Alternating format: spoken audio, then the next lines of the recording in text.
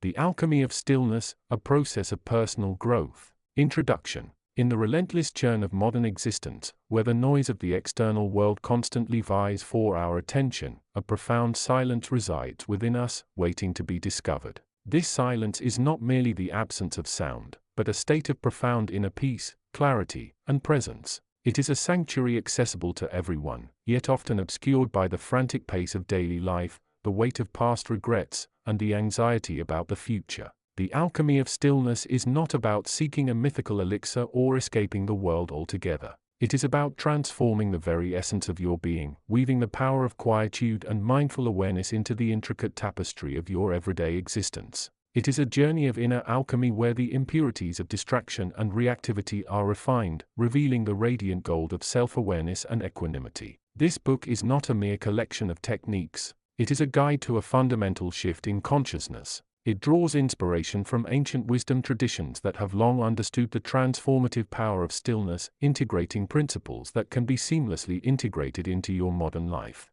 We will explore how the deliberate practice of quietude inspired by the focused discipline of certain movement practices and the profound stillness inherent in contemplative traditions can become your most potent tool for personal growth, resilience, and profound well-being. Prepare to embark on a journey inward. Discover the dormant potential within you to cultivate a deep sense of peace no matter the external circumstances. Let this book be your companion on this path, showing you how to harness the alchemy of stillness and in doing so transform your life from the inside out. Chapter 1. The Call of the Still Point. The world spins with a relentless energy, a ceaseless dance of light and shadow, sound and silence, action and rest. We are caught in this whirlwind, often feeling like frantic cogs in a vast impersonal machine. Our days are filled with tasks, appointments, notifications, and the endless internal monologue that commentaries our every thought and feeling. We rush from one obligation to the next, fueled by caffeine, adrenaline, and the subtle pressure of societal expectations. We strive, achieve, and strive again, measuring our worth by our accomplishments, our possessions, our status within the collective momentum. And yet, nestled within this constant motion, there exists a persistent, almost imperceptible yearning, a deep-seated longing for something more. It surfaces in moments of quiet reflection, during a walk in nature, or when we are momentarily cut off from the noise, a flicker of awareness that there is a different way to be. We feel a subtle restlessness with the constant striving, a sense that we are missing something vital, something essential to a life lived fully and meaningfully. This restlessness is the call of the still point. It is the subtle nudge from our inner self, reminding us that beneath the surface chaos, there is a core of stillness waiting to be accessed. This stillness is not an absence of life. It is the fertile ground from which presence, clarity, and genuine peace spring. It is the quiet space between thoughts, the stillness before the action, the awareness that observes without judgment. Many seek this still point through various means: meditation, solitude, contemplative practices. These are valuable paths indeed. Yet for some, the transition into stillness can feel abrupt or disconnected from the demands of daily life. The rigorous structure of certain disciplines can sometimes feel like adding another layer of complexity to an already overloaded schedule. The goal, however, is not merely to find moments of quiet, but to infuse the very fabric of our being with a sense of calm, focused awareness, making stillness a natural, accessible state, not an elusive destination. It is in this space at the intersection of ancient wisdom and modern understanding that a unique approach emerges. We begin to see that the cultivation of stillness is not solely a matter of sitting quietly but can be deeply integrated into our most dynamic activities. Consider the focused intensity found in certain practices that harmonize movement with breath, creating a powerful pathway to embodied awareness. These disciplines, often characterized by their deliberate flowing sequences and deep connection to the breath, offer a unique lens through which to view stillness. The essence lies not in the specific movements themselves, but in the quality of attention they cultivate. Each movement becomes an anchor for the mind, drawing it away from the swirling thoughts of the past or future and into the present moment. The breath becomes the rhythm, the steady pulse that grounds the practitioner in the here and now. There is a profound stillness embedded within the flow, a stillness of intention, focus, and alignment. It is a stillness that exists within the action rather than apart from it. This is where the integration begins. By observing the mindful presence required in these dynamic practices, we can learn to bring a similar quality of attention to our everyday activities. The act of washing dishes, walking, listening to a conversation, or even engaging in work can become opportunities for cultivating stillness. It is about bringing the same conscious awareness, observing without judgment, engaging fully in the present moment, letting go of extraneous thoughts to all aspects of life. The journey into the alchemy of stillness is not about achieving perfection or eliminating all thoughts and feelings. It is about shifting our relationship with them. It is about learning to observe the internal landscape with curiosity and non-attachment, allowing the mind to be without forcing it into a state of emptiness. It is about finding that sweet spot of presence where we are fully engaged with life yet not overwhelmed by its demands. This book will guide you through this process, showing you how to weave the principles of mindful awareness inspired by these integrated practices into the diverse tapestry of your life. We will explore techniques to quiet the mind, cultivate body awareness, and integrate presence into your daily routines. We will discover how by embracing stillness, you can reduce stress, enhance focus, deepen your relationships, and unlock a profound sense of inner peace that resonates through every aspect of your being.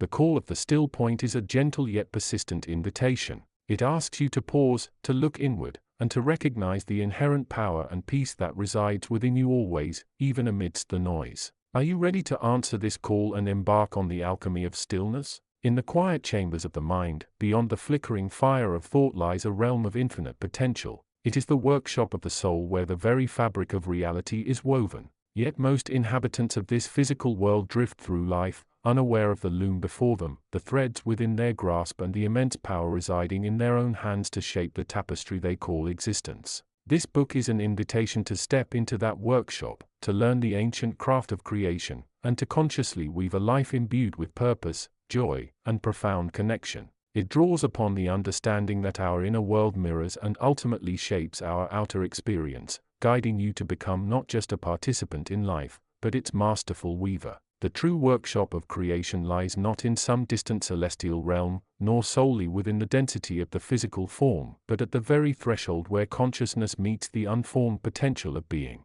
It is a space beyond the constraints of time and space, yet it is the source from which both emerge for our perception. To access this realm is not to abandon the world, but to engage with it from a place of unwavering presence and conscious intention. It is here in the still point between thoughts that the blueprint of any experience is laid down before it enters the field of manifestation. Consider the nature of the mind. It is a magnificent tool capable of incredible calculation, artistic expression, and deep understanding. Yet, it is also prone to becoming a relentless chatterbox, a generator of endless scenarios from the past and futures that may never be. Most of human existence is spent caught within this mental torrent, reacting to the currents rather than observing them, identifying with the stories the mind spins and believing them to be the absolute truth of reality. This identification creates a sense of separation, a separation from the source of awareness, from other beings, and even from the self's deeper wisdom. The path outlined here invites a radical shift in orientation. It begins with the simple yet profound practice of turning the attention inward towards the quality of awareness itself. This is not about trying to stop thinking but about cultivating the capacity to notice when the mind has wandered into abstraction, into judgment, or into worry. It is about resting in the awareness of thinking, feeling, and perceiving rather than being lost within the content of those processes. This inner quietude is the fertile ground upon which the seeds of intention take root. When the mind is calm and focused, when it is not clouded by emotional reactivity or mental clutter, it becomes a clear mirror reflecting the deeper self, the true nature of awareness. From this place of clarity, intention can be set with precision and power. It is not merely a wish, but a clear knowing, a vibration set within the subtle field of consciousness, reaching towards the infinite potential that lies just beyond the veil of the ordinary. This potential is often described metaphorically as a vast ocean of unformed energy, pure consciousness waiting to be shaped. Thoughts, emotions, and sensations are like the waves upon this ocean, constantly changing yet arising from the same deep source.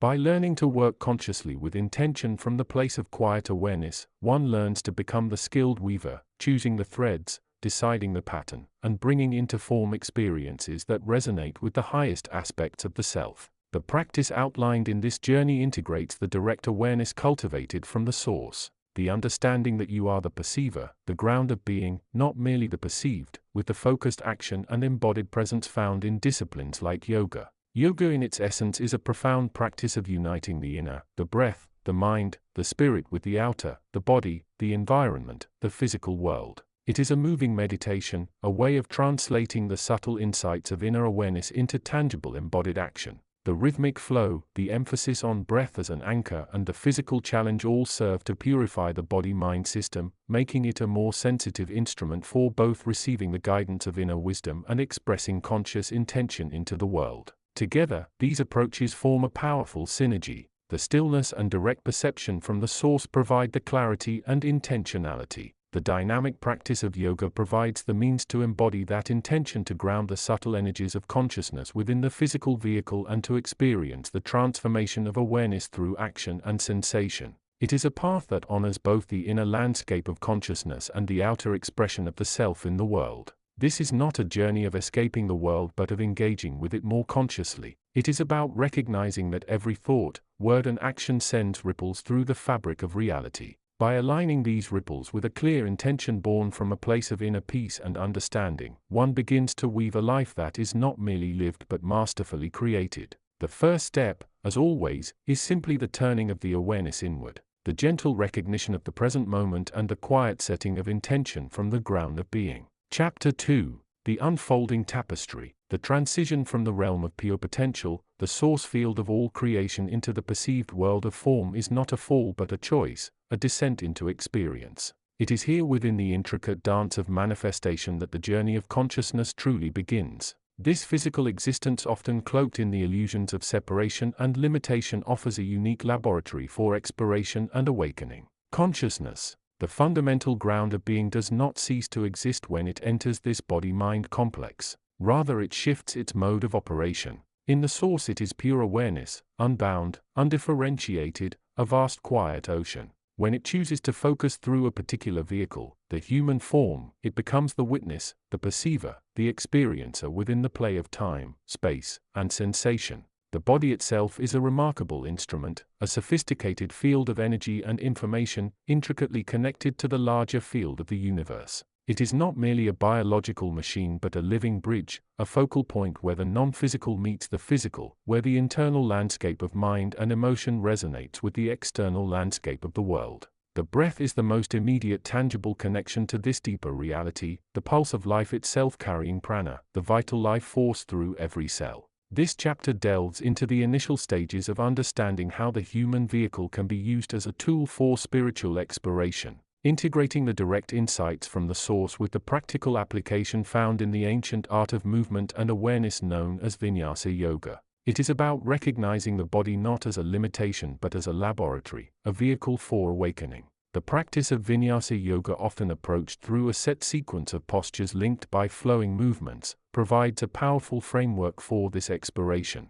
It is not merely about achieving physical flexibility or strength. Although these are benefits, fundamentally it is a process of cultivating awareness through action. Each movement, each breath, each transition becomes an opportunity to observe the inner landscape, the arising and passing of thoughts, emotions, sensations, and the underlying sense of witness that remains constant. The rhythmic structure of the practice, the synchronization of breath with movement, helps to anchor the mind. In the initial stages, the focus might be primarily on the physical sensations, the stretch, the warmth, the effort required. This is natural. The body holds the memory of past experiences, both physical and emotional, and these patterns often surface during practice. Fear might arise in a challenging posture, reminding the practitioner of past limitations or perceived dangers. Restlessness might manifest as an urge to rush through the sequence or find an easier alternative. However, the wisdom embedded within the practice encourages patience and presence. Each posture is approached not with force but with intelligent awareness. The teacher within the innate guidance system of the body-mind is invited to lead. The physical movements become a form of moving meditation, a way to quiet the incessant chatter of the mind and connect with the deeper, quieter self. As the practice deepens, the focus naturally begins to shift. The physical sensations become less of a primary focus and more of a background awareness. The practitioner starts to notice the subtle movements of the mind. The judgments, I can't do this, this is too hard, this feels good or bad, the comparisons to others, the planning for the next step or the next day. The breath continues as the anchor, the unwavering point of reference. This is where the direct knowledge, the information direct from the source, begins to illuminate the experience. Consciousness remembers its true nature. It understands that the thoughts and sensations arising within the field of awareness are not the self. The self is that awareness itself, the silent witness, the perceiver, the unchanging presence behind the fluctuations. The practice becomes a process of discernment. The practitioner learns to observe the mind without identification, recognizing thoughts as mere mental events like clouds passing through the sky of awareness rather than objective truths or reflections of reality. Emotions are also observed with this same non-judgmental awareness. Joy, sorrow, anger, peace, all are allowed to be experienced fully but without becoming attached to them or identifying with them as part of a fixed self. They are seen as expressions of the energy field in motion, part of the dynamic play of creation, arising and passing away like the waves on the ocean of consciousness. The body through the practice becomes a map of the inner landscape. Tightness or restriction in a particular area might correspond to emotional holding patterns or mental tension. Releasing physical tension often leads to a corresponding release of emotional or mental blocks. The practice becomes a way to explore the body-mind connection, to understand how stored experiences manifest in the physical form and how working with the body can influence the mind and consciousness.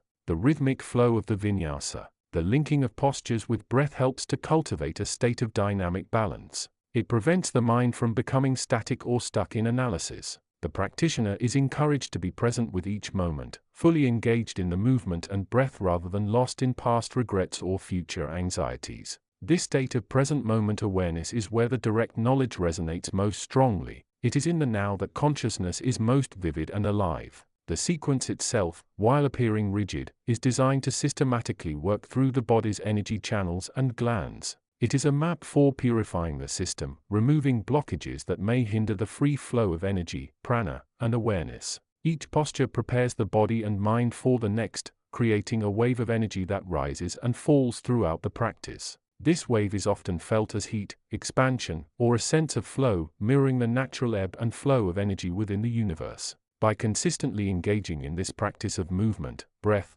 and awareness, the practitioner begins to cultivate qualities essential for deeper spiritual exploration. Patience, discipline, and self-compassion are developed. The ability to observe without judgment sharpens. The sense of separation from the world begins to soften, replaced by an increasing feeling of interconnectedness both with the body, the practice, and the larger field of existence. The physical body through this dedicated practice transforms. It becomes stronger, more flexible, and more resilient. Beyond the purely physical changes, however, a more profound transformation occurs. The body-mind complex becomes a more refined instrument for awareness. It becomes less of a vehicle for egoic concerns and more of a vehicle for conscious exploration. The limitations that once seemed insurmountable begin to dissolve, not through force but through intelligent presence and consistent effort. The practitioner starts to perceive the body not just as matter but as a field of intelligent energy resonating with the larger universal field. The breath becomes a bridge connecting the individual consciousness back to the source. In the stillness between movements or in the deep hold of a posture, glimpses of the underlying reality begin to emerge. The vastness of consciousness, the impermanence of form, the nature of presence. This integration of direct knowledge with the practical discipline of vinyasa yoga is the essence of the path. It is a way to move beyond intellectual understanding alone and to engage directly with the nature of reality through the very vehicle that consciousness has chosen for this particular journey. It is about using the body, breath, and mind as tools for awakening, for remembering the truth of who you are. Pure unbounded consciousness experiencing the richness of the manifested world. The journey is ongoing, a continuous process of refinement and exploration. There will always be new challenges, new layers of understanding to uncover, but the framework is provided. The body as a laboratory, the breath as an anchor, the practice as a moving meditation, and the direct knowledge from the source as the guiding light, reminding the practitioner of their true nature throughout the unfolding tapestry of existence. Chapter 3. The Resonant Frequency of Embodiment. The veil thins here not merely as a suggestion, but as a fundamental shift in perception. Those who walk these paths, whether consciously or not, find themselves moving through the subtle currents that underpin all existence. The physical world, often perceived as the entirety of reality, reveals itself to be but one layer, one energetic expression of a much vaster, more intricate cosmos. It is a cosmos woven from intention, vibration, and the unspoken language of the soul. Information, the raw stuff of creation, flows not through wires or air waves, but through the very fabric of being. It is the intelligence inherent in every particle, the blueprint humming within the silence between thoughts. To access this direct source is not to seek external validation or hidden knowledge, but to attune one's own frequency to the universal tuning fork. It is an inward journey, a turning of the gaze from the endless chatter of the external world towards the quiet, potent field of one's own consciousness. This journey often begins with the body, not as a mere vessel, but as the primary instrument through which the human spirit interacts with the multidimensional reality. The practices that combine the direct perception of inner information with the deliberate movement and breath work of certain physical disciplines become powerful tools for transformation.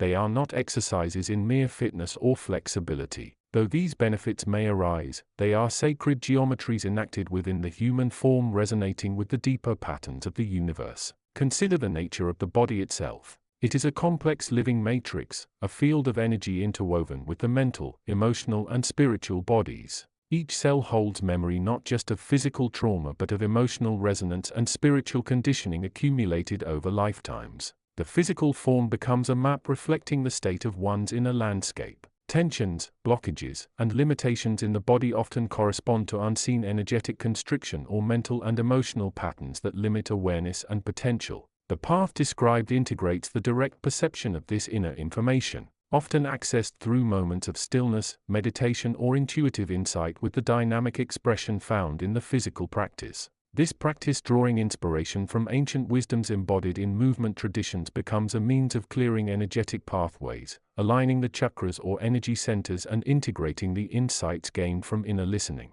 It is a process of embodying the understanding that arises from connecting with the source of creation. In this synthesis, the body becomes the laboratory. Each posture, each flow of movement, each conscious breath is an opportunity to explore the nature of self, to test the veracity of inner guidance, and to literally reshape one's energetic signature. The asanas, postures, are not just shapes to be achieved, but energetic configurations to be explored and understood. They are invitations to meet oneself in a different dimension, to feel the resonance of inner truths through the physical vehicle. The breath acts as the bridge, the vital link between the conscious mind, the moving body, and the deeper currents of awareness. It is the rhythm that connects the finite self to the infinite field of consciousness. By consciously manipulating the breath, its depth, speed, and pattern, one can influence the state of consciousness, invite deeper states of meditative awareness, and direct the flow of prana or life force throughout the energetic system. This conscious breath work, integrated with movement, becomes a powerful technique for navigating the inner landscape and receiving the direct information that arises from quieting the mental noise. The atmosphere in which this work unfolds is one of profound presence. The external world fades into the background. The distractions of the ego recede, and one becomes immersed in the immediate experience of being. It is here, in the sacred space of the present moment, that the most direct communication with the source of creation often occurs. Insights flow, intuitive nudges are felt, and a sense of connection to something vast and ancient emerges. The physical sensations, the subtle shifts in energy, the mental clarity, all become data points, information received and integrated. This is not a path of intellectual understanding alone. The mind can grasp concepts, analyze experiences, and even believe in the reality of these metaphysical concepts. But true integration, true transformation happens at the level of direct experience felt within the body and accessed through the quiet listening of consciousness. The physical practice provides the discipline, the focus, and the tangible medium through which these abstract realities can be felt and embodied. The practitioner learns to become an observer of the inner landscape, noticing the subtle interplay between thought, emotion, sensation, and intuitive knowing. They learn to trust the body's wisdom to move beyond the ego's desire for perfection and into the realm of authentic expression and exploration. In this way, the body becomes not a place of limitation, but a gateway to expanded awareness and a direct line to the formational field of creation. As one delves deeper, the lines between the self and the other begin to blur. The individual consciousness expands, recognizing its interconnectedness with all that is. The direct information received takes on a broader context, revealing patterns of existence, the nature of time and space, and the role of intention in shaping reality. The physical practice becomes a microcosm of this larger cosmic dance, a way of embodying the principles of unity, flow, and conscious creation. This integration requires patience, dedication, and an unwavering commitment to the process of inner exploration. It is a path less traveled because it demands not just physical effort, but mental and spiritual engagement. It asks the practitioner to be both student and teacher, explorer and explorer, constantly refining their awareness and expanding their capacity for direct perception. Ultimately, the synthesis of these paths leads to a profound shift in being. The practitioner moves from a state of reactivity governed by conditioned patterns and external stimuli towards a state of conscious response guided by inner wisdom and a direct connection to the source of all information. The body becomes a vehicle for expressing this higher awareness, a living embodiment of the truth that the human spirit is intrinsically linked to the vast intelligent field of creation itself. The journey is ongoing, a continuous process of refinement and awakening. Each practice, each moment of quiet listening, each insight received contributes to the unfolding of a greater reality within and around the individual. It is a path towards embodiment, towards integrating the spiritual insights gained through direct perception with the tangible expression found through conscious movement and breath, creating a life lived from a place of profound connection and authentic power. Chapter 4. The fabric of existence, often perceived as the solid unyielding ground beneath our feet, is in fact a vast shimmering ocean of energy and potential. This ocean, the underlying substrate of all manifestation, flows with currents both gentle and powerful, carrying within it the very essence of becoming. To navigate the sea with awareness, rather than being swept along by its unseen tides, is to begin to grasp the fundamental nature of our interaction with the metaphysical realms that underpin our physical reality. Within this ocean, the currents are shaped by a multitude of factors.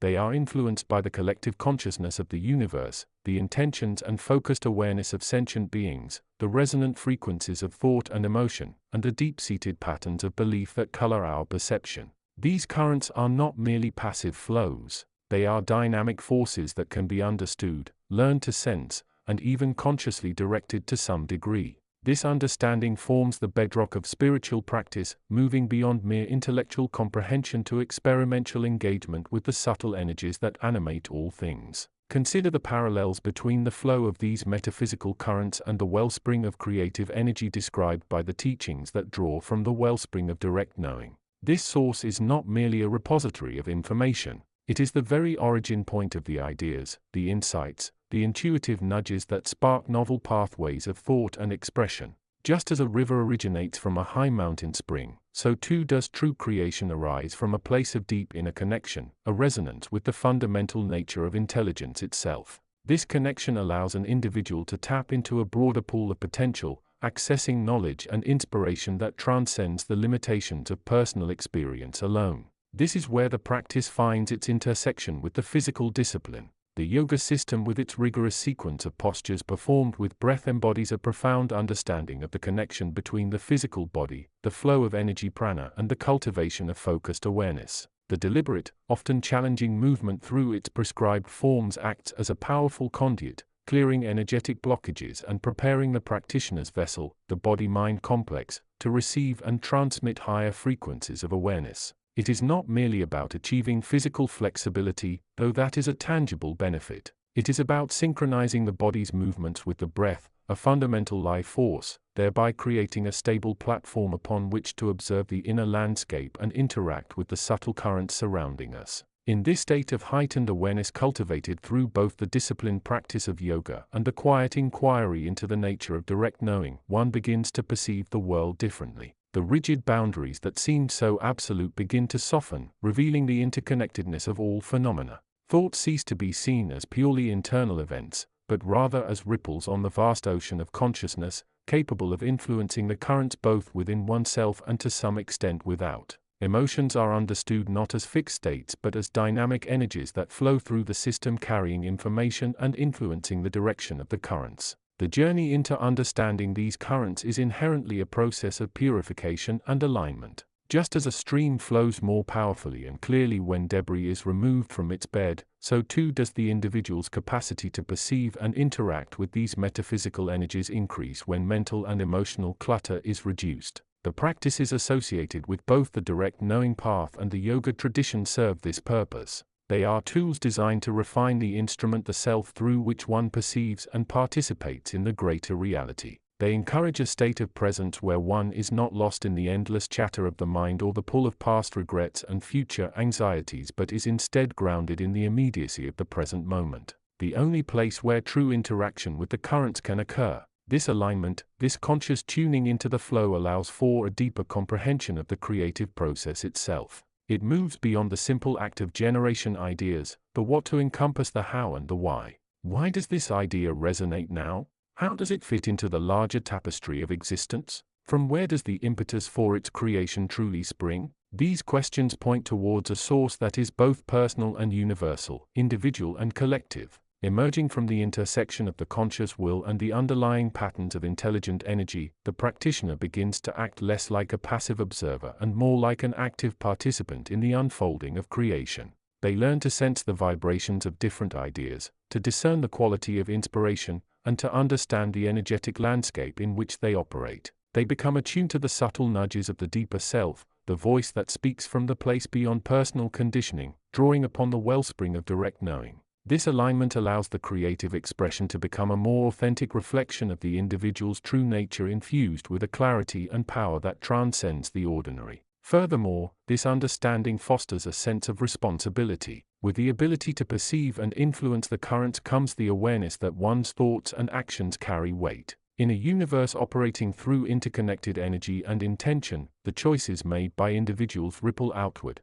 contributing to the shaping of the collective consciousness and the unfolding of events. This does not imply a sense of being a master creator dictating the course of the universe, but rather recognizing the inherent power of conscious participation in the creative process. It encourages a mindful approach to life where every thought, word and deed is considered in light of its potential energetic impact. The path is not one of seeking external validation or achieving specific outcomes, but rather of engaging in the practice with sincerity and awareness. The physical movements of yoga clear the energetic pathways within the body, allowing the flow of prana to be more unimpeded. The quiet inquiry into direct knowing cultivates the inner stillness necessary to perceive the subtle guidance and inspiration that arises from the deeper layers of consciousness. Together they form a powerful synergy, creating a fertile ground for both physical embodiment and spiritual insight. As the practitioner continues along this path, the distinction between the self and the rest of existence begins to blur.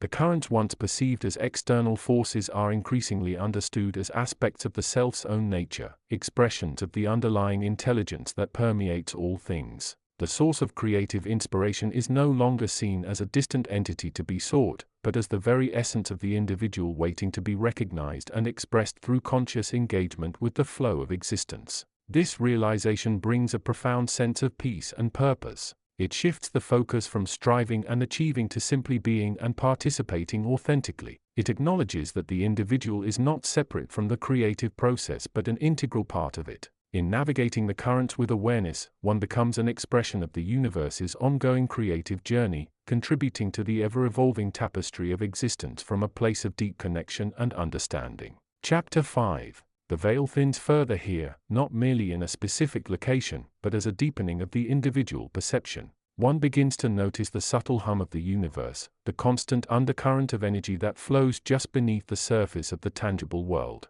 This is the realm where thought shapes reality, where intention becomes form, and where the internal landscape directly mirrors the external cosmos. It is a place less defined by geography and more by the state of consciousness. The practitioner of awareness, whether through the rigorous discipline of the internal movements or the focused stillness of contemplation, starts to perceive the interconnectedness not just as a philosophical concept but as an experiential truth.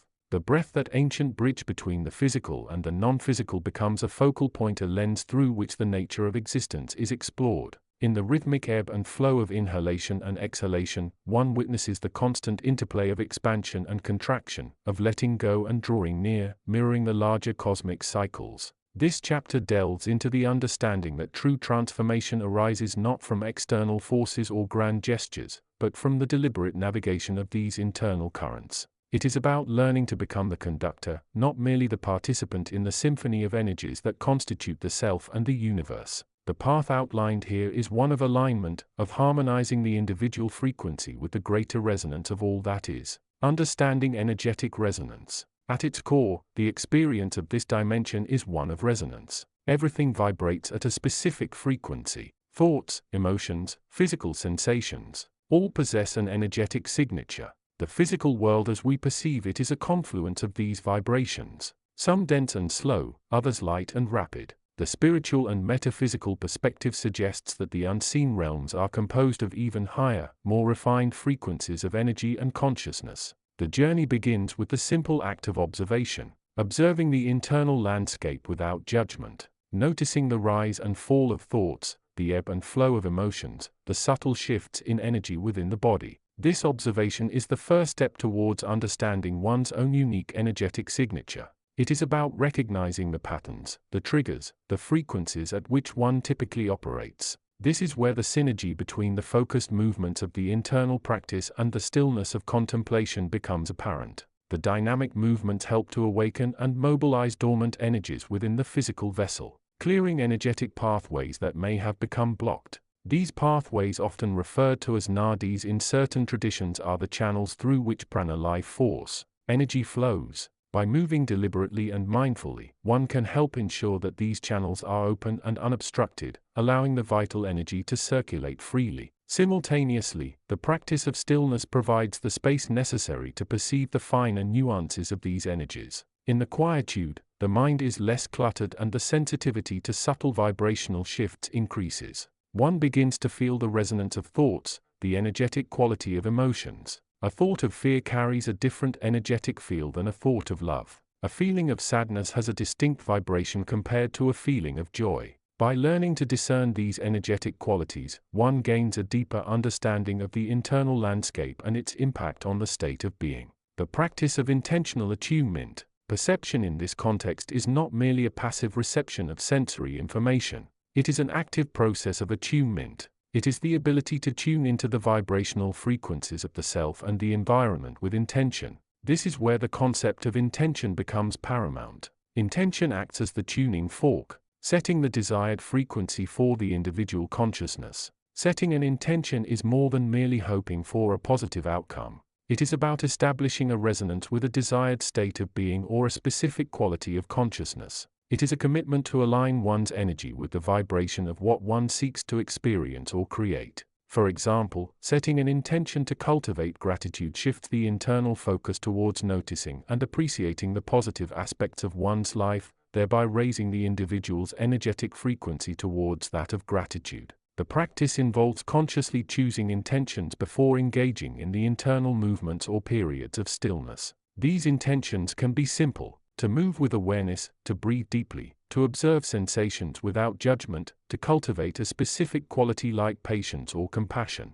The key is the conscious choice, the deliberate setting of the frequency. During the practice, the individual acts as the observer and the participant simultaneously. They move or sit quietly, maintaining awareness of the chosen intention. They observe how the intention influences their state of being, how it affects their breath, their posture, their emotional landscape. They attune to the subtle energetic shifts that occur as they hold the intention. This process of intentional attunement begins to rewire the brain and the nervous system. It moves the focus from the reactive, often chaotic nature of the mind towards a more proactive, conscious state of awareness. The brain starts to associate specific intentions with particular patterns of thought, emotion, and energetic resonance. Over time, this creates new neural pathways, reinforcing the capacity for conscious creation and alignment. Navigating energetic fields and states. As one becomes more attuned, the experience of the non-physical dimensions becomes more vivid and accessible.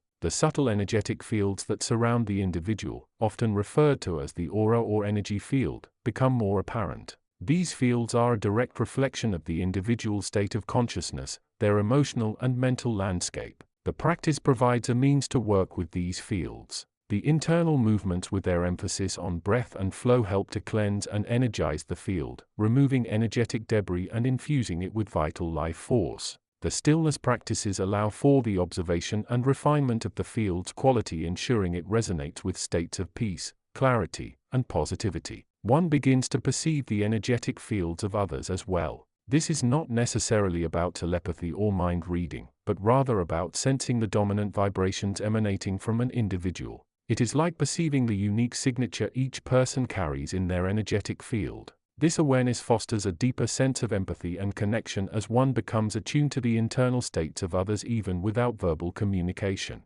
Furthermore, the practice opens the door to experiencing different states of consciousness, states that transcend the ordinary waking, dreaming, and deep sleep cycles. These states are often associated with expanded awareness, profound insights, and a sense of unity with the universe. They are the states where the veil is thin, and the interconnectedness of all things becomes a lived experience. Navigating these states requires sensitivity and guidance. The practice, with its emphasis on stability both physically and mentally, provides the foundation necessary to explore these deeper dimensions safely. It teaches the individual how to remain grounded while expanding their awareness, how to integrate the insights gained from these states into the everyday waking life. Integration into daily life. The path of alignment. The ultimate goal of this path is not merely to experience altered states or to develop psychic abilities, but to integrate the wisdom gained from these practices into the fabric of daily existence. It is about bringing the awareness of energetic resonance, intentional attunement, and the interconnectedness of all things into every moment. This integration begins with the simple act of conscious breathing throughout the day. Taking moments to pause and breathe deeply, to attune to the breath and its energetic quality, can shift the state of mind from reactive stress to a more centered and peaceful presence. It is a constant reminder to reconnect with the life force energy that flows within and around us. It extends to how one relates to others. With the awareness of shared energetic fields and the interconnectedness of consciousness, interactions can become more mindful and compassionate. One begins to see others not just as separate entities but as beings operating on their own unique frequencies, connected by a common energetic tapestry. This perspective fosters understanding, reduces conflict, and promotes a sense of unity. It also involves making choices based on a deeper understanding of cause and effect. Every thought, word, and action sends out energetic ripples that affect not only the self but also the collective consciousness. By aligning one's actions with intentions of love, kindness, and wisdom, one contributes to the creation of a more harmonious and positive reality. The practice becomes a way of life, a constant process of self-reflection, attunement, and alignment. It is a journey of discovering the infinite potential of the self, of realizing the power of intention, and of experiencing the profound beauty and unity of existence. Conclusion. The convergence of these currents, the internal movements, the focused stillness, the understanding of energetic resonance, the power of intention, and the awareness of interconnectedness leads to a transformation that is both profound and holistic. It is a path that moves beyond the limitations of the physical form and taps into the vast reservoir of consciousness that resides within each individual. This path is not about reaching a final destination or achieving a specific state. It is about the continuous process of alignment, of tuning the individual instrument into harmony with the greater symphony of the universe. It is about awakening to the truth that one is not merely a participant in the physical world but an active co-creator of reality, operating from a place of conscious awareness and intentional choice. As one delves deeper into this exploration, the lines between the self and the other, between the inner and the outer, begin to blur. The realization dawns that the universe is not an external entity, but an expression of the same consciousness that resides within. And within each individual lies the key to unlocking the full potential of that consciousness, to participating in the ongoing creation and evolution of all that is. Chapter 6. The path beyond the purely intellectual grasp of spiritual metaphysics inevitably leads to the body not as a mere vessel but as the primary instrument of perception and participation in the vast interconnected field of consciousness. The abstract concepts explored in prior chapters, the nature of pure awareness, the interplay of energy fields, the subtle bodies, find their most tangible expression within the human form. It is here in the sacred space of the embodied self that the transformation from mere observer to conscious co-creator truly begins to manifest. Yoga in its most authentic form transcends the simple physical postures often reduced to fitness routines. It is an ancient technology for aligning the individual frequency with the deeper resonances of the universe. Each asana, when practiced with profound awareness, becomes a tuning fork, vibrating not just the physical muscles and joints but the entire subtle psycho-energetic system. This system, often described through the lens of chakras, nadis and prana, is the body's innate connection to the flow of universal life force. To understand this integration requires peeling back the layers of identification with the limited ego self, the persona built from thoughts, memories, and societal conditioning. The ego perceives itself as separate, located within the head, constantly judging and reacting. The spiritual path illuminated by the practice of yoga reveals that this sense of separation is an illusion, a construct maintained by the mind's tendency towards fragmentation. The true self, the source of pure awareness, resides beyond the ego, yet it expresses and perceives the world through the body. The physical practice of yoga becomes a potent method for dissolving this illusion. As one holds a challenging posture, the breath becomes the anchor, drawing awareness away from the mental chatter of self-criticism or desire for completion and into the present moment. The sensation of the body, the warmth, the stretch, the fatigue, the subtle energy surging becomes the raw data of the moment, untainted by past judgments or future anxieties. In this focused awareness, the boundary between the self and the non-self begins to blur. The body is no longer an instrument. It becomes the instrument, the very medium through which the individual consciousness interfaces with the universal field. This is where the spiritual material, with its emphasis on the creative power inherent in consciousness and the fluid nature of identity, profoundly informs the yoga practice. Spiritual teachings suggest that we are not merely reactors to circumstance but are constantly creating our reality through our state of consciousness. The body as the seat of this consciousness and the primary vehicle for experiencing reality is the site of this creative process. Yoga provides the discipline and the awareness to consciously shape this process. Consider the concept of intention often set at the beginning of a yoga practice. Setting an intention is not merely wishful thinking. It is a conscious selection of a vibration, a frequency to which one chooses to attune their awareness during the practice. Is the intention to cultivate patience, to release fear, to feel gratitude, or simply to experience pure presence? This intention acts as a guiding star, infusing the practice with purpose beyond the physical act itself. It becomes a focused laboratory for embodying a desired quality. As one moves through the sequence of postures, the intention remains the backdrop against which the experience unfolds. Difficulties in a posture cease to be merely physical challenges.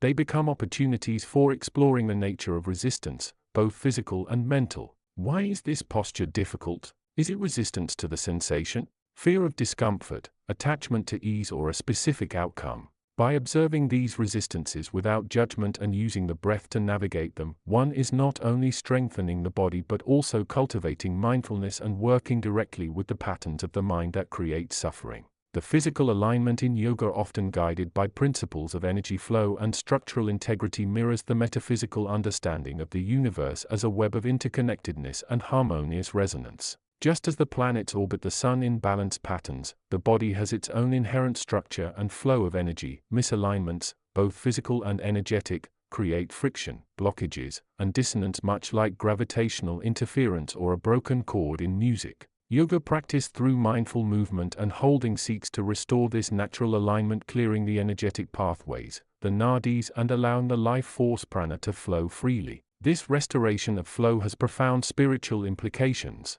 When prana flows unimpeded, the body becomes more vibrant, resilient, and capable of higher states of awareness. The subtle energy centers or chakras act as focal points or transformers for this energy. Each chakra corresponds to different aspects of consciousness. From basic survival instincts at the root chakra, to universal compassion at the crown chakra. Blocked energy in these centers can manifest as physical ailments, emotional distress, or limitations in perception and spiritual growth. Yoga postures, breath work, pranayama, and meditation techniques are all designed in part to activate and clear these energy centers, opening the individual to a richer, more integrated experience of consciousness. The spiritual perspective offers a valuable complement here. It suggests that our identity is not fixed or inherent in the physical body, but is rather constructed moment by moment through our thoughts and feelings. By consciously directing our awareness through the discipline of yoga, we are literally reshaping our energetic signature, our vibrational frequency. We are learning to embody a higher, more expanded state of consciousness, not just intellectually, but physically and energetically. This embodied realization brings a profound shift in perspective.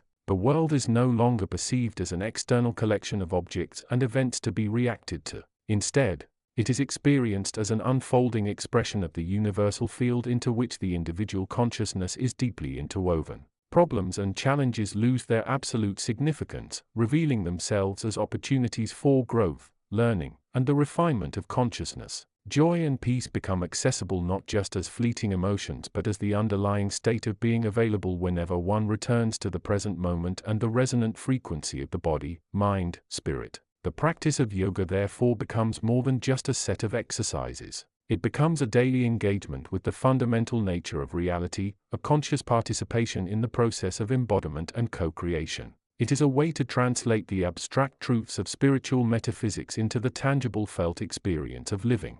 Through the breath, the posture, the focused awareness, one learns to listen to the body as the sacred text of the self and to move through life from a place of centered presence aligned with the deeper currents of existence. This integration requires patience, dedication, and an unwavering commitment to self-observation without judgment. It is a journey inward using the outer form of the asanas as a mirror to reflect the inner landscape of thoughts, emotions, and beliefs. It is a process of unlearning the limitations imposed by the conditioned mind and relearning the inherent connection to universal awareness through the felt sense of embodiment. In this way, the path outlined by the spiritual material and illuminated by the practice of yoga converge. Both point towards the realization that consciousness is primary and that the transformation of consciousness enacted through the body is the key to unlocking profound spiritual insight and a more fulfilling resonant way of being. The body, far from being an obstacle to spiritual realization, becomes the most potent instrument for participating in the magnificent dance of life and consciousness.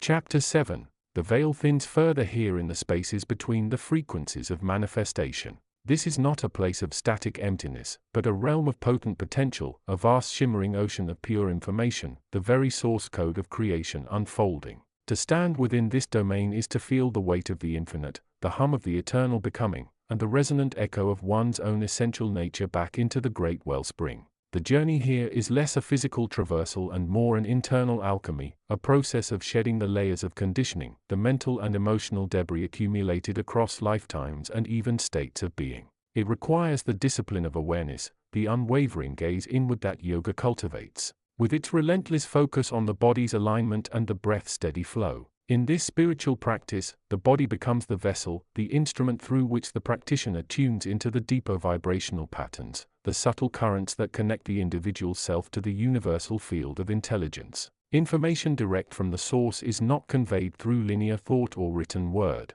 Here it is experienced as a direct transmission, a resonant attunement. It flows through the senses, bypassing the filtering mechanisms of the mind, landing directly into the cells, the very fabric of one's being. It is the feeling of oneness, the understanding of interconnectedness that underlies all apparent separation. It is the knowing, not the believing, that every thought, every action, every breath sends ripples across the vast ocean of existence. Imagine the sequence, the sun salutations flowing with the breath, the dynamic transitions demanding focus and presence. Now overlay this with the perception of this spiritual dimension. The movement is not merely physical. It is an energetic expression, a way of embodying the flow of consciousness itself. Each pose becomes a gateway, a specific energetic configuration that allows the practitioner to access a particular frequency, a specific aspect of the source information. Consider downward facing dog. From a purely physical perspective, it stretches the hamstrings and calves, strengthens the arms and legs, inverts the body.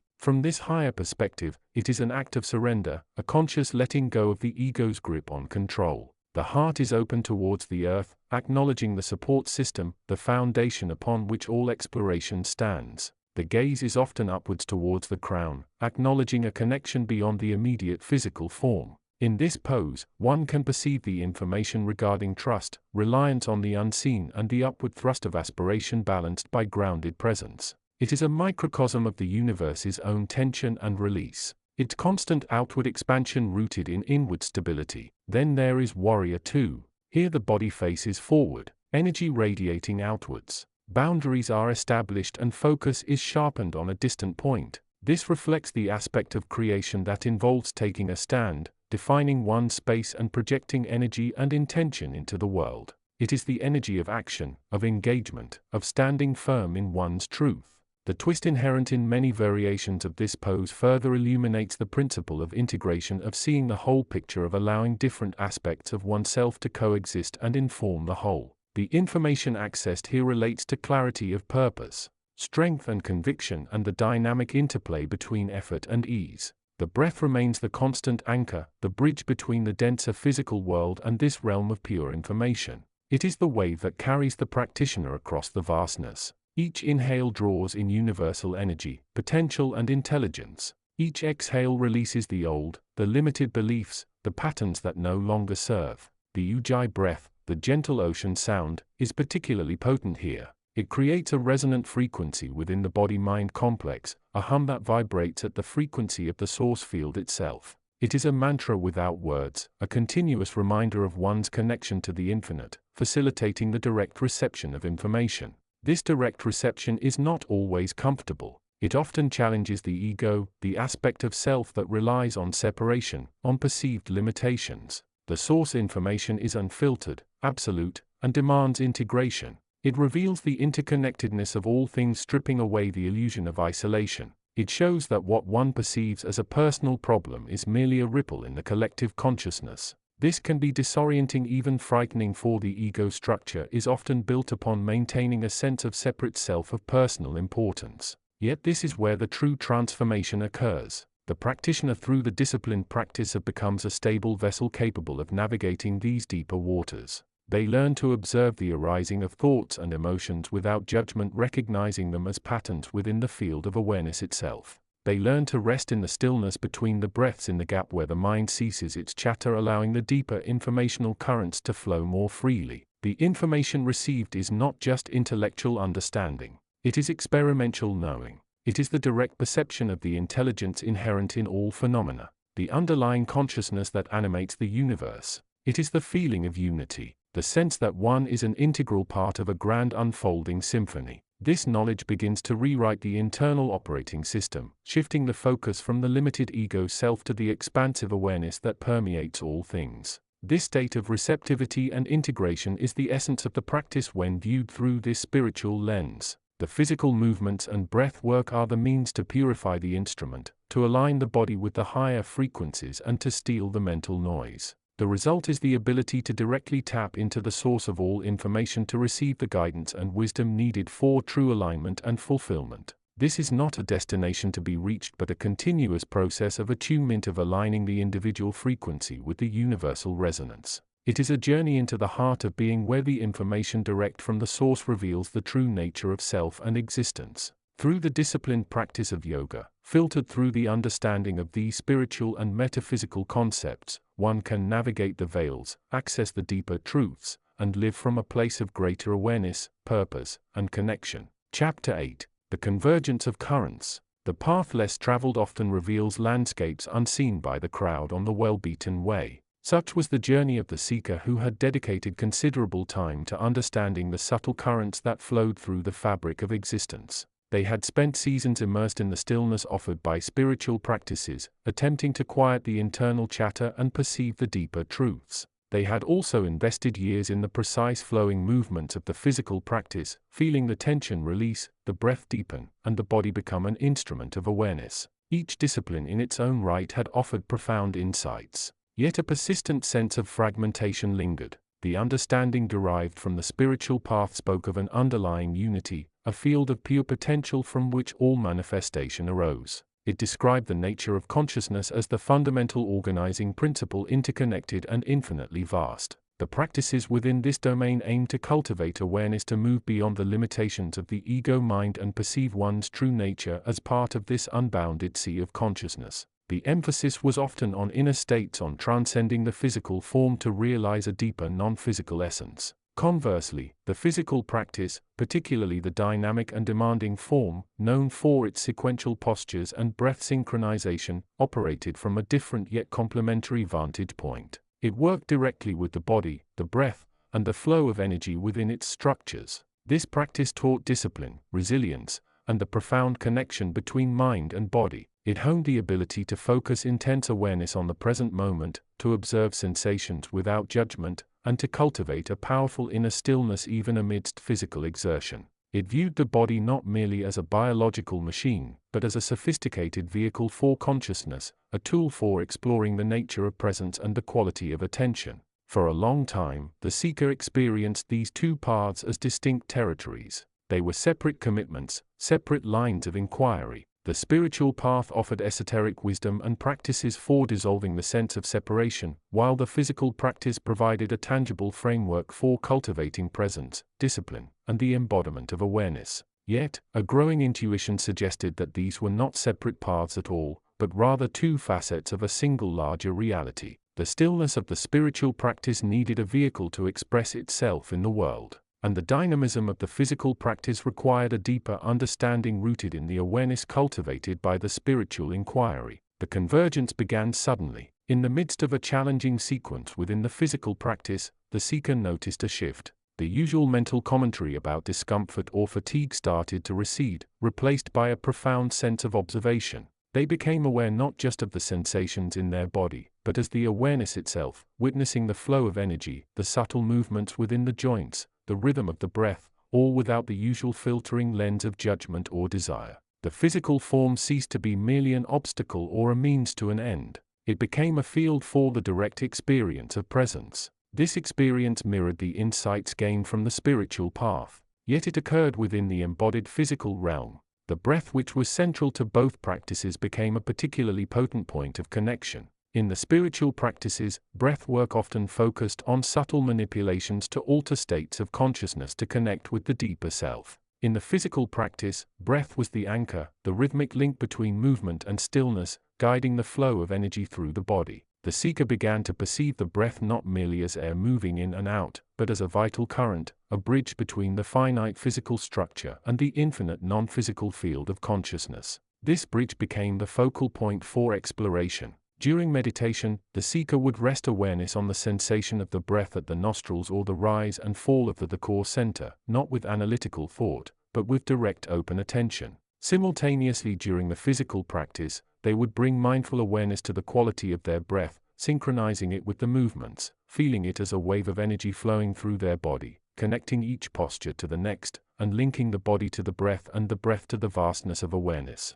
The body through the physical practice became a map of the subtle energies and mental states. Tightness or restriction in a particular area often corresponded to emotional holding patterns or mental tension revealed through the lens of conscious observation. Flexibility and openness in the body seemed to mirror a corresponding openness in the mind, an ability to receive experience without resistance. The postures ceased to be mere exercises. They became opportunities to explore the interplay between physical structure, energetic flow, and mental awareness, all grounded in the present moment. The spiritual teachings spoke of the dissolution of the ego, the sense of a separate self as the path to liberation. The physical practice, through its emphasis on discipline, presence, and the direct experience of sensation within a non-judgmental framework, inadvertently provided the perfect training ground for this dissolution. By repeatedly bringing awareness to the body and breath without identifying with them as mind, the seeker began to disentangle the sense of self from the physical vessel. They learned to observe thoughts and emotions arise and pass like clouds moving across the sky of consciousness without becoming caught up in their narrative.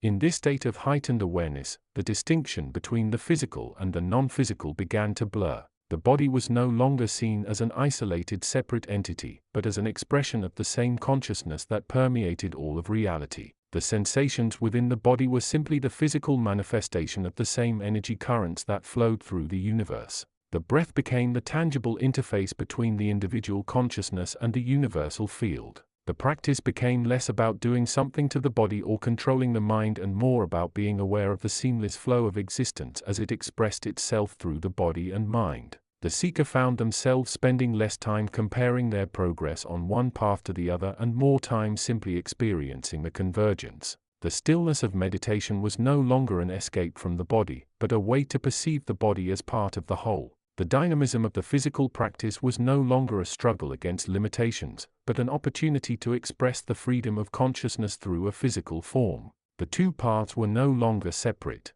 They had become integrated into a single holistic practice, a way of engaging with life that honored both the inner landscape of consciousness and the outer expression through the body. This convergence brought a profound sense of wholeness and integration. The fragmented self began to heal as the sense of separation between mind, body, and spirit was transcended. The practitioner felt more grounded in the physical world yet simultaneously connected to a deeper non-physical reality. The ability to remain centered and present even in challenging situations increased significantly. The insights gained from the spiritual path were no longer just intellectual concepts. They were lived experiences felt as the direct quality of consciousness within the body. This integrated approach recognized that the physical body is not separate from the mind or spirit. It is an integral part of the individual's experience of reality. To neglect the physical dimension is to neglect a significant aspect of oneself. Conversely, to engage with the physical dimension without the awareness and understanding derived from the spiritual path is to engage with it from a limited ego perspective. The integration of these paths offered a more complete and holistic way of being, allowing the practitioner to navigate the world with greater wisdom, compassion, and presence. The journey towards this convergence was not linear or without its challenges. There were days when the physical practice felt difficult and the spiritual insight seemed distant. There were moments when the mind became overly analytical and the simple act of observing the breath was lost in thought. Yet the understanding that these were two sides of the same coin provided a powerful foundation of hope and resilience. The seeker learned to be patient and compassionate, recognizing that the integration was a process, not an instantaneous arrival. As the practitioner continued along this path of convergence, they began to perceive the world differently. The inherent interconnectedness of all things became more apparent. The subtle energy currents spoken of in the spiritual teachings were now felt as tangible flows within and around them. The physical world was no longer seen as merely solid and separate, but as a manifestation of the same underlying consciousness, alive with energy and awareness. The sense of self expanded, encompassing not just the individual, but the entire web of life. This expanded awareness brought with it a deep sense of peace and purpose. The practitioner recognized their role as a conscious expression of this unified field of consciousness, embodying the integration of inner and outer, spirit and matter. The path was no longer about reaching a distant destination, but about engaging fully and consciously with the present moment, allowing the convergence of these currents to transform both the practitioner and their experience of the world. Chapter 9. The path of understanding is rarely a straight line, often resembling less a defined road and more a winding river carving its way through the landscape of consciousness. One moment the seeker rests upon a familiar shore, grappling with the echoes of past experiences. The next, the current pulls them deeper into waters where the familiar landmarks fade, revealing a vast shimmering expanse of possibility. This is the nature of the journey when one begins to truly synthesize the insights gleaned from the realms beyond the purely physical with the practical application found within the structured movements of the body.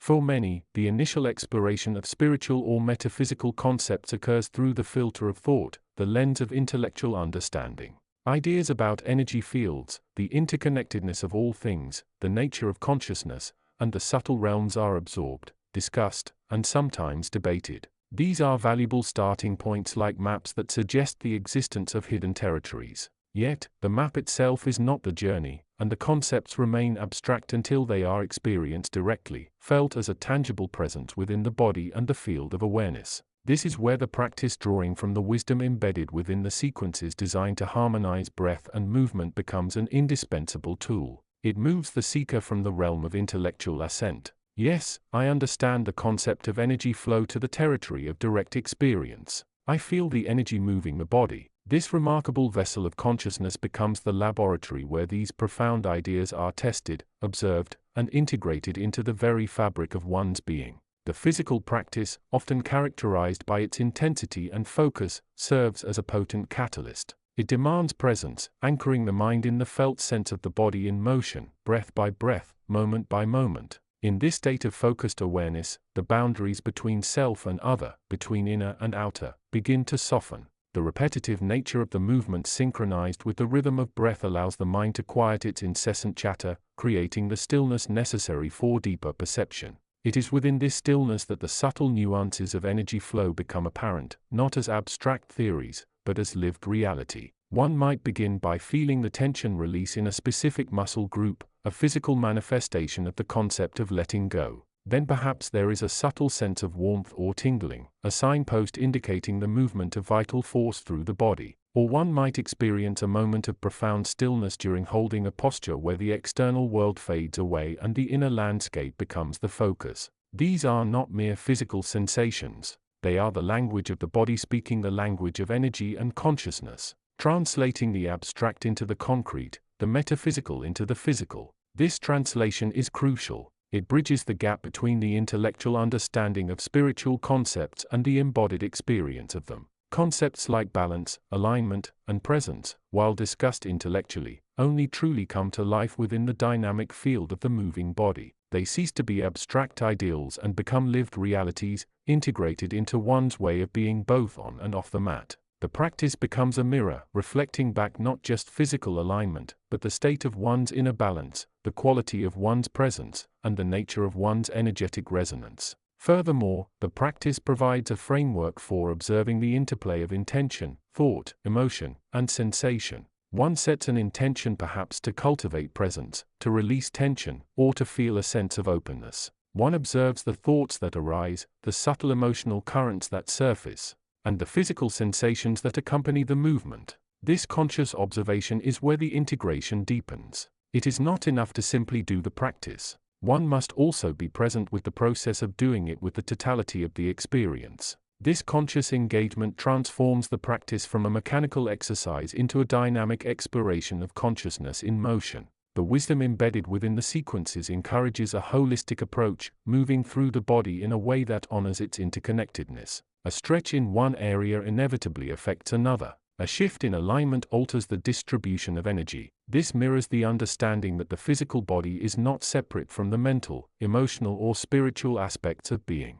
What happens in one domain inevitably resonates throughout the others. The practice by its very nature encourages this awareness, showing how a small shift in the physical can ripple outwards, influencing the quality of breath, the state of mind, and the felt sense of presence. As the practitioner continues along this path, integrating the direct felt experiences from the practice with the conceptual understanding gained from exploring the nature of reality beyond the physical, a profound transformation begins to unfold. The sense of self, once rigid and defined by the limitations of the physical body and ego mind, begins to expand. The practitioner starts to perceive the self not as an isolated entity but as an integral part of a vast dynamic and interconnected field of energy and consciousness. This expanded perception brings with it a new way of relating to the world. Interactions that once might have triggered strong emotional reactions now meet with a greater sense of equanimity. Challenges that previously seemed insurmountable are viewed with a broader perspective, recognizing the inherent flow and transformation inherent in all things.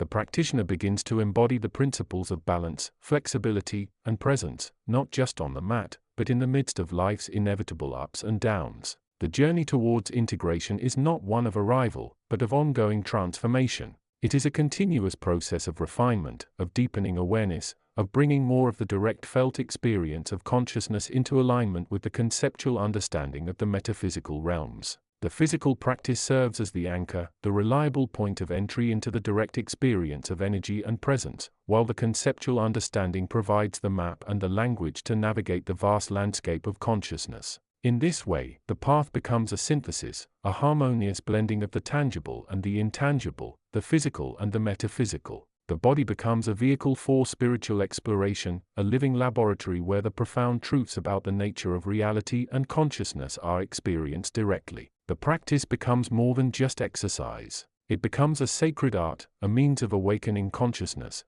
and a powerful tool for integrating the wisdom gained from exploring the realms beyond the physical into the very essence of who one is. The resonance of this integration is felt not only within the individual, but also extends outwards, influencing their relationships, their work, and their perception of the world. It is a path of becoming more fully alive, more deeply connected, and more authentically present, embodying the profound understanding that the physical and the metaphysical are not separate domains, but two sides of the same magnificent coin, woven together in the intricate tapestry of existence. Chapter 10. The seeker, having traversed paths that wound through the structures of thought and the illusions of the outer world, now finds themselves within a space that defies easy description. It is neither purely internal nor external, neither mental nor physical in the conventional sense. This is the domain where the directness of source information meets the embodied discipline of mindful action. The air here is still yet charged with a subtle energy, a vibration of pure potentiality. The seeker stands not quite in a place but within a field of being. This field is the canvas upon which the interplay of consciousness and form unfolds.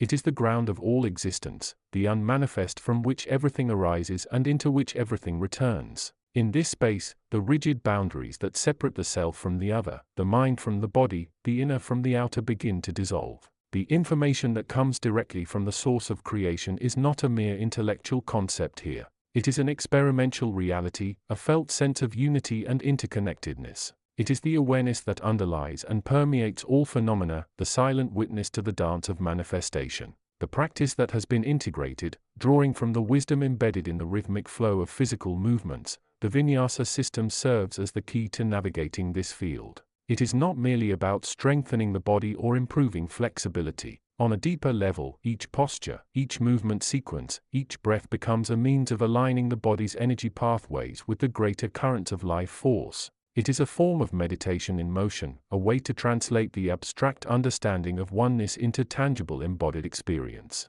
The synchronization of breath with movement acts as a powerful anchor, drawing the practitioner into a state of present moment awareness. When the mind is focused on the rhythm of the inhale and the exhale, coordinating it with the physical action of stepping, bending or extending, the incessant chatter of the conditioned consciousness begins to quieten. The ego, which thrives on separation and narrative, finds its ground momentarily forgotten. In this rhythmic flow, the practitioner becomes less of a doer and more of an awareness experiencing the doing. This is where the direct information from the source becomes accessible. It is not found by intellectual deduction or forced concentration. It emerges naturally as the mind-body structure becomes more receptive and aligned. The physical practice, with its inherent focus on breath, bandhas, energy locks and gaze points, purifies the energy channels, the nadis within the subtle body. It clears the blockages that cloud perception and obscure the direct connection to the underlying reality. As the practitioner moves through the sequence with intention and without judgment, they begin to feel the subtle shifts within themselves. There is a sense of heat building not just in the muscles but deeper within, a dissolving of tension that has become habitual. This physical release often mirrors an inner release, a softening of the edges of the self, a letting go of rigid beliefs and identities. The body as a vehicle for consciousness becomes more pliable, more capable of resonating with the higher frequencies of awareness. The source information that flows into the practitioner through this aligned state is often described as intuitive, direct, and unfiltered. It bypasses the rational mind, which is always interpreting, analyzing, and judging. Instead, it is a pure transmission of knowing, a direct perception of the nature of things. It might manifest as a sudden clarity about a long-standing problem, a deep sense of peace in the midst of difficulty, or a profound understanding of the interconnectedness of all life. It is the wisdom that has always been present but now made available through the purified vessel of the dedicated practitioner. This integration of direct perception with embodied practice is not a linear process.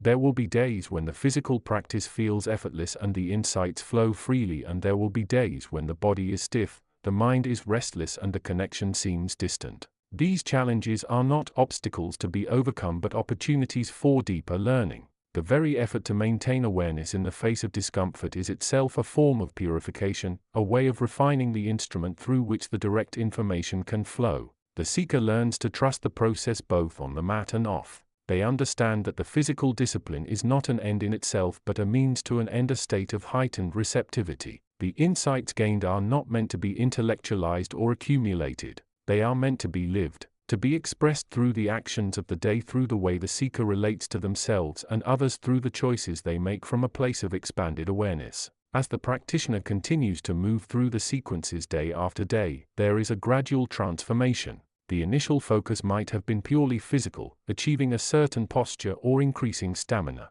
But over time, the physical practice becomes a gateway revealing the deeper dimensions of existence. The body, once seen merely as a physical vehicle, is now recognized as a sophisticated instrument for exploring the nature of consciousness, a bridge between the inner and the outer, the personal and the universal. The field of being remains the constant backdrop, the unchanging reality that underlies all experience. And the practitioner, through the disciplined engagement of the physical form in harmony with breath and awareness, becomes more and more aligned with this reality. They learn to move not just through the world but within it, with a deeper understanding of their place within the vast unfolding tapestry of existence, guided by the direct information that flows from the source of all creation. The journey continues not towards a final destination but towards a greater state of presence, integration and alignment with the fundamental truths of being. The physical practice remains, as it always was, a vital tool for navigating this journey, a way to bring the direct perception of the source into the embodied experience of life. Chapter 11. The path of understanding often unfolds not through the accumulation of external knowledge alone, but through a radical inward turn, a commitment to witnessing the inner landscape with unwavering clarity. It is here in the quiet sanctuary of one's own awareness that the seeds of true transformation are sown. This journey requires more than intellectual assent. It demands a willingness to become the observer of one's own thoughts, emotions, and sensations, recognizing them not as fixed realities, but as transient phenomena arising within a deeper underlying field of consciousness. This deeper field, often described in various metaphysical and spiritual traditions, is the fertile ground from which all experience emerges. It is the source from which the direct information, the information direct from the source of creation, flows. Accessing this source is not about seeking external validation or following prescribed dogmas. Instead, it involves cultivating a state of receptive presence, a state where the mind, usually cluttered with analysis and projection, becomes still enough to allow the nature of reality to reveal itself unobstructed.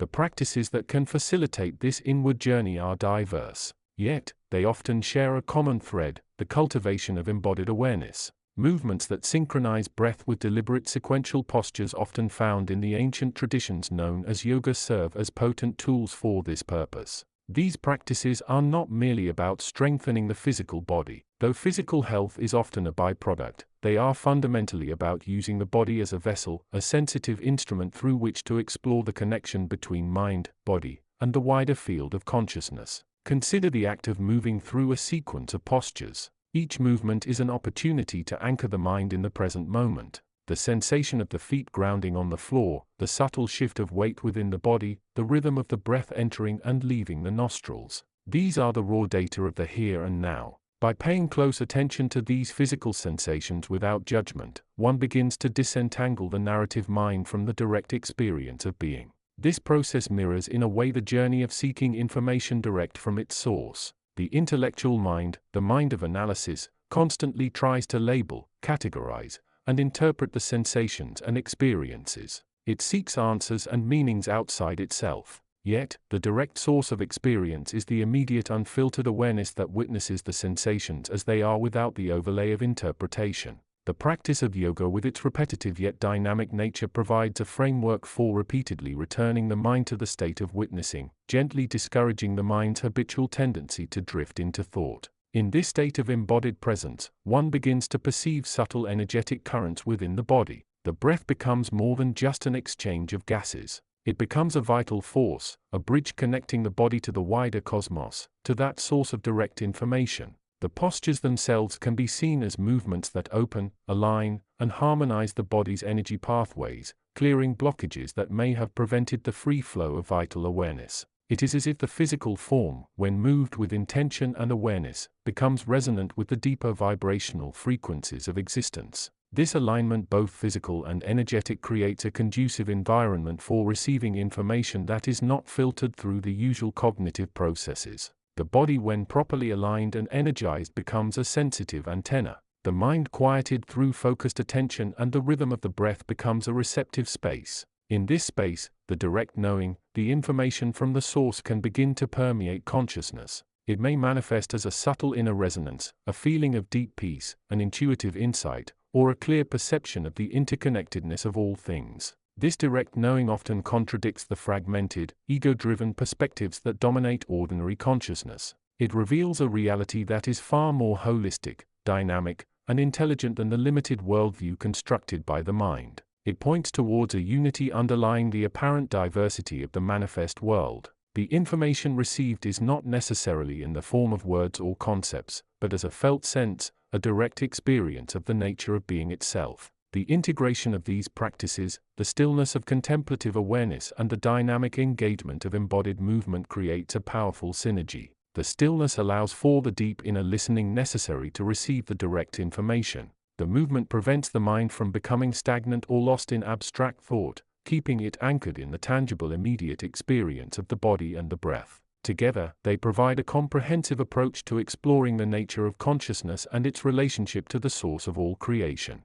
On this path, one learns to trust the direct experience over the dictates of the conditioned mind. One learns that true understanding arises not from seeking external authorities or accumulating information, but from engaging directly with the field of consciousness within oneself. The information direct from the source is always available, waiting to be accessed through the simple yet profound practice of presence, both in stillness and in movement. This is not a path of instant enlightenment but a continuous process of refinement, of deepening the awareness, of expanding the capacity to receive and integrate the direct knowing. It requires patience, persistence, and an unwavering commitment to the truth of one's own direct experience. It is a journey into the heart of being, where the boundaries between self and other, between observer and observed, begin to dissolve, revealing the underlying unity of all existence. Chapter 12. The path transcends the linear tapestry of time, unfolding not as a sequence of discrete moments but as a flowing river of awareness, ever-changing yet intrinsically connected. The seeker, once thought of solely as an individual soul navigating the physical landscape, now perceives themselves as a node, a sensitive point where the vibrations of the inner and outer universes intersect and interact. This is not merely a belief. It is an experiential understanding, a direct perception of the underlying structure of reality accessed through the dedicated practice of conscious awareness, mirroring the profound discipline found in the ancient arts of synthesis. The journey has revealed that the self, often rigidly defined by personal history and ego structure, is in fact far more fluid, more interconnected with the vast intelligent field of consciousness that permeates all existence. This field, sometimes referred to in esoteric traditions as the source, the wellspring, or simply the unfolding, is the ground of being, the resonant medium from which all forms arise and into which they eventually dissolve. To understand the self is to understand one's participation within this grand dynamic field. It is to recognize oneself not as a separate entity but as a conscious expression, a sensitive instrument tuned to its frequencies. This understanding emerges through the persistent application of focused attention, a practice that cultivates the mind's capacity to move beyond the habitual chatter of the conditioned self. It is here, in the stillness that arises from sustained inner focus, that the subtle connections become apparent. The breath, that ancient bridge between the physical and the non-physical, becomes a focal point, an anchor in the present moment. Its rhythmic ebb and flow mirror the larger patterns of the cosmos, the tides of the universe, the waxing and waning of consciousness itself. To follow the breath is to align with the fundamental pulse of existence, to become attuned to the deeper, more resonant frequencies that underlie the apparent chaos of daily life. This alignment is further honed through practices that engage the body as a living instrument, a vehicle for expressing and experiencing these higher frequencies. The ancient synthesis of movement and breath, often associated with the dedicated path of physical discipline, serves as a powerful conduit. Each posture, each sequence of movement becomes an opportunity to explore the body's relationship to energy, to consciously direct the flow of vital force or prana through its intricate pathways. This is not merely about physical fitness or the mastery of complex postures. It is about using the body's structure and its inherent intelligence as a means to access deeper states of awareness, to feel the resonance of the inner universe vibrating within the physical form. In this state of integrated awareness, the distinctions between the inner and outer world begin to blur. Thoughts are perceived not as solid realities, but as subtle ripples on the surface of the awareness ocean. Emotions are felt as flows of energy, transitory experiences that arise and pass without solidifying into fixed identities. The external world is recognized as a reflection of the inner state, a mirror holding up the patterns and beliefs held within the consciousness of the individual and the collective. This perception fosters a profound sense of empathy and interconnectedness, as the suffering or joy of others is felt as part of one's own internal landscape, resonating through the web of interbeing. The integration sought is not one of forcing disparate elements together but of recognizing their inherent unity. It is about understanding that the mind, body, emotions and spirit are not separate parts of a person but different facets of a single unified expression of consciousness. The challenges and difficulties encountered on the path are no longer seen solely as obstacles to be overcome, but as opportunities for deeper exploration, for refining the instrument of awareness, for tuning the resonance of the self more closely to the fundamental frequencies of the universe. This process requires patience and persistence, a gentle yet persistent commitment to the practice of awareness. It involves observing the mind without judgment, allowing thoughts and emotions to arise and pass like clouds in the sky of consciousness. It involves listening to the body's subtle signals, honoring its needs while simultaneously exploring its limits and potential. It involves engaging with the world with an attitude of open curiosity, recognizing the wisdom held within all experiences, both joyful and challenging.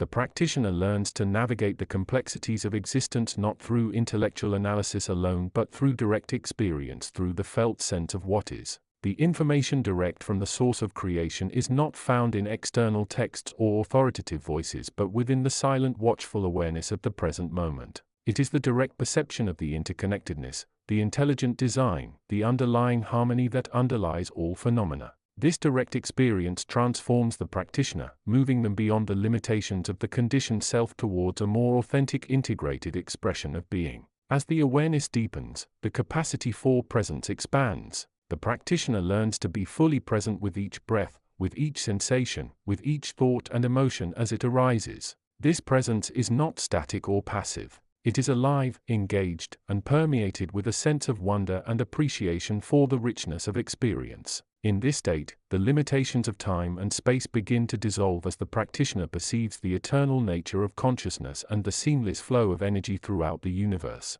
The integration of these practices, the cultivation of inner awareness, the disciplined engagement of the body, the recognition of the interconnectedness of all things leads to a profound transformation. The sense of separation diminishes, replaced by a felt sense of unity with the source, with all that is. This does not necessarily eliminate the experience of the physical world or the challenges it presents, but it changes the relationship to these experiences. They are no longer seen as threads or sources of suffering, but as integral parts of the unfolding tapestry of existence, opportunities for growth and expression. This state of integrated awareness is not a final destination to be achieved, but a continuous process of unfolding, a way of being in the world. It is a path of infinite exploration where each moment offers new insights and opportunities for deepening the connection with the inner and outer universe. It is a path that leads to a profound sense of peace, purpose, and fulfillment. As the practitioner aligns with the resonant frequency of the universe, becoming a conscious expression of the infinite potential of consciousness,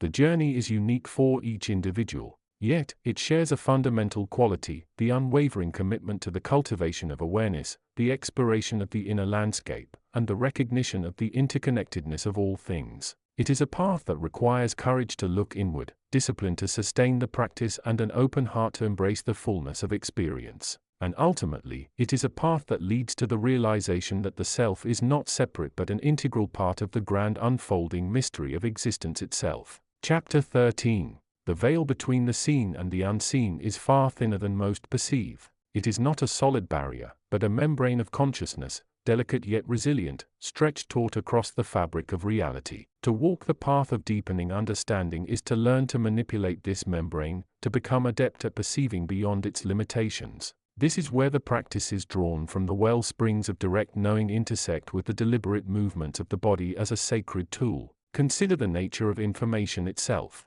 It is not merely data flung across the void. It is the very essence of vibrational resonance. Information originates from the source of its creation, a point of pure potentiality, pure awareness. It exists in states beyond our conventional physical measurement, existing as a frequency, a potentiality waiting for a resonant field to interact with. This source is the ground of all being, the unmanifest from which all manifestation arises. To access information is to attune one's own vibrational signature to become a resonant chamber capable of receiving the subtle frequencies broadcast by the source. The body, particularly when moved with intention and awareness, becomes such a resonant chamber. The yoga system with its prescribed sequences and rhythmic breath is a powerful methodology for achieving this state of attunement. It is not merely about strengthening muscles or improving flexibility. Though these are tangible benefits on a deeper level, each movement, each posture, asana is a specific vibration, a tuning fork designed to resonate with particular aspects of the body-mind complex and the subtle energies that flow through it.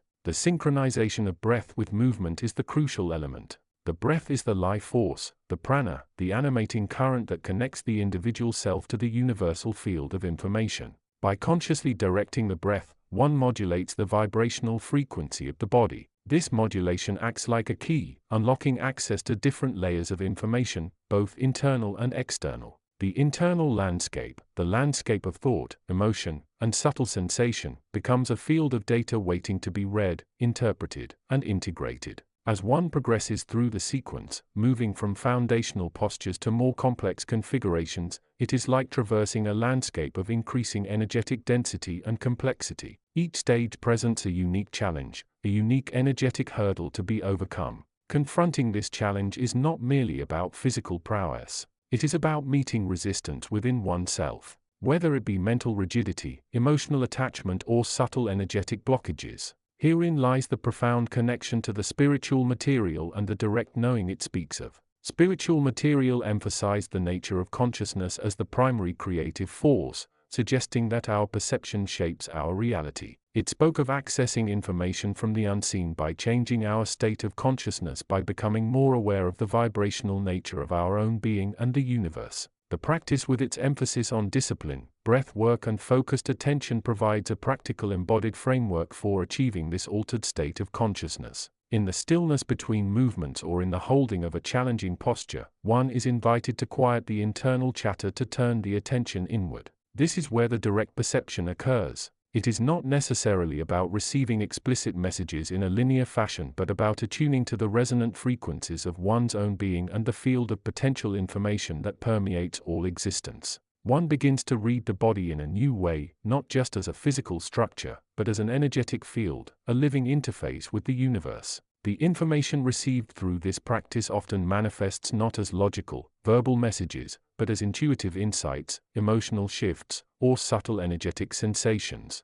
It might be a sudden clarity about a long-standing problem, a deepening sense of connection to others, or an intuitive understanding of a complex spiritual concept that was previously inaccessible. This information originates from the same source, the field of pure potentiality, the ground of being, and it is delivered through the resonant body, guided by the focused awareness cultivated by the practice. The challenge, of course, lies in discerning this information. The mind is adept at interpreting sensation and thought as objective reality rather than as subjective interpretations filtered through the unique vibrational signature of the individual. The practice teaches the art of witnessing the internal landscape without immediate judgment or interpretation. It fosters a state of receptive awareness, allowing the information to be felt and integrated before it is filtered through the lens of preconceived notions and past conditioning. This is where the direct knowing described in the spiritual material finds practical application within the physical framework provided by both. Point towards a reality that is far richer and more nuanced than the limited perception afforded by the purely physical senses and the rational mind.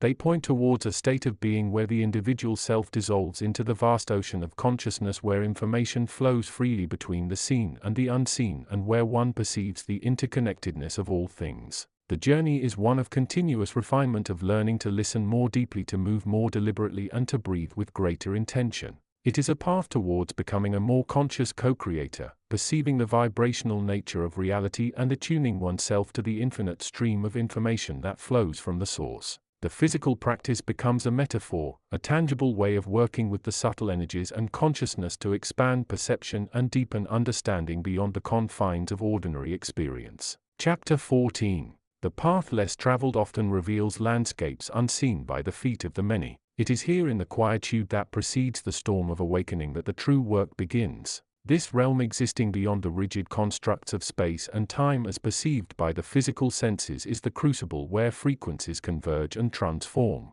It is a space where the subtle currents of consciousness, the unseen rivers that flow beneath the surface of manifest reality, become the primary focus. For the seeker who has moved beyond the surface-level practices and the intellectual grasp of spiritual concepts, a deeper engagement is required. This is not merely about meditating upon abstract ideas or performing physical postures with technical precision. While the foundations laid by dedicated practice are essential, the next stage involves a conscious attunement to the very nature of the field of being itself. It is an exploration into the resonant quality of awareness, the vibration that underlies all forms. One might initially approach this through the lens of intention. The focused, unwavering intention to shift from a state of receptive observation to an active participation in the tuning of one's own energetic matrix is the first step. This intention is not a force that does. It is a frequency set within the self, a note struck upon the string of consciousness resonating outwards into the subtle realms.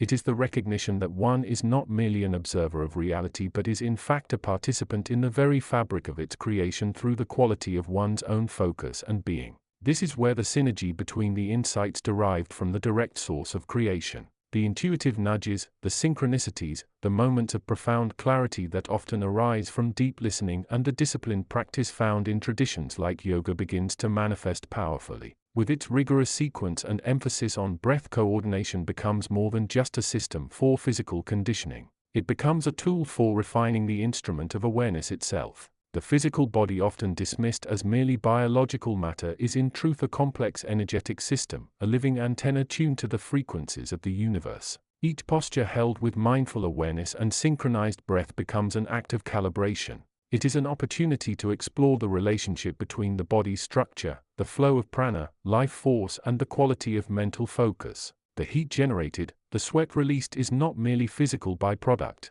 It is a purification on energetic levels, clearing blockages and allowing the finer currents of consciousness to flow more freely. Consider the act of balancing in a challenging pose. It requires intense concentration, a quieting of the internal chatter, and an unwavering focus on a point in the periphery, a point beyond the physical body. In this moment, the mind is not lost in planning or regret. It is present, fully engaged in the act of being. This state of focused presence, often referred to as flow, is a gateway. It is a moment where the separation between the self and the environment dissolves, where the individual consciousness merges with the larger field of awareness. It is here that the subtle insights, the direct information from the source, often become most apparent. These insights are not always grand epiphanies or dramatic revelations. They frequently manifest as a gentle shift in perception, a subtle change in the quality of feeling, a quiet knowing that arises from nowhere and yet feels profoundly true. They might be experienced as a softening in the belly, a release of tension in the shoulders, or an unexpected sense of peace during a particularly difficult sequence. These are the whispers of the deeper reality, the feedback from the energetic field guiding the practitioner towards greater alignment. The direct source of creation, the wellspring of all manifestation, communicates not through linear language or complex dogma, but through resonance and vibration. It speaks the language of frequency, of energy, of the interconnectedness of all things. To listen to this source requires a sensitivity to these subtle vibrations, a willingness to move beyond the mental constructs that filter perception, provides the discipline, the structure, the consistent practice that builds the necessary sensitivity. The daily or regular engagement with the sequence acts like a tuning fork for the energetic system. Just as a tuning fork will vibrate in resonance with another tuning fork of the same frequency when brought near, consistent practice helps to attune the individual's energy field to the higher, more resonant frequencies of expanded awareness and unity. This attunement is not a destination to be reached but a continuous process of alignment. Each time the practice is undertaken with genuine presence, it is an opportunity to refine the instrument, to clear the energetic pathways, and to attune the consciousness to the deeper frequencies of the field.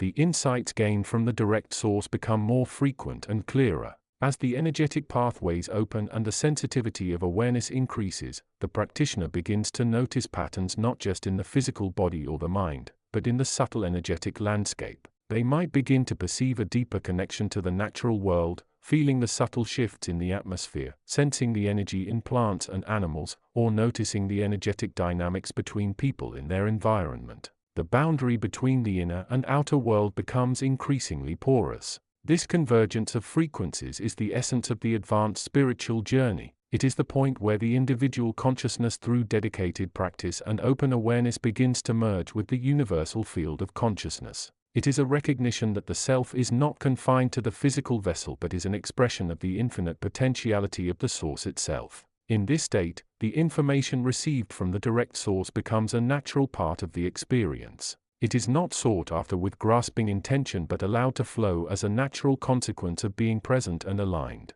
It informs the practice, enriches the understanding of the self and the universe, and guides the individual towards ever deeper states of integration and peace. The journey is ongoing, a continuous dance of awareness and alignment. The sequence provides the map, the structure, the discipline. The direct source provides the guidance, the deeper understanding, the connection to the infinite. Together, they form a powerful pathway for those seeking to transcend the limitations of the physical form and explore the boundless nature of their own consciousness. Chapter 15. The veil thins further here, not merely in a distant land or a fleeting state of mind, but as a constant underlying reality of the space between thoughts. One learns to perceive the subtle hum of the cosmos, the intricate symphony of energies that underpin all manifestation. This isn't sound as conventionally understood, but vibrations of consciousness, frequencies of being that resonate through the fabric of the inner and outer worlds. The physical body with its dense structure and relatively slow energy flow often acts as a dam, muffling the higher tones, filtering the deeper notes of the universal song. Yet within lies the potential for attunement. It is in the spaces between the breath in the stillness that follows the exertion of will or the surge of emotion that the body-mind system can become more receptive. This is where the practices from the wellspring of direct knowing, the path of awareness itself, intersect with the disciplined articulation of energy found in the movement traditions dedicated to embodiment. They are not separate paths but two facets of the same journey towards greater coherence and connection. Consider the nature of the body. It is a complex living matrix, a vessel not just for the self but for the interplay of energies that shape experience. The breath is the most immediate bridge, the rhythmic exchange that links the inner world of thought and feeling to the outer world of environment and cosmic rhythm. To observe the breath without judgment, simply feeling the rise and fall, the subtle sensations at the nostrils, the expansion and contraction of the chest and belly, is to begin tuning into a fundamental frequency of life. It is a practice of presence that quiets the mental static, allowing the body's own energetic signals to become clearer. Now, introduce the dynamic articulation of the body through movement. This is not about achieving a perfect pose according to an external standard, though forms can serve as anchors. It is about the intelligent sequencing of postures, the mindful engagement of muscles, the conscious alignment of bones and joints, and the observation of the resulting shifts within the energy system. Each movement, when performed with awareness, becomes an act of energetic recalibration. It is like striking a chord on a vast internal instrument, feeling the vibration travel through the structure, awakening dormant pathways, clearing blockages and directing the flow of vital force, often termed prana or chi. This is where the synergy becomes potent. The stillness cultivated by the direct path provides the clarity of the observer, the lens through which to witness the energetic effects of the movements. The movements inspired by the understanding that the body is a key component of the energetic field provide the means to explore, challenge and refine the physical vehicle. They become tools for energetic hygiene, for stretching and strengthening the pathways, for learning to direct the flow with increasing precision. One might begin by synchronizing breath with movement, a simple yet profound act of coordination that anchors awareness in the present moment. The inhale might correspond to an expansion, reaching or lifting; the exhale to a contraction, folding or grounding. This rhythmic pairing creates a wave-like motion through the body, fostering a sense of flow and integration. It is an explicit act of linking the inner tempo of respiration to the outer expression of physical form. Then there is the practice of observing the internal landscape that arises during the movements. Discomfort is not merely to be endured but understood as information. Where does the tension arise? Is it muscular, energetic or emotional? How does it change as the breath continues? By maintaining a gentle, non-judgmental awareness, one begins to read the body's subtle language. Pain signals injury, but discomfort often points to areas needing attention, areas where energy is stuck or the body is out of alignment. The awareness gained from the direct path allows for this observation with a depth that transcends simple physical sensation. This leads to a deeper understanding of the energetic pathways often referred to as nadis and chakras in certain traditions,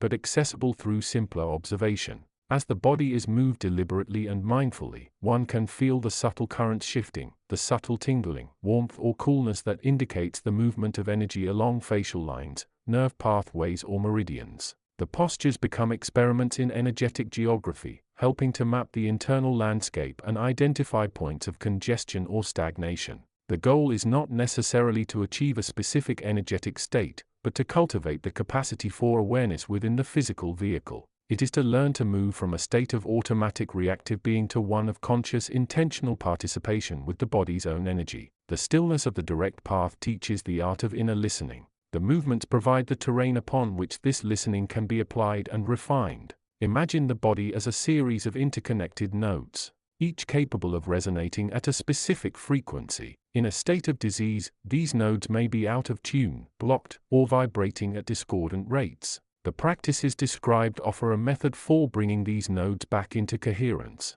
The stillness allows the observer to perceive the dissonance, while the movements provide the means to gently shift the vibrations to clear the blockages and to restore the natural harmony of the system. This is a path of embodiment, of learning to feel deeply, to listen intently, and to understand the intimate connection between the state of the body and the quality of consciousness. It is a way of moving through life not just with the body, but as the body attuned to its subtle signals, responsive to its needs, and capable of expressing its full energetic potential. It is the convergence of the inner stillness sought on the path of direct knowing with the outer articulation found in the disciplined exploration of the physical form. Together they form a powerful synthesis, a way to integrate the self more fully into the flow of universal energy, finding balance and resonance within the dynamic field of existence. Chapter 16. The fabric of existence, often perceived as solid and unyielding, is in fact a vast interconnected tapestry of vibrational energy. It extends far beyond the conventional boundaries of the physical world into realms where the subtle interplay of consciousness shapes the very structure of reality. To perceive this requires a shift in orientation, a move from the observer detached within the machine to a participant resonating with the source code itself.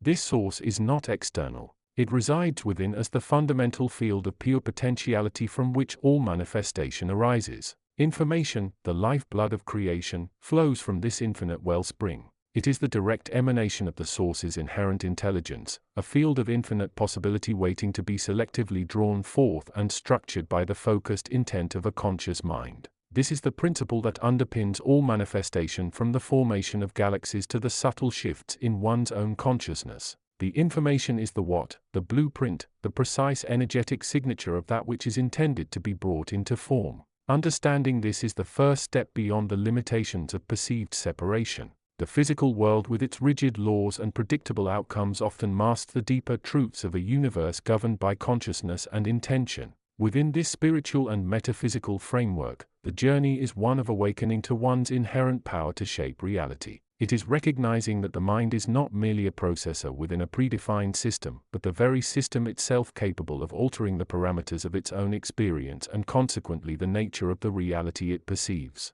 The path to mastering this process involves aligning the individual consciousness with the vibrational frequency of the source field. This alignment is not merely intellectual or emotional. It is a deep energetic synchronization. It requires practices that transcend the purely mental and physical, engaging the whole being in the act of co-creation. Among the many tools available for this alignment, the ancient disciplines of yoga and the direct insights cultivated through contemplative practices offer profound pathways. Consider the dynamic interplay between the focused awareness cultivated through rigorous practice and the universal field of information. As the mind becomes still and intent becomes clear, it acts like a highly sensitive receiver, tuning into specific frequencies within the vast informational ocean. This clarity allows for the precise selection and drawing forth of the necessary blueprints from the source. The information once resonated with sufficiently begins to manifest as energetic patterns within the individual's own field and subsequently as tangible realities in the perceived world.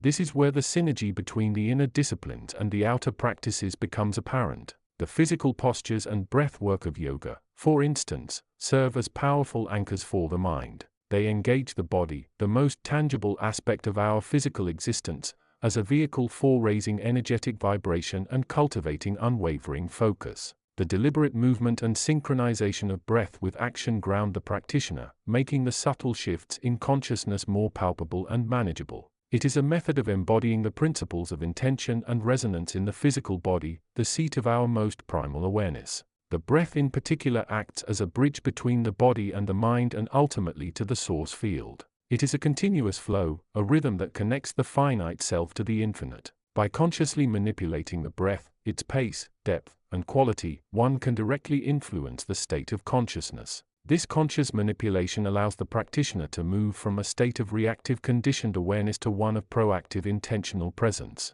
In this state of presence, the practitioner becomes a conscious channel open to receiving and transmitting information, resonating with the source, and co-creating with the universe. The information received is not merely data. It is guidance, inspiration, and the very essence of new possibilities. It flows through the individual like a river, shaping their perception, altering their perspective, and providing the blueprint for new realities to emerge. This flow is constant, always available, but it requires the right conditions, a clear intent, a resonant frequency, and an open channel to be effectively accessed and utilized. The journey of aligning with this source is one of continuous refinement. It involves observing the interplay between thought, emotion, breath, and physical sensation, and learning to consciously direct this energy towards a desired outcome. It is about understanding that the universe responds to the quality of one's focus and the clarity of one's intent. The more aligned one becomes, the more effortless the information flows, and the more seamlessly the intended realities begin to materialize.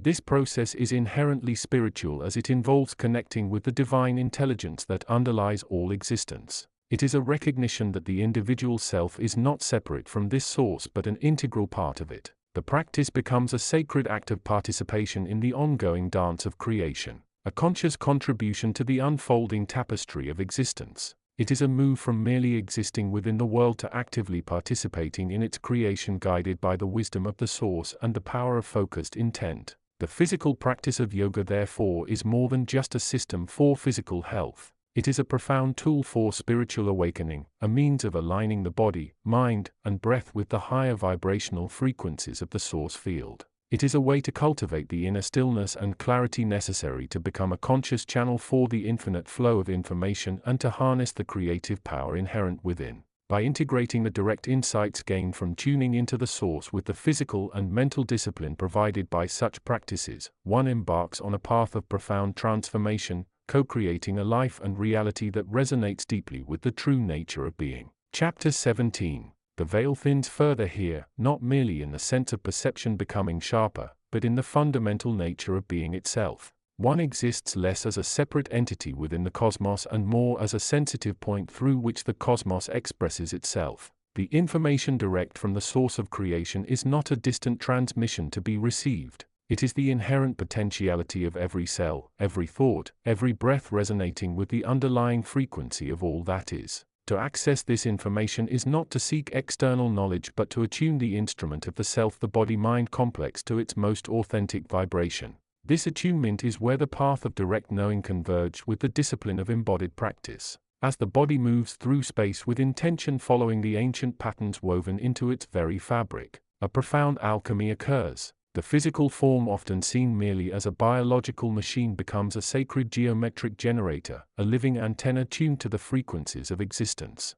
Asanas, the foundational movements of the practice, are not merely exercises in flexibility or strength. They are acts of conscious participation in the unfolding pattern of life. Each posture a specific energetic signature, a key pressed upon the grand piano of the universe. Consider the simple act of standing in mountain pose, or upward hands. It seems basic, yet it demands a totality of awareness that is profound. The feet ground not just into the earth but into the interconnectedness of all things. The legs and spine become columns of awareness reaching upwards towards the vastness yet rooted in the present moment. The shoulders relax, releasing the tension of holding onto a separate self, allowing the breath to flow more freely, a bridge between the inner and outer worlds. In this stillness, the practitioner becomes a vessel for the subtle energies, the pranas that animate all existence. The information of balance, stability, and connection is not learned intellectually. It is felt resonating from the core of being, a direct attunement to the fundamental truths of presence.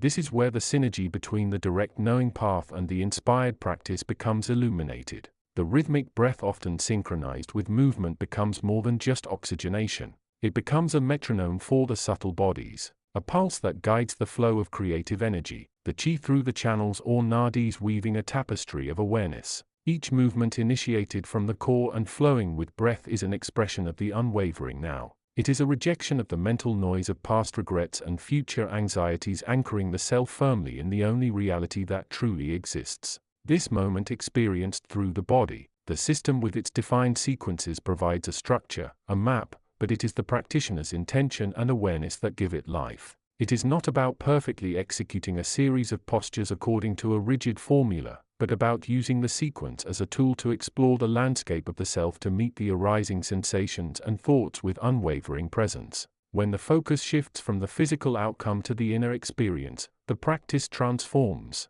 The body becomes the laboratory where the principles of direct creation information are tested and experienced. Imagine the flow from upward-facing dog into downward-facing dog. The collapse is not just an act of strength, It is an energetic release, a surrender into the void before the upward thrust. The transition into upward-facing dog becomes an act of will, not just physical, but of consciousness, lifting the gaze and heart towards the sky, opening the chest and heart space, inviting the light to flood in. This dynamic interplay between grounding and rising, between effort and surrender, mirrors the constant flux of the universe, the dance of creation and dissolution. In navigating this flow, the practitioner learns to ride the waves of energy and emotion, becoming less affected by their ups and downs and more aligned with the underlying current of intelligence that moves through all things. This is the essence of embodiment as a spiritual practice. It is the recognition that the self is not confined to the mind or the body, but is the field of pure potentiality, the witness consciousness that observes the play of form. The inspired movements become the means to purify and refine this field, to remove the veils of illusion built by conditioning and mental chatter. Through consistent practice, the practitioner begins to access the direct information not through intellectual analysis but through the felt sense of being, the resonance of the body-mind complex with the source field. The deeper one delves into this practice, the more one realizes that the body is not just a vehicle for the self. It is the self. The self is not an abstract concept residing somewhere within the skull. It is the totality of the experience mediated through the body. The direct information from the source reveals itself in the subtle shifts in posture, the quality of breath, the arising and passing of sensations. It is in the stillness between movements, in the alignment of bones and energy lines that the deepest truths are encountered. It is in the act of simply being in the body moment by moment that the practitioner becomes attuned to the frequency of creation itself. This path requires patience and persistence. The body-mind complex is complex, woven with layers of conditioning and habit. The mind in particular is adept at creating distractions, at pulling the focus away from the present moment and the felt experience of the body. Yet the very act of returning focus again and again to the breath and the body's sensations is the practice. It is through this gentle yet persistent discipline that the practitioner begins to dissolve the illusion of separation, to touch the direct information that underlies all manifestation. The atmosphere here is one of quiet intensity, of profound stillness amidst the flow of movement. It is an exploration of the sacred in the mundane, the divine in the physical. The inspired practice provides the framework, the structure through which this exploration can occur. It is a commitment to showing up again and again to witness the unfolding of existence within the sacred space of the body, attuned to the direct frequency of creation that resonates within and through all things. Chapter 18. The resonant frequency of embodiment in the vast shimmering expanse that lies beyond the conventional senses, where thought forms take subtle shape and the fabric of reality is woven from intention and awareness. There exists a profound understanding. This knowledge, not born of human intellect alone but received directly from the source of its own existence, speaks of the inherent interconnectedness of all things and the pivotal role of the individual consciousness within this grand tapestry. It is understood from those who have perceived the foundational patterns that the physical universe is but one expression, one vibrational frequency of a much larger, more intricate structure. This structure is not merely spatial but is fundamentally temporal, existing in a dimension where time flows differently, where cause and effect are perceived with immediate clarity, and where the potential for all outcomes resides simultaneously. Within this framework, the human being occupying a unique position as a conscious observer interacting with this multidimensional reality holds a significant responsibility and potential. The path towards realizing this potential, towards aligning the individual frequency with the more harmonious vibrations of the universe, involves more than mere intellectual understanding. It requires a radical shift in perception, a move from observing the self as a separate entity within a separate world to recognizing oneself as an integral part of the unfolding cosmic drama, a participant whose thoughts and actions contribute to the ongoing creation. Enter the practice known as Vinyasa Yoga, originating from a lineage steeped in the same ancient wisdom that informs the deeper metaphysical understanding. This physical discipline serves as a potent tool for bridging the gap between the abstract insights and the tangible lived experience. It is not merely about improving flexibility or building strength, though these are certainly aspects of the practice. On a deeper level, yoga is a systematic method for cultivating awareness within the body, the seat of experience, and for coordinating movement with breath, thereby anchoring the practitioner in the present moment. From the perspective of the non-physical sources of wisdom, the body is not an encasement, but a vehicle, a resonant chamber for consciousness. Each cell, each tissue, and each organ holds memory, not just the memory of physical injury or past experiences, but a deeper, more subtle memory of the body's intended state of balance, vitality, and alignment. The practice of yoga with its flowing sequences and deliberate focus on breath acts as a form of energetic tuning. It is a process of gently reminding the body of its optimal resonance, of clearing energetic blockages that have accumulated over time, and of restoring the natural flow of vital life force, often referred to as prana or chi. The rhythmic synchronization of movement with the inhale and exhale of breath becomes a powerful meditative technique. It transforms the act of moving the body from a mundane task into an act of mindful engagement. With each posture, each transition, the practitioner is invited to turn their attention inward, observing the sensations, the subtle shifts in energy, the arising and passing of thoughts without judgment. This continuous inward focus, this cultivation of mindfulness, is where the true transformation begins. It is here, within the stillness that resides between the movements, within the depth of a held posture, that the resonance with the deeper metaphysical truths can be felt. The practitioner may not consciously perceive the cosmic patterns or the multidimensional nature of reality, but they are engaging in an activity that aligns their own energy field with the principles of harmony and flow that underpin all existence. They are learning to vibrate at a higher frequency, to move through their daily lives with greater awareness, compassion, and connection. The sequential nature of the series is also significant. It mirrors the idea of a journey, a progression from foundational stability to more expansive movement. Each posture prepares the body and mind for the next, just as each step on the path of understanding builds upon the previous one. There is a deliberate order, a cosmic intelligence embedded in the sequence that guides the practitioner towards greater balance and integration. To follow the sequence even when it feels challenging is to trust in this larger pattern, to allow the practice to unfold naturally without forcing or resisting. For those who delve deeply into this integration, the lines between the physical practice and the metaphysical understanding begin to blur. The insights received directly from the source of creation may resonate most profoundly during moments of intense focus or profound stillness on the yoga mat. The subtle shifts in perception, the heightened awareness of interconnectedness, the feeling of being part of something much larger than oneself. These are not merely side effects of exercise but are integral components of the practice itself. The wisdom received suggests that the ultimate purpose of this integration is not merely personal enlightenment, though that is a significant benefit.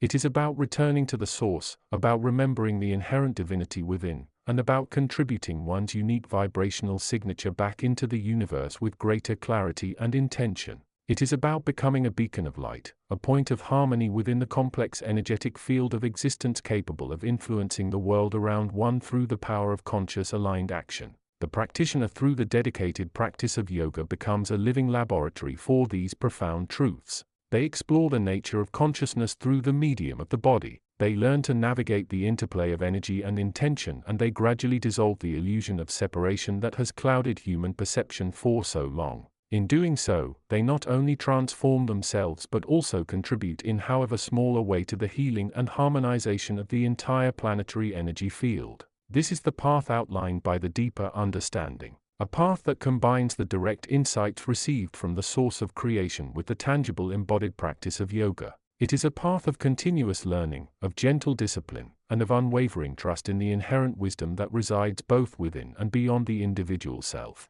It invites the practitioner to step fully into their embodied existence, not as a separate entity, but as an essential and vibrant part of the unfolding mystery of life. Chapter 19. The veil thinning for those attuned to its edges reveals a reality far more intricate and alive than the five-sense construct suggests. It's a universe woven from intention, attention, and the silent hum of universal consciousness. To navigate this realm effectively, one must move beyond intellectual understanding alone, integrating the wisdom held deep within the body-mind complex. This integration is not merely a matter of physical health or mental clarity. It is the key to unlocking direct access to the wellspring of information the universe makes available to all conscious beings. Information in its most fundamental form is not merely data strung together but is alive, resonant energy patterns. It originates not from a distant external source to be passively received but arises from the very fabric of existence itself. To access this direct information, the information direct from the source of creation requires a specific orientation of awareness.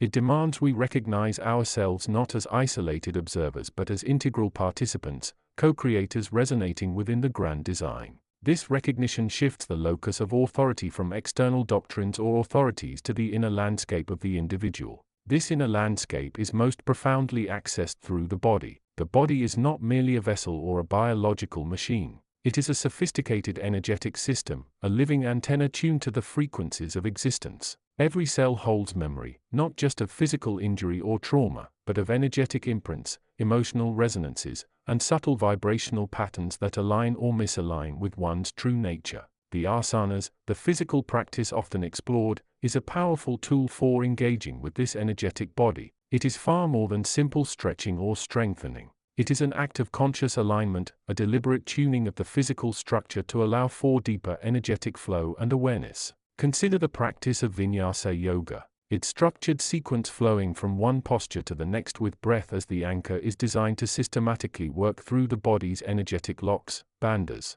and channels, nadis. This process is not merely about achieving a certain physical shape. It is about creating pathways for prana, the vital life force, to move more freely. As the body opens, stretches and strengthens, layers of tension, holding patterns and unconscious conditioning are gently released. This release is not just physical, it is often emotional and mental. As the body holds these subtle energetic patterns in the stillness between movements or in the deep holds of a posture lies a profound opportunity for listening. This listening is not passive hearing, but an active state of awareness where the mind's chatter quiets to allow for the perception of subtle internal sensations, energetic shifts, and the arising of direct knowing. This knowing bypasses the filter of the rational mind, offering insights that might otherwise remain hidden in the depths. It is the wisdom of the body-mind system speaking its own language, a language of sensation, energy, and resonance. This direct knowing is often described as intuitive, proverbal, and deeply felt. It might manifest as a sudden clarity, a gut feeling that resonates with truth, or a subtle energetic sensation guiding towards a particular action or understanding. It is the body-mind's way of integrating information from its internal and external environments and expressing its optimal alignment with the present moment. By paying attention to these subtle signals during practice, one begins to cultivate a direct relationship with the source of information within. The integration of these approaches, the exploration of consciousness beyond the physical, the direct access to information from the inner source, and the embodied practice of aligning the physical structure creates a powerful synergy. The yoga practice provides the discipline, the structure, and the physical means to explore the inner landscape. The understanding of consciousness and information provides the framework for interpreting the insights that arise together. They form a path towards greater wholeness, balance, and conscious participation in the unfolding of life. This path requires patience, curiosity, and a gentle non-judgmental attitude towards the self and the process. It involves moving beyond the desire for quick fixes or external validation and instead embracing the journey of inner exploration. It is about learning to trust the wisdom that arises from deep within, even when it contradicts societal norms or long-held beliefs. It is about recognizing that the true measure of truth is not intellectual agreement but experimental resonance within the field of one's own consciousness. As one deepens this practice, the lines between the inner and outer worlds begin to blur. Information received may guide actions in the physical world in ways that seem intuitive or even miraculous. Challenges may be met with a deeper sense of inner resourcefulness and connection. The perception of self expands, recognizing a unity with the larger field of consciousness from which all information originates. This is not about achieving a state of perpetual bliss or detachment but about engaging more consciously and effectively with the richness and complexity of existence guided by the direct wisdom of one's own integrated awareness. The journey is ongoing, a continuous process of refinement, alignment, and exploration.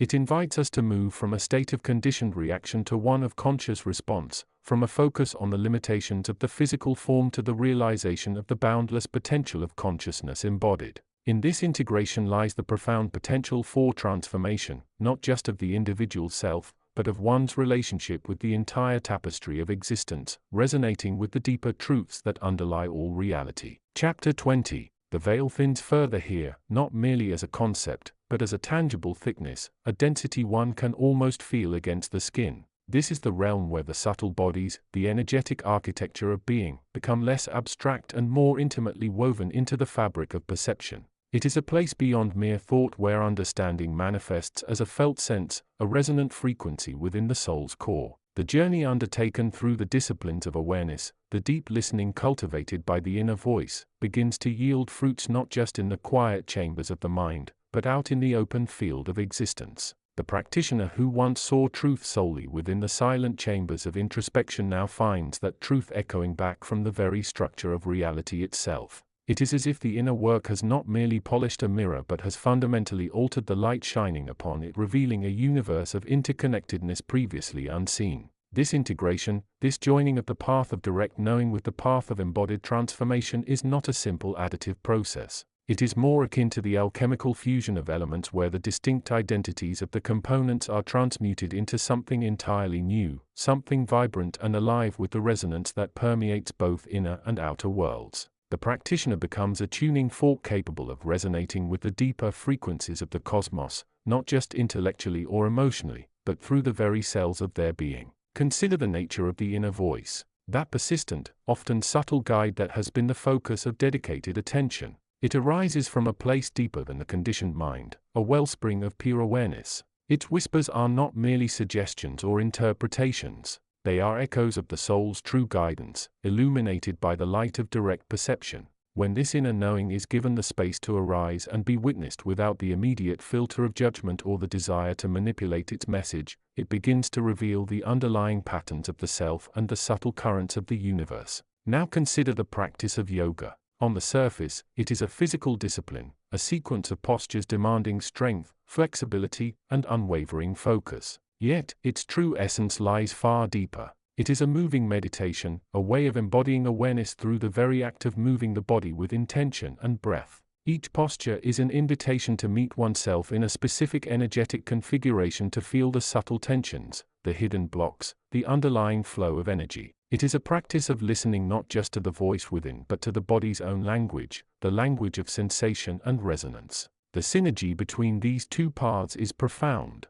The deep listening cultivated through the study of inner awareness provides the crucial foundation for the practice of yoga. It allows the practitioner to move beyond the superficial aspects of the form, the correct alignment, the intensity of the effort, and to connect with the deeper energetic intelligence at play. In the stillness between movements or the held intensity of a challenging posture, the practitioner can turn their attention inward, listening not just to the breath or the physical sensations, but to the subtle guidance of the inner voice, the resonance that arises from the core. Conversely, the discipline and embodied focus inherent in yoga provide a potent vehicle for the exploration and embodiment of inner awareness. The repetitive nature of the sequence, the synchronization of breath and movement, forces the mind to quiet in its incessant chatter and to focus on the present moment. This intense focus, this embodied mindfulness, becomes a laboratory for observing the arising and passing of thoughts, emotions, and sensations without attachment. It is a direct application of the principles of awareness in a dynamic multisensory field.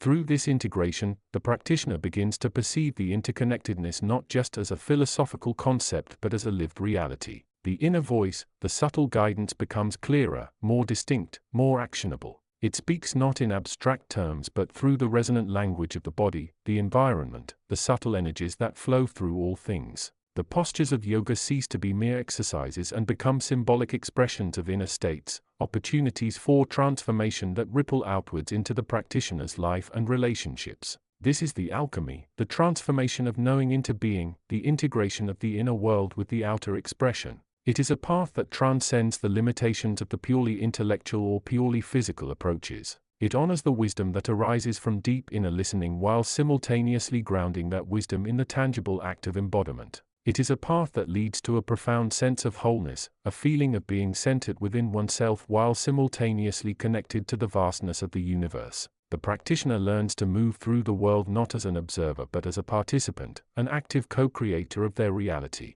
Their actions, their words, their very presence become imbued with a deeper resonance, reflecting the clarity and awareness cultivated through their practice. They navigate the challenges of life not with the old patterns of reactivity but with a grounded presence and a clear sense of inner direction, guided by the subtle wisdom that has become an integral part of their being. This is not an easy path. It requires unwavering commitment both to the inner work of listening and the outer work of embodiment. It demands patience, self-compassion, and a willingness to confront the deeper aspects of oneself, including the limitations and the shadows. Yet, for those who walk this path with dedication, the rewards are immeasurable. It is a path towards embodied enlightenment, a way of living from the heart of one's being, connected to the deeper truths of existence, and expressing that truth through every act of living. The journey continues a spiraling path inward and outward where the inner voice and the embodied expression become inseparable, creating a life that resonates with the deeper frequencies of the soul and the universe.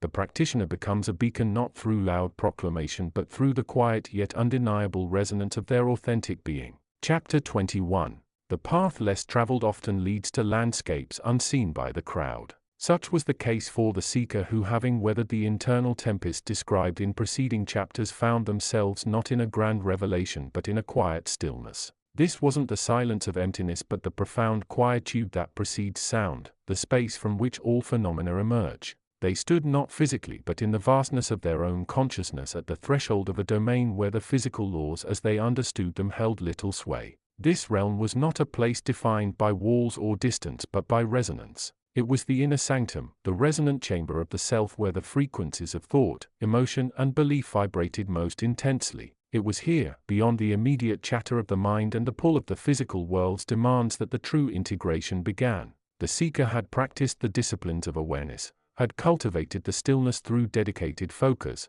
and now the fruits of that labor were ripening in this etheric space. The air, if one could perceive air without lungs, would have felt thick with potential, charged with the static of infinite possibility. Visions flickered not before the eyes, but within the mind's eye, clear and luminous. They were not descriptions of landscapes or historical events, but depictions of states of being, patterns of energy flowing and coalescing. They saw rivers of light weaving through intricate tapestries representing the interconnectedness of all experience. They witnessed geometric forms pulsating with life, symbolizing the underlying structures of manifestation both within and without. These weren't mere images. They were direct information conveyed not through the filter of language or interpretation but as pure unadulterated perception. This was the source material, the raw data of creation, presented not as a historical account to be read, but as an experimental field to be explored. It was akin to an architect being shown the fundamental principles of design before the blueprint, or a musician hearing the pure tones from which all melodies are composed. The seeker understood with a certainty that bypassed intellectual analysis that this direct perception was the essence of the path. They had spent time with the teachings that emphasized the nature of the mind, the unreality of the ego, and the potential for awakening. They had also dedicated themselves to the physical practice, the yoga, which moved the body through a sequence designed to generate internal heat, purify the nervous system, and prepare the mind for deeper states of focus and awareness. The physical rigor had built the stamina. The breath work had honed the connection between body and consciousness, and the meditation had cultivated the stillness necessary to perceive beyond the surface. Now in this resonant chamber the synthesis occurred. The physical practice wasn't just about fitness. It was about creating the vibrational frequency within the body-mind complex that allowed entry into these higher realms. The intellectual understanding wasn't just information. It was the map, the key that unlocked the doors of perception when the conditions were right. And the direct perception wasn't just a fleeting experience. It was the gateway to the wellspring of all knowledge and creation. Information direct from the source of creation wasn't a book on a shelf or a teaching whispered through generations. It was the direct experience of the field itself, the ground of being from which all arises. It was seeing the patterns, understanding the laws, not by reading about them, but by being the field and observing its inherent nature. It was like tasting the ocean itself, not by reading about it, or its vastness, but by immersing one's being in its essence. The seeker felt a gentle influx of energy, a warmth spreading through their core, not physical warmth, but a vibrational intensity that seemed to expand their awareness. They saw the interconnectedness more clearly now, the threads that linked every thought, every emotion, every sensation to the grander tapestry of existence. They understood that their own thoughts weren't isolated events, but ripples in an infinite ocean of consciousness capable of influencing the whole. This understanding wasn't intellectual, it was experimental. It was like suddenly seeing color in a black and white world. The distinctions that had seemed so sharp before, self and other, observer and observed, cause and effect, began to soften, revealing a deeper unity. The ego, the sense of a separate self, didn't disappear, but it lost its rigid hold, its perceived solidity. it became apparent that the sense of separation was in large part an illusion, a construct of the mind operating within the limitations of the physical body. This wasn't a sudden transformation, but a gradual unfolding, a deepening into the nature of reality. The seeker sat in this resonant chamber, absorbing the direct information, feeling the vibrations of the field, and integrating the insights. They understood that the path wasn't about reaching a destination, about achieving enlightenment or achieving something other than what they currently were. The path was about awakening to what already is, recognizing their inherent connection to the source and living from that place of awareness. The practice of the physical disciplines continued not as an external chore but as an internal tuning fork, aligning the body's energy with the higher frequencies perceived in this realm. Each movement, each breath became an act of resonance, an effort to stay attuned to the deeper truths being revealed. The stillness cultivated through meditation allowed them to remain present within this chamber, to observe the flow of energy and information without becoming lost in analysis or attachment to the perceptions themselves. They saw the nature of desire not as a negative force to be eradicated but as a signal, a pointer towards the field of possibility itself. They saw the nature of fear not as a barrier but as a vibration that, when observed without judgment, revealed the underlying structure of the ego's perceived limitations. They saw the nature of thought not as the ultimate reality but as a tool, a subtle energy that could be directed towards understanding or lost in the endless creation of the ego mind. The direct information wasn't always pleasant. It could be overwhelming, revealing the vastness of existence and the potential for suffering inherent in the illusion of separation. Yet, it was also profoundly liberating. It offered a perspective that transcended the personal dramas and the limitations of time and space. It provided a framework for understanding the human condition, not as a fixed entity, but as a dynamic participation in the unfolding of creation. The seeker remained in this state, absorbing the teachings of the resonant chamber, integrating them into their being. They understood that this wasn't the end of the journey, but a crucial stage. The direct perception provided the map, the understanding of the underlying principles. The physical and mental disciplines provided the vessel, the body and mind prepared to navigate these realms. Now the integration needed to happen to translate these profound insights into the quality of everyday life.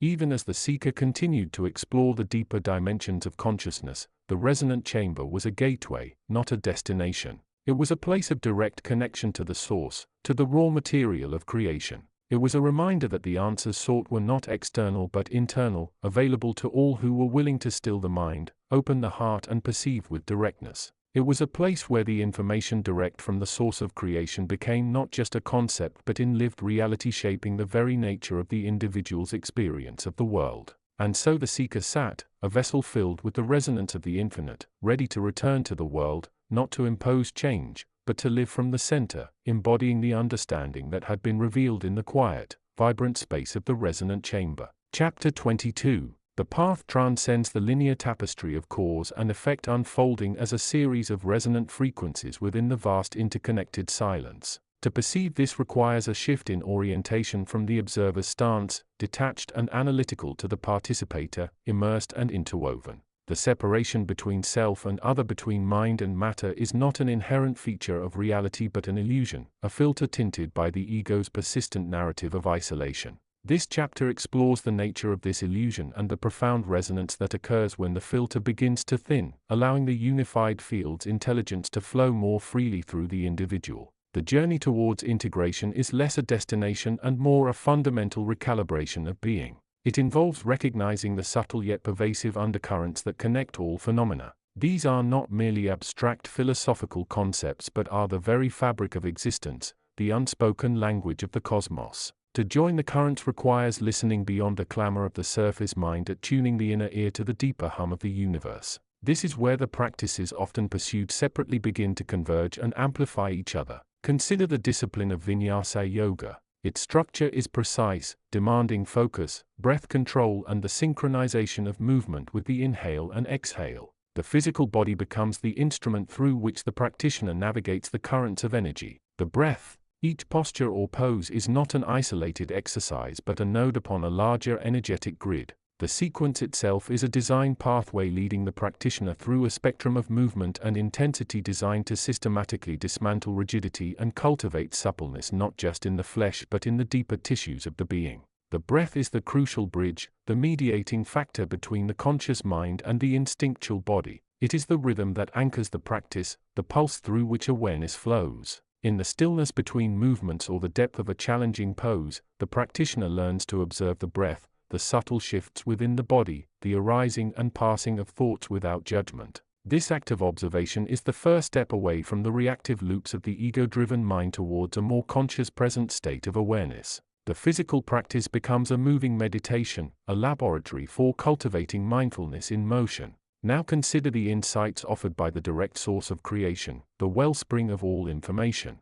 This source is not a person, place or thing, but the fundamental field of potential from which all manifestation arises. It operates beyond linear time and space, existing in the eternal now. Its nature is intelligence, pure, unconditioned, and infinitely compassionate. It seeks expression, seeks to know itself through the diverse tapestry of its creations. Information flows from this source, not as a series of commands, but as resonant possibilities, frequencies that the conscious mind, when still enough, can begin to perceive and integrate. The information received is often cryptic, symbolic, and deeply personal, tailored to the individual's readiness and capacity to understand. It speaks in the language of the soul, using metaphors drawn from the individual's own experiences and perceptions. It addresses the core of the being, the place where the deepest longings, fears, and patterns reside. It offers not just answers but the questions that lead to the answers, the prompts that nudge the individual towards their own higher wisdom. This is the direct transmission, the unfiltered guidance from the source of all that is. The initial reception of this information can be startling, confusing, or even frightening. The ego mind, accustomed to relying solely on its own processing and external validation, may resist or dismiss the insights. They often challenge deeply ingrained beliefs and conditioning, yet they resonate with a deeper truth, a sense of belonging to something vast and profound. The key is not to force understanding, but to hold the space for it, allowing the insights to settle and integrate gradually. This is where the synergy between the physical practice and the reception of higher information becomes apparent. The practice, through its rigorous demands and focus on breath and movement, systematically prepares the body and mind for deeper states of awareness. It clears the energetic pathways, much like clearing a channel for a river to flow. It builds the stamina and discipline needed to sit in the stillness required for inner listening. When the practitioner sits in meditation or simply rests in stillness after the practice, the mind, having been trained through the physical movements, is often more capable of quieting its incessant chatter. In this quieter state, the door is more readily open to the subtle frequencies of information flowing from the source. The physical discipline creates the inner stillness necessary for resonance to occur. The body, aligned and moving with intention, becomes a more sensitive antenna capable of picking up the deeper frequencies of the universe. The integration process involves allowing these insights to permeate the consciousness, not just intellectually understanding them, but feeling their truth in the body and the soul. It is about seeing the patterns in one's life through the lens of these deeper understandings and consciously choosing to shift one's resonance. It means aligning one's thoughts, feelings, and actions with the intelligence of the source rather than being driven by the fragmented ego-driven narratives that often govern human experience. This does not mean the end of the ego or the personal journey. The ego is the vehicle through which the individual experiences the physical world. The goal is not to eliminate it but to transcend its limitations, to use its drive and ambition in service of a higher purpose guided by the wisdom received from the source. It is a transformation of the ego's orientation from seeking fulfillment in separation to finding it in connection and contribution to the whole. The practitioner begins to see the interconnectedness of all events, all relationships. Actions that once seemed isolated gain a broader context, revealing their role in the larger tapestry of cause and effect, not as rigid determinism, but as opportunities for conscious choice and alignment. The sense of isolation diminishes, replaced by a feeling of belonging to a vast intelligent community. The individuality remains, but it is recognized as a unique expression within the unified field rather than an isolated entity. This state of integration is not a static achievement but a dynamic process of continuous alignment and reintegration. It requires ongoing practice both on the mat and in daily life. It requires the courage to face the deeper truths revealed by the source even when they are uncomfortable. It requires the humility to recognize that the individual's understanding is always incomplete, always open to refinement. The physical practice continues to be a vital anchor. The body remains the vehicle for expression and experience in this dimension. Through the discipline of and similar practices, the practitioner cultivates a body that is strong yet flexible, balanced yet grounded, capable of holding both the intensity of life's challenges and the peace of deep inner stillness. This physical resilience supports the inner journey, providing the stability needed to navigate the sometimes turbulent waters of insight and transformation. The information from the source complements this physical foundation by offering the deeper understanding and the spiritual perspective. It provides the map that clarifies the territory of the inner world, revealing the nature of the self beyond the constructs of the ego. It offers the keys to unlocking the potential for unconditional love, compassion, and wisdom that resides within every individual. Together, these paths create a powerful synergy. The physical practice clears the channels and builds the discipline, creating the fertile ground for the seeds of higher wisdom to take root. The direct transmission from the source provides the essential nourishment and guidance, revealing the deeper truths and the path towards integration.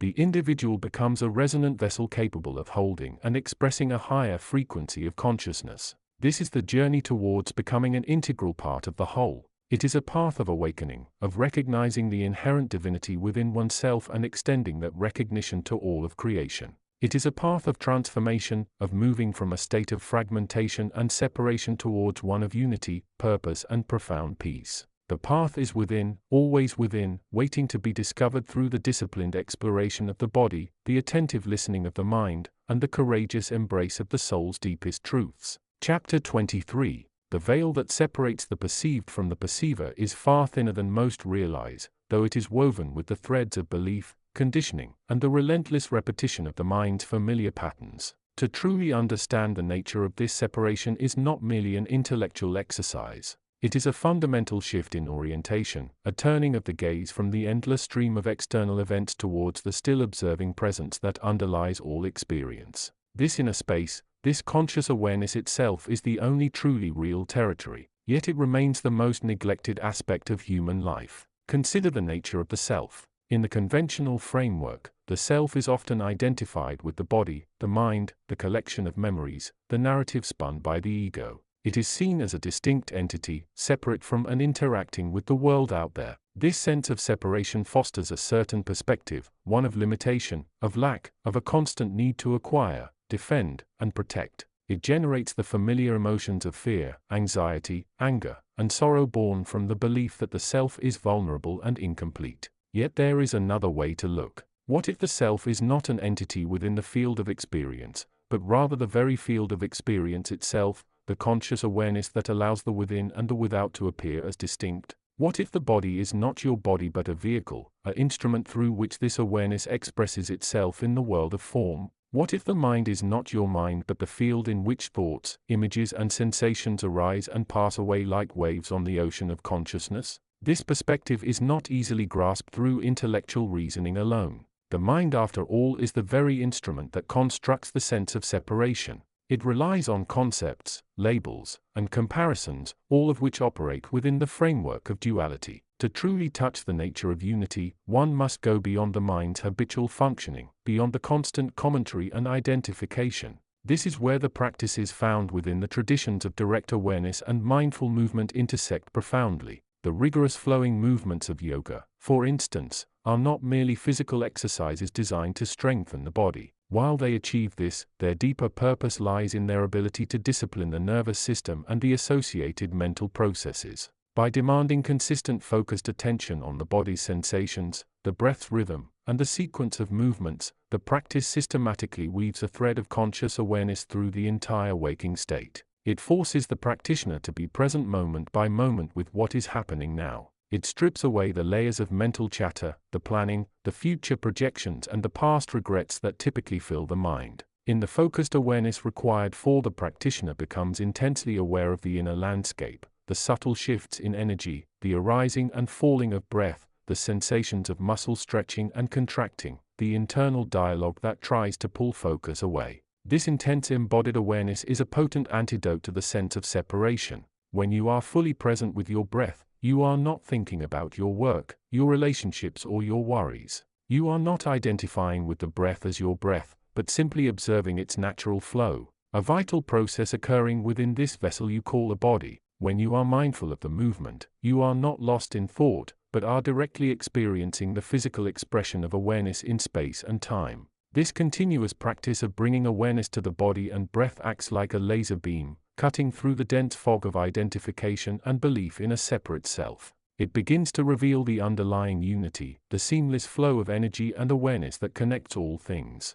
The boundary between the self and the other begins to dissolve, not through forced intellectual acceptance, but through direct experimental insight. This is where the insights offered by the teachings on the non-dual nature of reality find their ground. These teachings point towards a reality beyond the apparent distinctions of subject and object, inner and outer. They suggest that the perceived world with all its multiplicity and separation arises from a single undifferentiated source of awareness. To realize this is not to deny the world's existence, but to understand its true nature as a manifestation of consciousness, not separate from it. The path of integrating these practices involves a commitment to observing the inner and outer experiences without judgment, without attachment, and without aversion. It means recognizing that thoughts, emotions, sensations, and perceptions are all phenomena arising within the field of awareness. Like waves arising on the surface of the ocean, they come and they go, and the awareness that witnesses them remains untouched, like the ocean itself that remains undisturbed by the waves. Through consistent practice, both in the dedicated structure of mindful movement and in the quiet moments of daily life, the practitioner begins to shift from a state of reactive consciousness, constantly responding to the world based on past conditioning, towards a state of proactive awareness. This means not merely observing the world, but understanding the mechanisms of perception itself, recognizing how the mind constructs the sense of self and the feeling of separation. One begins to see that the I that thinks, feels, and acts is merely a convenient fiction, a temporary center of gravity within the flow of awareness. The true self is the awareness itself, the unconditioned witness, the ground of all experience. This realization does not necessarily lead to a sudden disappearance of the ego or the cessation of thought. Rather, it leads to a transformation in the relationship with these phenomena. The thoughts no longer define the experiencer. The experiencer, the aware presence, begins to observe and understand the thoughts. This understanding brings a profound sense of peace and freedom. It frees one from the tyranny of the past and the anxieties of the future, allowing one to live more fully in the present moment. It frees one from the need to constantly prove oneself, to acquire or to control. As these desires stem from the illusion of separation and incompleteness, it allows one to relate to others not as separate entities but as expressions of the same underlying awareness, fostering a sense of compassion and interconnectedness. The journey towards this understanding is inherently individual, yet it follows certain universal principles. It requires discipline, patience, and an unwavering commitment to observation and self-standing. It requires a willingness to question deeply held beliefs and to explore the nature of one's own consciousness. It requires embracing both the light and the shadow, recognizing that both are simply aspects of the totality of experience arising within awareness. The convergence of these paths, the direct exploration of consciousness and the disciplined cultivation of embodied awareness, points towards a transformation of perception itself. It moves one from a state of fragmented limited consciousness characterized by separation and suffering towards a state of unified expansive awareness characterized by peace, understanding and compassion. This is not merely a theoretical possibility, it is a direct experimental path available to all who are willing to inquire and to practice with integrity. The journey is ongoing, a continuous process of refinement and deepening understanding. It is a path that leads not to a final destination but to the realization that the true home has always been here within the field of conscious awareness itself. By turning the light of attention inward moment by moment through the disciplined practice of mindful observation, one begins to dissolve the veils of illusion and realize the profound unity of existence. Chapter 24. The landscape of understanding shifts not through the accumulation of external facts, but through the transformation of the perceiver within. This realization, a cornerstone of awareness, often emerges most powerfully when the mind, disciplined and focused, meets the subtle fields of existence. It is here at the intersection of inner practice and outer reality that the seeds of profound change are sown. Consider the nature of information itself not merely as data received from the world without but as the direct expression of the conscious field itself. Information in its most fundamental form is the resonance of awareness encountering the structure of reality. It is the knowing that arises unbidden or intentionally sought from the depth of the self. This is the perspective that views knowledge not as something acquired about oneself but as something that is the self in its act of perceiving. The world then becomes less a collection of objects to be studied and more a vast living laboratory for the exploration of consciousness. Every sensation, every thought, every emotion, every perception is a piece of direct information, a reflection of the underlying unity. This understanding finds fertile ground within practices that cultivate presence and direct experience. Consider the principles inherent in certain disciplines that emphasize the synchronization of breath, movement, and focused attention. These are not merely physical exercises, though they certainly engage the body. They are sophisticated methods for tuning the human instrument, the vehicle of consciousness, to resonate with higher frequencies of awareness. The physical form becomes the antenna, the sensory apparatus becomes the receiver, and the mind becomes the observer of the signals flowing through the interconnected web of existence. The synchronization of movement with breath, for instance, is a powerful technique for anchoring the attention in the present moment. It transforms the ordinary act of breathing into a conscious process, a bridge between the mental and the physical, the inner and the outer. Each inhale can be seen as drawing in vitality, connecting the individual self to the vast energy of the universe. Each exhale can be an act of release, letting go of mental clutter and energetic blockages. This rhythmic dance becomes a mantra in motion, a continuous practice of mindfulness that permeates the entire being. In this state of focused presence, the lines between the self and the other begin to dissolve. The practitioner ceases to be an isolated observer and becomes an integral part of the flow. The information that arises is no longer filtered through the usual layers of conditioning, expectation, and judgment. It becomes clearer, more direct, more authentic. It is the pure knowing that underlies all thought, the silence from which thoughts emerge. This is the source of the direct information mentioned earlier. It is the awareness itself experiencing itself through the various lenses of perception. This direct experience often touches upon the subtle energetic dimensions of reality that are usually overlooked. The body, far from being merely a biological machine, is seen as a complex energetic system, a field of vibrating frequencies interconnected with the fields of everything else. The practices encourage a sensitivity to these energies, to the subtle sensations that arise in the body-mind complex when alignment is achieved. This sensitivity is not merely physical, it is metaphysical, attuning the practitioner to the deeper currents of life. The integration of these insights requires a willingness to question long-held beliefs about the nature of self and reality. It challenges the conventional notion of the mind as the seat of consciousness, suggesting instead that consciousness is the underlying ground from which the mind along with the body and the world arises. The practices become a means of exploring this ground of experiencing consciousness directly rather than relying solely on the interpretations and narratives constructed by the mind. This process is not linear.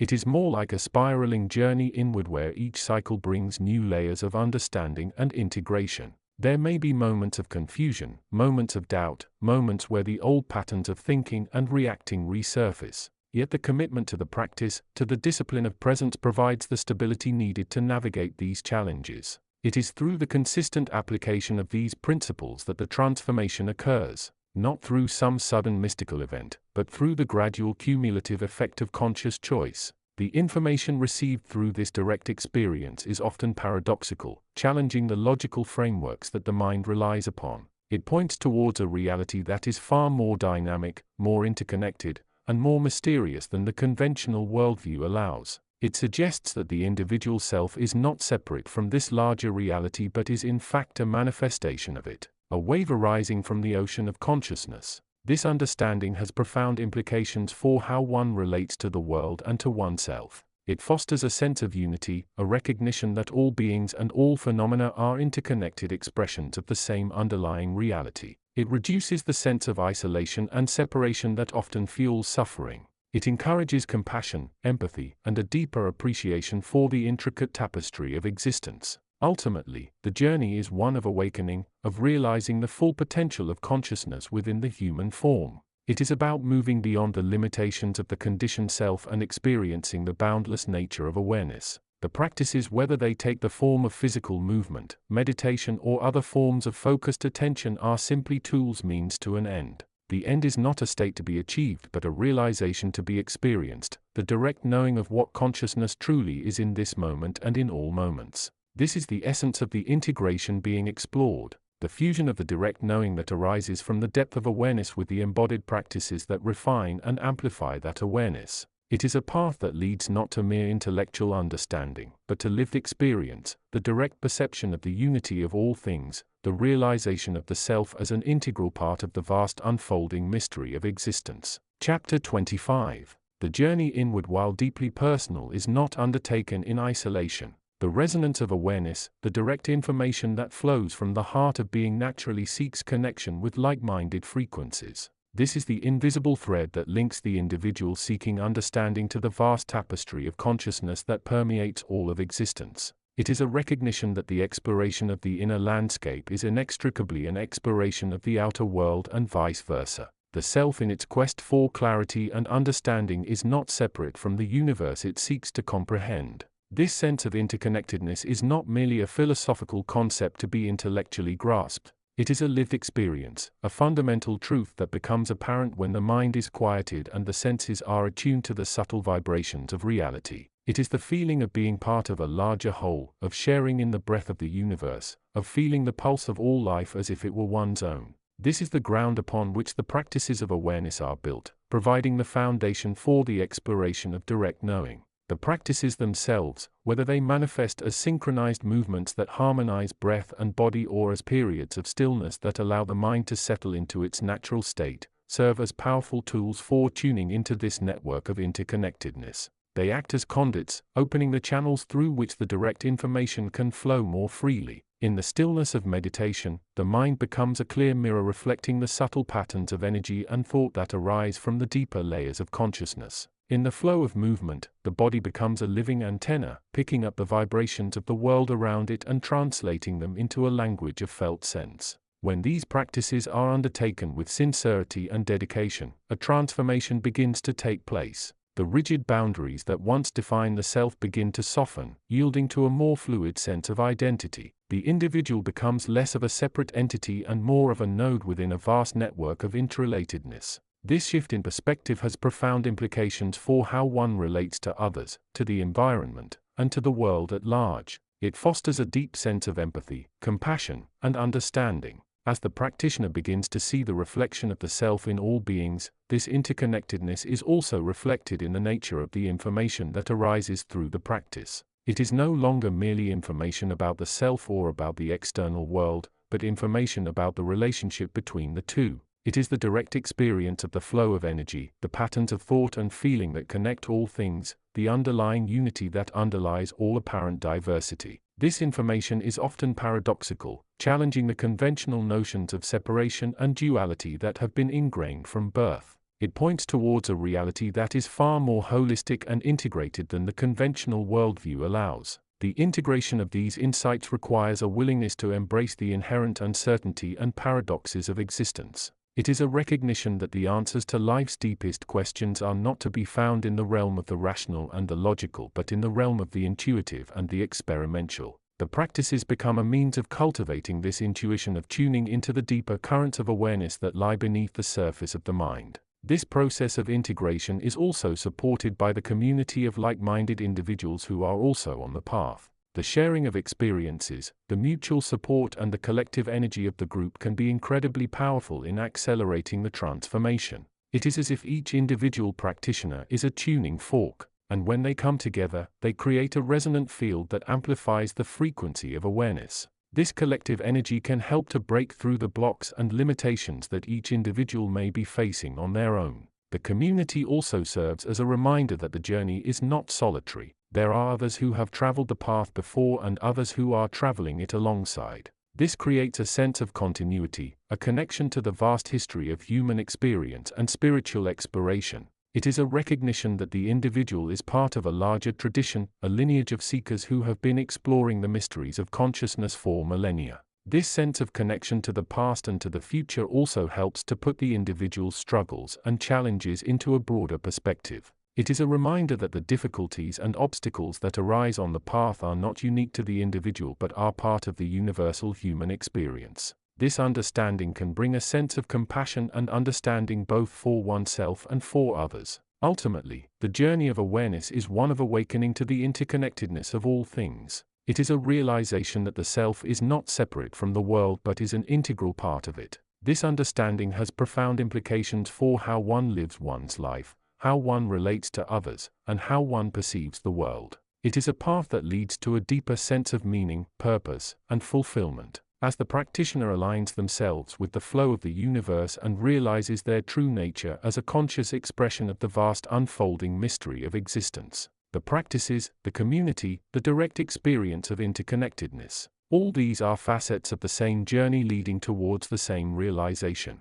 The unity of all things, the boundless nature of consciousness and the infinite potential of the human spirit. Chapter 26. The direct experience of interconnectedness, while profoundly transformative, is not the end point of the journey. It is rather a gateway, an opening into a vast ocean of awareness that lies beyond the limitations of the individual self. This realization that the self is not separate from the world is the first step on the path to a deeper understanding of the nature of consciousness itself. Yet there is much more to explore, much more to discover about the nature of this awareness and its relationship to the fabric of reality. To delve deeper into this exploration, one must cultivate a sense of curiosity, a willingness to question, and an openness to the unexpected. The mind once trained in the discipline of presence becomes a powerful instrument for exploring the inner landscape. It is no longer a tool for creating and maintaining the illusion of separation but a vehicle for navigating the vastness of awareness itself. This requires a fundamental shift in perspective from seeing the mind as the center of consciousness to seeing consciousness as the ground from which the mind along with the body and the world arises.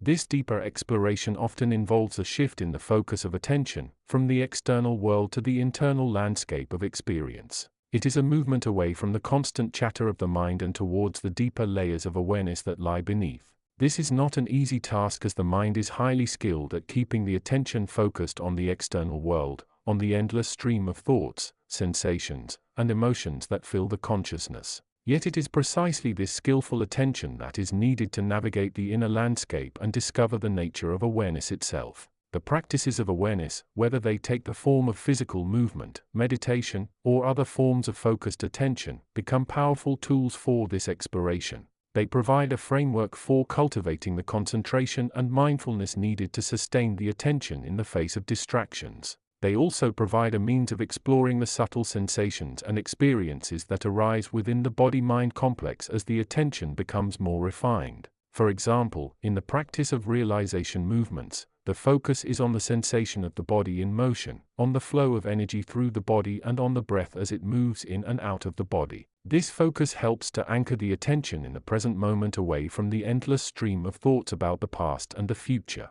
It also helps to cultivate a sense of awareness of the body-mind complex, of the intricate network of sensations and emotions that arise within. In meditation, the focus may be on the breath, on the subtle sensations that arise within the body, or on the quality of the mind itself. The goal is to observe these experiences without judgment, without attachment, without the desire to change them. This is a practice of non-reactivity, of allowing the experiences to come and go as they will while maintaining a steady focus on the present moment. It is through this practice that the deeper layers of awareness begin to reveal themselves. As the attention becomes more refined, a sense of clarity begins to emerge. The mind, once clouded by the illusions of separation and duality, begins to see more clearly the nature of reality. The apparent distinctions between the self and the other, between the mind and the body, between the inner and the outer, begin to dissolve. This is not an act of will but a natural consequence of the practice of awareness. It is the result of the mind becoming quiet enough to perceive the underlying unity of all things. This clarity is often accompanied by a sense of peace, a deep sense of calm that arises from the realization that the self is not separate from the world but is an integral part of it. It is a sense of peace that comes from aligning oneself with the flow of the universe, from recognizing that one is a part of something much larger than oneself. This peace is not the result of any external circumstances but arises from the inner transformation that takes place through the practice of awareness. This deeper exploration also involves a recognition of the limitations of the rational mind. While the rational mind is a powerful tool for navigating the external world, it is not equipped to grasp the full spectrum of reality. The rational mind is based on the concepts of separation and duality, on the assumption that the self is separate from the world. Yet this assumption is based on a limited perspective, a perspective that does not take into account the direct experience of interconnectedness. To explore the deeper dimensions of awareness, one must be willing to go beyond the limitations of the rational mind and embrace the intuitive and the experimental. The practices of awareness provide a means of cultivating this intuition, of tuning into the deeper currents of awareness that lie beneath the surface of the mind. It is through this direct experience that the limitations of the rational mind are transcended and a more comprehensive understanding of reality emerges. This comprehensive understanding is not a state to be achieved but a realization to be experienced. It is a recognition that the self is not separate from the world but is an integral part of it. It is a realization that consciousness is the underlying ground from which the mind along with the body and the world arises. This realization has profound implications for how one lives one's life, how one relates to others and how one perceives the world. It is a path that leads to a deeper sense of meaning, purpose, and fulfillment. As the practitioner aligns themselves with the flow of the universe and realizes their true nature as a conscious expression of the vast unfolding mystery of existence. The journey of awareness is a journey of discovery, a journey of exploration, a journey of transformation. It is a journey that leads to a deeper understanding of the self, of the world, and of the relationship between the two. It is a journey that is both challenging and rewarding, both difficult and joyful. It is a journey that is open to all who are willing to embark upon it. Chapter 27. The realization of interconnectedness, while profoundly liberating, is only the beginning of a much deeper exploration into the nature of consciousness itself. It is a gateway, an opening into a vast landscape of awareness that lies beyond the limitations of the individual self. This landscape is not a place to be reached, but a state of being to be experienced, a way of perceiving the world that is rooted in the direct knowledge of unity. To delve deeper into this exploration, one must cultivate a sense of curiosity, a willingness to question and an openness to the unexpected. The mind, once trained in the discipline of presence, becomes a powerful instrument for navigating this inner territory, moving beyond the familiar landscapes of thought and sensation into the more subtle realms of pure awareness. The journey into this deeper territory often involves a subtle shift in the quality of attention. It moves away from the focus on the content of experience, the thoughts, sensations and emotions that arise and pass away towards the very nature of awareness itself. This is not an act of will but a natural consequence of the sustained practice of presence. As the mind becomes quieter, as the fluctuations of thought subside, a sense of clarity begins to emerge, illuminating the underlying unity of all experience. The distinctions between the inner and the outer, the self and the other, begin to dissolve, revealing a reality that is far more holistic and integrated than the conventional worldview allows. This deeper exploration is often facilitated by practices that encourage a state of receptivity, a willingness to allow the experience to unfold without judgment or manipulation. Meditation in its various forms is a prime example of such a practice. By simply sitting with attention focused on the breath or on a point of awareness within the body, one creates a space for the direct experience of consciousness to emerge. In this space, the mind is no longer the controller, but the observer witnessing the flow of experience without attachment or aversion. It is in this state of witnessing that the subtle nuances of awareness begin to reveal themselves, revealing the interconnectedness of all things in a way that goes far beyond intellectual understanding. Similarly, the practices that involve the synchronization of movement with breath can be powerful tools for exploring this deeper territory. As the body moves through space, following the rhythm of the breath, the attention is drawn away from the chatter of the mind and into the present moment. The focus becomes the sensation of movement, the flow of energy. The path transcends the linear tapestry of time unfolding not as a sequence of discrete events, but as a continuous flowing river of awareness. The seeker, once thought of solely as an individual soul navigating the physical realm, begins to perceive themselves differently. They are not merely in the universe. They are the universe experiencing itself through the filter of a particular consciousness. This understanding is not arrived at through intellectual deduction alone. Though the mind plays its part in processing the insights, it arises more profoundly from a direct experience of the inner landscape. A landscape that mirrors the vastness and intricacy of the cosmos itself. This inner landscape is not static. It is a field of dynamic energy vibrating at various frequencies. Thoughts, emotions, memories, and sensory perceptions are like ripples on the surface of this field. In earlier stages of the journey, the seeker might have focused intensely on identifying, analyzing, and controlling these surface ripples. The chatter of the mind, the pull of desires, the grip of fears. This is the initial work, the necessary grounding, often akin to the rigorous physical and mental discipline found in certain practices dedicated to purifying the vessel. It builds strength, cultivates awareness, and begins to steal the turbulent waves. Yet, a point is reached where mere control or suppression becomes insufficient. The intellect can label, analyze, and even master the forms,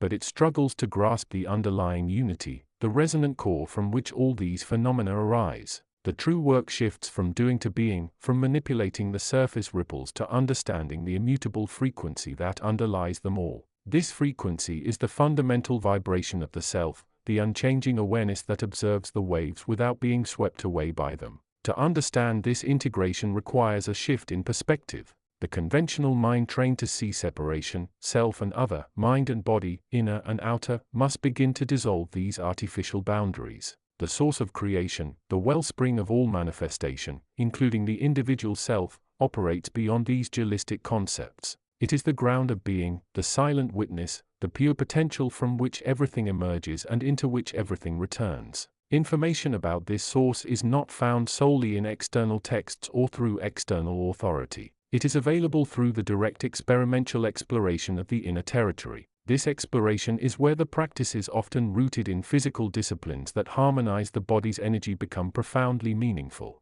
They are not merely exercises for physical health, though they certainly contribute to that. They are tools for tuning the instrument of the self, aligning its vibrations with the deeper, more resonant frequencies of the universal field. The deliberate movement, the realization breath, the focused attention. These are methods for cultivating a state of presence, a state where the mind becomes still enough to hear the whispers of this deeper reality. Consider the interplay between the structured rhythmic movements and the often unpredictable nature of the inner landscape. The physical practice provides a stable anchor, a point of return when the mind wanders into thought or emotional reactivity. Each repetition, each held posture becomes an opportunity to anchor awareness in the present moment, to feel the body as a vehicle for awareness rather than a locus of ego. The breath becomes the bridge, the flow of energy connecting the body, mind and the vast inner space beyond thought. In this space, the information direct from the source of creation begins to unfold. It is not always in the form of grand mystical revelations.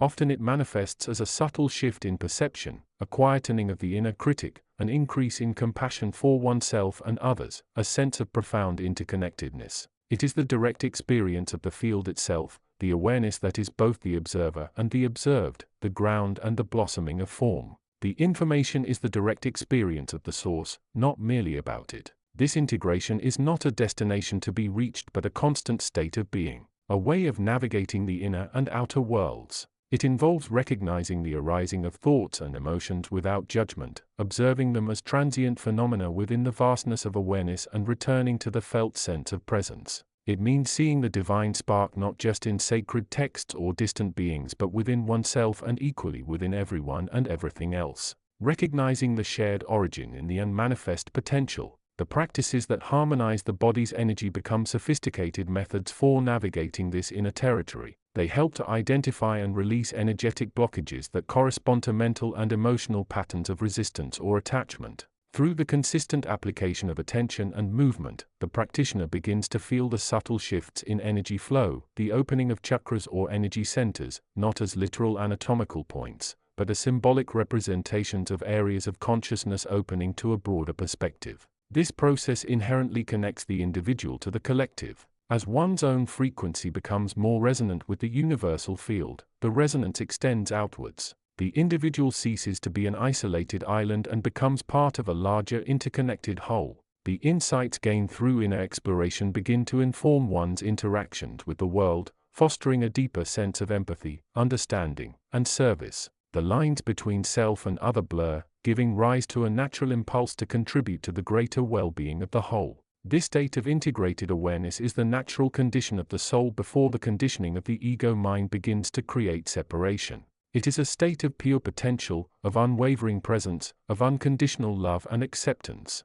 The journey back to this state is not about achieving something new, but about remembering who one already is. It is a process of unwinding the layers of conditioning, of seeing through the illusions of separation and limitation and reconnecting with the fundamental truth of one's own nature as infinite unbounded awareness. The path becomes less about striving and more about allowing. It is about trusting the process, showing up consistently on the inner mat and observing the transformations unfold with patience and self-compassion. The physical practices continue to be a vital support, a way to anchor the awareness in the body, the most tangible manifestation of the self in this realm. They remind the practitioner that the journey inward is deeply connected to the journey outward, that the transformation of the inner landscape inevitably reflects in the outer world and vice versa. This integration is the ultimate self-help endeavor. It is about discovering the infinite potential within oneself and learning to live from that place. It is about transforming the inner world, which in turn transforms the outer world.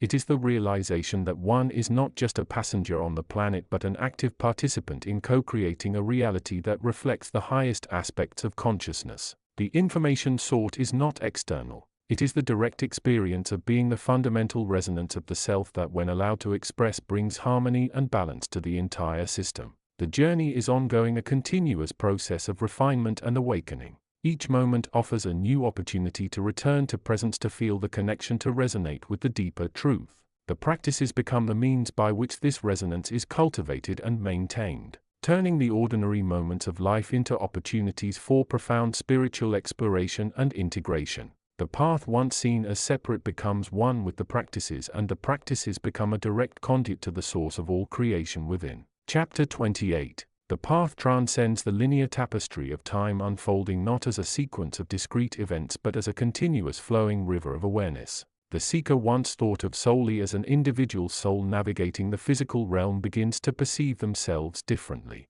They are not merely in the universe. They are the universe experiencing itself through the filter of a particular consciousness. This understanding is not arrived at through intellectual deduction alone, though the mind plays its part in processing the insights. It arises more profoundly from a direct experience of the inner landscape, a landscape that mirrors the vastness and intricacy of the cosmos itself. This inner landscape is not static. It is a field of dynamic energy vibrating at various frequencies. Thoughts, emotions, memories, and sensory perceptions are like ripples on the surface of this field. In earlier stages of the journey, the seeker might have focused intensely on identifying, analyzing, and controlling these surface ripples, the chatter of the mind, the pull of desires, the grip of fears. This is the initial work, the necessary grounding, often akin to the rigorous physical and mental discipline found in certain practices dedicated to purifying the vessel. It builds strength, cultivates awareness, and begins to steal the turbulent waves. Yet, a point is reached where mere control or suppression becomes insufficient. The intellect can label, analyze, and even master the forms, but it struggles to grasp the underlying unity, the resonant core from which all these phenomena arise. The true work shifts from doing to being, from manipulating the surface ripples to understanding the immutable frequency that underlies them all. This frequency is the fundamental vibration of the self, the unchanging awareness that observes the waves without being swept away by them.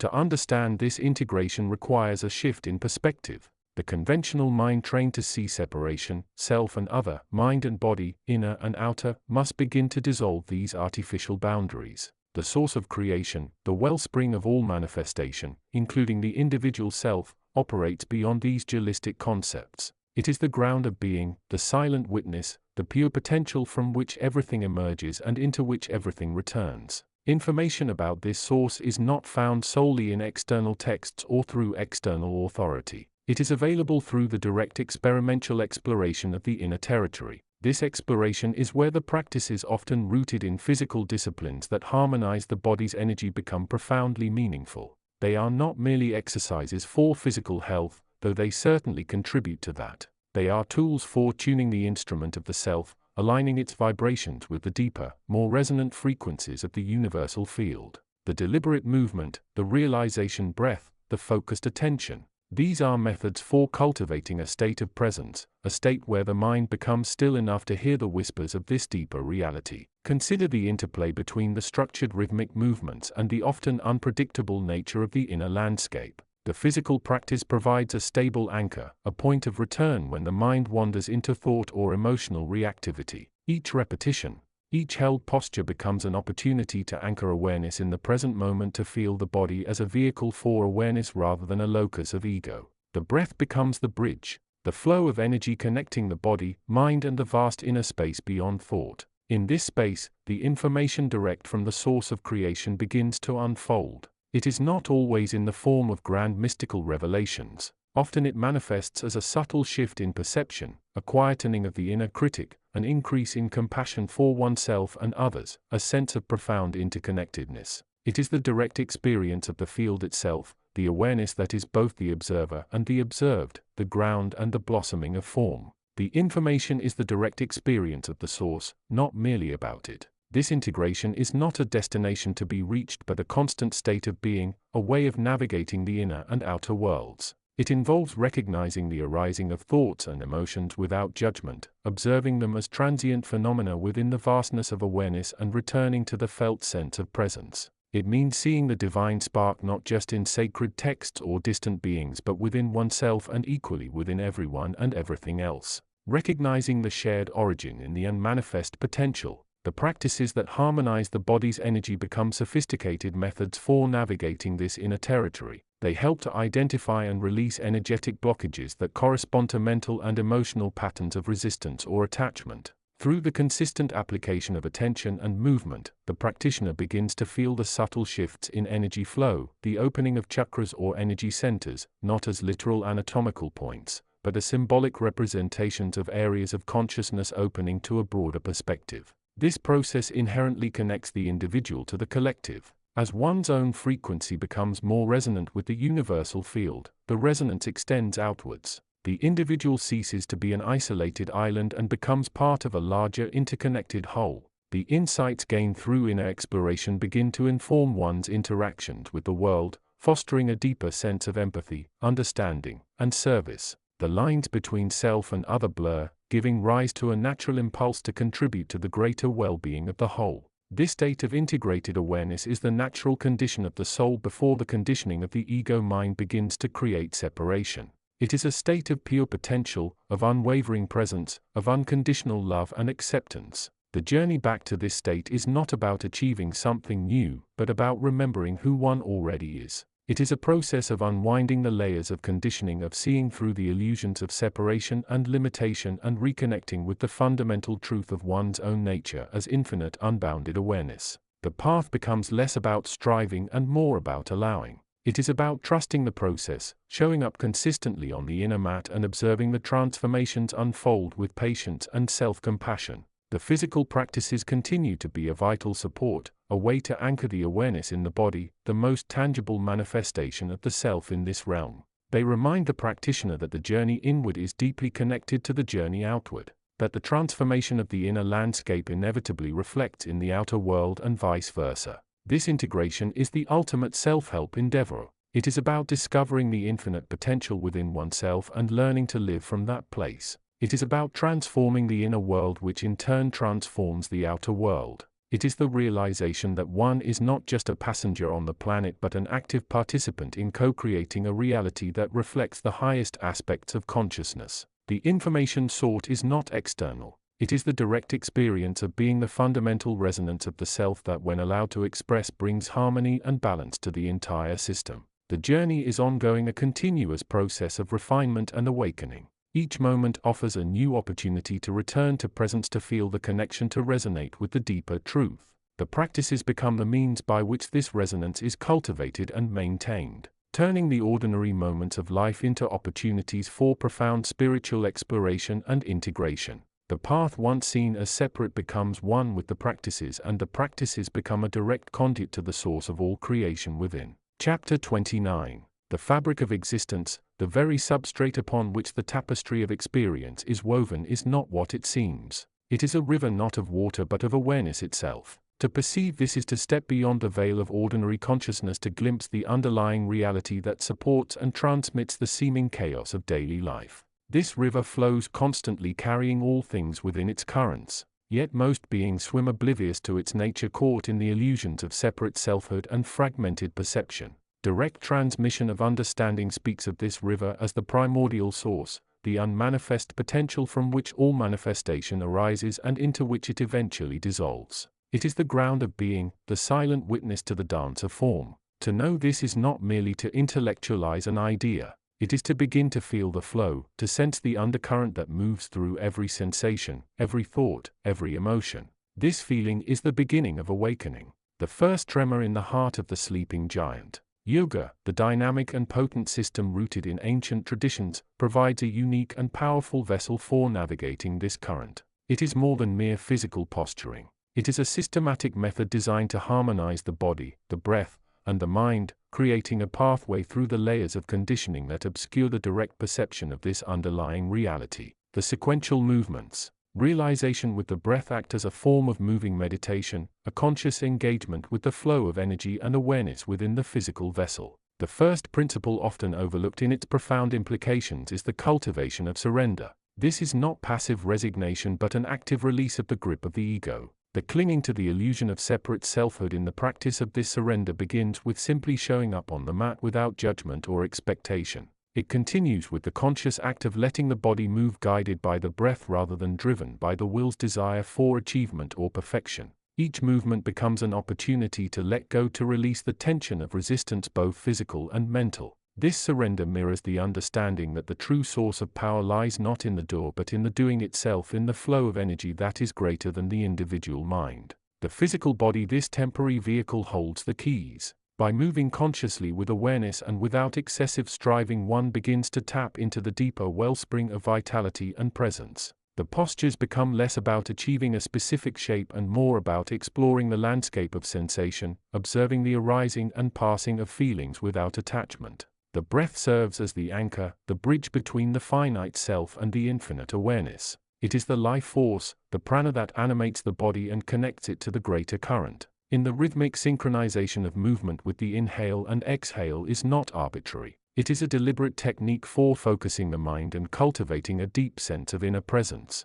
When the mind is held steady by the breath, the subtle nuances of sensation become more apparent. The feeling of the muscles stretching, the warmth building, the subtle shifts of balance, these become the raw material of awareness. This heightened state of awareness, cultivated through the discipline of the practice, begins to extend beyond the confines of the physical body. It becomes possible to perceive the interconnectedness of all things not as a philosophical concept but as a lived experience. The boundaries between self and other, between inner and outer, begin to soften. The practitioner starts to feel the resonance of their own movements in the environment, the subtle influence of their presence on the space around them, and the corresponding impact of external stimuli on their inner state. The challenges encountered on the mat become profound teachers. The discomfort, the fatigue, the moments of doubt, these are not obstacles to be overcome in the way the ego understands obstacles. They are signals, invitations to deepen the practice of awareness and surrender. When faced with difficulty, the direct transmission encourages not a fight against the sensation, but a gentle, curious investigation. What is this feeling? Where does it arise in the body? What thoughts accompany it? By observing without judgment, the practitioner begins to disentangle the sensation from the story the mind constructs around it. This process is akin to peeling back the layers of an onion, revealing the core of pure awareness beneath the layers of thought, emotion, and sensation. Each time the mind wanders during the practice, the gentle but firm guidance of the breath and the sequence brings it back to the present moment, to the direct experience of the here and now. This repeated practice day after day begins to rewire the nervous system, fostering a greater capacity for presence and reducing the tendency towards habitual reaction and rumination. As the physical body becomes more open, flexible and strong through the consistent practice, the energetic pathways, the nadis and the centers of consciousness, the chakras, begin to clear and balance. This is not merely a physiological process. Although it manifests physically, it is an energetic awakening, a opening up to the flow of life force that permeates all existence. The practitioner may begin to experience subtle shifts in perception, moments of clarity that transcend ordinary thought, or a profound sense of peace that settles deep within. The integration of these insights from direct transmission with the practice of yoga creates a powerful synergy. The yoga practice provides the discipline and the framework for the exploration, while the direct understanding offers the perspective that transforms the experience from mere physical exercise into a profound spiritual journey. It is a path that leads not to a distant goal, but to the realization that the destination is already here within the direct experience of awareness itself. Moment by moment, breath by breath, movement by movement. This path requires commitment, not in the sense of rigid adherence, but in the sense of consistent engagement with the process of awakening. It requires patience, for the unfolding is often gradual, subtle, and sometimes obscured by the ebb and flow of life. It requires an open heart willing to receive the lessons that come in unexpected forms and a curious mind, ever seeking the next layer of understanding. The ultimate realization is not a state to be attained, but the direct perception of the nature of reality itself. It is the understanding that the separate self is an illusion, a construct of the mind, and that the true nature of the individual is one with the flowing river of awareness, the unmanifest source from which all things arise. Yoga, with its discipline, its focus on the present moment, and its cultivation of breath awareness, becomes the means by which this perception is directly experienced, not intellectually grasped. The journey is ongoing, a continuous process of awakening, of moving deeper into the current, of dissolving the illusion of separation and realizing the unity of all things. It is a path that leads to greater freedom, greater peace, and a profound sense of connection with the vast unfolding mystery of existence. The mat becomes a sacred space, the breath a sacred tool, and the body a sacred vehicle for the journey home back to the direct experience of the ground of being itself. Chapter 30. The resonant frequency of integration. The path transcends the linear tapestry of time, unfolding not as a sequence of isolated events, but as a flowing river of awareness,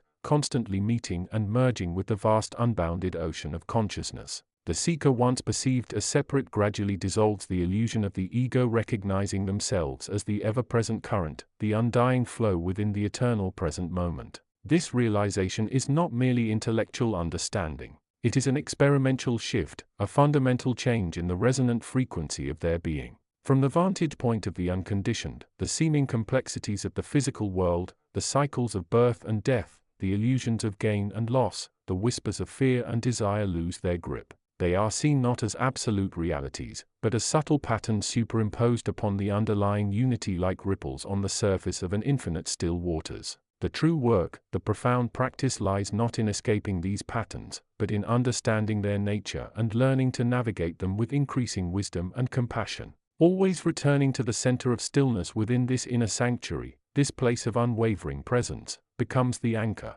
It is the still point from which all movement originates and to which all movement returns. The practices, once external forms, now transform into internal disciplines, tools for refining the quality of awareness. The postures, movements, and breath work of the physical discipline are no longer merely exercises for the body. They become meditative techniques, ways to cultivate mindfulness in motion, to feel the subtle interplay of energy and awareness within the physical vessel, and to trace the flow of consciousness beyond its limitations. The rhythm of the breath becomes a primary focus, a bridge between the finite and the infinite. Inhaling, one may perceive the subtle influx of life, the reception of universal energy, the embrace of potential. Exhaling, the outgoing flow of expression, the release of tension, the surrender of the known. It is a dynamic dance, a constant exchange, mirroring the larger cosmic rhythms. Within this rhythmic pulse, the mind finds its anchor, the restless intellect quieting into the felt sense of being. The body becomes a vehicle for this awareness,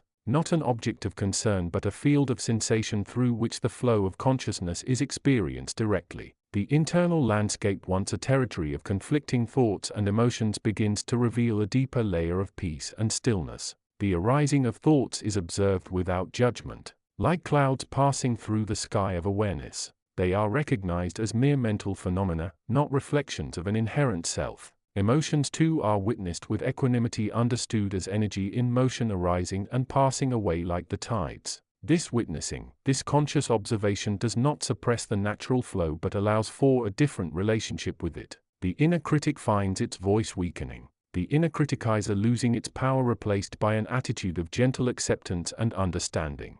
This integration is not a static destination to be reached but a dynamic process of becoming an ongoing alignment with the deeper nature of reality. It involves the harmonization of body, mind and energy, the bringing into balance the various aspects of the human experience. It is the recognition that the physical body, the mental processes and the subtle energies are not separate systems but interconnected dimensions of a unified field of awareness. The practices serve to attune these dimensions to create a resonance that allows the individual to operate from a more centered, authentic place. The external world continues to present its myriad challenges and opportunities. Relationships, work, responsibilities. These remain the crucibles in which the understanding is tested and deepened. But the perspective changes. Difficulties are no longer seen solely as obstacles or reflections of personal inadequacy. They are understood as opportunities for growth, as pointers towards areas within the self that require attention and refinement. Conflicts become less threatening as the sense of a separate vulnerable self diminishes, revealing a deeper interconnectedness and capacity for understanding. The practice becomes a way of life not confined to a specific time or place, but woven into the fabric of every moment. It is the conscious choice to meet each experience with awareness, to listen deeply, to speak truthfully from the heart, to act with integrity and compassion.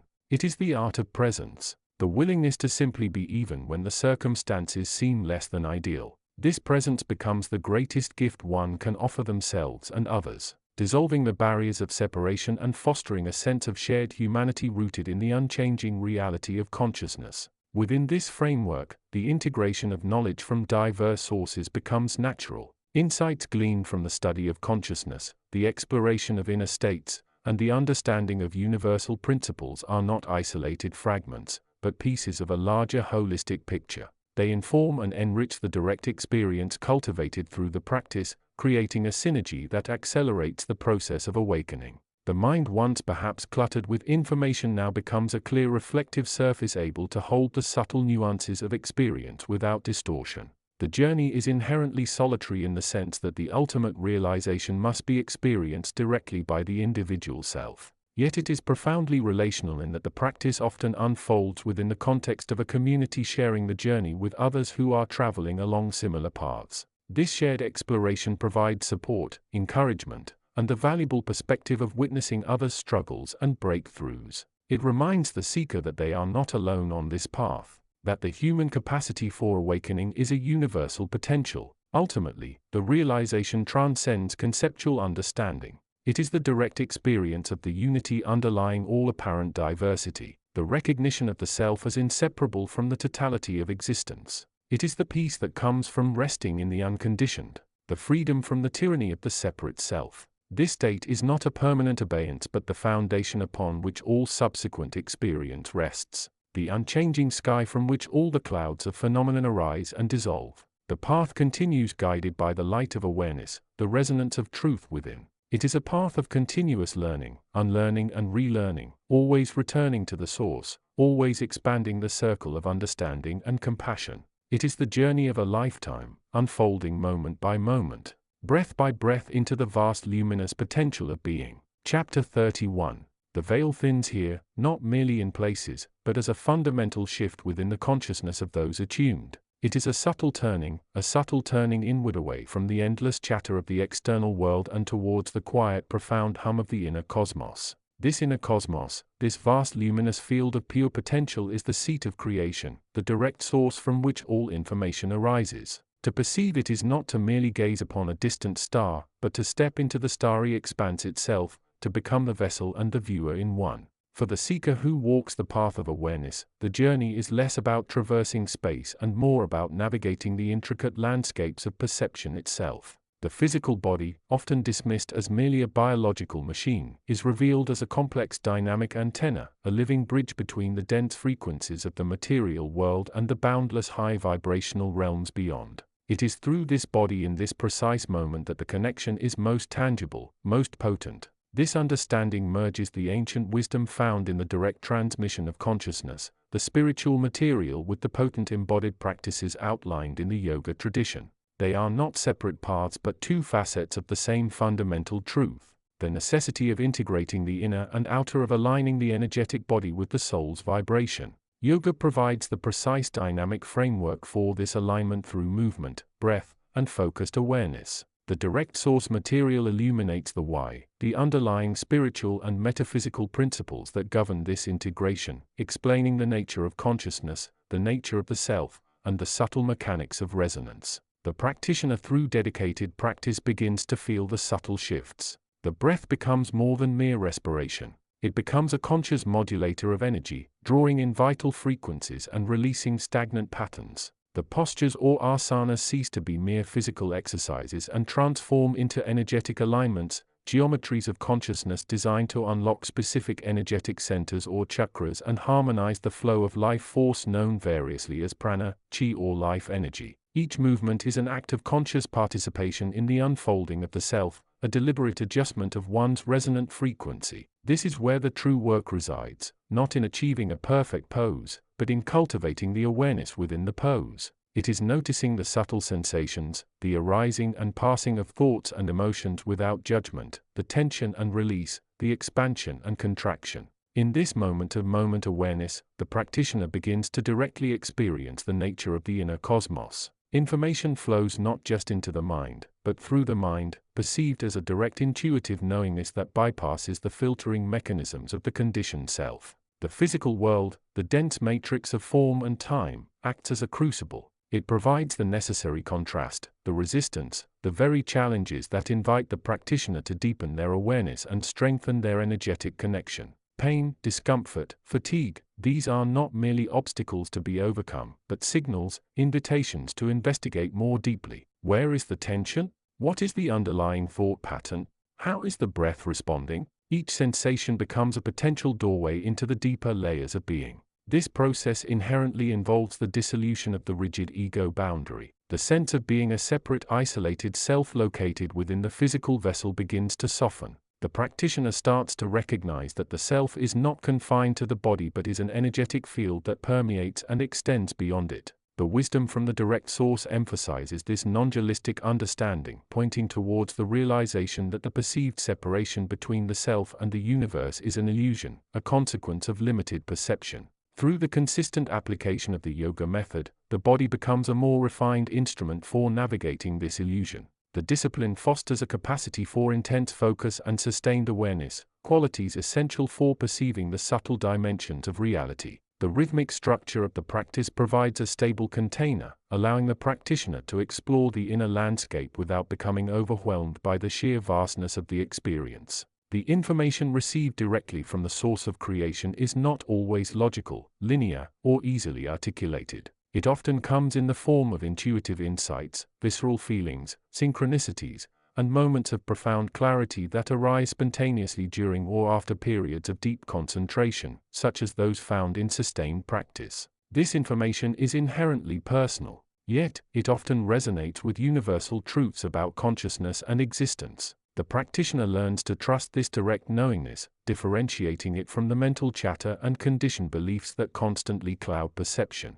As the body's energetic pathways become clearer and more open through the practice, the flow of this direct information increases. It guides the practitioner not necessarily towards specific outcomes or destinations but towards greater alignment with their true nature, towards living from a place of inner resonance rather than outer reaction. This alignment is the essence of the path. It is about tuning the instrument of the body and mind until it resonates with the fundamental frequency of the universe. The frequency of love, unity and infinite possibility. It is a continuous process of refinement, of conscious choice to perceive more clearly, to act more deliberately from a place of inner truth, and to embody the awareness that one is already connected, already whole, already part of the direct source of all creation. The journey is inward yet it has an outward expression. As the practitioner aligns their inner frequency, their interaction with the external world changes. They become less reactive, more compassionate, more present. They begin to see the divine spark within others, to recognize the interconnectedness of all beings. The physical world, once a source of confusion and suffering, transforms into a reflection of their own inner state, a mirror showing them the beauty and the light they are embodying. This is the synthesis, the direct knowingness received from the source, filtered through and expressed via the dynamic embodied discipline of yoga. It is a path of conscious evolution, a journey from separation to unity, from illusion to truth, from living according to conditioning to living according to the direct guidance of the soul. It requires commitment, courage, and an unwavering trust in the transformative power of awareness. The practitioner continues to move, to breathe, to feel, to observe, always returning to the present moment, the only place where true connection and transformation can occur. They are learning to dance with the frequencies to become the resonant chamber through which the music of the cosmos can be experienced directly, moment by moment, breath by breath, posture by posture. Chapter 32. The Convergence of Frequencies. The veil thins further here, not merely in a distant land or a fleeting state of mind, but as a constant underlying reality of the space between thoughts. One learns to perceive the subtle hum of the cosmos not as background noise, but as the fundamental language of existence itself. It speaks in frequencies, vibrations that resonate through the very fabric of being, both seen and unseen. This chapter delves into the convergence, the meeting point where the frequencies of the self, the frequencies of the practice, and the frequencies of the universal field begin to align and integrate. The journey towards this convergence often begins with the physicality of the yoga practice, the rhythmic breath, the unyielding sequence of postures, the focus required to move from one to the next without the mind's constant wandering. These are the anchors, the deliberate acts of grounding within the physical vessel. In the repetition, in the discipline, lies a powerful meditation. Each inhale draws in a frequency, an energy. Each exhale releases that which no longer serves, clearing the channels. The body becomes a resonant chamber, a tool for tuning into the deeper strumming of the universe. But the practice transcends the purely physical. As the body opens, as the breath deepens, the practitioner begins to access realms beyond the tangible. The sweat is not just physical cleansing. It is the shedding of old patterns, the dissolving of energetic blockages that have long held the true self in shadow. The heat generated within is a potent catalyst, a transformer capable of melting away the rigid structures of the ego, the self-imposed limitations that prevent alignment with a higher, more vibrational state of being. This is where the spiritual material, the insights gleaned from the direct source of creation, consciousness, becomes an invaluable companion. It speaks not of dogma or rigid belief but of the nature of consciousness itself as pure potential, as an infinite field of intelligence and possibility. It encourages the practitioner to move beyond the role of the victim or the seeker, to recognize that one is already whole, already connected, already a part of the creative process. The practice becomes a laboratory for experimenting with these concepts, a place to directly experience the nature of the self as formless awareness interacting through a temporary vehicle. The convergence occurs when the frequencies of the individual mind and body honed through disciplined practice begin to match the prevailing frequency of the universal field. It's a subtle shift, often felt more as a profound knowing than a dramatic event. Thoughts might still arise, but they no longer possess the same power to consume attention. The ego's narratives lose their traction, revealing themselves as mere stories told by an old consciousness. The practitioner begins to operate from a space of inner quietude, a stillness that resonates with the vastness of the non-physical realm. This non-physical realm is not a distant destination to be reached. It is the underlying source from which all manifestation arises. It is the field of pure potentiality, the unformed substance from which thoughts, feelings, and physical forms emerge. To align with this field is to operate from a place of inherent creativity and intelligence rather than from the limited perspective of the separate self. The frequencies of the practice become keys, unlocking access to this field, allowing the individual consciousness to draw upon its infinite resources. The sensations within the body during practice become rich with meaning. They are not merely indicators of physical strain or progress, but are also energetic signals, revealing the state of the internal landscape. A blockage in a posture might correspond to an energetic constriction, a place where old beliefs or emotional patterns are still held tight. The practice becomes an act of exploration, of gently probing these areas using the breath and the focused intention to dissolve the energetic knots, allowing the natural flow of life force or prana to return. This flow is the lifeblood of the energetic body, the carrier wave for higher frequencies. As the practitioner becomes more sensitive to these subtle energetic signals, the distinction between the physical and the non-physical begins to blur. The body is recognized as a sophisticated interface, a vehicle through which the frequencies of the inner self resonate with the frequencies of the universal field. Illness or injury might be viewed less as purely physical events and more as disturbances in the body's energetic harmony, signals that the frequencies are out of alignment, that there is a need for recalibration, rest, or a shift in perspective. The convergence is also an awakening to the interconnectedness of all things. The focused breath's realization movement becomes a microcosm of the universe's own rhythm, the dance of energy and form.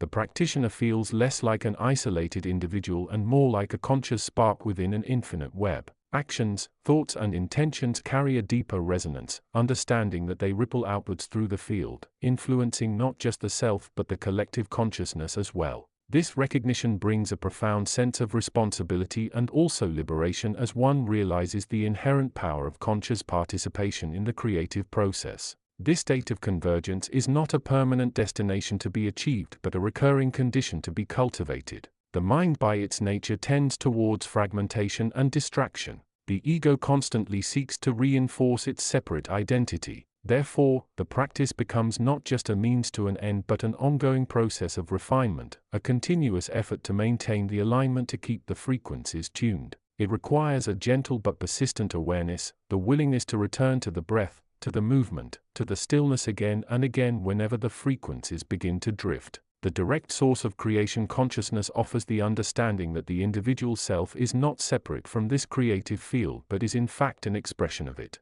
The practice provides the method, the discipline, the energetic tuning fork to consciously experience this unity. It is a way to move beyond the limitations of the conditioned mind and ego to directly experience the boundless potentiality of the inner self connected to the infinite intelligence of the universe. The convergence is the state of being where the individual frequency resonates perfectly with the universal frequency, where creation flows effortless through a conscious aligned vessel. Chapter 33. The resonance of intent. The fabric of existence, often perceived as solid and unyielding, is in truth a vast intricate tapestry woven from the threads of pure potentiality. This tapestry is not merely decorative. It is the very medium through which the unseen realms interact with the perceived world. To understand the nature of this interaction is to begin to grasp the fundamental mechanics of manifestation, a process far more subtle and precise than mere thought. Within the quiet chambers of the mind, beneath the surface ripples of conscious thought, lies a deeper current, a wellspring of intention. This intention is not merely a fleeting desire or a wish,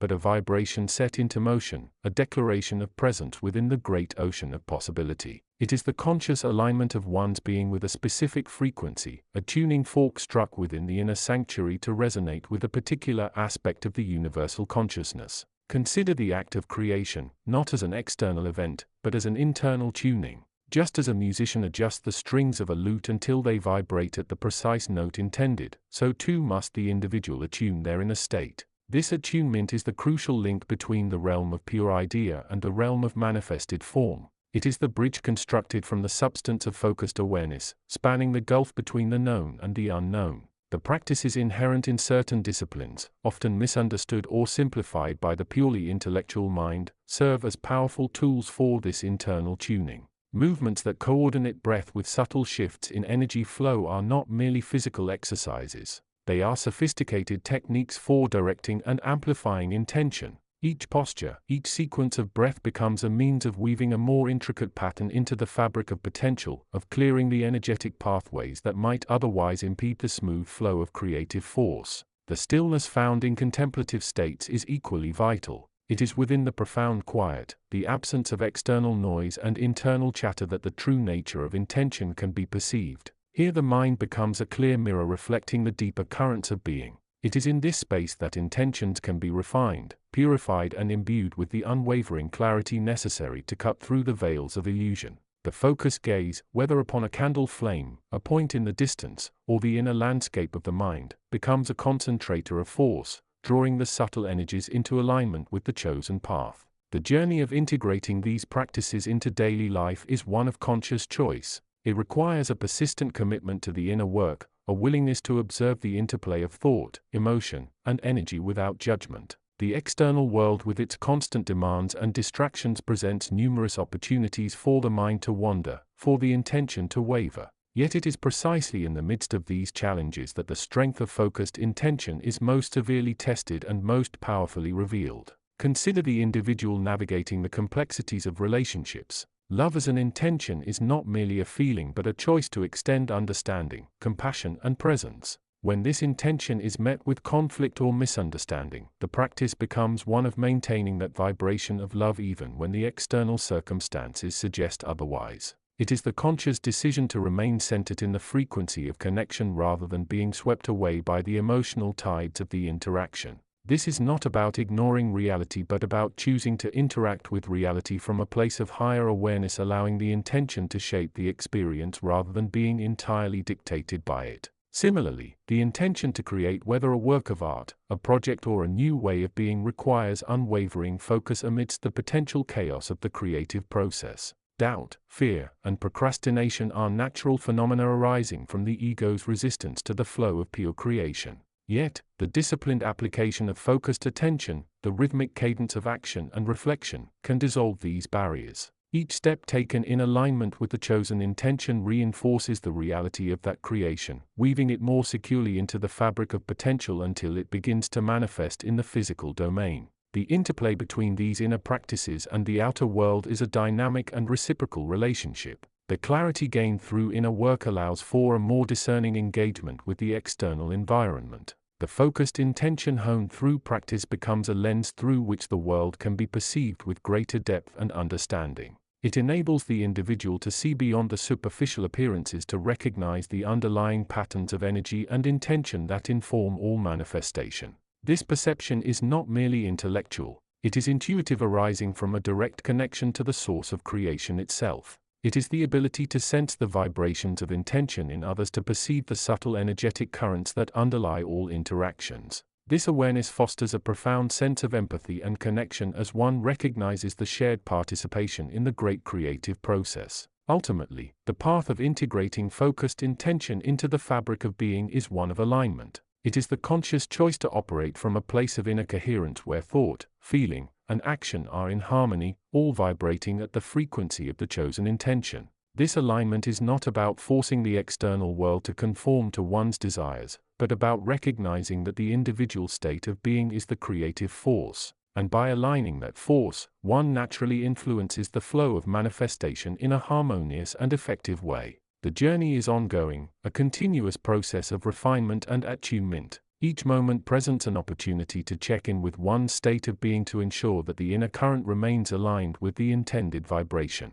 It is a practice of conscious presence, of engaging fully with each experience while maintaining a clear awareness of the deeper currents of intention that guide the way. By embracing these principles, the individual begins to perceive the world not as a collection of separate, unconnected events, but as a unified field of intelligent energy responsive to the quality and focus of intention. Within this framework, creation becomes an inherent aspect of being, a natural expression of the conscious participation of the individual soul in the unfolding mystery of existence. The distinction between the inner and the outer begins to dissolve, revealing the profound truth that one is in essence the weaver of the tapestry, and the intention is the very thread that connects all things. Chapter 34. The landscape beyond the perceptual barriers is not one of solid form, but of flowing energy and resonant frequency. It is a realm where the laws of physics as understood in the denser realms hold little sway. Time flows differently, sometimes stretching into eternity, other times compressing moments into expansive awareness. Space is less a container and more a fabric woven from the intentions and collective consciousness of all that exists. This is the great unfolding, the field of pure potential from which all manifestation arises and into which all manifestation returns. To navigate this space requires a different kind of awareness, one that moves beyond the mental constructs and emotional attachments that bind the consciousness to the physical plane. It requires a stillness of the inner vessel, allowing the self to become less a separate entity and more a sensitive instrument attuned to the vibrational undercurrents of the universe. Consider the journey of the individual consciousness. It begins in a state of profound unity, a seamless flow within the ocean of pure awareness. Then the process of individuation unfolds, a necessary but often painful separation, allowing for the experience of duality of self and other, of joy and sorrow. This separation is the crucible in which the human form is forged, providing the necessary contrast from which consciousness can learn, grow, and ultimately choose its path back towards unity. Yet many consciousnesses get lost in the crucible. They become identified with the temporary forms, the thoughts, the emotions, the roles they play. They forget their origin, the boundless potential that resides within them, and become trapped in a cycle of reaction and reactivity, of seeking fulfillment in external stimuli that can only offer temporary respite. They build walls around their awareness, not out of protection, but out of fear, fear of the unknown, fear of the vastness, fear of the responsibility that comes with true awareness. This state of limited awareness creates a subtle yet pervasive distortion within the individual and by extension within the fabric of the whole. It is like a small stone dropped into a still pond, creating ripples that spread outwards, affecting the entire system. The collective consciousness of humanity reflects this fragmentation, manifesting as disharmony, conflict, and a general sense of disconnection from the deeper truths of existence. But the path back always exists. It is a path of awakening, of reclaiming the innate connection to the source. It is a path that requires both the rigorous internal discipline of practices like yoga and the deep receptive listening inherent in the exploration of spiritual/metaphysical realities. Yoga, with its powerful vinyasa sequences and emphasis on breath synchronization, acts as a dynamic tool for purifying the body-mind complex. It forces the practitioner to confront limitations, both physical and mental, on a regular basis. Through consistent practice, the body becomes a more refined instrument for awareness. The breath, a bridge between the finite and the infinite. The heat generated within the body helps to burn away old patterns, releasing tension stored in the tissues and by extension the corresponding mental and emotional patterns. The rhythmic movement coupled with the focused breath helps to quiet the incessant chatter of the mind, creating moments of stillness where deeper awareness can emerge. It is a practice of discipline, of dedication, of turning the inner gaze outward and inward simultaneously. This physical discipline, however, is only the outer layer. It is the vehicle that carries the practitioner towards a more profound state of consciousness. The true work lies within, in the exploration of the nature of the self, the nature of thought, and the nature of reality itself. This is where the insights from the exploration of spiritual and metaphysical concepts become invaluable. Engaging with these concepts is not about intellectual understanding alone. It is about allowing the mind to become a still mirror reflecting the deeper truths without attachment to the concepts themselves. It is about recognizing the transient nature of all phenomena, understanding that the self is not the fixed entity defined by the ego but is something far more vast and subtle. Consider the nature of the mind itself. It is a remarkable tool capable of incredible feats of creation and analysis. Yet it is also a source of immense suffering when it becomes identified with its thoughts, when it gets caught in the endless cycle of planning, regret, judgment, and comparison. The practice of yoga, particularly when combined with the exploration of these deeper realities, becomes a way of disentangling the mind from this identification. It becomes a way of observing the thoughts without getting swept away by them, recognizing them as mere passing clouds in the vast sky of awareness. The exploration of spiritual and metaphysical concepts helps to provide a framework for this observation. It offers perspectives that transcend the limitations of linear thinking, suggesting that reality is far more interconnected and intelligent than the physical senses can perceive. It points towards the existence of subtle energies, vibrational frequencies, and consciousness fields that underpin all manifestation. It suggests that the individual self is not an isolated entity but is part of a vast interconnected web of life intrinsically linked to all that exists. This understanding has profound implications for the practice of yoga. It transforms the physical postures from mere exercises into opportunities for deeper exploration. Each movement becomes a chance to attune to the subtle energies within the body, to feel the flow of prana, the life force moving through the channels. Each breath becomes a bridge to the deeper self, a point of connection to the vastness beyond the ego. When the practitioner approaches the practice with this kind of awareness, the physical form becomes less important than the state of consciousness it serves. The challenges encountered on the mat are seen not as obstacles but as opportunities for growth, for learning more about the self and the nature of reality. The discomfort, the fatigue, the moments of doubt all become fertile ground for insight. They become reminders to return to the breath, to return to the present moment, to observe the inner landscape without judgment. This state of heightened awareness, cultivated through both the physical discipline of yoga and the intellectual and experimental exploration of spiritual and metaphysical concepts, is the gateway to profound transformation. It is a state where the individual consciousness begins to remember its true nature, one of infinite potential, unbounded awareness, and seamless connection to the source. In this state, the limitations of the physical form begin to recede. The practitioner learns to be present with whatever arises, whether it be physical sensation, emotional fluctuation, or mental thought, without becoming identified with it. They learn to rest in the space between the arising and the ceasing, in the stillness that underlies all movement. This is the essence of the awakening process. It is the gradual shedding of the layers of conditioning that have built up over lifetimes, revealing the underlying unity and peace that has always been present. It is the realization that the self is not the temporary vessel but the eternal awareness that observes the vessel and all other phenomena. The veil, as it is often called, is the perceptual barrier that has allowed for the experience of separation. It is not inherently malevolent, but it is a limitation. To thin this veil is not necessarily to remove it entirely, but to become sufficiently aware to see through its illusions, to perceive the deeper reality that lies beneath.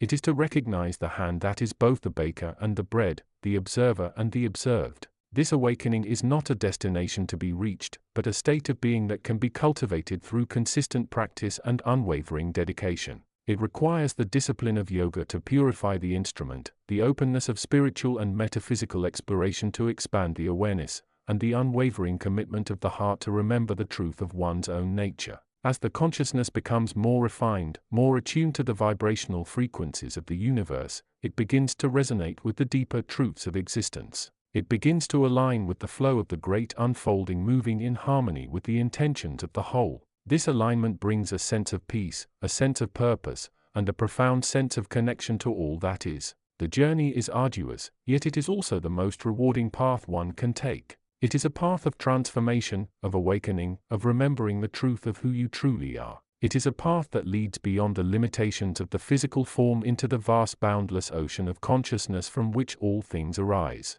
The veil thins here. The path is before you. Walk it with discipline, with openness, and with unwavering dedication to the truth of your own nature. Chapter 35. The veil thins further here, not merely in the sense of physical distance from the dense matrix of ordinary reality, but as a deepening of perception within the mind. One stands now on the threshold of understanding that the self, the perceived I, is not a fixed entity residing within a body, but rather a field of awareness, a point of observation from which the play of manifestation is perceived. This perception is the first step beyond the illusion of separation, the root of suffering as understood by many parts yet approached here through the lens of direct experience and subtle interaction. The practice continues not as a mere physical exercise but as a refined tool for navigating the inner territories. Each posture held with mindful awareness becomes a laboratory for consciousness. The body viewed not as an obstacle or a vehicle in the traditional sense but as a complex resonant system deeply interconnected with the subtle energies that underpin all reality. These energies, the life force, the pranic currents, flow through the physical structure along pathways anciently mapped by tradition but understood here on a more fundamental energetic level. Breath becomes the anchor, the unwavering point of reference. It is the bridge between the inner and outer worlds, the rhythmic pulse of consciousness itself. As one learns to follow the breath without judgment, without analysis, simply observing its ebb and flow, the mind begins to quiet. This quieting is not mere suppression of thought, but the dissolving of the incessant internal chatter that defines the limit itself. In the stillness between breaths, in the subtle transition points where inhalation meets exhalation, the field of pure awareness expands. This awareness perceives the body not as solid but as a field of vibrating energy influenced by thought, emotion, and environmental conditions. Tension arises not as a simple physical state but as a disruption in the flow of vital force, a blockage in the energetic pathways. By holding a posture, one learns to witness this tension, to feel its location and its energetic quality without necessarily trying to immediately fix it. The intention shifts from correction to understanding, from force to awareness. Consider a simple standing posture. Traditionally, one might focus on aligning the feet, legs, and spine. Here, the focus deepens. It becomes about feeling the ground beneath the feet, not just the physical contact but the subtle energetic connection, the root lock, the foundation from which stability arises. It involves feeling the energy rise from the feet traveling up the legs through the pelvis, spine, and into the crown. It means noticing any points of resistance, any areas where the energy feels constricted or stagnant, not just physically but suddenly. The system provides a structured framework, a series of movements linked by breath designed to systematically work through the body's energetic pathways. It acts as a form of energetic tuning, like stretching and strengthening the subtle wires that connect the physical form to the field of pure awareness. Each sequence becomes a journey moving the body through a range of motions that can help to release energetic blockages, stimulate the flow of prana, and bring the practitioner into a more coherent state of being. Yet the true practice extends far beyond the mat. The postures are a training ground, a place to hone the skill of mindful awareness. The challenge lies in carrying this awareness off the mat into the midst of life's demands and distractions. The office, the home, the interactions with others. These become opportunities to practice presence, to observe the mind without identification, to feel the subtle energetic currents of the self and the environment. When faced with a challenging situation, the trained awareness allows for a different response. Instead of reacting automatically from a place of conditioned patterns, one can pause. There is a space created, a moment to observe the arising thoughts and emotions, to feel the body's physical response. The tightness in the chest, the knot in the stomach. This observation, this non-judgmental awareness, begins to alter the energetic quality of the situation. The energy of resistance softens into the energy of acceptance or at least understanding. This does not mean passivity, it means responding from a place of greater clarity of alignment with the deeper self rather than from the fluctuating ego self which is often driven by fear, desire and the need for validation. The physical practice builds the internal resilience, the capacity to handle the energetic shocks of life with greater equanimity. It cultivates a body-mind that is more flexible, more open, less prone to getting entangled in the illusions of separation and limitation. The subtle energies, the pranas, are not just physical forces. They are intimately connected to the qualities of consciousness. When the flow is smooth and balanced, the mind tends to be clearer, more focused, more creative. When there are blockages leading to tension and stress, the mind becomes clouded, scattered, and prone to anxiety. The practice therefore becomes a way of refining not just the body but the very quality of one's internal energetic and mental landscape. There is a sense here of interconnectedness that transcends the usual understanding of the self as an isolated individual. As one becomes more attuned to the subtle energies within, one also becomes more sensitive to the energies of the environment, the collective field of consciousness. One begins to perceive the subtle influences of others, the emotional and energetic undercurrents in a room, the resonance of the natural world. This perception is not clairvoyance in the sensational sense, but a deepening of intuitive understanding, a direct perception of the underlying energetic reality that connects all things.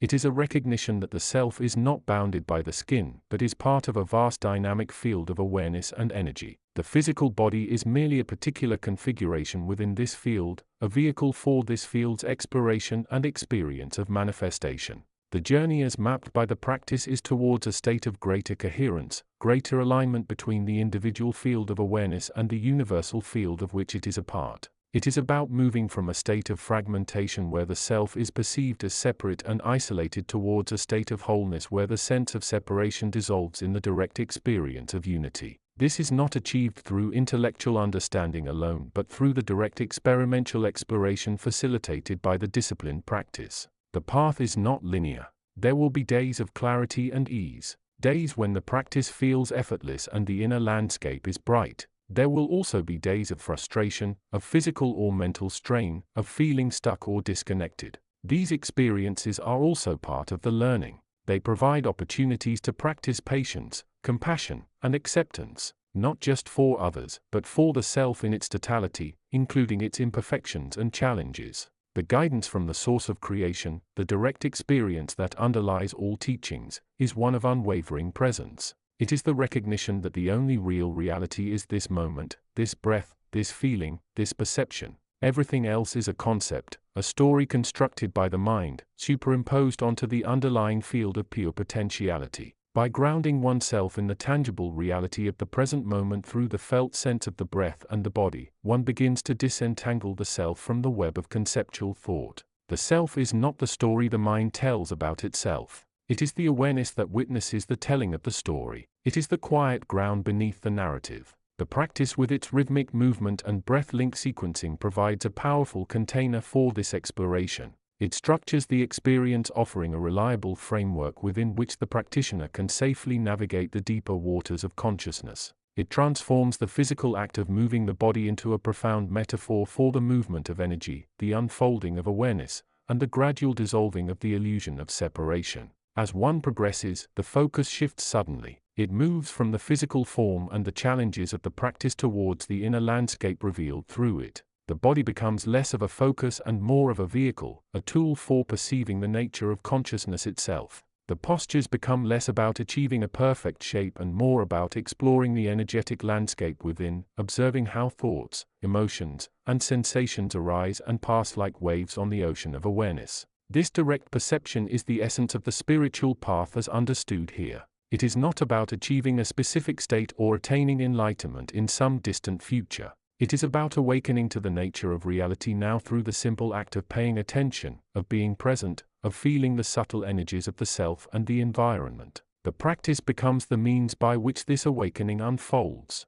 Moment by moment, posture by posture, breath by breath. The journey is vast, encompassing the exploration of the physical, mental, and subtle energetic bodies. It involves understanding the dynamics of consciousness, the interplay of awareness with manifestation. It is a path of refinement, of moving towards greater coherence and resonance with the underlying field of universal energy and awareness. It is a path of direct experience where the teachings become alive within the practitioner, not as external doctrines but as truths revealed through the act of mindful presence. Chapter 36. The veil thins further in the spaces between thought, where the subtle bodies whisper their ancient truths. Here, beyond the rigid structures of physical law and the hurried narratives of the mind, lies a realm of pure potential, a garden of infinite possibility tended by the quiet force of consciousness itself. This is not a place one visits in the ordinary sense, but rather a space into which one allows the self to dissolve, to become the unbound essence from which all forms arise.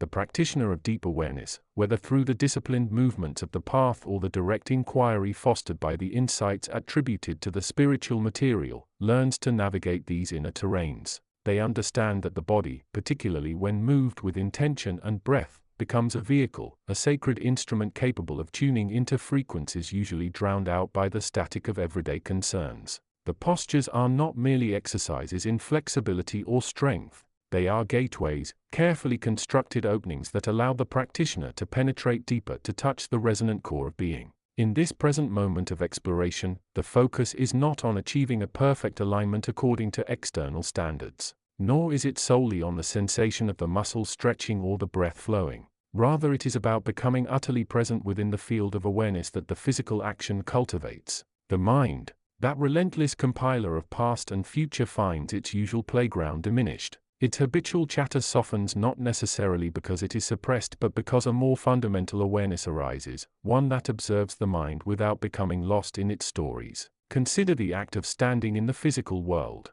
It seems simple, a fundamental function. Yet, when approached from the perspective of inner connection, standing becomes a profound act of grounding and centeredness. Feel the feet rooted to the earth not as anchors in resistance, but as points of connection, channels through which the supportive energy of the environment can flow upwards. Sense the spine lengthening not as a physical act of pulling but as an allowance for the vertical alignment that naturally supports the free flow of prana, the life force that animates all existence. This prana, this vital energy, is the bridge between the physical and the subtle, the tangible and the intangible. It is the very substance of the inner world, the medium through which spiritual insights are transmitted and through which the body-mind complex is integrated. The system, with its prescribed sequences and emphasis on breath synchronization, provides a powerful framework for this process. It acts as a scaffold, a structured path that guides the practitioner through a progressively deeper exploration of the self. Each movement, each transition between postures is an opportunity to refine awareness, to observe the inner landscape with increasing clarity. The breath becomes the anchor, the unwavering point of reference in the midst of dynamic change. It is the rhythm that connects the outer actions to the inner experience, the pulse of consciousness itself. Now integrate the insights from the other path, the understanding that we are not merely physical beings having a spiritual experience, but rather conscious essence expressing itself through form, provides a profound context for the physical practice. The body is not an obstacle to be overcome or a machine to be optimized, but a sacred temple, a living manifestation of the universal creative principle. The postures become offerings, acts of devotion to the inherent intelligence and love that underlies all reality. Within this framework, the concept of information direct from the source of creation takes on new meaning. It is not about receiving external dogma or esoteric secrets but about tuning into the inherent intelligence that operates within and through the self and by extension the universe. This intelligence is always available, waiting to be perceived by a consciousness willing to quiet the noise of the mind and become present to the direct experience of being. The physical practice acts as a catalyst, clearing the channels through which this direct perception can flow. Imagine for a moment the practice not as a series of tasks to be completed but as a conversation between the conscious mind and the deeper self, facilitated by the body and guided by the breath. Each sensation, each feeling, each arising thought is a message. Instead of judging or analyzing, the practitioner learns to simply receive, to feel the warmth of expansion without grasping it, to notice the subtle tremor of effort without struggling against it, to observe the arising and passing of thoughts without getting caught in their narrative. This is where the spiritual material resonates deeply. It emphasizes the power of assumption and the nature of reality as a construct of perception. If one assumes the self is separate and limited, then that assumption will color all experience. If one assumes the self is infinite and interconnected, then that assumption will begin to reshape reality from the inside out. The practice by its very nature encourages this shift in assumption.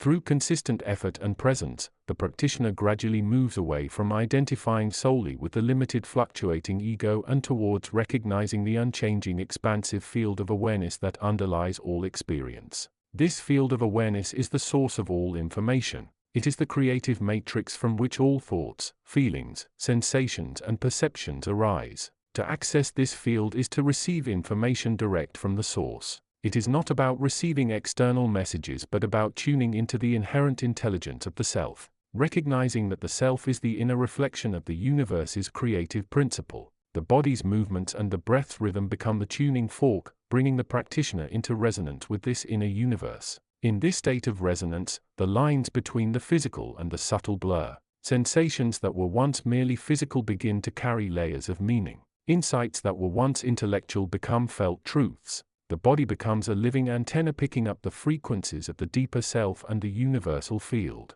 The postures once mere exercises reveal themselves to be dynamic meditations, each movement a step deeper into the heart of being. Consider the act of balancing in a challenging posture. On the surface, it is about physical control and concentration, but beneath that lies a deeper lesson, the cultivation of presence and the recognition of the self as more than the physical entity attempting the balance. The fear of falling, the effort to stay upright, the focus required. All these become opportunities to observe the mind's workings and to trust in the underlying stability that exists even amidst the apparent chaos. This trust is not blind faith, but a direct perception of the inherent support that is always available, a reflection of the unconditional support of the universe itself. The journey described here is not one of reaching a final destination but of awakening to the nature of the path itself. It is a continuous process of refinement, of deepening awareness, of moving ever closer to the direct experience of consciousness. The practice provides the discipline and the structure, while the insights from the other path offer the perspective and the understanding that we are already home, already connected to the source of all creation.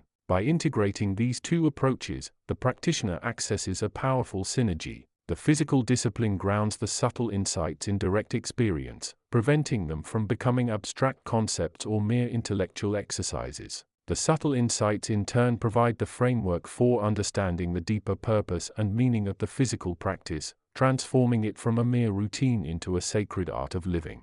In the end, the goal is not to master the postures or to achieve enlightenment according to any particular definition. The goal is to live from a place of greater awareness, to move through life with more presence and intention, to recognize the sacredness of the moment and the inherent unity of all things. This is the direct path, the path of conscious embodiment, where the physical form becomes the vehicle through which the infinite expresses itself in the finite, and where the practitioner experiences the profound truth that they have always been and always will be connected to the source of all information, all creation, all love. Chapter 37. The fabric of existence, often perceived as solid and unyielding, is in fact a vast intricate tapestry woven from the threads of pure potentiality. This tapestry is not merely decorative. It is the very medium through which the unformed information, the direct source of all creation, expresses itself. To perceive this requires a shift in orientation, a turning inward from the frantic activity of the external world towards the still vibrant field of one's own being. It is here in the quiet sanctuary of consciousness that the nature of resonance becomes clear. Resonance is the language of the soul. It is the principle by which like frequencies attract and align. Just as a tuning fork when struck will cause nearby forks of the same pitch to vibrate sympathetically, so too does the focused intent of a conscious mind send out vibrations that seek their counterparts throughout the metaphysical field. This field, often described in spiritual terms as the Akashic records or the collective unconscious, is the vast repository of all information, all possibility, all the echoes of creation since time began. The practitioner of integrated awareness, one who walks the path that bridges the physical practice with the deeper exploration of consciousness, learns to become a conscious oscillator. The deliberate breath realization movements of the yoga system are not merely physical exercises. They are sophisticated tools designed to attune the body-mind complex to align the vibrational frequency of the self with higher, more refined states of being. Each posture, each sequence is imbued with a specific energetic quality, a particular vibration that when accessed and maintained through mindful attention acts as a tuning fork for the deeper self. Consider the act of standing. In the foundational postures, the simple act of grounding the feet, distributing the weight evenly, and lengthening the spine becomes a profound act of connection. It is an anchoring not just to the earth beneath but to the vastness above. The spine, often referred to as the central channel or axis of the body, is seen as a conduit, a pipeline through which the pranic energy, the life force, flows when aligned and extended through the practice. This pipeline becomes clearer, more robust. The resonance generated by this alignment is one of stability, presence, and connection to the foundational energies of existence. Moving into deeper postures requires more than physical strength. It demands flexibility, both physical and mental. The mind must learn to release attachments to the physical sensations of effort or strain, allowing the body to open not through force, but through the gentle application of awareness and the natural unfolding of potential. This process mirrors the unfolding of the universe itself, a constant expansion from a point of focused intention into the vastness of possibility. The resonance here is one of expansion and the courage to explore the unknown territories of the self and the cosmos. The breath is the bridge. It is the rhythmic pulse that connects the finite physical body to the infinite flow of consciousness. In the breath is never an afterthought. It is the driving force of the sequence. Ujjayi pranayama. The gentle ocean-like breath creates an internal sonic environment that soothes the nervous system, elevates the vibrational frequency, and allows the practitioner to dive deeper into the experience of bandha, the energetic locks that seal and redirect the prana within. Through the breath, the practitioner generates a specific resonance, a vibration of focused awareness that permeates the being and sends ripples outwards into the informational field. This resonance, generated through the combination of physical alignment, mental focus, and breath synchronization, acts like a signal broadcast into the metaphysical ocean. It does not seek to impose will upon the universe, but rather to express the unique frequency of the individual consciousness. This expression is the act of creation in its most fundamental sense, the bringing forth of the unique self into alignment with the totality of existence. Information, the direct source, responds to this resonance. It is not a passive repository to be merely read, but an active dynamic field that shapes and is shaped by consciousness. When the practitioner's intent is clear, whether it be the simple intention to explore the limits of their own potential, to heal a specific condition, or to connect with a particular aspect of their higher self, this focused energy amplifies the resonance. The signal becomes stronger, more distinct, and in response, the field provides. Insights emerge not as logical deductions, but as intuitive flashes, sudden understandings that feel like they come from elsewhere. Connections are made between disparate pieces of knowledge, seemingly by chance,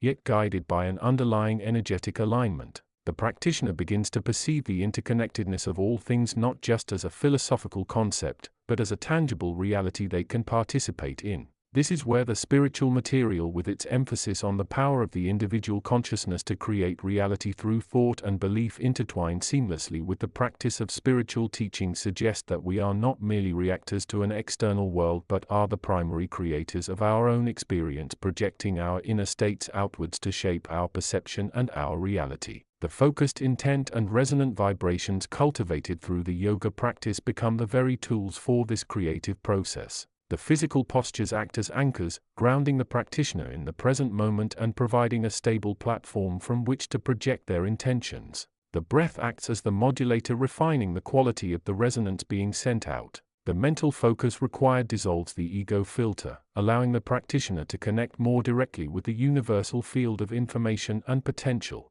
It is through this integrated practice that the practitioner learns to consciously direct their resonance, to use it not just for personal well-being but for the exploration of the deeper metaphysical truths. The journey is one of discovering the self not as a fixed entity within the physical body but as an expansive consciousness that permeates and transcends the form. The practice becomes a laboratory for consciousness, a place where the laws of physics as currently understood are observed and then transcended through the power of focused intent and resonant frequency. The practitioner learns to navigate the subtle energies, to perceive the informational patterns that underpin reality, and to participate consciously in the ongoing dance of creation. In this state, the boundary between the self and the other dissolves. The resonance sent out by the practitioner finds its echoes in the vast formational field, and the field in turn provides the feedback, the insights, the guidance necessary for continued evolution. The practitioner becomes less of an observer and more of an active participant, weaving their unique thread of intention into the grand tapestry of existence.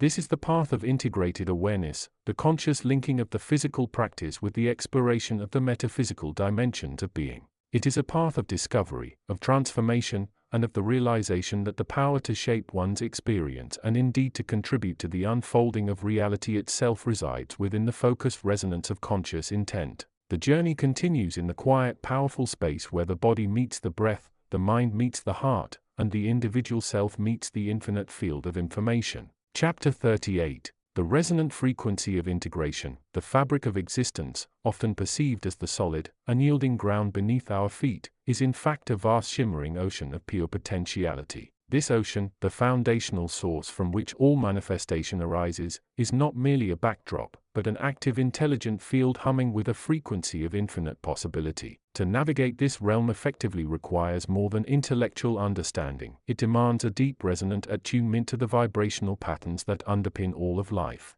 The journey towards self-realization and the integration of one's higher purpose is frequently misunderstood as a process of struggle, of overcoming obstacles, of fighting against an external world. This perspective, while seemingly logical from a third-dimensional viewpoint, misses the fundamental nature of the universe. There is no separate self to defend, no external problem to conquer. Instead, there is a vast interconnected field of consciousness, and the path of awakening is simply the process of aligning one's own vibrational signature with the foundational frequency of the source. This alignment is not achieved through force or willpower but through resonance. It is akin to a tuning fork placed near a larger identical tuning fork. When the smaller one is struck, the larger one naturally vibrates in response without conscious effort. The practitioner, through dedicated practice and mindful awareness, becomes the tuning fork, first attuned to the higher frequencies within, then resonating with the even greater vibrations of the universal field. As this resonance deepens, the illusion of separation begins to dissolve, revealing the inherent unity of all things. Consider the practice of yoga. It is often approached solely as a physical discipline, a means of achieving flexibility, strength, or even merely passing time in a studio. While these aspects are tangible outcomes, they represent only a fraction of the potential offered by this ancient system. The sequential nature of the series is not arbitrary. It is a carefully designed map intended to systematically work through the layers of the human being, from the grossest physical structures to the most subtle aspects of consciousness. Each posture, each flow in vinyasa acts as a specific vibrational frequency, a tuning note that, when practiced with intention and awareness, begins to shift the practitioner's energetic resonance. The breath, the life force, prana, connecting the individual to the universal field, becomes the conscious bridge. Inhaling, one may draw in aspects of universal love and expansion. Exhaling, release old patterns and densities that no longer serve the process of integration.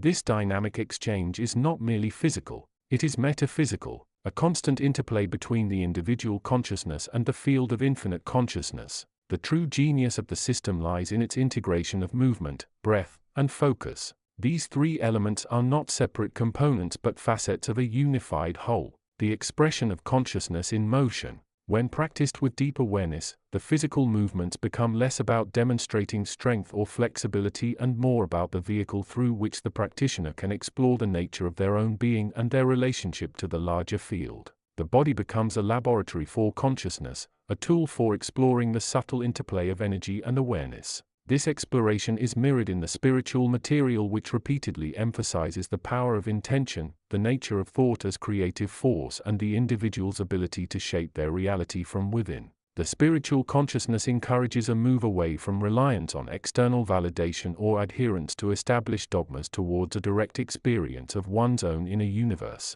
It suggests that the external world is in large part a reflection of the individual's internal state of being, their dominant thoughts, feelings and beliefs. Where the physical practice of meets the subtle guidance of the spiritual perspective is in the cultivation of presence. In each posture, in each moment of breath, the practitioner is invited to be fully here, fully aware. This awareness is not about judgment or analysis but about simple observation. What sensations are present in the body? What emotions are arising? What thoughts are passing through the mind? By observing without attachment, without trying to change what is perceived, the practitioner begins to disentangle the self from the constant stream of internal chatter and sensation. This state of presence is the fertile ground for integration. It is within the stillness between the breaths, the moments of transition, that the deeper layers of the self can be accessed. It is here that old conditioning can be observed, gently released, and new possibilities can be allowed to emerge. The physical rigor of the practice helps to burn away the accumulated densities of past experiences, creating space for a more authentic expression of consciousness to arise.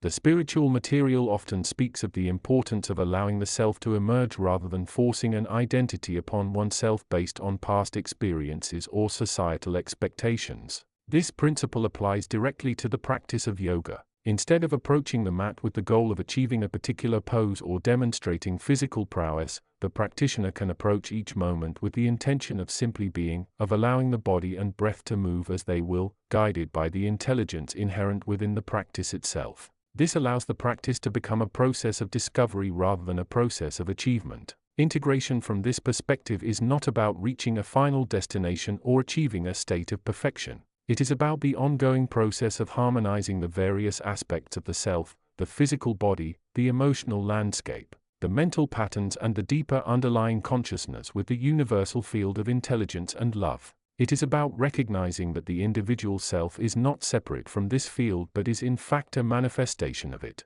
As the practitioner continues to practice consistently, bringing awareness to the breath, the movement, and the inner landscape, a subtle shift begins to occur. The lines between the self and the other begin to blur. The sense of being a distinct entity with boundaries starts to soften, replaced by a feeling of belonging, of interconnectedness. The world is no longer perceived as an external threat or an obstacle, but as an expression of the same underlying reality that the practitioner is exploring within themselves. This expanded awareness is not something to be feared or controlled. It is the natural outcome of aligning with the fundamental frequency of the universe. It brings with it a profound sense of peace, a deep understanding of the interrelatedness of all life, and a creative potential previously unimagined. The challenges that once seemed insurmountable lose their power, no longer perceived as external problems, but as opportunities for further growth and expansion. The path of integration, therefore, is both an internal and an external journey. It involves the physical practice, the breath work, the mindful awareness, the tools provided by the system. It also involves the subtle shifts in perception, the exploration of consciousness, the alignment with the higher frequencies of the source, the guidance offered by the spiritual consciousness. Together they form a powerful synergy, a comprehensive approach to awakening that honors both the physical vehicle of expression and the infinite potential of the inner universe. The practitioner who truly understands this is not seeking to escape the physical world or to transcend the human experience. They are instead learning to live more fully within it, recognizing that every moment, every sensation, every thought is an opportunity to align with the source to express the highest potential of their unique consciousness. This is the art and science of integration, the conscious intentional process of becoming one with the infinite ocean of existence while still appearing to navigate the intricate dance of life on the surface. The journey is ongoing, a continuous process of refinement, of attuning the instrument of the self to the greater melody of the universe. It requires patience, dedication, and an unwavering commitment to the path of awareness.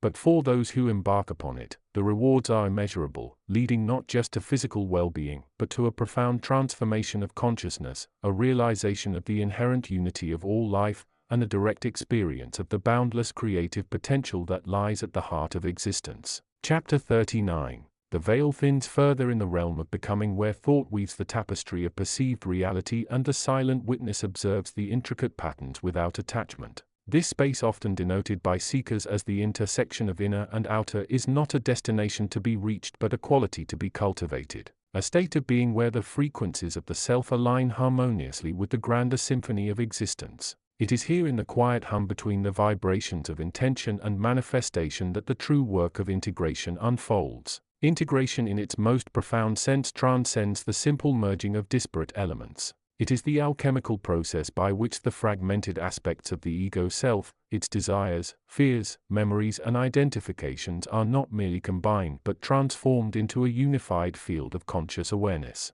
This is not a process of annihilation where the individual dissolves into the collective but rather one of crystallization, a refinement of consciousness where the essence shines through the forms without being lost in them. The path of integration is often misunderstood as one of suppression or denial. Many believe that to integrate is to push away the unpleasant, the shadow aspects of the self, hoping they will somehow vanish or be absorbed by the light. This approach, while well-intentioned, often leads to a superficial harmony, a false peace built upon unacknowledged foundations. True integration requires the courage to embrace the full spectrum of experience, to hold the light and the shadow in equal regard, and to see them as integral parts of a greater whole. This is where the practice of yoga with its rigorous and disciplined approach becomes a powerful ally. The physical postures or asanas are not merely exercises to strengthen the body or improve flexibility. They are dynamic meditations, tools designed to awaken the body's innate intelligence and connect it to the deeper currents of consciousness.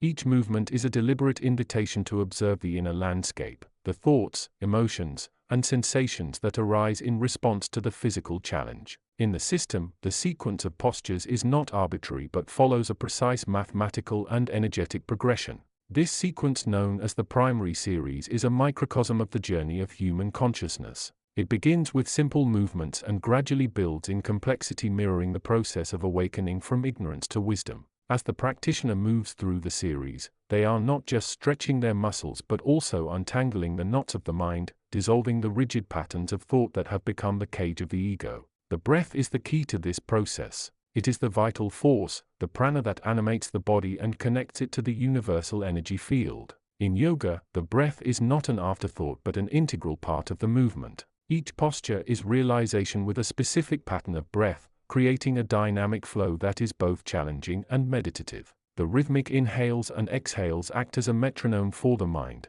drawing the practitioner into a state of present moment awareness. This present moment awareness is the foundation of integration. When we are caught up in the narratives of the past or the anxieties of the future, we are disconnected from the reality of the now. The now is the only place where true transformation can occur. It is in the present moment that we can meet our experiences with an open heart and a clear mind without judgment or resistance. It is in the present moment that we can begin to unravel the illusions that have bound us. The practice of yoga with its emphasis on discipline and consistency helps to cultivate the kind of focus and awareness that is necessary for integration. It teaches the practitioner to be fully present in their body, to feel the subtle movements of energy as they flow through the meridians and chakras. It encourages a deep connection to the physical vehicle, recognizing it not as a separate entity, but as an extension of the self, a tool for exploring the deeper dimensions of consciousness. As the practitioner advances in their practice, they begin to notice the interplay between the physical, mental, and emotional bodies. They see how thoughts influence sensations, how emotions affect posture, and how the breath can be used to modulate both. This holistic understanding is the essence of integration. It is the recognition that the mind, body, and spirit are not separate entities but different facets of the same unified field of consciousness. The spiritual traditions have long recognized the importance of this integration. They have taught that the path to enlightenment involves the harmonization of the various aspects of the self. The yogis, the Sufis, the Buddhists, and the mystics of all cultures have pointed to the need to transcend the dualistic thinking that has divided the world into subject and object, self and other, spirit and matter. They have shown that these divisions are in fact illusions created by the mind to maintain a sense of separation and control. In the realm of spiritual metaphysics, this integration is often described in terms of the unification of the polar forces, the masculine and feminine, the active and receptive, the yang and yin. These forces are not opposites to be conquered but complementary energies that need to be balanced within the self. It is only when these forces are in harmony that the individual can achieve a state of wholeness and completeness. The practice of yoga with its emphasis on the flow of energy and the balance of opposing forces can be seen as a physical manifestation of this spiritual principle. Each movement in the sequence is designed to bring the body into a state of dynamic equilibrium where the opposing muscles and energy currents are working in harmony. This physical balance in turn reflects a greater balance within the mind and spirit. The journey of integration is not a journey of perfection but of progress. It is a process of constant refinement where the practitioner is always moving towards a deeper understanding of themselves and their place in the universe. There will be days when the practice feels effortless and days when it is challenging. There will be moments of clarity and moments of confusion. But as long as the practitioner remains committed to the path, to the discipline of the practice, they will gradually move towards a state of greater integration.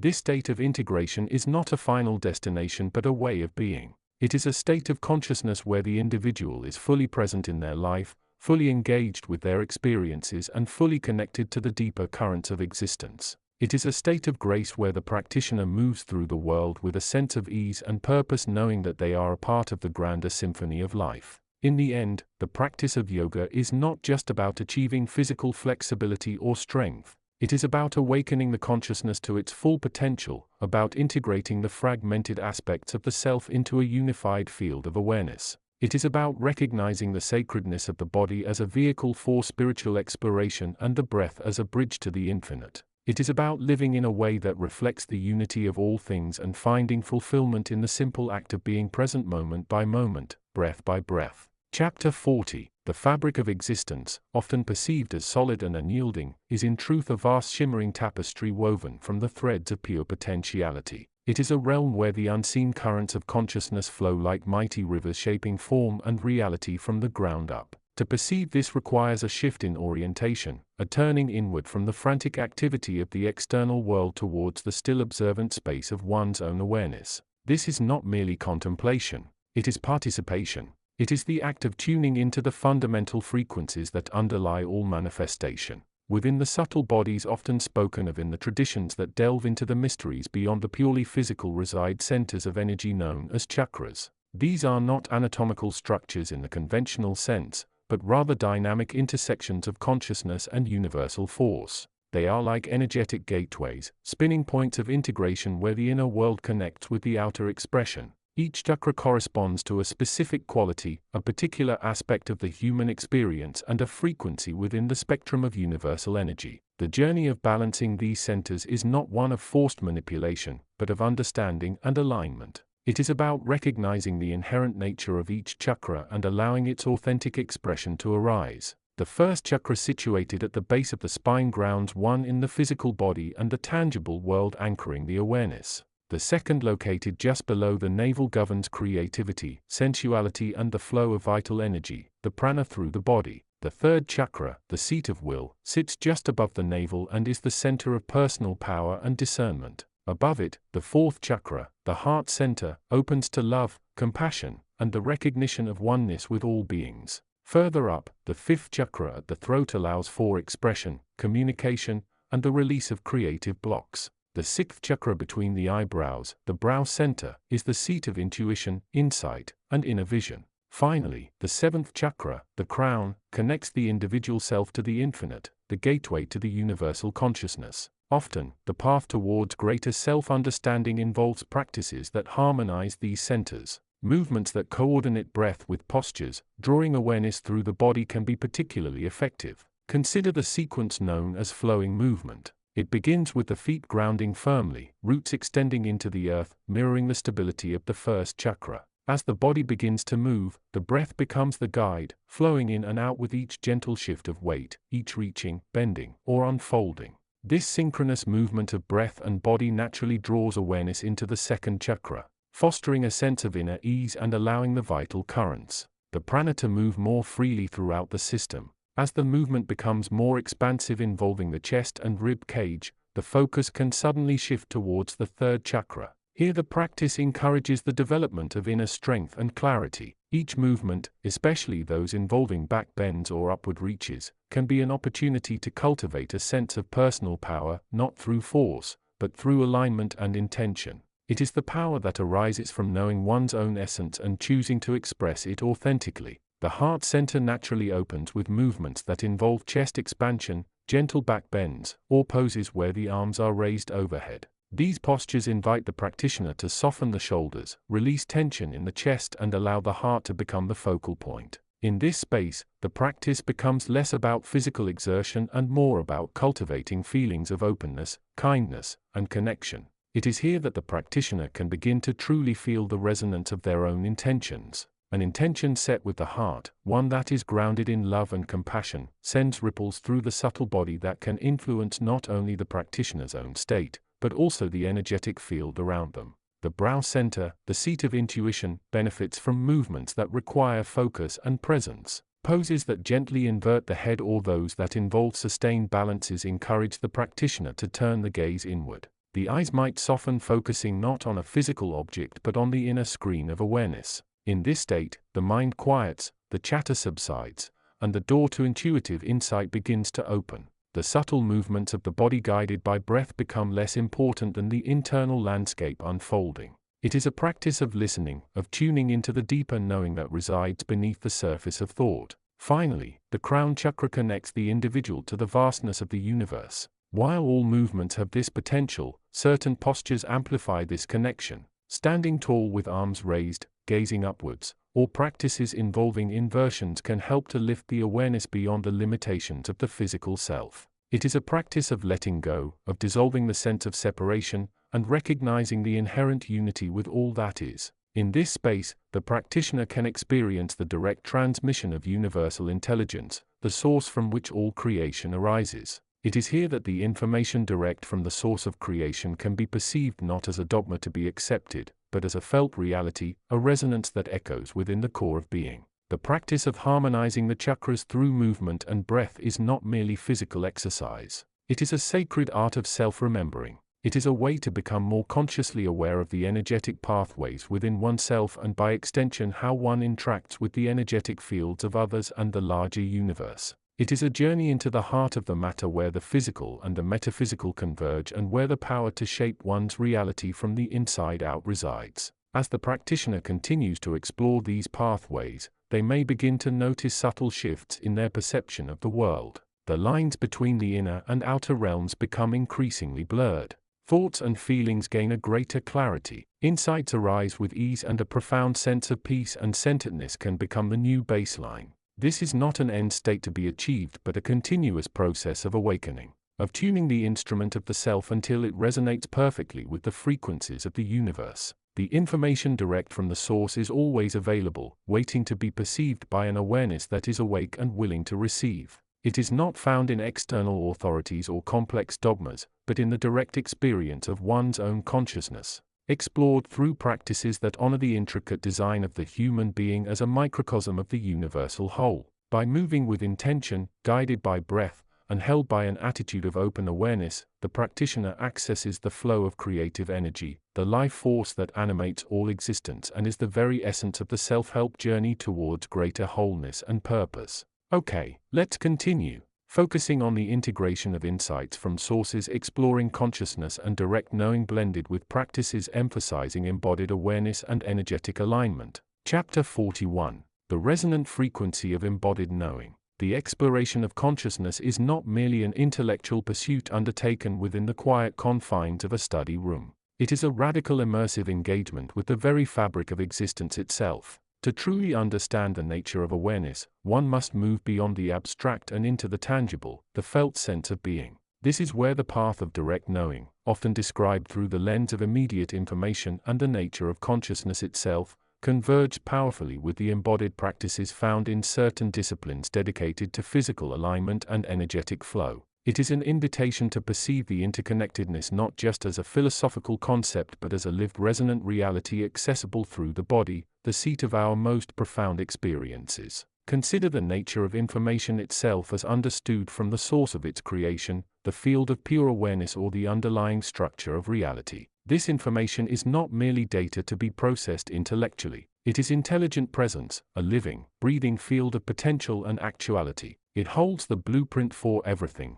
the inherent nature of what is. To access this field is not to seek external validation or answers from without, but to turn the attention inward towards the witness consciousness that observes all experience. It is an act of tuning into a deeper frequency, a resonance that underlies the surface noise of thought and sensation. This direct access to information is often described as a state of knowing that bypasses the filtering mechanisms of the conditioned mind. It is not learned in the conventional sense. It is remembered, not through memorization but through a shift in orientation from identifying with the limited self constructed by beliefs and memories to recognizing the vastness of the awareness that contains the self. In this state, the distinction between subject and object dissolves and one perceives the seamless flow of reality, the interconnectedness of all phenomena as expressions of this underlying intelligence. The body becomes a key interface for this perception, not just as a physical vessel, but as a sensitive instrument attuned to the vibrational landscape of existence. Enter the practices that emphasize embodiment and energetic alignment. These are not merely physical exercises designed for health or flexibility. They are sophisticated methods for cultivating awareness in the present moment, for aligning the body's structure with its natural energetic pathways. When performed with intention, they become meditative practices, gateways to the direct experience of consciousness. The deliberate sequencing and focus required engage the mind in a different way, moving it away from the endless stream of chatter and towards the felt sense of action, breath and presence. Consider the principles inherent in these practices. There is an emphasis on integrating the physical, mental and energetic aspects of being. Each movement is an opportunity to observe the interplay of intention, breath, and physical sensation. The focus is often on creating specific alignments, stacking the joints, engaging the core, distributing weight evenly, which serves as a powerful anchor for awareness. This physical act of alignment often corresponds to an energetic opening or clearing, a release of tension that has accumulated over time, blocking the free flow of vital energy, often referred to as prana or life force. The breath acts as a crucial bridge between the mind and the body, a continuous pulse of awareness connecting the inner world of sensation and thought to the outer world of action and environment. By consciously directing the breath, even subtly, one can influence the state of consciousness. Deep rhythmic breathing can anchor one in the present moment, calming the nervous system and quieting the mental noise. This state of calm receptivity is precisely the condition necessary for accessing deeper levels of awareness and the direct flow of information from the underlying field. The repetition and rhythm inherent in many of these practices build not just physical strength or endurance but also a capacity for sustained attention and presence. The body becomes a moving meditation, a laboratory for exploring the nature of awareness in action. In the stillness between movements or the subtle shifts within a movement, there lies a profound potential for insight. It is here that the direct knowing, the immediate information from the source can surface. One might experience a sudden clarity about a long-standing confusion, a sense of deep inner peace, or a direct perception of the interconnectedness of all things felt viscerally rather than intellectually understood. The integration of these two paths, the direct access to information through awareness and the embodied practices that cultivate presence and alignment creates a powerful synergy. The physical practice provides the discipline, the focus, and the tangible framework for the exploration. It offers a way to translate the often abstract concepts of consciousness and direct knowing into concrete lived experiences. Conversely, the understanding of the nature of information and awareness provides a deeper context and intention for the practice, moving it beyond mere physical conditioning towards a profound inquiry into the nature of self and reality. When one practices these disciplines with this integrated understanding, the body ceases to be merely a physical structure and becomes a living antenna sensitive to the vibrational frequencies of the universe. The movements cease to be just postures or exercises and become expressions of awareness, actions taken from a place of conscious presence. The breath becomes more than just oxygenation. It becomes the life force, the energy of awareness flowing through the body, connecting one to the deeper currents of existence. This path requires patience and persistence. It is not a quick fix or a guaranteed journey to a specific destination. It is a process of awakening, of remembering who and what one truly is. The insights that arise through this integration are often subtle at first, like faint echoes that gradually grow louder. They may come in the form of a profound sense of peace, a shift in perspective on life's challenges, or a direct experience of unity with all things. Ultimately, this synthesis offers a way to live more authentically from a place of deeper awareness and connection. It is about recognizing that the information one seeks is not found solely in external sources or through intellectual analysis, but is already present, accessible through the simple act of turning attention inward and aligning with the body's natural state of presence. The physical practice becomes the means to access this direct knowing, to tune into the resonant frequency of embodied awareness, and to live from the heart of that infinite wellspring of intelligence that underlies all of existence. This is the path of integration, weaving together the threads of direct experience with the wisdom of embodied presence, creating a holistic approach to understanding oneself and one's place in the vast interconnected tapestry of reality. It is a journey into the unknown guided by the simple yet profound instruction: be present, be aligned and know. Chapter 42. The veil thins further in places, not merely as a concept or a philosophical construct, but as a tangible thinning of the energetic membranes that separate the inner world from the outer. Those who walk the path, whether consciously or not, find themselves drawn to moments, locations, or states of being where this thinning is most pronounced. It is in these spaces, these times, that the resonance between the inner self and the universal field becomes most palpable. This chapter delves into the practice of embodying this resonance not as a fleeting experience but as a fundamental state of being, a way of navigating the densities of the physical realm that aligns the individual with the vibrational frequency of unity. To understand embodiment in this context is to move beyond the mere physical occupation of a body. It is to recognize the body not as a cage,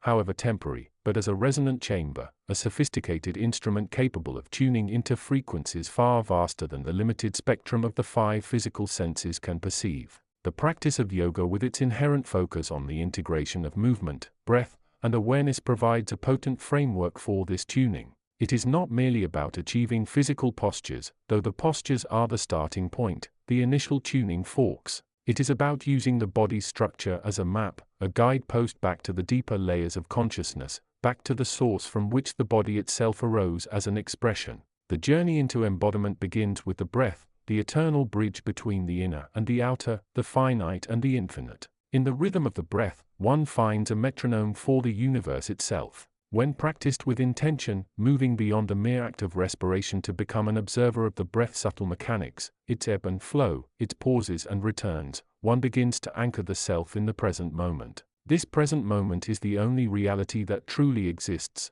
the only field in which true resonance can occur. The past is a memory, the future a projection, both existing only within the construct of the mind, which is often a frantic traveler lost in the landscapes of its own making. The breath, however, is always here now, a constant anchor to the immediacy of being as one observes the breath, particularly within the dynamic flow of sequences. The body becomes a laboratory for awareness. Each movement, each transition between postures becomes an opportunity to witness the interplay of energy, intention, and consciousness. Is the movement driven by the mind's narrative of achievement or frustration, or is it guided by a deeper intelligence, an intuitive knowing that arises from within? The postures themselves are not ends in themselves, but are symbolic representations of different states of being, different ways. The energy body, the pranamaya kosa, can be organized and expressed. Consider the foundational sequence, the sun salutations. They are more than a warm-up.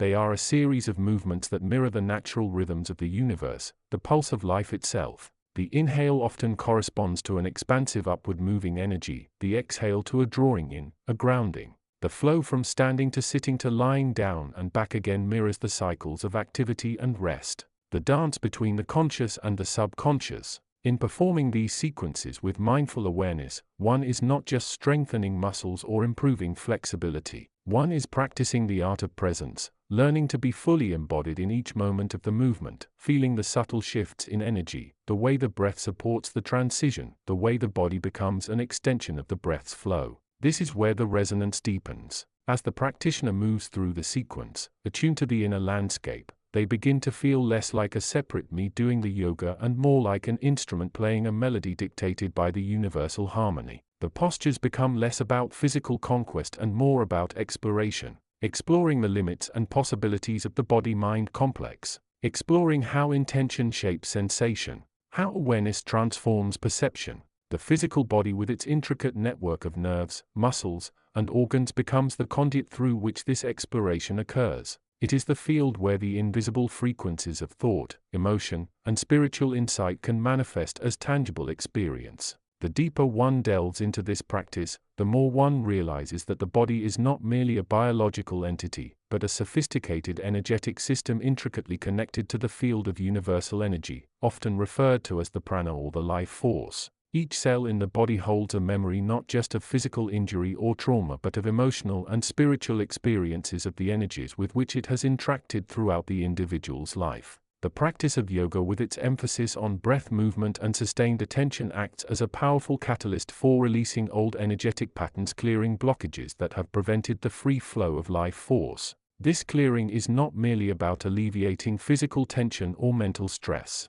Although these benefits are significant, it is about restoring the body's natural resonance, its inherent vibrational frequency of health and harmony. When blockages exist, whether they be physical, emotional, mental, or spiritual, the flow of prana is impeded. This impeded flow manifests as disharmony, disease, pain, or a sense of being disconnected from one's true nature. The rigorous yet integrated nature of yoga helps to dissolve these blockages bit by bit, layer by layer, allowing the life force to flow more freely, nourishing every cell, every aspect of the being. The spiritual metaphysical understanding of this process points towards the concept of the chakras, the energy centers within the body-mind complex. Each chakra corresponds to a different level of consciousness, a different aspect of the self's expression. The physical body, particularly the spine, is seen as the central axis around which these energy centers are aligned. As the practitioner moves through the sequence, the postures are designed to stimulate and balance the flow of energy through these chakras.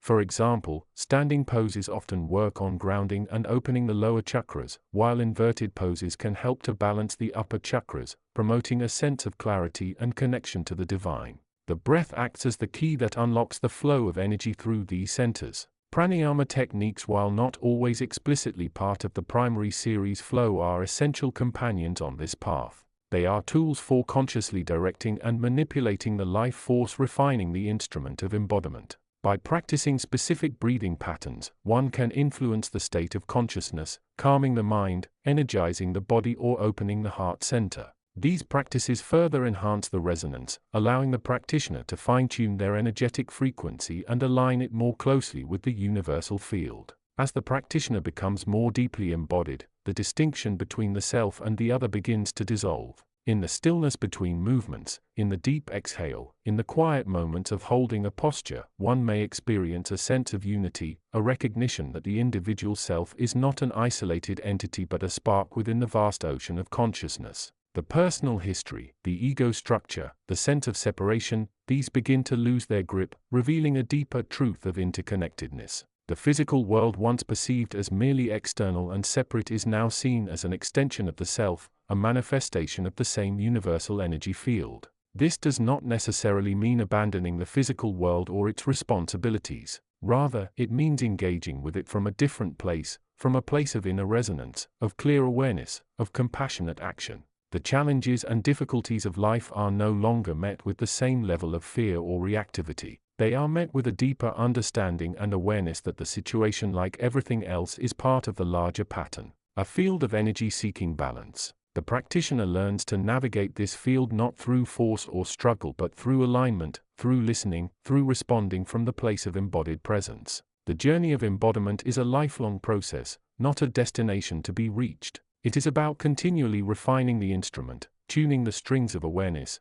and staying attuned to the universal resonance. It is about recognizing that the greatest transformation occurs not in grand spiritual experiences, though these may occur, but in the simple daily practice of being present, of feeling the breath move through the body, of moving with intention, and of observing the world with an open heart and a clear mind. It is about remembering in the midst of the noise and the chaos that one is not merely a passenger on this physical journey but the very driver, the very conductor of the symphony of life unfolding through the resonant frequency of the embodied self. The path is one of continuous discovery, of peeling back the layers of conditioning, of revealing the underlying light of consciousness. And within the framework of yoga, with its unwavering commitment to the integration of body, breath, and mind, lies a powerful methodology for this ongoing process. It is a practice that invites one not just to know about the spiritual and metaphysical concepts, but to experience them directly through the tangible medium of the physical body, thereby truly joining the inner exploration with the outer expression, creating a harmonious resonance that echoes throughout the self and beyond.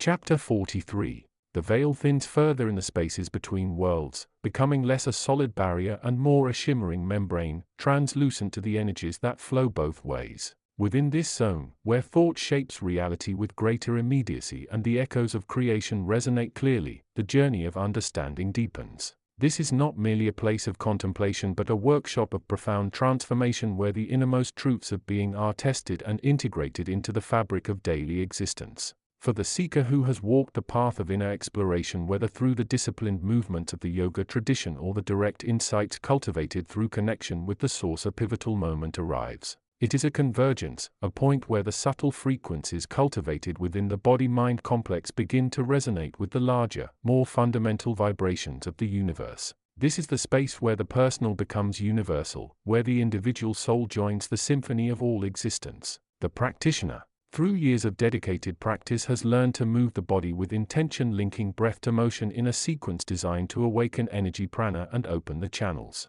nadis, through which this life force flows. It is a powerful technique honing discipline, building heat and releasing tension on multiple levels: physical, mental, and energetic. The body becomes a laboratory, a vehicle for piercing through layers of conditioning and illusion. Yet the physical practice, while essential, is often seen as merely the beginning, a preparation for deeper work. The path of direct communication with the source, the path of receiving information direct from the source of creation, offers a different yet complementary perspective. It involves quieting the internal noise, stilling the mind's chatter, and opening the heart to receive the intelligence that permeates all things. This is not about seeking external validation or specific answers, but about tuning into the underlying frequency of existence itself. It is an experience of being received, of allowing the current to flow through one without resistance, guiding the individual towards their highest potential and purpose. Initially, these two paths may seem distinct. The practice is often rigorous, demanding focus on the present moment within the structure of the sequence.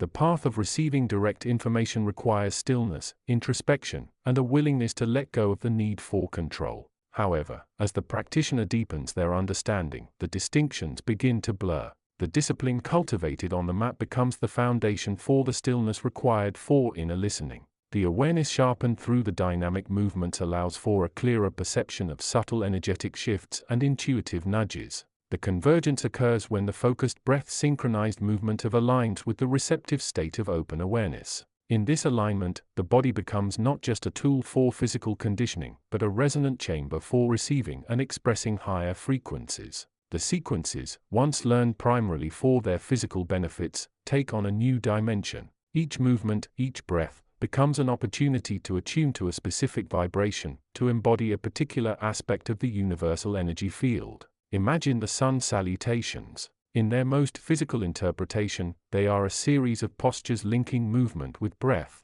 When viewed through the lens of frequency convergence, they become a dynamic meditation, a way of tuning the body-mind complex to the fundamental rhythms of creation. The upward movement, often associated with expansion and connection to the heavens, becomes an act of raising one's energetic vibration, aligning the personal frequency with the higher octave of the universe. The downward movements, involving grounding and surrender, become opportunities to integrate the received energies to root the higher vibrations in the physical body without losing connection to the earth. The warrior poses, embodying strength and focus, become not just physical challenges but ways of anchoring the will in the present moment while opening to the flow of inspiration. The balancing poses, requiring concentration and presence, become exercises in mastering the mind's fluctuations, learning to remain centered amidst the energetic currents. The back bends, opening the heart and chest, become profound acts of vulnerability and trust, allowing the practitioner to connect with the unconditional love that underlies all creation. This convergence is not a one-time event but an ongoing process, a continuous tuning and realignment.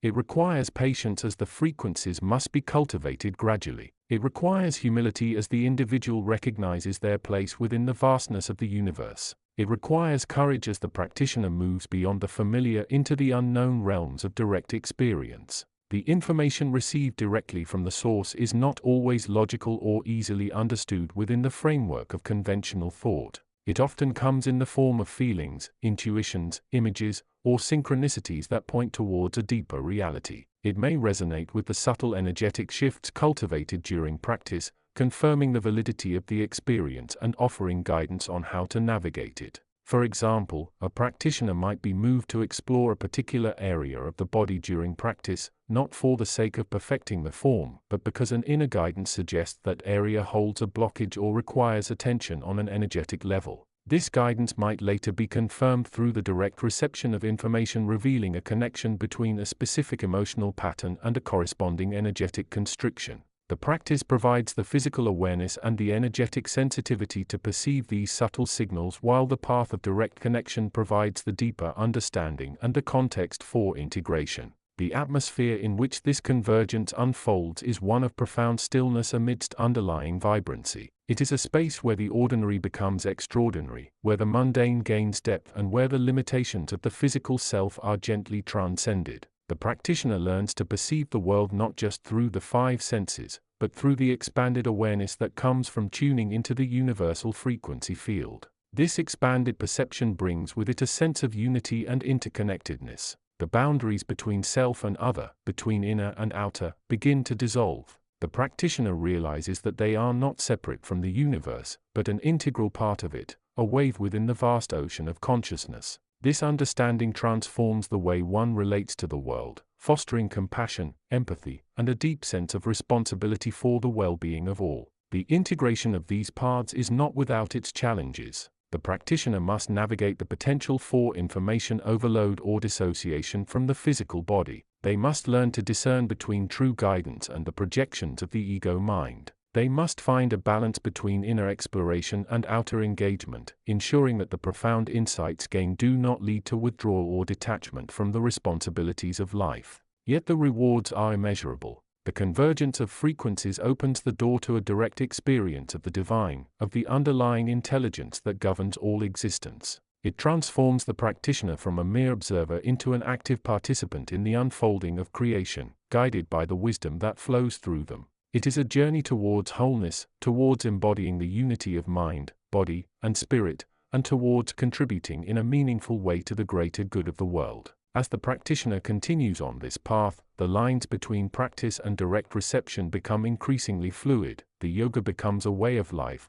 a constant reminder to stay attuned to the higher frequencies, to move with intention and awareness, and to remain open to the guidance that flows through all things. The direct connection to the source becomes the foundation upon which a life of purpose, meaning, and service is built. In the end, the convergence of frequencies is about finding one's unique vibration within the symphony of the universe and allowing that vibration to resonate clearly and powerfully. It is about aligning the personal energy field with the universal current, allowing the practitioner to live from a place of deep inner connection, wisdom, and love. This is the true essence of the journey, a continuous process of attunement and integration leading towards a state of profound peace and fulfillment. Chapter 44. The Veil We Wore. The landscape of the unseen was not one of static mountains or flowing rivers in the conventional sense. It was far more fluid, a shifting tapestry woven from the very essence of potential. Here the forms that coalesced were less about solid matter and more about the patterns of energy and intention that gave them temporary structure.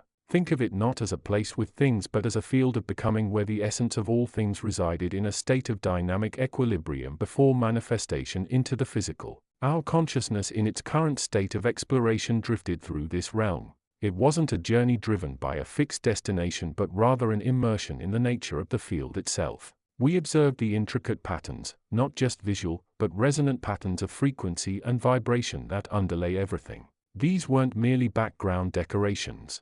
They were the fundamental language of the cosmos, the blueprint of consciousness itself. Sometimes these patterns would coalesce into fleeting shapes, echoes of form as it existed before the constraints of physical law. A gesture might appear, elegant and fluid, hinting at a movement that could never be perfectly replicated in the dense matrix of the physical body. A sound might resonate not as a specific note, but as a complex harmony of possibilities, the potential for melody before the notes were chosen. These were glimpses into the realm of pure intention where action was pure potential, unburdened by the echoes of past attempts or the limitations of future outcomes. The nature of this exploration was less about seeking answers and more about dissolving the illusion of the separate self that had anchored us so firmly to the physical plane. In the unseen, the boundaries that defined self were porous, fluid. We could sense the interconnectedness not just as a philosophical concept but as an immediate resonant reality. An intention, a flicker of thought sent ripples across the field,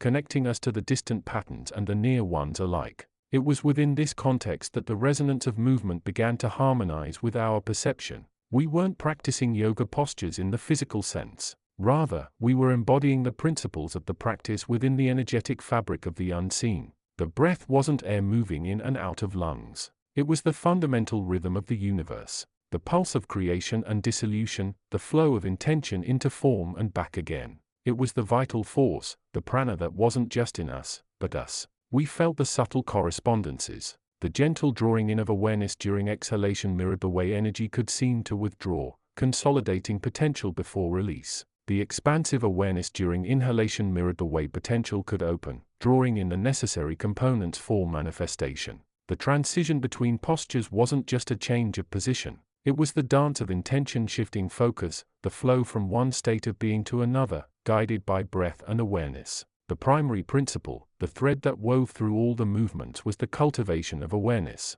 In the unseen, awareness wasn't something you had. It was the field itself. To practice in this realm was to simply be aware, to observe the patterns without judgment, without attachment to outcome. Each subtle shift in energy, each resonance that arose or faded was a point of focus. We found ourselves drawn to the patterns that resonated with the sequence, not by conscious recall, but by an intuitive alignment with the underlying energetic principles. A pattern might emerge that felt like the gentle opening of the hip joint, mirroring the initial movement of the sequence. Another might resonate with the elongation of the spine, the unifying principle that runs through many poses. Yet another might embody the dynamic tension of a core engagement, the subtle core contraction that stabilizes and protects. These weren't exact replicas. The physical limitations that defined were absent here. A pose was less a fixed shape and more a quality of energetic expression. We might embody the principle of back bending not through the physical mechanics of a shoulder stand, but through a state of lifted awareness and expanded energy, a resonance that felt fundamentally similar yet utterly different, more direct, and less constrained by form.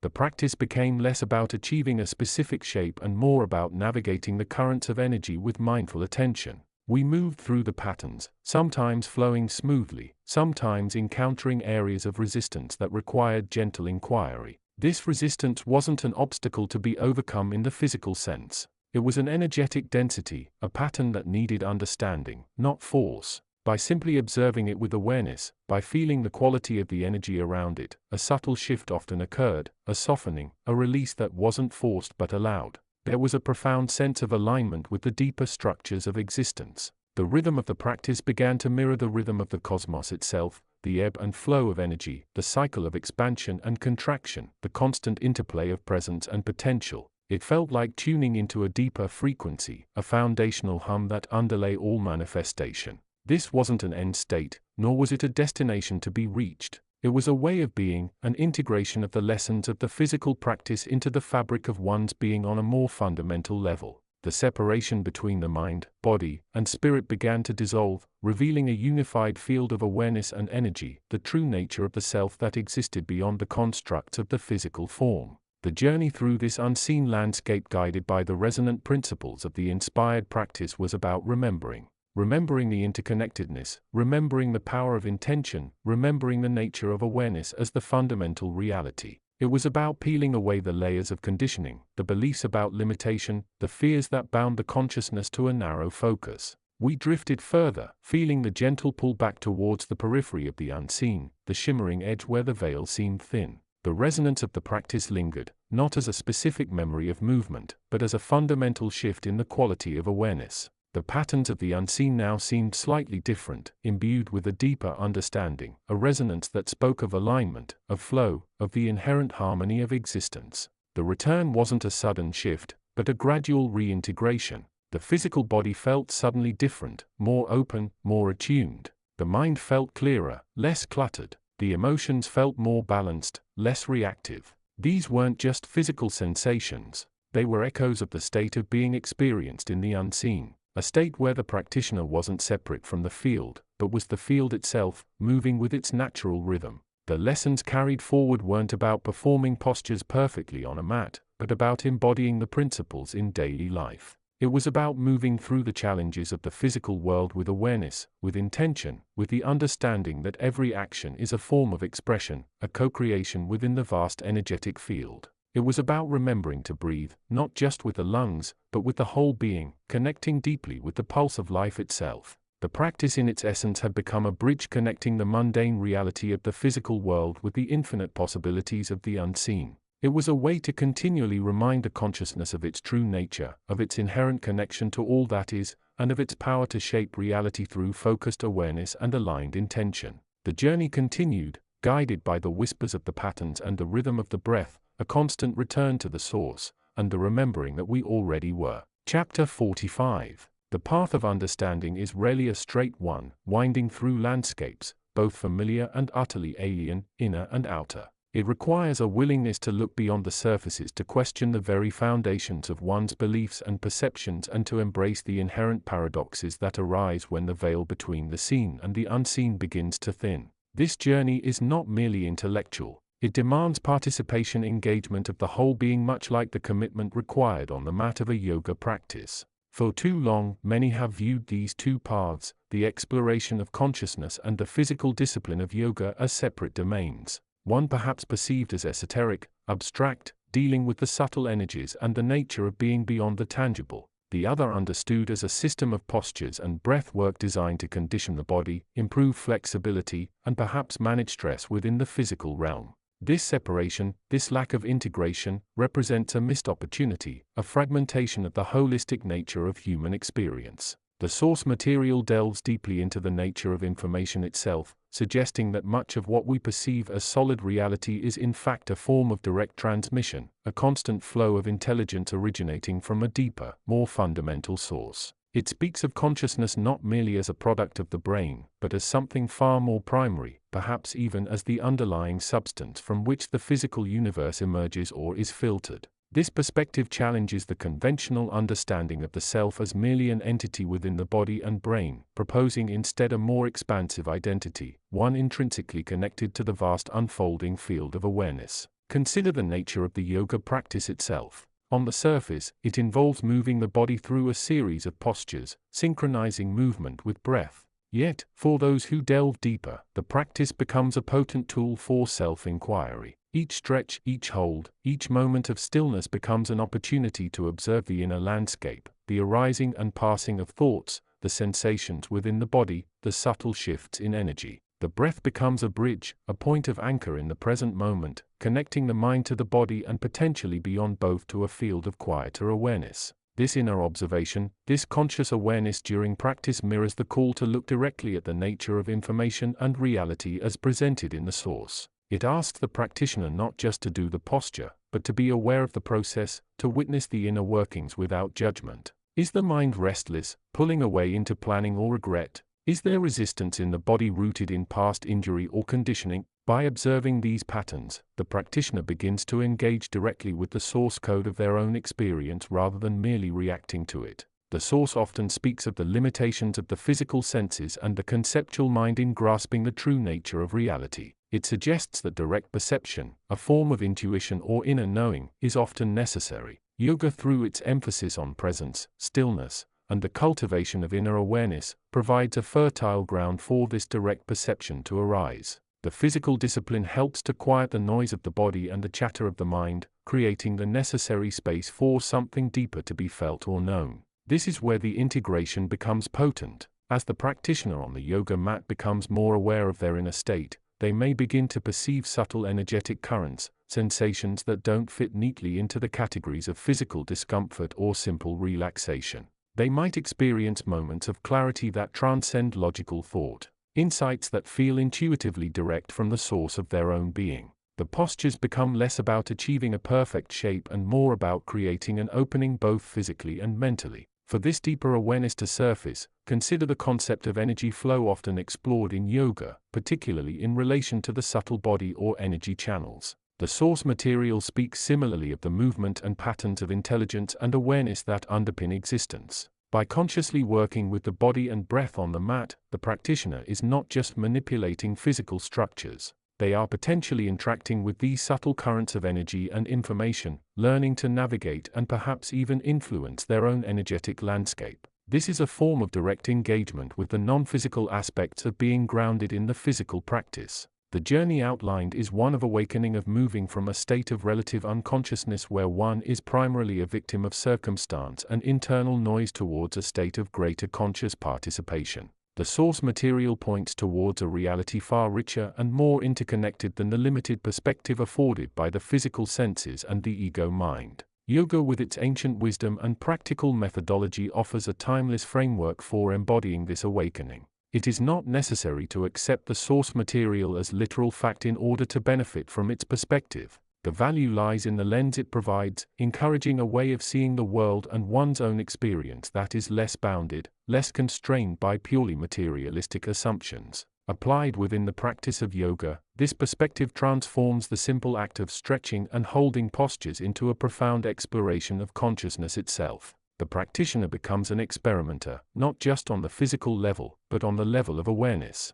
They learn to trust their inner experience, to listen beyond the voice of the conditioned mind, and to recognize the subtle signals from their deeper self, the connection to that vast field of intelligence. This is the integration, applying the principles of direct perception and understanding the nature of information as described in the source through the disciplined and conscious practice of yoga. The path demands consistency, not necessarily in rigidly adhering to a specific set of teachings or practices, but in the commitment to the process of awareness itself. Each time the mat is rolled out, it is an opportunity to revisit these questions, to explore the interplay between the physical form and the non-physical essence, to seek that direct transmission of understanding within. It is a journey into the heart of being, using the body as the starting point, but aiming for a realization that transcends the body. As the practitioner deepens their understanding, they may find that the insights gained on the mat begin to permeate their off-the-mat life. Relationships may become more authentic, interactions more mindful, responses less reactive. The sense of separation from others, from the world, begins to soften, reflecting the source's description of a fundamental interconnectedness. The practice becomes a way of life, a continuous exploration of consciousness grounded in the direct experience of the present moment. This integration is not about achieving a specific state of enlightenment or becoming enlightened. It is about participating more fully in the richness of existence, about seeing more clearly, acting more consciously, and experiencing life with a deeper sense of connection and understanding. It is a path of continuous learning, of listening to the direct source of information that is one's own inner experience, amplified and illuminated by the disciplined practice of awareness as embodied in the ancient art of yoga. Chapter 46. The convergence of currents, the fabric of existence, often perceived as the solid, unyielding ground beneath our feet, is in truth a vast shimmering tapestry woven from the threads of pure potentiality. This tapestry is not static. It flows, shifts, and undulates with the rhythms of consciousness itself. To perceive reality solely through the lens of the five physical senses is to gaze upon a mere shadow, missing the vibrant, intricate design that pulses just beyond the veil of ordinary perception. This is the domain where the currents converge, a place where the subtle and the gross, the mental and the material intertwine in a dance of profound transformation within the quietude that often follows dedicated practice on the physical path. The practitioner begins to notice subtle shifts not only in the body but in the very nature of their awareness. The breath, that ancient bridge between the inner and outer worlds, becomes a focal point, a beacon guiding the consciousness deeper into the realms beyond the tangible. It is here in the stillness between the inhale and the exhale that the first whispers of deeper truths emerge. The body, through the precise and demanding movements, becomes a vehicle, a tool designed to purify the energy channels or nadis and to awaken the latent kundalini force coiled at the base of the spine. This awakening is not merely a physical phenomenon. It is a spiritual ignition, a turning on of the inner light that illuminates the path forward.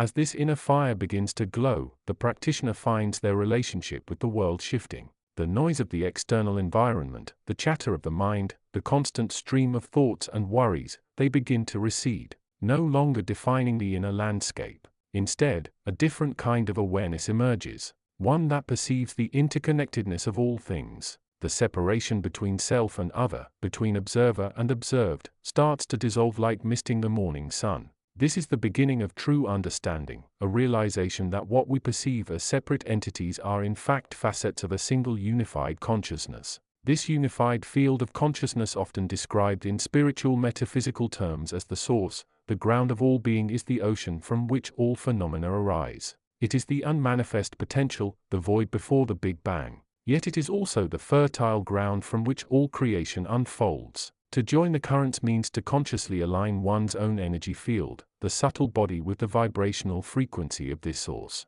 It is an act of surrender and an act of will simultaneously. One surrenders the illusion of separate selfhood while simultaneously choosing through intention and practice to move towards a state of greater alignment with the universal flow. The physical practice, the yoga system in its purest form, is not merely about achieving flexibility or strength. While these are beneficial side effects, the true purpose lies deeper. Each movement, each sequence is imbued with a specific energetic quality. The dynamic flow is designed to generate heat to burn away the impurities that accumulate within the subtle body, the emotional attachments, the mental conditioning, the energetic blockages. These blockages, often rooted in past experiences and unresolved emotional patterns, act as dams preventing the free flow of life force or prana through the nadis. When prana flows freely, vitality increases and the practitioner feels more connected, more alive. The synchronization of breath with movement is a crucial element in this process. The breath is the lifeblood of the energy body, carrying prana throughout the system. By consciously controlling the breath, the practitioner influences the flow of energy. Deep rhythmic breathing synchronized with the physical postures helps to open the chakras, the energy centers along the spine, allowing for a greater influx of universal life force. It is through this increased flow of prana that the subtle body begins to awaken, and with it the practitioner's connection to the deeper dimensions of reality. As the physical practice becomes more refined, the practitioner begins to explore the inner landscape with greater intention. The body becomes a map, each sensation a clue, each posture a portal. Where does tension reside? Where does ease flow? Where does the breath feel constricted? By paying close attention to these internal signals, the practitioner begins to develop a deeper awareness of their own energy field. This awareness is not intellectual, it is felt, experienced directly through the body and the breath. This direct experience of the inner world is where the convergence with the spiritual material truly begins to manifest. The spiritual material speaks of the power of intention, of the creative nature of consciousness, and of the ability of the individual to create their own reality. It emphasizes the idea that we are not merely victims of circumstance, but active creators, shaping our experience through the thoughts and beliefs we hold. This aligns perfectly with the insights gained through the physical practice. As the practitioner becomes more aware of their own energy field, they also become more aware of the power of their own thoughts and intentions. The physical practice provides a framework, a structure for exploring these deeper truths. It offers a way to move beyond the intellectual understanding of these concepts and into the realm of direct experience. Through the discipline and dedication required by the practice, the practitioner cultivates a state of mind that is receptive to the subtle influences of the universe. They become more attuned to the whispers of their own intuition, that inner guide that speaks in the language of feeling and sensation. In this state of heightened awareness, the practitioner begins to see the world differently. The physical world is no longer the only reality. There is a sense of the unseen, the intangible, the spiritual dimension that permeates all things. This is not necessarily a belief system. It is an experience, a direct perception of the underlying unity of all existence. The boundaries between the self and the other, the inner and the outer, begin to blur, revealing a deeper truth about the nature of reality. This realization is not a destination. It is a process. It is a continuous journey of exploration, of discovery, of alignment. The physical practice becomes a means of refining the instrument of consciousness, the body-mind complex, until it is capable of perceiving the deeper dimensions of reality with clarity and precision. The spiritual material offers a framework for understanding the creative power of consciousness, while the physical practice provides a means of developing the awareness and the intention necessary to harness that power. The convergence of these two paths is not merely a matter of adding one practice to another. It is about integrating the insights gained from each into a holistic approach to life. It is about recognizing that the physical body is a reflection of the inner state of consciousness, and that by working on the physical level, one can effect profound changes on the mental, emotional, and spiritual levels. It is about understanding that the thoughts and beliefs we hold create our reality, and that by cultivating a consciousness that is aligned with the principles of love, unity, and creativity, we can create a reality that reflects those qualities. This is the essence of the path. It is a path of transformation, of awakening, of aligning with the universal flow. It is a path that requires dedication, discipline, and an open heart. It is a path that leads to a deeper understanding of oneself and of the nature of reality. It is a path that offers the possibility of experiencing the fullness of life, of living in a state of greater awareness, love, and connection. And it is a path that is available to everyone regardless of their background or their previous experience. It is a path of exploration, of discovery, of the infinite possibilities that await those who dare to look beyond the veil of the ordinary. The journey is ongoing, a continuous process of refinement and awakening. As the practitioner moves deeper into the practice, they begin to embody the principles of the path, not just on the mat, but in every aspect of their life. They become more present, more aware, more connected. They begin to live from a place of inner strength, inner peace, and inner wisdom. They become a living expression of the unity of the physical and the spiritual, the material and the metaphysical. This is the power of the convergence. It is the power of aligning the individual consciousness with the universal consciousness, of recognizing the inherent divinity within oneself and within all others. It is the power of creating a reality that is aligned with the principles of love, unity and creativity. It is a power that lies within each and every one of us, waiting to be awakened, waiting to be expressed. And so the practitioner continues on their path, guided by the breath, guided by the movement, guided by the light of awareness. They move through the world with a greater sense of purpose, a greater sense of connection, a greater sense of possibility. They are a living testament to the power of transformation, to the power of aligning the individual with the universal. They are a beacon of light, illuminating the path for others who may be seeking the same truth, the same understanding, the same convergence of currents. Chapter 47. The veil thins further in the spaces between moments, becoming less a barrier and more a shimmering membrane, translucent to the currents of pure potential that underlie all existence. To stand within this thinning veil is to perceive the subtle frequencies that resonate with the deeper structures of being. Frequencies that the physical senses are usually too coarse to grasp. This perception is not merely an intellectual understanding. It is an embodied knowing, a felt sense of the interconnectedness that flows through and around all forms, a direct experience of the informational source from which all creation arises. For those who walk the path that integrates the disciplines of inner awareness with the dynamic energy of movement, the landscape of the inner world becomes increasingly vivid and accessible. The asanas, the postures practiced with conscious breath and focused attention, are not merely physical exercises designed to strengthen the body. They are geometric keys. Each form a specific vibration intended to unlock deeper layers of consciousness, to align the physical vessel with the more subtle energies that govern perception and manifestation. They are a way of moving through the body to touch the spirit, of using the physical structure as a conduit to connect with the unformed, the infinite potential that lies just beyond the reach of ordinary awareness. Within this framework, the teachings that speak of direct communication with the source of information offer a complementary pathway. They invite the seeker to move beyond the filtered perceptions of the mind and the conditioned responses of the emotional body, to simply be the receiving field, the open space from which inspiration and understanding can arise. This is not about seeking external validation or specific answers. It is about cultivating a state of inner receptivity, a quiet alertness where the mind is still enough to hear the whispers of the deeper self, the echoes of the source. The integration of these two approaches, the outward expression and internal alignment of the asanas, and the inward listening and receptivity of the direct source teachings, creates a powerful synergy. The physical practice acts as a grounding, a way to embody the principles of awareness and flow in the tangible world. It teaches discipline, focus, and the ability to observe the internal landscape without immediate judgment. It builds the resilience of the body and the mind, preparing the vessel for the deeper work of inner listening. Simultaneously, the practice of connecting with the direct source of information provides the fertile ground where inspiration takes root and meaning blossoms. It offers the perspective that every moment, every sensation experienced within the asanas is not just a physical event but a rich tapestry of symbolic language, a conversation between the individual self and the universal consciousness. The challenges faced on the mat, balancing in a difficult posture, holding the intensity of a back bend, or finding stillness in shavasana.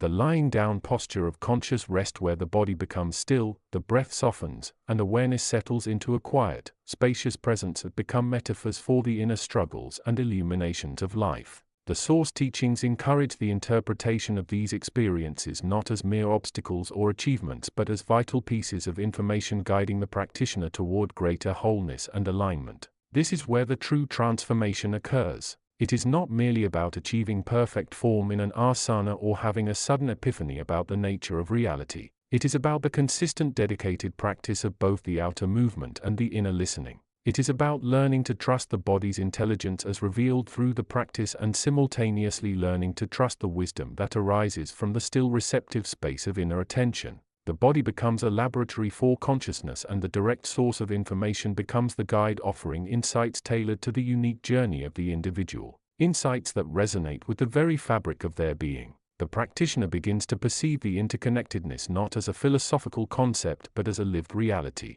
The breath flowing in and out becomes a bridge between the physical and the subtle, carrying information both inward and outward. The alignment of the body in an asana becomes a way of tuning into a specific frequency, allowing the practitioner to receive a corresponding piece of wisdom or understanding from the deeper self. The stillness in meditation becomes the open space where the informational source can reveal itself, offering clarity on patterns of thought, emotional attachments, and blocks to spiritual expression.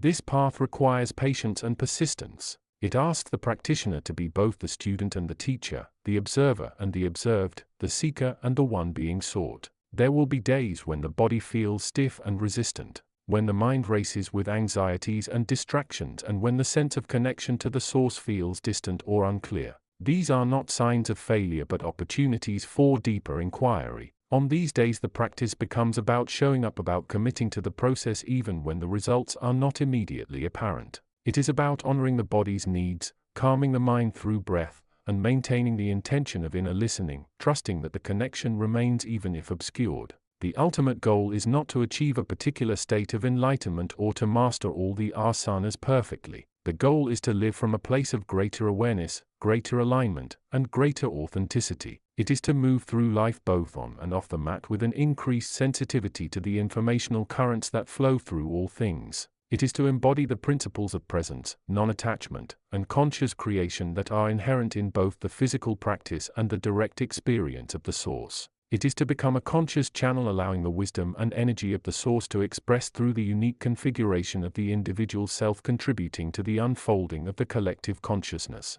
As the practitioner deepens this integration, the lines between the inner and outer worlds begin to blur. The insights received from the source may manifest as intuitive understanding in everyday situations, as creative inspiration for art or work, or as a profound sense of peace and centeredness that radiates outwards. The physical practice continues to be a foundation, a regular reminder to embody awareness. But the true work becomes the lived expression of the wisdom received, the conscious choice to align with the deeper truths that guide the individual through the complexities of existence. This is the journey of those who dare to look beyond the surface, who seek not just physical well-being but spiritual awakening, who understand that the body is the vehicle, the asanas, the key, and the direct connection to the source of information, the guiding light. It is a path of continuous discovery, a way of learning to read the language of the soul and to live in harmony with the infinite possibilities that await those who dare to explore the realms beyond the purely physical. Chapter 48. The Resonant Chamber. The path less traveled often leads not to a distant geographical destination, but to a profound inner shift. It requires a willingness to step off the highway of conventional expectation and into the quiet mystery of one's own being. Such was the journey undertaken by the seeker, drawn not by a map etched in stone, but by an internal compass pointing towards a resonance deeper than sound or sight. Their quest intertwined two seemingly disparate paths: the subtle explorations of consciousness offered by the spiritual material and the dynamic embodied discipline of yoga. These paths, originating from different sources and employing distinct methodologies, converged in the seeker's experience, revealing a unified truth about the nature of the self and its relationship to the vast invisible field of potential. The spiritual material provided a lens through which the limitations of the physical ego could be examined and transcended, offering insights into the nature of thought as creative force and the individual as an originating point of awareness rather than a passive recipient of external reality. Yoga, with its unyielding sequence of postures and breath work, served as a practical laboratory, a crucible where the insights gained from metaphysical study could be tested, refined, and integrated into the body-mind complex. The seeker found themselves moving through their daily life with a heightened awareness, the lessons from the spiritual conversations echoing in the background, reminding them that the external world was largely a projection of internal state. Yet this understanding, intellectual or intuitive, often remained abstract. It was in the practice of that the abstract became tangible, the invisible became palpable. The rhythmic breath became an anchor to the present moment, the sequential postures, a series of gateways through which the practitioner could explore the landscape of their own energy and resistance. Each morning, the routine began. The space was cleared, the mat laid down, and the breath initiated. It was not merely about achieving a posture, though physical alignment was part of the process. It was about meeting resistance, not as an enemy to be overcome, but as a teacher.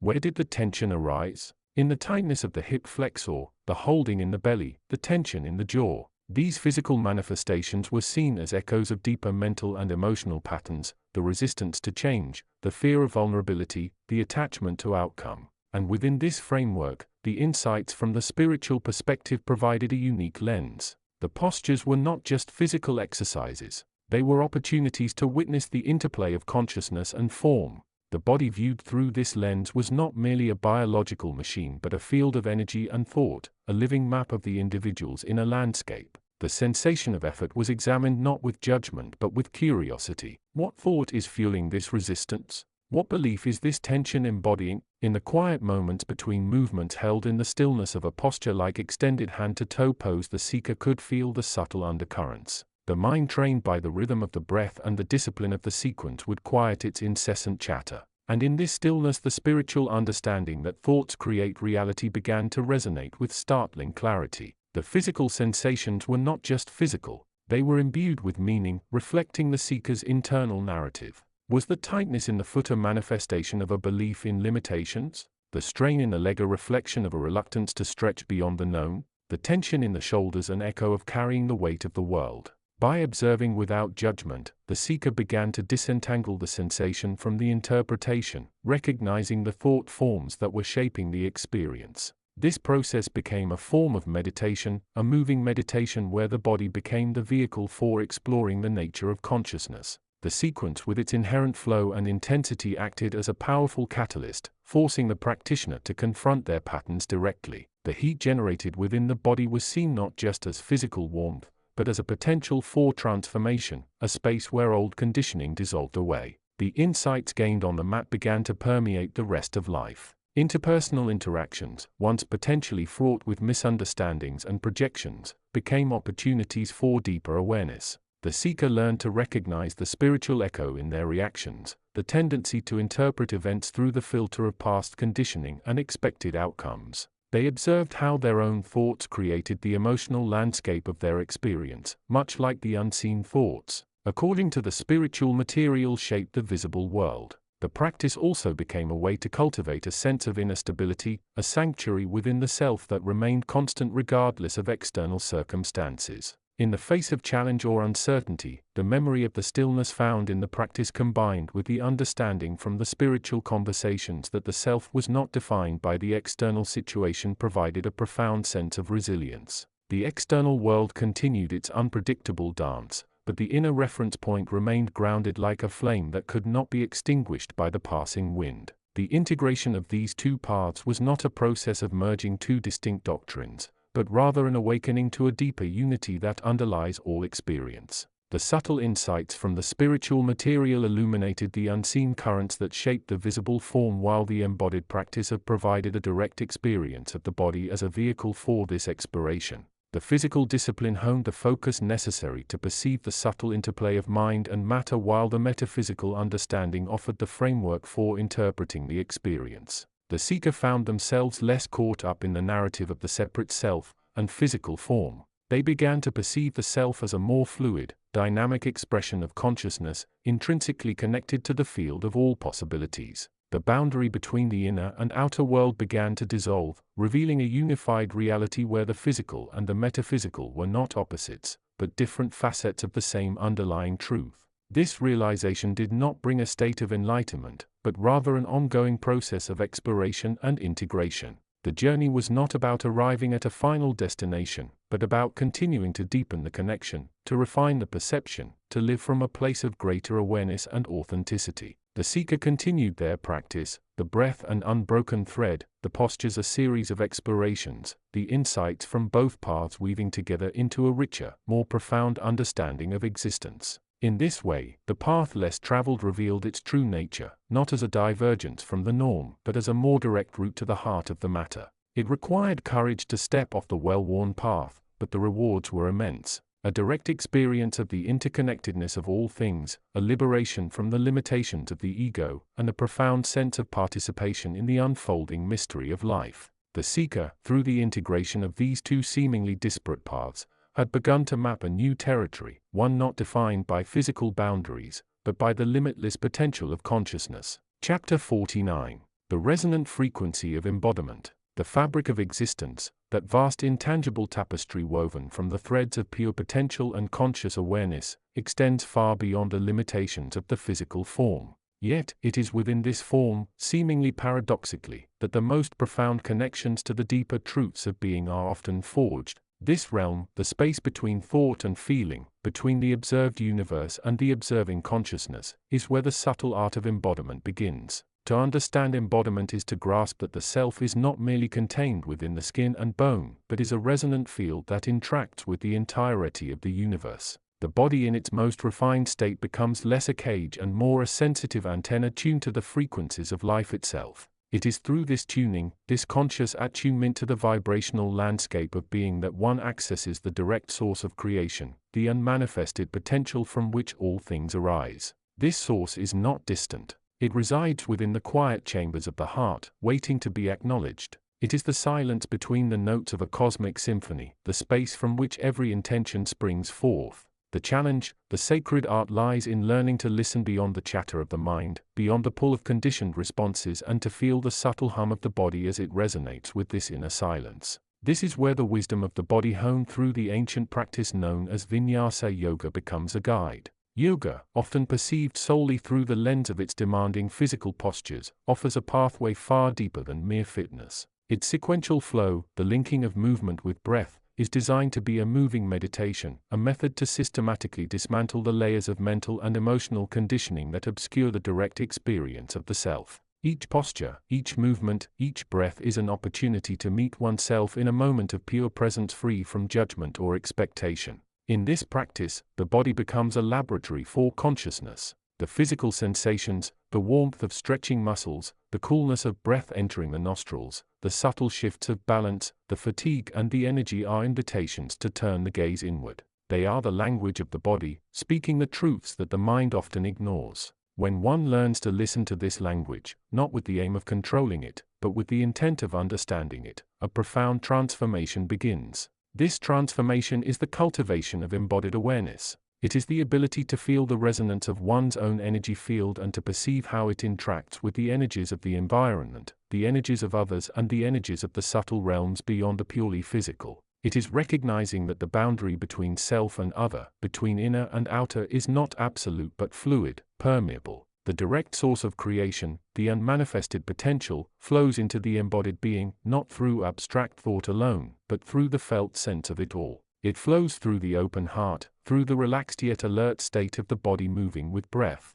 As the body is opened both physically and energetically through the practice, it becomes a channel. It becomes a resonant chamber capable of holding and amplifying the frequencies of love, compassion, and creative potential that emanate from the source. This is where the synergy between the insights derived from the direct source of creation and the embodied practices of yoga becomes most potent. The subtle understandings gained from connecting with the unmanifested provide the intention behind the practice. The physical practice provides the means by which this intention is embodied, made tangible, felt in the body-mind complex. One might experience, for instance, a sense of universal love emanating from the source. Without the embodied practice, this might remain an intellectual or emotional concept. But through the dedicated practice of yoga, moving mindfully through the sequence, one can learn to feel this love not just as an idea but as a warmth spreading through the chest, a gentle expansion of the heart space. The body becomes the feeling of love, the experience of connection.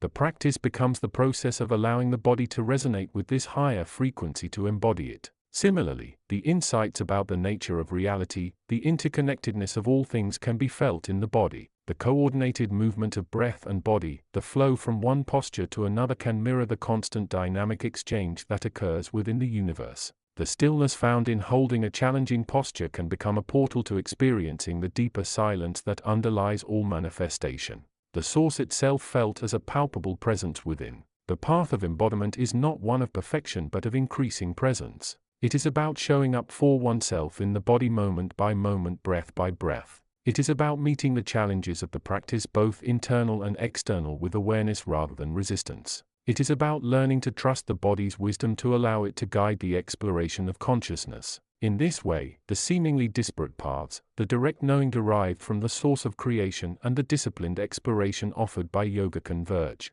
They become two sides of the same coin, two complementary approaches to realizing the full potential of the human experience. The source provides the map of infinite possibility, while the embodied practice provides the feet to walk the path, to feel the terrain, and to discover the landscape from the inside out. To walk this path is to move from a state of fragmented awareness where the self is perceived as separate and isolated towards a state of unified consciousness. It is to recognize that the body is not an impediment to spiritual realization but the very vehicle through which it can be fully experienced. It is to understand that the deepest truths are not found solely in the realm of thought or abstract feeling but in the embodied lived reality of the present moment. The journey is ongoing, a continuous process of refinement, of listening, of moving, of breathing, of feeling. It is a return to the essential nature of being, grounded in the physical form, yet reaching infinitely beyond it. It is the art of embodiment, lived moment by moment, posture by posture, breath by breath.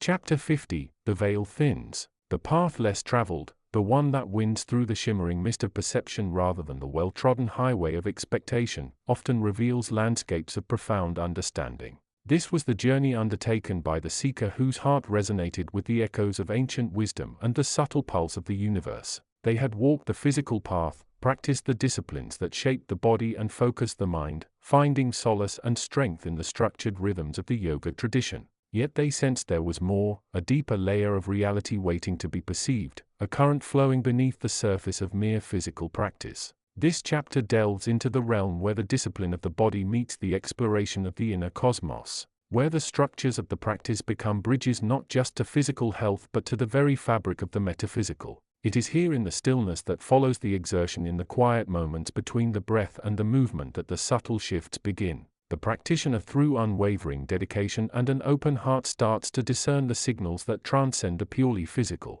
The studio, a sanctuary of focused energy, was often the first threshold crossed. The rhythmic breathing, a mantra in motion, became an anchor in the turbulent sea of thought. The sun salutations, a sequence of movements that flowed like a river through the body, were no longer just exercises in flexibility or strength.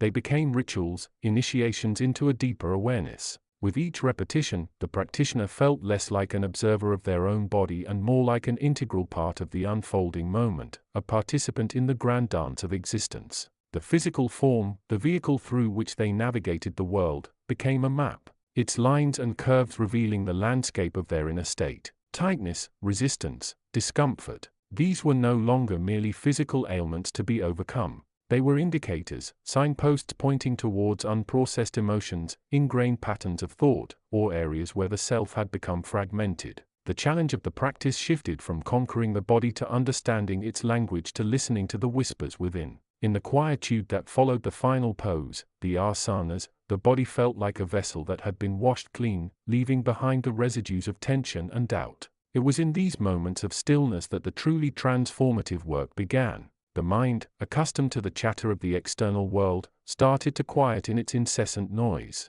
The practitioner began to hear sounds beyond the walls of the studio, frequencies that resonated with the deeper structures of reality. This is where the threads of the spiritual material, the direct transmission of consciousness, intertwine with the physical discipline. Spiritual spoke of the self as a co-creator, of thoughts as things, of the power inherent in intention. These concepts, initially abstract, found tangible expression in the practice. Each movement, each breath became an act of intention. The practitioner learned to infuse their practice not just with physical energy but with the clear, focused awareness of a conscious creator. The physical movements of yoga became metaphors for the shaping of reality. Downward-facing dog with its inversion and stretch mirrored the act of looking beyond the ordinary, of transcending the limitations of the ego. Warrior poses embodying strength and focus represented the courage required to step into one's power and claim one's space in the universe. The flow itself, the vinyasa, symbolized the constant dynamic interplay of energy and consciousness, the ever-unfolding present moment.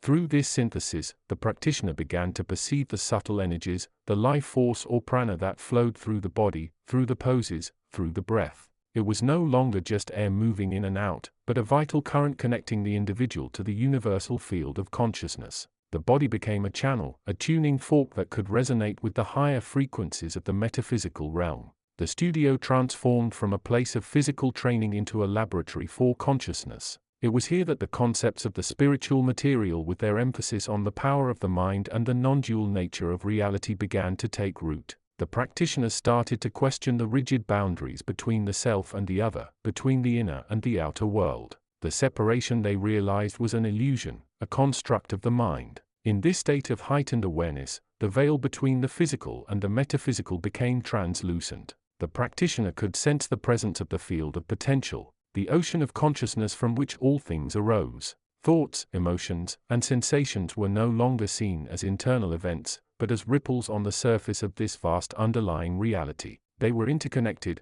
part of a grand unified field of intelligence. The practice became less about achieving specific poses and more about participating in the unfolding of existence. It was about aligning with the flow, about becoming a conscious witness to the dance of life. The physical movement served as a focal point, a means of grounding the awareness in the present moment where all possibilities resided. This realization brought a profound sense of peace and freedom. The practitioner understood that they were not just a body moving through space but an expression of the universe, a conscious point of awareness within the infinite field. Their limitations, their fears, their doubts, these were seen as temporary states, overlays on the fundamental nature of being. The journey, as always, was one of deepening understanding and expanding awareness. The path through the spiritual and metaphysical realms was as demanding as the physical practice, requiring patience, perseverance, and an unwavering commitment to the process of self-discovery. But for the seeker who walked it with an open heart and a clear mind, the rewards were immeasurable.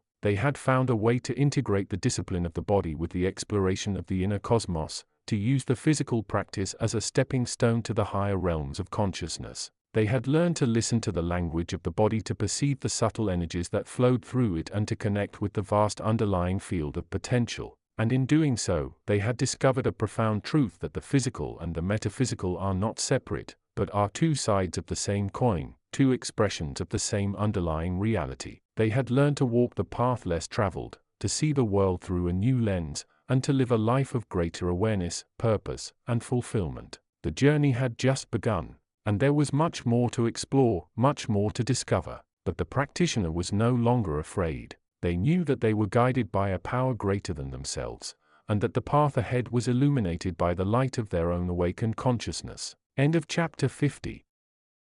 Chapter 51. The Convergence of Frequencies. The veil thins further here, not merely in a distant land or a future time, but within the very space between the heartbeats of the seeker. This is a realm where the frequencies of the physical and the metaphysical intertwine, creating a tapestry of potential that vibrates with the energy of pure becoming. It is less a place and more a state of being, accessible through the dedicated practice that bridges the body and the soul. The path of yoga, with its unyielding sequence and breath-synchronized movements, is a powerful conduit for this convergence. It strips away the layers of conditioned response, the mental chatter that constantly pulls the awareness outward away from the still point at the center of the self. In the rhythmic pulse of sun salutations and the held postures, the practitioner becomes a living resonator, tuning the body's instrument to the higher harmonics of existence. This convergence is not merely an intellectual understanding or a fleeting mystical experience. It is the integration of the knowing into the doing, the feeling into the being.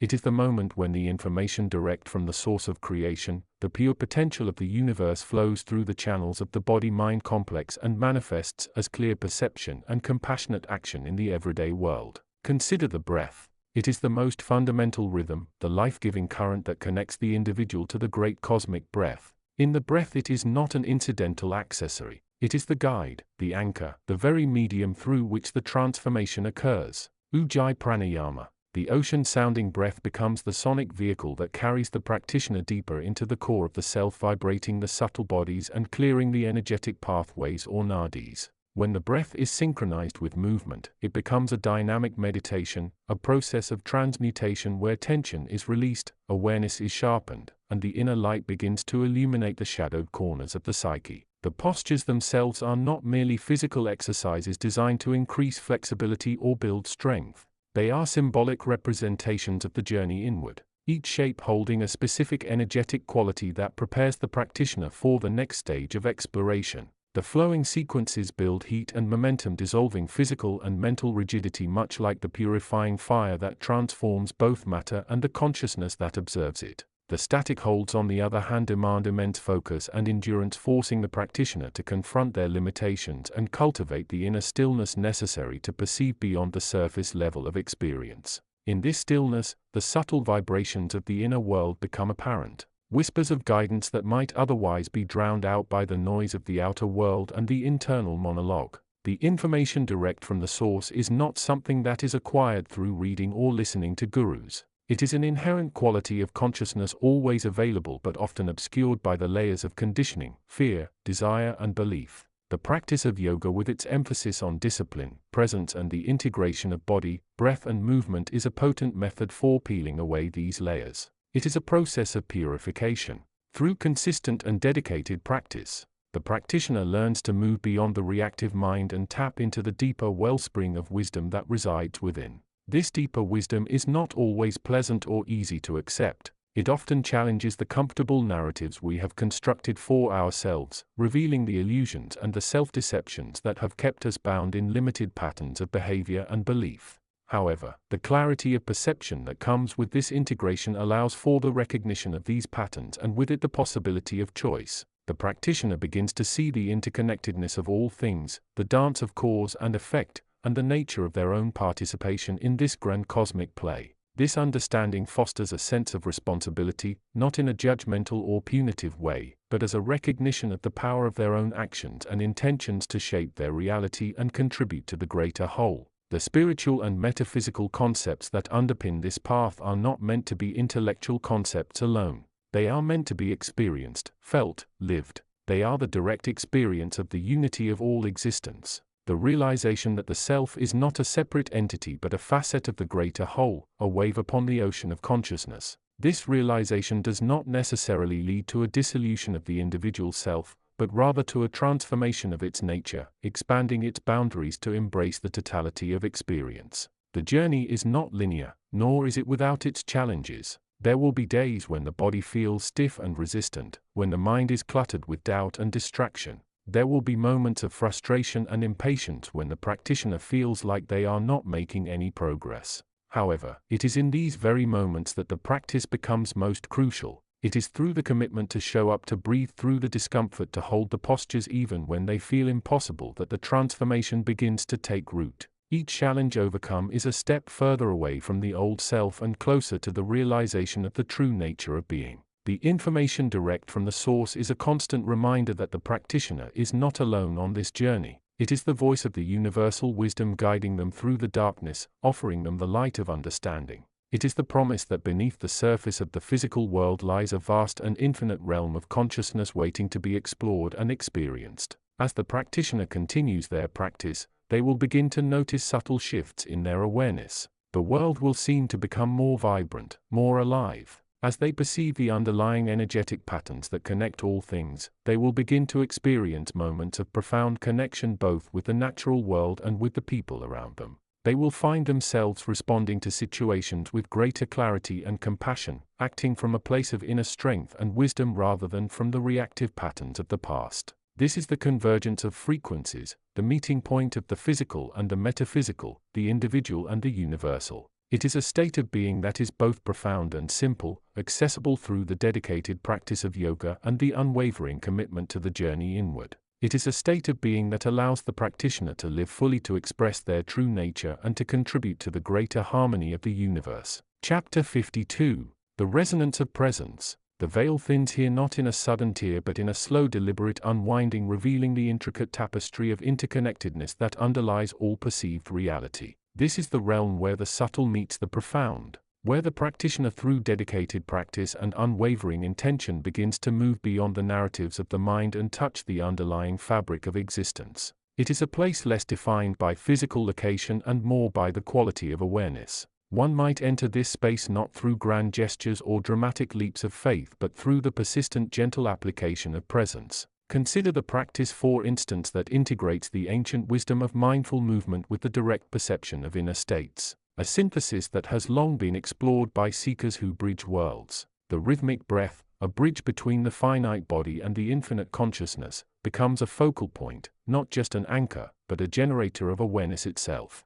In this space, the body ceases to be merely a vessel or a tool for the self and instead becomes a sensitive instrument attuned to the subtle vibrations of being. Each posture, each flow becomes an exploration into the nature of tension and release, into the dynamics of effort and ease, into the rhythm of contraction and expansion that mirrors the larger cosmic dance. It is not about achieving a perfect form, but about using the form as a means to investigate the unformed, the boundless awareness that resides beneath the layers of thought and sensation. The breath, the life force that animates the physical form, transforms into a direct pathway to the deeper self. It is the pulse of existence, the sound of the universe whispering its secrets. By consciously engaging with the breath, the practitioner learns to ride its waves, moving with its ebb and flow rather than resisting its currents. This is where the mind, often a relentless chatterbox, finds its natural stillness. In the quiet between the inhale and the exhale, in the subtle pauses that exist even within the continuous flow, the practitioner begins to hear the inner symphony, the resonance of presence that permeates all things.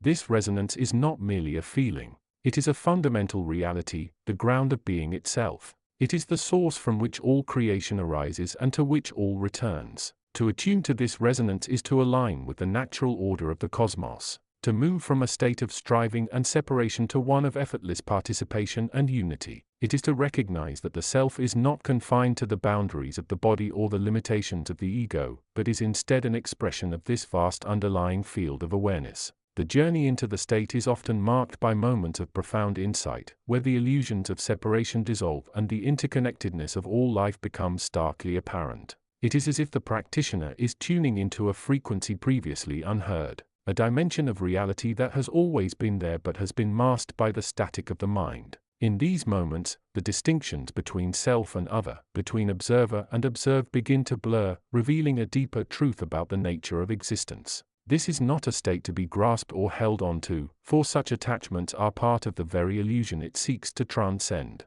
The resonance of presence is best experienced as a quality of being, a way of relating to oneself and the world that is characterized by openness, acceptance, and a deep sense of connection. It is a way of living that transcends the limitations of the ego and embraces the fullness of life. As the practitioner continues to explore this space, they begin to realize that the transformation is not just internal, it has external manifestations as well. The way they relate to others, the choices they make, the way they engage with the world, all begin to reflect the deeper understanding they have gained. They become less reactive, more responsive, less driven by fear and desire, and more guided by a sense of inner clarity and purpose. This is the power of integrating the direct perception of inner states with the disciplined practice of mindful movement. It is a path that leads to a profound transformation of consciousness, a movement from a state of limited self-awareness to one of expansive presence. It is a journey that takes the practitioner beyond the confines of the physical world and into the vast mysterious realm of the metaphysical, where the true nature of reality is revealed.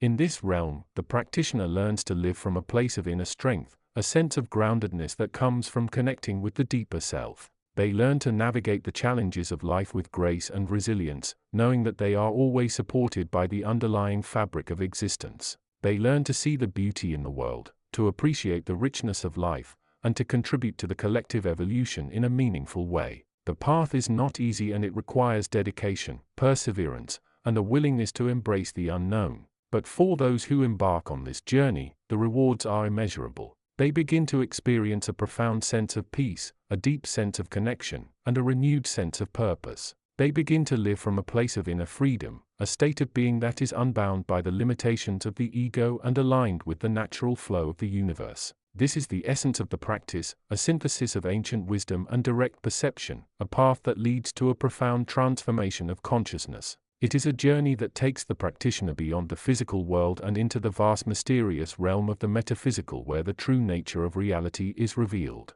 For those who are ready, the path awaits, inviting them to explore the depths of their own being and to connect with the infinite potential that lies within. Chapter 53. The Unfolding Thread. Integration in the Inner Loom. The fabric of existence. That vast shimmering tapestry woven from the threads of consciousness and potential reveals itself differently to those who dare to look beyond the surface patterns of the physical world. In the quiet sanctuary of the inner self, where the mind quiets its incessant chatter and the body becomes a vessel for deeper exploration, a profound integration begins to take root. This is not merely a synthesis of disparate elements. It is an alchemical transformation where the practices of yoga with their inherent structure and focus become the crucible in which higher spiritual truths are refined and integrated into the practitioner's being. For the seeker who has journeyed the path, the physical postures or asanas are no longer viewed merely as exercises for flexibility or strength. They are understood as potent symbols, physical representations of inner states, pathways to awakening.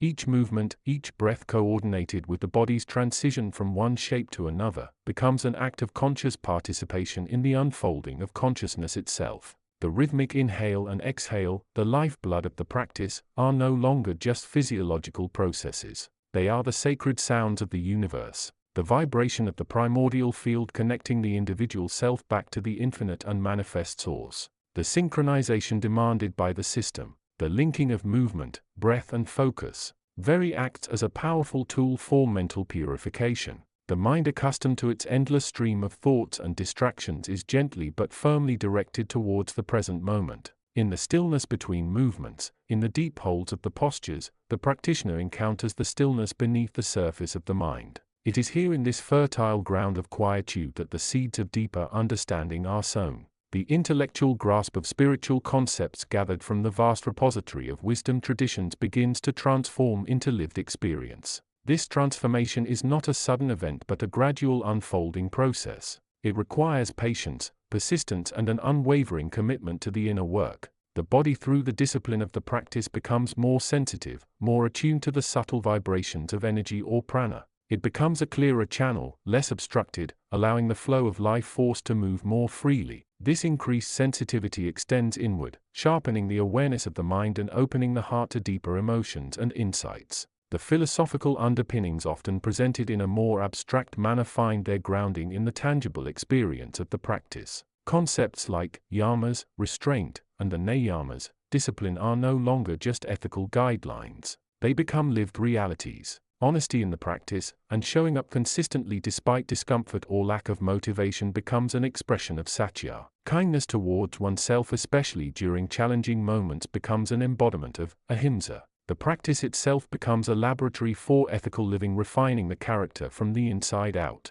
The meditative aspect inherent in, though often overlooked in the intensity of the flow, becomes increasingly significant. It is not just the formal seated meditation practice separately, but the meditative quality cultivated within the movement itself. It is the focused awareness on the breath, the alignment of the body, the sensation of energy flowing through the limbs and the spine. This continuous dynamic meditation keeps the practitioner anchored in the present, preventing the mind from escaping into past regrets or future anxieties. It fosters a sense of inner composure, a stable center from which to observe the ever-changing nature of thoughts and feelings. As the practitioner continues on this path, integrating the physical rigor of the practice with the deeper spiritual insights, a subtle shift occurs within the sense of separation. The feeling of being an isolated ego begins to dissolve. The individual consciousness starts to recognize its interconnectedness with all that is. The postures, once mere shapes to be mastered, now become gateways, openings to experiences beyond the ordinary. In the stillness at the end of a challenging sequence, or in the profound depth of a held posture, the practitioner may catch glimpses of a deeper reality,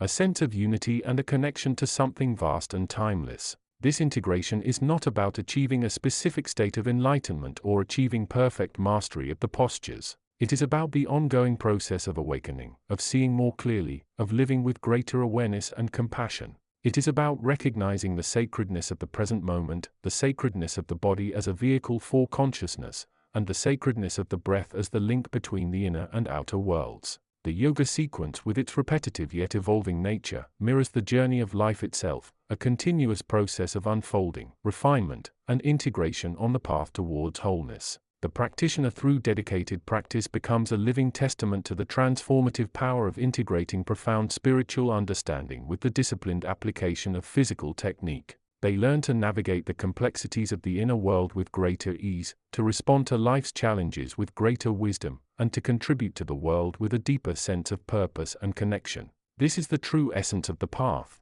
Not just a physical discipline, but a profound journey of self-discovery and spiritual integration woven into the very fabric of existence. Chapter 54. The veil thins further here, not merely in the sense of physical distance from the dense matrix of ordinary reality, but in the density of perception itself. Time, as the linear measure we cling to, becomes less relevant, more like a shimmering ribbon than a rigid corridor. One moment can hold the resonance of eons, while 1,000 moments might pass in the blink of an eye, felt as a single expanding awareness. This is the space where the directness of information, the information direct from the source of creation you sought, becomes most potent. It's not information about creation like reading a history or a manual. It is the feeling of creation, the texture of pure potential unfolding into form and then dissolving back into it again. It's the hum of the underlying field, the intelligence that underpins all manifestation, not as a conscious entity directing things, but as the very fabric from which everything arises and into which everything returns.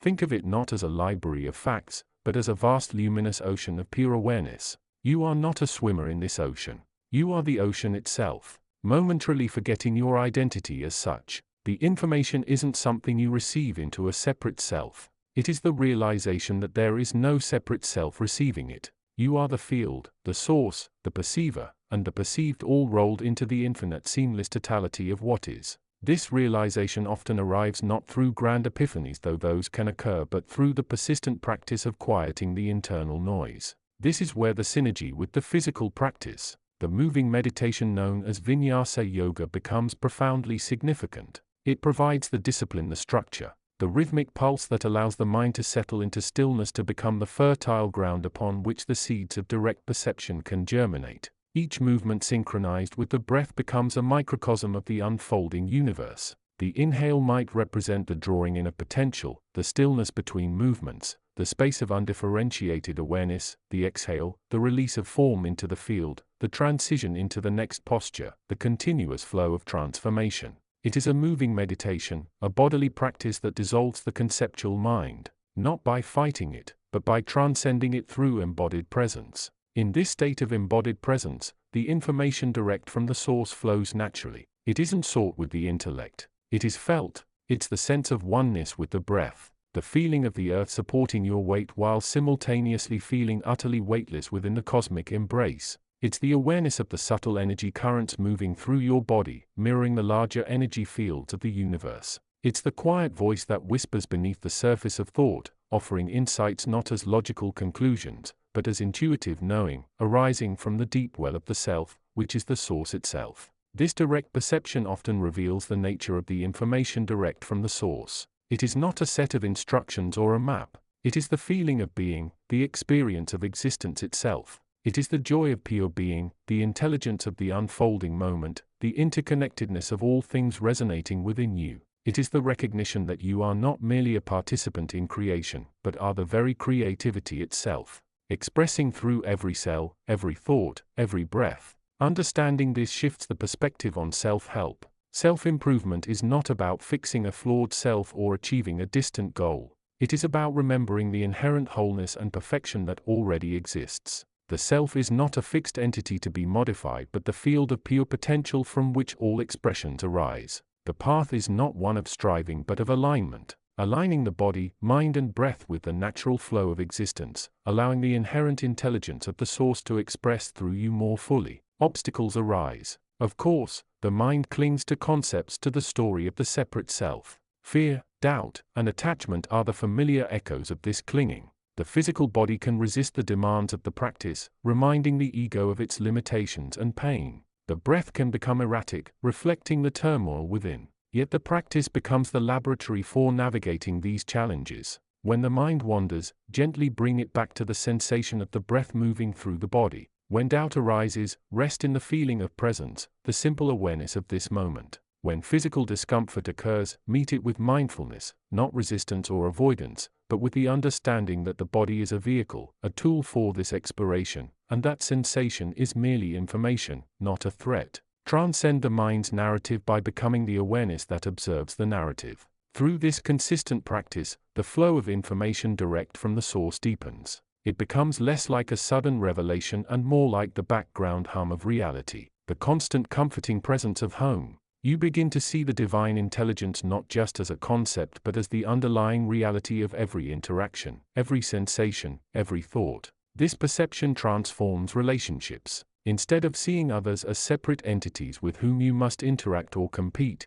you recognize the shared essence, the underlying field of being that connects you all. Conflict diminishes, replaced by a sense of shared experience and mutual support, all flowing from the same source. Compassion arises naturally, not as an effort, but as an expression of the inherent oneness perceived. This is the essence of the path outlined by these practices. The merging of the physical and the metaphysical, the joining of the grounded discipline of the body with the expansive awareness of the source. It is a path of remembering, of aligning with the natural flow of existence, and of experiencing the directness of information that is the very nature of being. This realization does not necessarily lead to a life free from difficulty, but it changes the relationship to difficulty. Challenges are no longer seen as insurmountable problems to be overcome by a separate self, but as opportunities for further exploration, for deeper alignment, for more profound expression of the source's creativity through the individual form. The sense of limitation diminishes, replaced by the expansive awareness of infinite potentiality, always available, always expressing itself through you.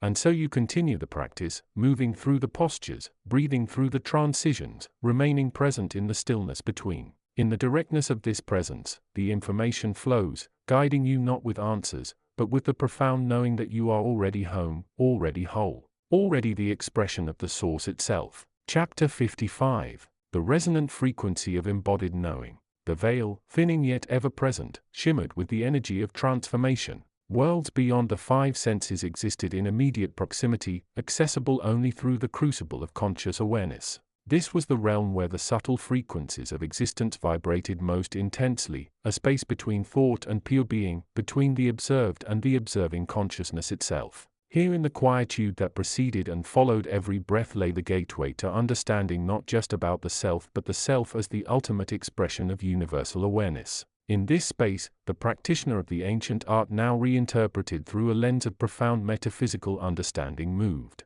The yoga sequence, a framework designed to systematically dismantle the ego structure and align the individual consciousness with the deeper currents of life, became more than mere postures. It became a sacred dialogue between the body, the mind and the infinite within. One such practitioner found themselves in the midst of the sun salutation sequence. The familiar movements, the inhale into a full forward bend, the exhale into a low push-up, the upward dog, the downward dog were anchors. But today they were more than anchors. They were keys. The inhale drawing prana, the vital life force into the body, was not merely a physical act of gasping air. It was an invitation to the higher, more refined energies, the radiant light, the subtle sounds, the intelligent patterns of consciousness that permeated all things. As the breath filled the lungs, it was perceived as a current of pure potential, a bridge spanning the gulf between the limited self and the boundless other. The mind, guided by intention, was not allowed to wander into the usual landscape of thoughts and memories. Instead, it was gently directed to witness the sensation of the air entering, the expansion of the rib cage, the subtle lift of the diaphragm. These were the physical manifestations of the subtle influx of higher awareness. The exhale, releasing tension, old patterns, and stale energy, was a surrender. It was the act of letting go, not just of physical breath, but of the mental and emotional attachments that clung to the ego like barnacles on a ship. With each release, a layer of illusion was shed. The practitioner felt the subtle shift, the movement away from the I think, therefore I am, construct towards the I am, therefore I perceive reality. The downward dog, often a position of strain and effort in the purely physical sense, became an exploration of balance and gravity. It was a moment to feel the earth beneath the hands and feet, not as something solid and separate, but as a supportive ground, an integral part of the whole. In this inversion, the world below seemed to tilt, the usual perspective altered, allowing for a glimpse into the nature of perception itself. Was the floor solid, or was it a field of energy as tangible and supportive as the air itself? The sequence moved with a rhythm, a pulse that mirrored the heartbeat of the universe. Each transition, each hold was an opportunity to be present utterly and completely. The left side bend, for instance, was not just a stretch for the obliques. It was an awareness of the subtle energy, the prana flowing along the meridians, the invisible rivers of life force that crisscrossed the body-mind complex. It was an exploration of balance, not just physically, but energetically. The left side drawing in one quality, the right side potentially expressing another, yet both ultimately part of the unified field. The mind in this state became like a still pool reflecting the light of the inner sky without distortion.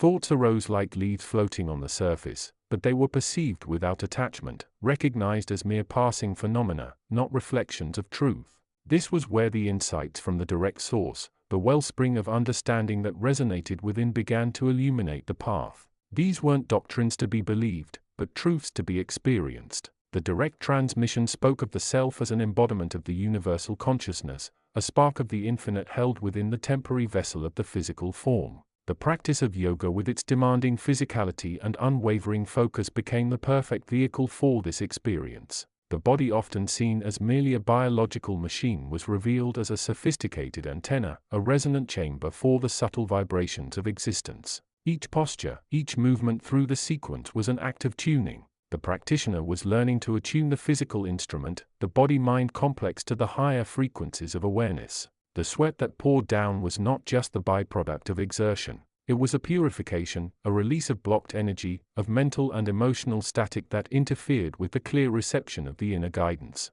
The direct source offered perspectives that transcended the linear understanding of time and causality. It spoke of the interconnectedness of all events, all beings, all moments as facets of a single unfolding reality within the rhythm of the sequence. The practitioner could sometimes catch a glimpse of this. The effort of the low push-up, the intensity of the upward dog. These were not isolated experiences. They were part of a larger dynamic flow intrinsically linked to the subtle shifts occurring within the mind and the deeper energetic field. The sequence itself was a microcosm of the larger universe, with its cycles, its challenges, its moments of grace and ease. There were moments during the practice, brief and precious, when the practitioner felt less like me, doing the yoga, and more like the yoga itself. The body moving with an intelligence that seemed to arise from somewhere beyond the conscious mind. The breath flowing effortless, guiding the form without the need for conscious direction. In these moments, the boundaries dissolved. The self, the separate entity with its fears, desires, and limitations, seemed to melt away, revealing the underlying unity, the shared essence that connected all things. It was an experience of pure presence, of being fully immersed in the now, the only reality that truly existed. The insights from the direct source often arrived not as grand pronouncements but as subtle nudges, intuitive flashes that illuminated the experience of the moment. Why did this posture feel particularly challenging today? Was it physical, or was there an emotional blockage, a resistance to a deeper process of inner work being initiated? Why did this transition feel effortless, imbued with a sense of ease and flow? Was it merely skill, or was it an alignment with a higher current? These questions arising from the stillness within guided the practitioner not towards intellectual understanding but towards deeper self-observation, towards the direct experience of the inner landscape. The practice therefore was not just about achieving flexibility or strength. It was about cultivating the awareness necessary to perceive the deeper truths. It was about learning to listen to the body not just as a machine but as a repository of subtle energetic information, a map of the inner state. It was about using the physical discipline as a means to quiet the mind, to still the internal chatter, and to open the channels to the direct knowing that resided within. The sequence, with its inherent progression and repetition, provided a stable framework within which this inner exploration could take place. The repetition wasn't mindless routine. It was a way of allowing the patterns of the ego to become familiar, to be recognized, and then to be seen through. With each repetition, the practitioner returned to the same postures, the same movements, but with a potentially different inner experience. The same challenging vinyasa might evoke frustration one day and effortless grace the next, depending on the state of awareness, the level of inner stillness. The direct source often spoke of the importance of observing without judgment. In the yoga practice, this meant watching the arising and passing of thoughts, emotions, and sensations without trying to change them, without labeling them as good or bad. It meant perceiving the entire experience, the aches, the limitations, the moments of ease, the arising thoughts, with an attitude of curious neutrality. This observation in itself was a form of transformation. It began to loosen the grip of the ego, which thrived on identification with these transient internal states. The final moments of the practice, often spent in shavasana, the corpse pose, were crucial. This wasn't just about resting the body. It was about integrating the experiences of the preceding hour. It was about allowing the elevated state of consciousness, the heightened awareness, to permeate the physical structure, to settle into the cells, the tissues, the very essence of the being. In this pose, with the eyes closed, the practitioner became a receptive vessel. The insights gleaned during the sequence, the subtle shifts in energy, the glimpses of unity, all could be held, allowed to integrate without the interference of active thought. The body, now the vehicle for this higher awareness, could rest and recalibrate, preparing to carry this expanded state back into the world. The direct source emphasized that the state of awareness was not something to be achieved and then maintained. It was the fundamental nature of consciousness temporarily obscured by the layers of conditioning. The practice of yoga with its unwavering commitment to the process, to the discipline of presence, was a powerful tool for peeling away these layers. It was a way of consistently choosing presence over reaction, of choosing awareness over the automatic pilot of the conditioned mind. As the practitioner slowly began to wind down the sequence, bringing the breath back to its natural rhythm, the body felt different, lighter perhaps, not just physically, but energetically, more integrated, more alive. The mind felt clearer, less cluttered. There was a sense of quietude that wasn't emptiness, but rather the richness of presence. The awareness of being here now as an expression of the infinite. The insights from the direct source, those subtle echoes of profound truth, hadn't provided all the answers, but they had illuminated the path. They had shown that the journey inward through the very body-mind form was the only real journey, and that the practice of yoga was a sacred art of navigating this path with awareness, discipline and love. Chapter 56. The unfolding of inner space. The seeker stands at the threshold of a deeper understanding. Having traversed paths that went through the valleys of doubt and the peaks of intellectual grasp, they have tasted the sweetness of direct perception, glimpsing the nature of their own being beyond the veils of thought and identification. Yet the journey is not one of arrival, but of continuous unfolding, a process that unfolds from within towards an infinite horizon that has no discernible end. This stage is often characterized by a quieting of the internal chatter that once dominated the mind. The relentless stream of commentary, judgment, and anticipation begins to subside, replaced by a more profound stillness. This is not merely an absence of noise, but a presence in a state of receptive awareness. It is as if the individual has stepped into a vast open space where the air is thin and the silence is deep, allowing for the subtle frequencies of existence to be felt more keenly. In this space, the practitioner begins to engage more consciously with the subtle bodies and energies that underpin their physical existence. These are not fantastical concepts, but are rather the energetic substrates through which consciousness expresses and interacts with the physical world.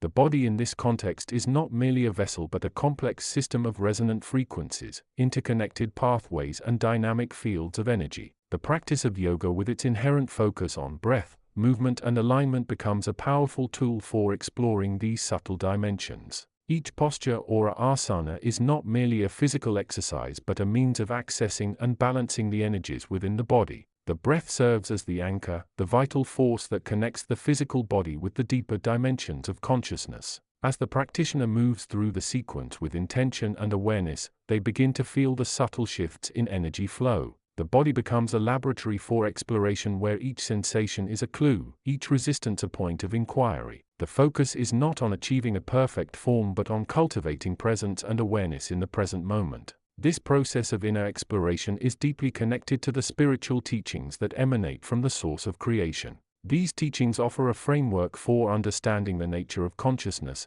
the structure of the universe and the journey of the individual soul. They speak of the interconnectedness of all things, the presence of a deeper intelligence that underlies the physical manifestation and the potential for the individual to align with this intelligence. The source information emphasizes the importance of direct experience. It is not enough to read or contemplate these teachings. One must engage with them directly through the lens of personal experience. This direct engagement is where the true transformation occurs. The intellectual understanding provides a map, but it is the journey itself that brings about the realization. In the practice of yoga, this direct engagement takes the form of mindful movement and breath work. The practitioner becomes an observer of their own internal landscape, noting the sensations, emotions, and thoughts that arise without judgment. This practice cultivates a state of mindfulness that extends beyond the studio and into every aspect of life. The integration of these practices begins to reveal the interconnectedness of mind, body, and spirit. The physical movements help to release energetic blockages, allowing the flow of prana or life force to become more balanced and vibrant. This in turn supports the mental and emotional states, fostering a sense of inner peace and clarity. The spiritual teachings offer a deeper understanding of the nature of consciousness, explaining how the individual self is interconnected with the universal consciousness. This understanding helps to dissolve the sense of isolation and separation that often underlies feelings of anxiety and dissatisfaction. By recognizing the inherent unity of all things, the practitioner begins to experience a sense of belonging and purpose. This journey is not without its challenges. The path of self-discovery can be unpredictable, and the practitioner may encounter moments of confusion, doubt, or even despair. However, these moments are not obstacles but opportunities for growth. They are points where the practitioner can turn their attention inward, seeking the wisdom that lies beyond the surface level of experience. The source information offers guidance for navigating these challenges, emphasizing the importance of patience, persistence, and self-compassion. It is a reminder that the journey is a process and that transformation unfolds in its own time. The practitioner is encouraged to trust the process, to remain open to the lessons that arise, and to continue moving forward with intention and awareness. As the practitioner deepens their practice, they begin to experience the fruits of their efforts. The sense of inner peace grows, the mind becomes more focused and clear, and the ability to handle life's challenges with grace and equanimity increases. These are the signs that the practice is taking root and beginning to bear fruit. The integration of the spiritual teachings and the physical practice of yoga creates a powerful synergy, amplifying the effects of both. The physical practice provides a tangible means of engaging with the spiritual principles, while the spiritual teachings offer a deeper understanding of the transformative potential of the practice. This synergy is most evident in the practitioner's ability to maintain a state of presence and awareness throughout the day. The insights gained on the mat begin to permeate every aspect of life, fostering a greater sense of connection, purpose, and meaning.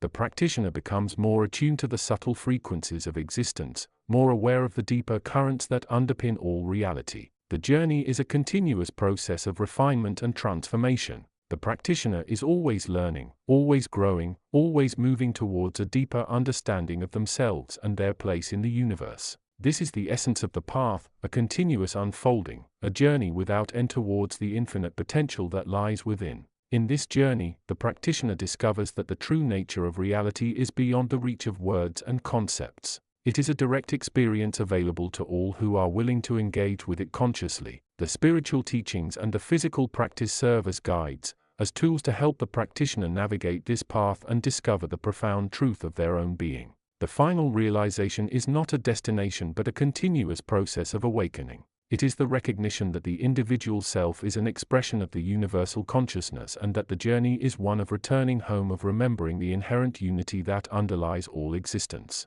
This realization brings a sense of peace, a sense of belonging, and a profound appreciation for the journey of self-discovery. Chapter 57. The veil thins further here, not merely as a concept to be understood, but as a tangible boundary one learns to navigate, sometimes in sudden, breathtaking shifts. This realm exists beyond the rigid frameworks of physical law. Yet, it is no less real for that. It is the space where the subtle currents of consciousness interact with the echoes of universal creation, a domain accessible not through intellectual conquest alone, but through the dedicated embodied inquiry of practice. Consider the nature of information, the very stuff from which reality is seemingly woven. It is not merely data points floating in an abstract void, nor is it solely the content of fleeting thoughts or the accumulation of historical fact. The true source of information, the wellspring from which all manifestation arises, is pure, unadulterated awareness itself. It is the field of pure potentiality, the silence before the sound, the stillness from which all movement emerges.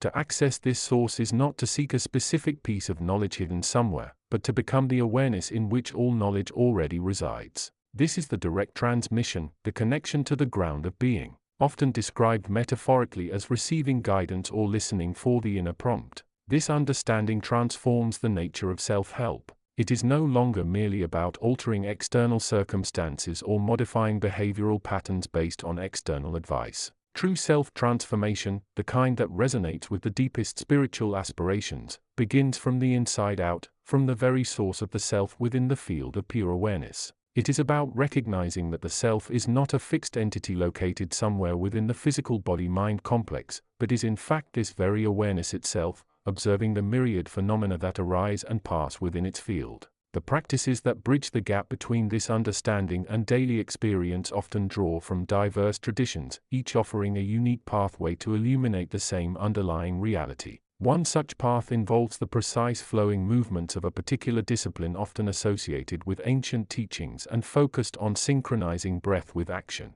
This practice, while seemingly physical, functions on far deeper levels. Each posture, each transition becomes a moving meditation, an opportunity to witness the interplay of intention, effort, stability, and ease within the self in the stillness between movements or the focused concentration required during complex sequences. One can begin to sense the subtle shifts. The mind, no longer a frantic chatterbox, starts to quieten. The internal critic, the constant stream of comparison and judgment, loses its traction. In its place, a different kind of knowing begins to emerge. It is not analytical, nor is it purely emotional. It is a direct perception, a sense of resonance or dissonance with one's deeper truth arising from the field of awareness itself. This is where the two paths, the one emphasizing the direct transmission of information from the source and the other utilizing the physical form as a vehicle for awakening, truly converge. The light practice provides the discipline, the structure, the form through which the raw unformed potential of awareness can begin to crystallize. It forces the practitioner to be present, to meet sensation directly, to observe the mind's reactions without immediately engaging with them. In this dedicated repeated engagement, the veil thins incrementally. The information received through this practice is not always logical or easily articulated. It might manifest as a sudden insight while holding a challenging posture, a shift in emotional tone, a new perspective on a long-standing problem that arises seemingly out of nowhere. It is the direct feedback of the inner landscape translated through the medium of the body and breath. It guides the practitioner not necessarily towards a specific external goal but towards greater alignment with the inherent nature of their awareness, towards living from that place of direct knowing rather than from the conditioned reactions of the mind. There is a profound paradox here. The more one seeks to understand the source of information, the more one realizes that true understanding lies not in accumulation but in dissolving the sense of a separate self who needs to know. The practice becomes the inquiry, the body becomes the laboratory. The breath becomes the bridge.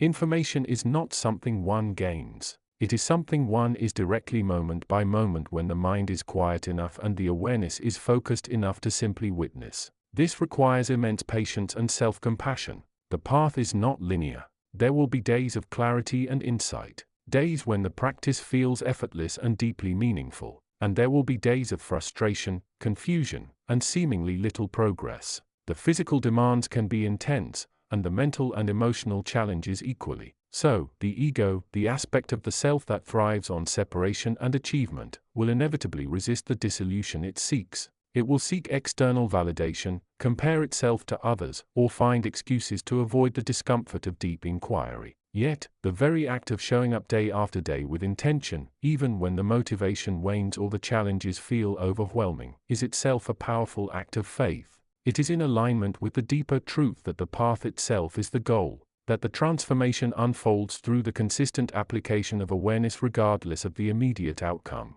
The information received is not dependent on whether the posture was perfect or the insight brilliant. It is received simply by being present, by engaging fully with the practice as a means of awakening. This integration of direct knowing with embodied practice creates a unique synergy. The physical discipline grounds the often ethereal nature of spiritual insight in the tangible reality of sensation and movement. It provides a consistent framework for applying the principles of awareness in a way that transcends intellectual understanding alone. Conversely, the direct transmission of information provides the deeper context and motivation for the practice, preventing it from becoming merely a physical exercise or a means of self-aggrandizement. The practitioner learns to read the subtle language of the body, not just as a machine with muscles and joints, but as a living conduit for the flow of consciousness. Pain is not necessarily bad, but a signal, a piece of information about alignment, effort, or emotional state. Discomfort is not to be avoided at all costs,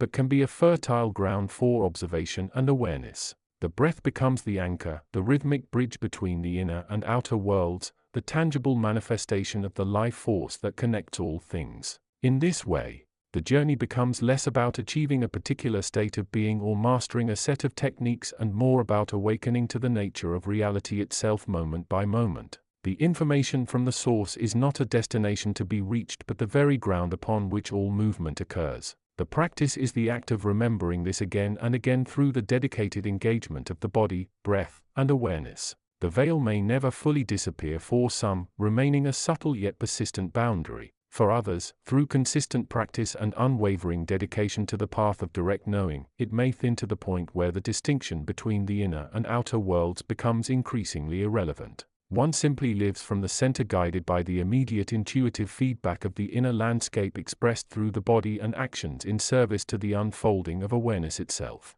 Chapter 58. The veil thins here, not in a sudden tear, but like the slow dissolving of morning mist under the rising sun. One moment the density of the purely physical world feels absolute, the air thick with the vibrations of separation, the scent of fear and desire mingling with the mundane smells of food and decay. The next the edges begin to soften, the rigid forms acquiring a subtle shimmer, the colors deepening into hues unseen by ordinary eyes, resonating with the underlying frequencies of existence. This is the threshold, the place where the mind trained and open can first glimpse the landscapes beyond the solid surface. It is here in the liminal space between the tangible and the intangible that the true nature of the self begins to unfold, revealing itself not as a fixed entity within a body, but as the boundless consciousness that observes. That is the body, the world, the unfolding drama of manifestation. The practice of linking the insights derived from the direct perception of consciousness, the understanding born from the path of inquiry into the source of creation, with the disciplined embodied awareness cultivated through the ancient movements known as the art of synchronized breath and posture, becomes a potent alchemy. It transforms the mere act of moving the body into a sacred geometry, each posture a node, each breath a resonant frequency, drawing the practitioner ever deeper into the core of their being. One sits in the stillness of contemplation, peeling back the layers of thought forms, the mental constructs that have been mistaken for self. They touch the silence beneath the vast unconditioned awareness that is the ground of all being. This understanding, this direct experience of the unmanifested source is the first key. It is the map showing that the self is not in the body but is the awareness that can experience the body and the world as a play of light and shadow, sound and silence arising and passing like the waves upon the ocean of consciousness. Then one steps onto the mat, the embodiment of the earth, the foundation for the practice. The body, previously seen as merely a vehicle for the ego, becomes a tool, a sacred instrument through which the breath can carry the practitioner into deeper states of awareness. The postures practiced with intention and without judgment become a dialogue between the mind and the body, a way of moving the physical structure to vibrate in harmony with the breath and thus with the deeper frequencies of the self. The synchronization of breath and movement becomes the bridge. As the breath flows in and out, a conscious rhythm is established, a metronome for the inner journey. With each inhale, one might consciously draw in the quality of openness, of receiving, of allowing the direct perception of consciousness to illuminate the inner landscape. With each exhale, the quality of release, of letting go of the grip of the ego, of releasing the attachments and identifications that have kept one trapped in the illusion of separation, can be cultivated. In this rhythmic flow, the body becomes a moving meditation, a vehicle for the exploration of the spiritual metaphysical concepts that underpin all existence. The postures themselves become symbolic representations of the journey of consciousness, the striving upward, the turning inward, the balancing of energies, the integration of the seemingly disparate parts of the self. One might begin with postures that build heat and energy, symbolizing the awakening of consciousness, the ignition of the inner fire that burns away the darkness of ignorance. The movements become dynamic, the breath deep and powerful, mirroring the initial surge of awareness as it begins to pierce through the veils of illusion. In this state, one can begin to directly perceive the subtle energies that flow through the body, the life force that animates all existence, connecting the physical form to the non-physical realms. As the practice deepens, the postures become more subtle, more refined, focusing on the alignment of the energy centers, the chakras within the body. Each posture is designed to open and activate these centers, allowing the prana, the life force, to flow more freely, clearing blockages and bringing balance to the system. In this state, one can begin to experience the direct connection between the body and the mind, the physical and the non-physical, the individual self, and the universal consciousness. The breath becomes the key, the bridge between the two worlds. As one becomes more aware of the breath, one becomes more aware of the self, the consciousness that observes the breath, that observes the body, that observes the world. The breath becomes a tool for focusing the mind, for calming the fluctuations of thought, and for opening the heart to the direct perception of consciousness.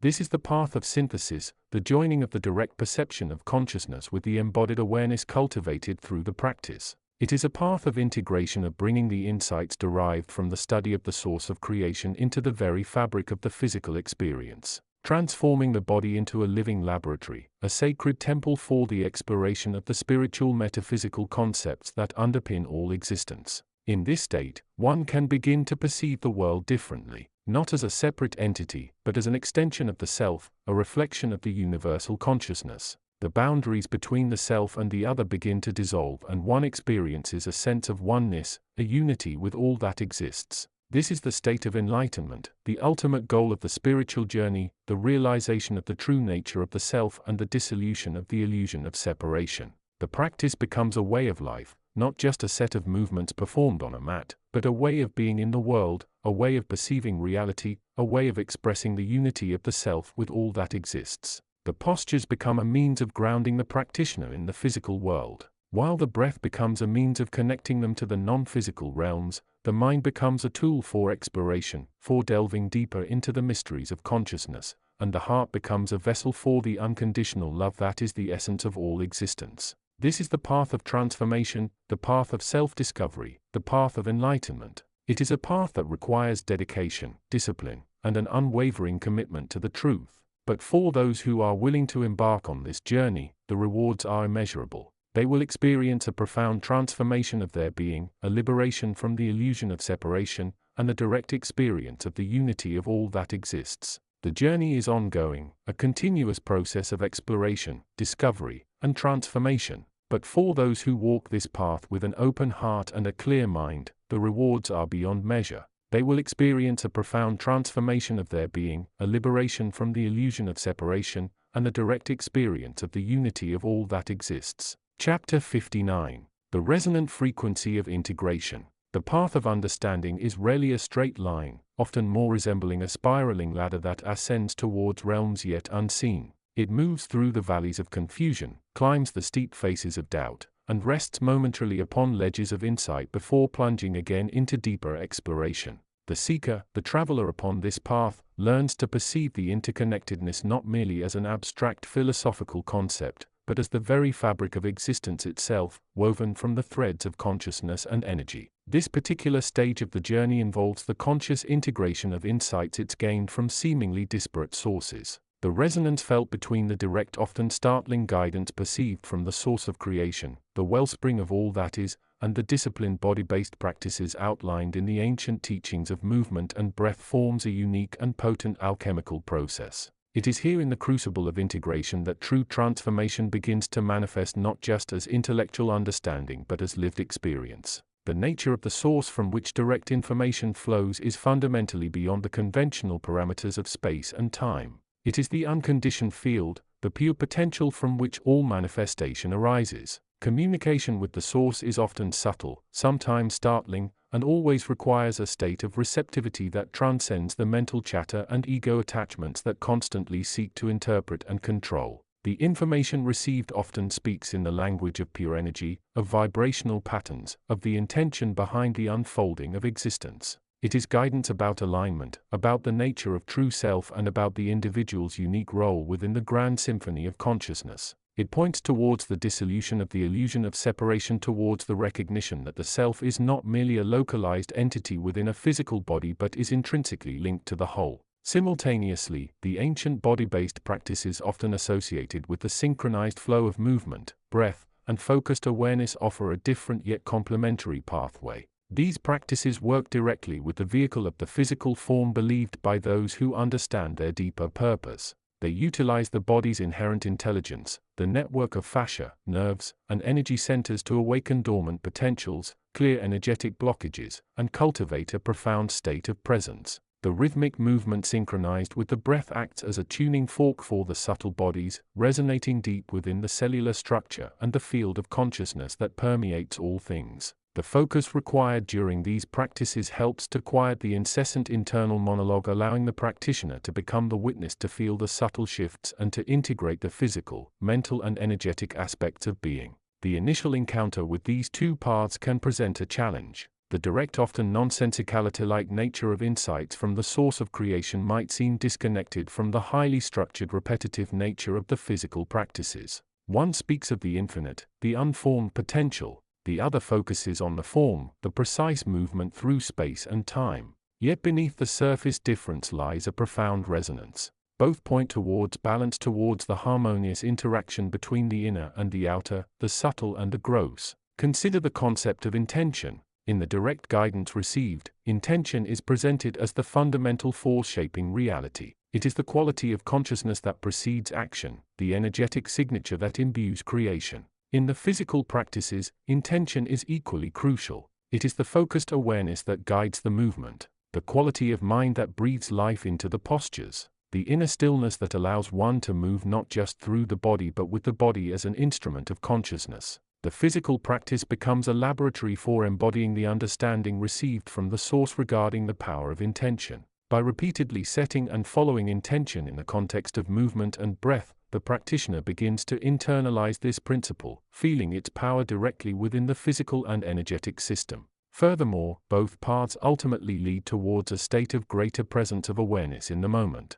The direct guidance often emphasizes the illusion of the past and the future, urging the seeker to anchor themselves in the now where true power resides. The physical practices, through their rhythmic structure and the demand for mindful action, train the mind to inhabit the present moment. The breath becomes the anchor, the point of focus from which the mind can observe thoughts and sensations without getting lost in their narrative. In this present moment awareness, the boundaries between the self and the external world begin to soften. The practitioner of the physical path learns to feel the subtle energetic exchanges with the environment, to sense the interconnectedness of all beings through the shared field of consciousness. The integration process requires patience and self-compassion. It is not always easy to bridge the gap between the abstract understanding received from the source and the embodied experience of the physical practice. There may be moments of frustration, moments where the guidance seems incomprehensible or the practice feels meaningless. The ego mind, which thrives on separation and control, may resist the very notion of merging these paths,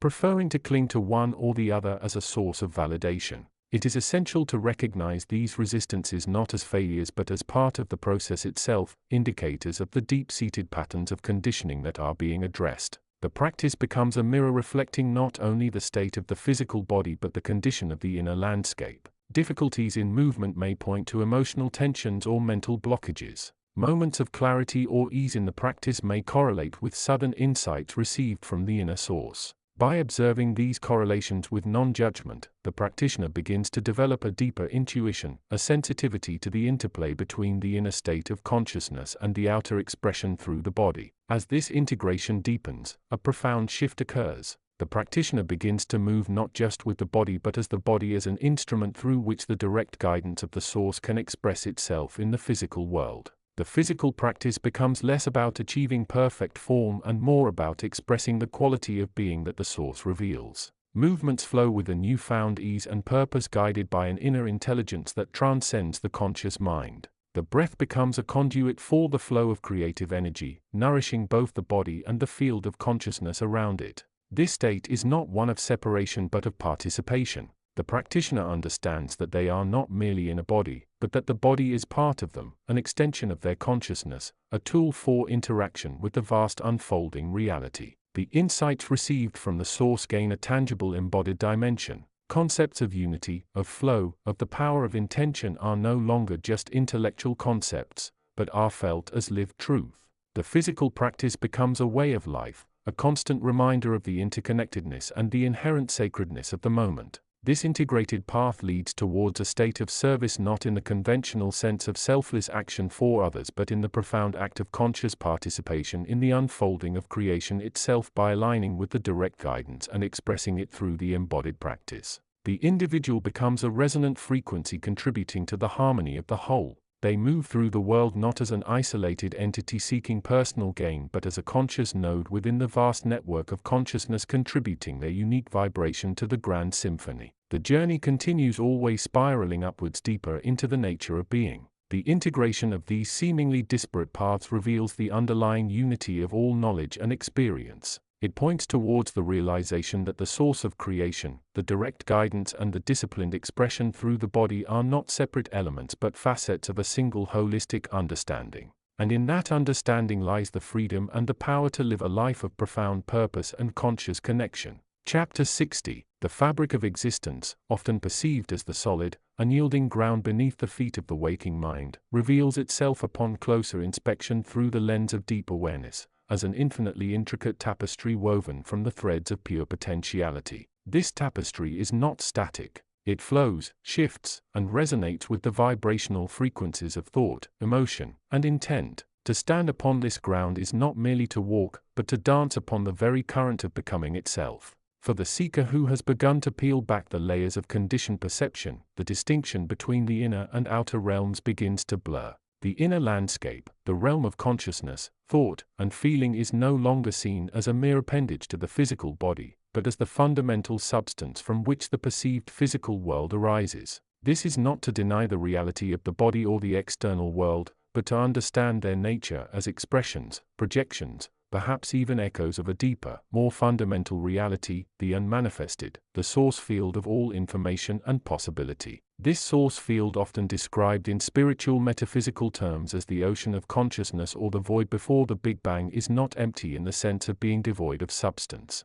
It is the fertile ground, the infinite potential from which all forms emerge and dissolve. It is the realm of pure awareness, the ground of being from which the first thought, the first vibration, the first differentiation arises. To understand oneself as a part of this rather than merely an entity within it is a pivotal shift in orientation. This understanding finds resonance in the ancient practices that seek to harmonize the individual consciousness with these deeper currents. Consider the dynamic flow of yoga, a practice rooted in the connection between breath movement and inner awareness. It is not merely about achieving physical flexibility or strength, though these are often byproducts. Fundamentally, it is a process designed to cultivate presence, to anchor the restless mind in the present moment, and to move the body with intention, thereby becoming a conduit for the flow of energy or prana that connects the individual to the universal life force. The sequences in yoga, while seemingly rigid, are actually meant to be adaptable guides. They provide a structure for the practitioner to progressively work through the physical and mental obstacles that block the free flow of energy and awareness.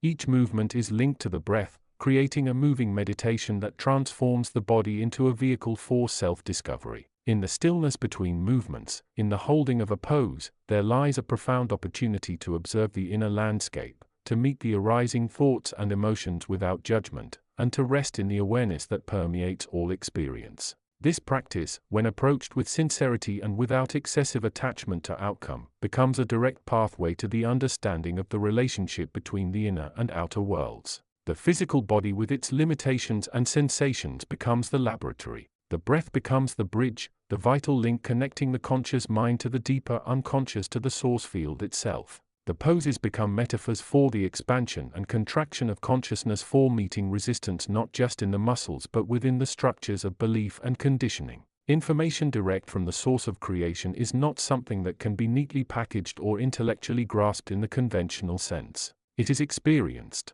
It is known through the quietude of awareness, through the stillness that arises when the mind's incessant chatter is gently brought to rest. It is felt as the underlying unity of all things. The resonant frequency that connects every particle to every other particle, every thought to every feeling, every action to its consequence. This direct knowing often emerges in moments of profound simplicity. It might be felt during the deep stillness at the end of an practice, when the body has been moved and the breath has been focused, and there is a sense of dissolving into a vast quiet awareness. It might be encountered during a simple act of observation, watching a leaf fall or listening to the sound of rain, and suddenly perceiving a deeper layer of meaning, a connection to the larger web of life. It is the intuitive understanding that arises beyond the need for logical proof, the direct perception of the truth of one's own being and its relationship to the totality of existence. The journey towards this understanding is not linear. There will be moments of clarity followed by periods of confusion. There will be insights that seem profound one moment and obscure the next. The key is not to become attached to any particular state or understanding, but to maintain the practice of presence, the unwavering commitment to observing reality as it unfolds both within and without. It is about becoming the witness, the observer of the mind and body, allowing the direct information from the source to filter through the veils of illusion without getting lost in the interpretation. The practitioner of this integrated path, combining the internal focus of deep awareness with the external expression through mindful movement and breath work, begins to live differently. The sense of separation, the feeling of being an isolated self trapped in a physical vessel, begins to soften. There is a growing recognition that the self is not defined by the body alone, nor by the stream of thoughts and emotions, but by the underlying awareness that observes them all. This awareness is the true seat of consciousness, the eternal witness that remains unchanged by the passing of time or the changing of circumstances. In this expanded understanding, the challenges of life are no longer seen as insurmountable obstacles,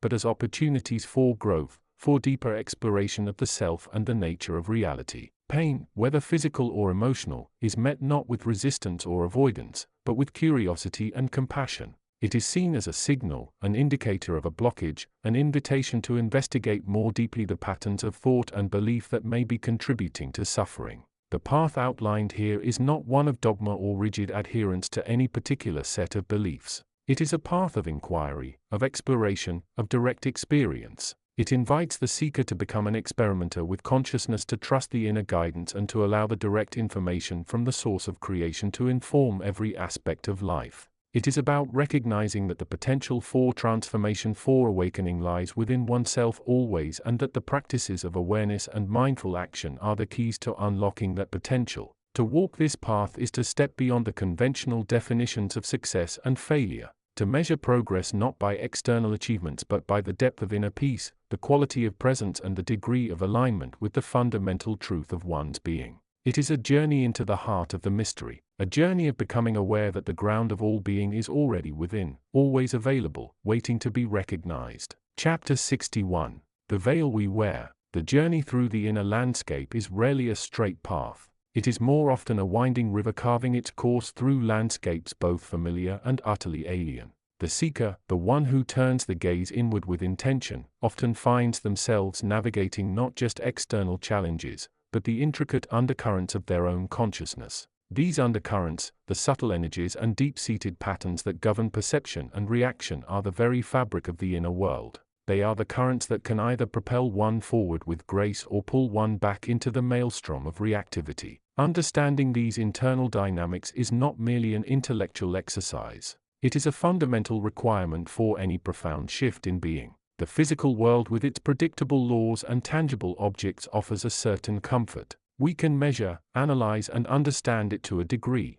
yet it is the inner world, the realm of thought, emotion, belief, and intention that ultimately shapes the outer experience. It is here within the subtle body that the true work of transformation unfolds. This is where the patterns often inherited or conditioned are identified, examined and gently transformed. This transformation is not about erasing the past or denying the self. It is about recognizing the interplay between the conscious mind, the subconscious currents, and the deeper, quieter wisdom that resides beneath the surface. It is like learning to be the sailor of the river, understanding the forces at play, the tides, the currents, the weather, rather than being merely swept along by them. This awareness is the first step towards mastery, not over others or external events, but over the internal landscape that inevitably reflects and shapes the external one. The practices that bridge the gap between the physical and the subtle are many, though their effectiveness often hinges on a consistent and mindful approach. Consider the ancient art of movement, specifically the dynamic flow known as Vinyasa Yoga.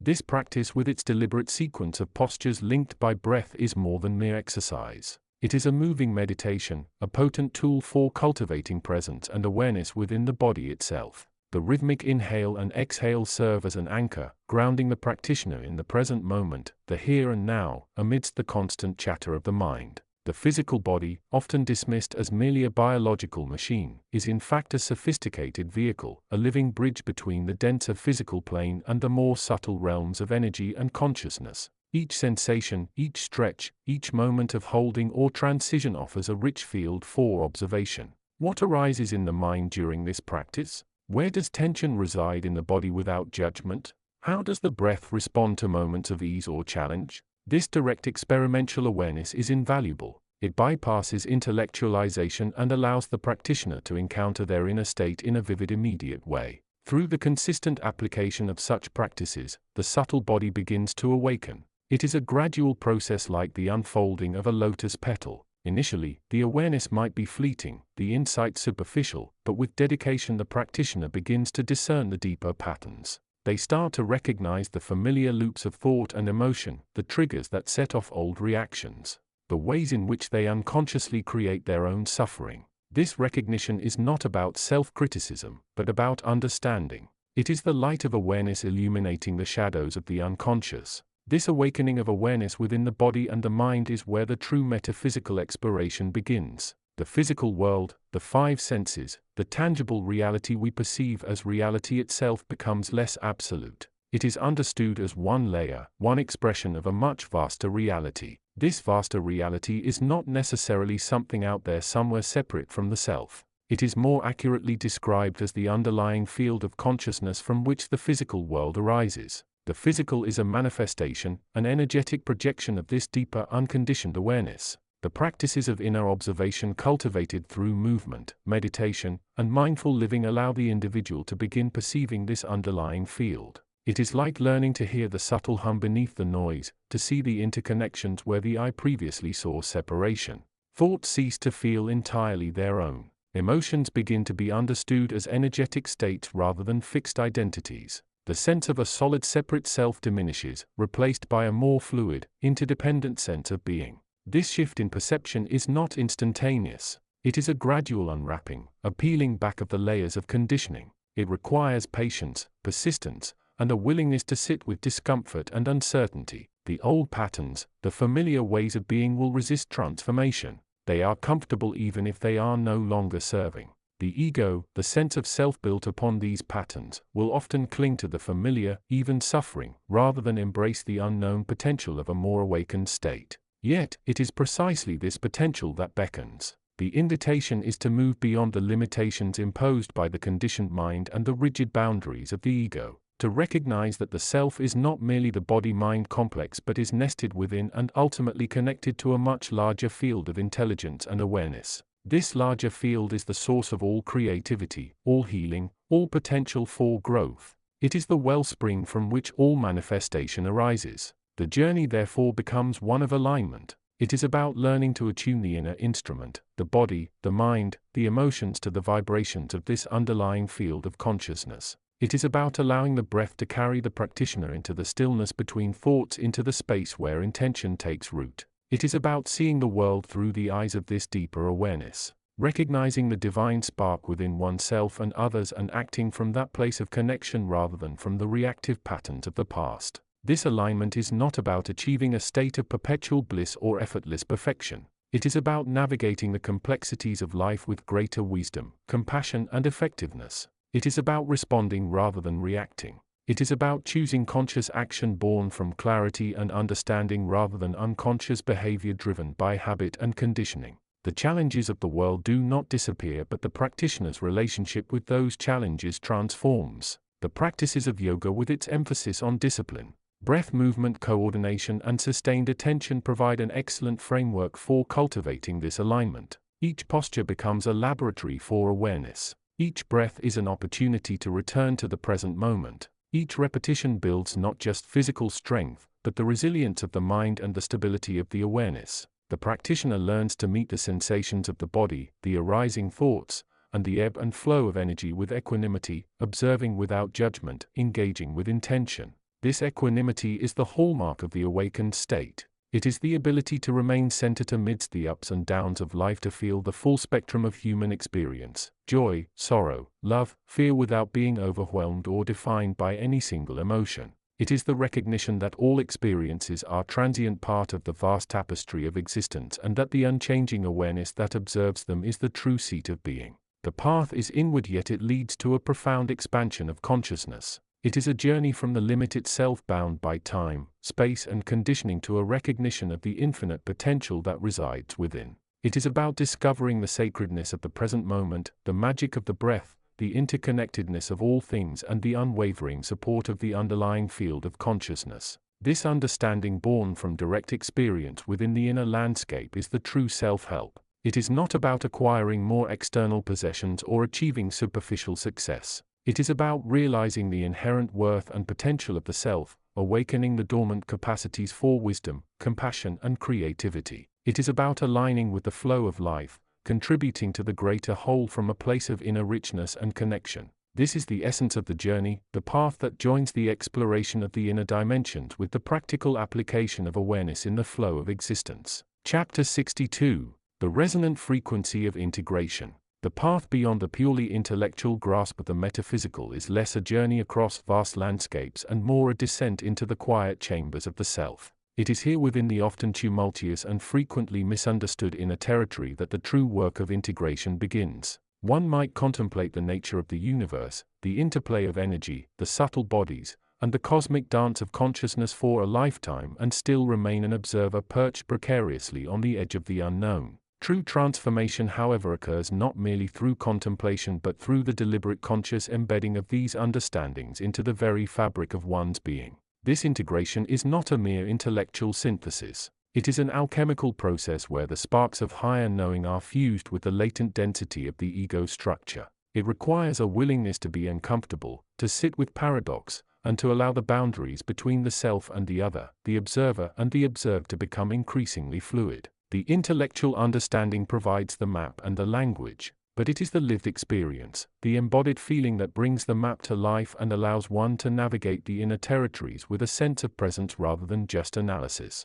Consider the practice of yoga. It is far more than a system of physical postures. While the physical aspect provides a tangible entry point, a vehicle for the practice, its deeper purpose lies in its ability to act as a potent tool for cultivating awareness and integrating consciousness. The precise sequence, the breath movement synchronization, vinyasa, and the unwavering focus required create a powerful container. Within this container, the practitioner is invited to witness the arising and passing of thoughts, emotions, and physical sensations without judgment. The repetitive nature of the practice, the daily or near-daily commitment, allows for a gradual, almost imperceptible dissolving of the rigid ego identity. The self, which so often defines itself through separation, through I think, I feel, I experience, begins to soften into a more expansive awareness of simply being. This process mirrors in microcosm the larger process of integrating spiritual insights into daily life. The metaphysical understanding of the interconnectedness of all things, the nature of consciousness as fundamental reality, the presence of a deeper intelligence animating existence.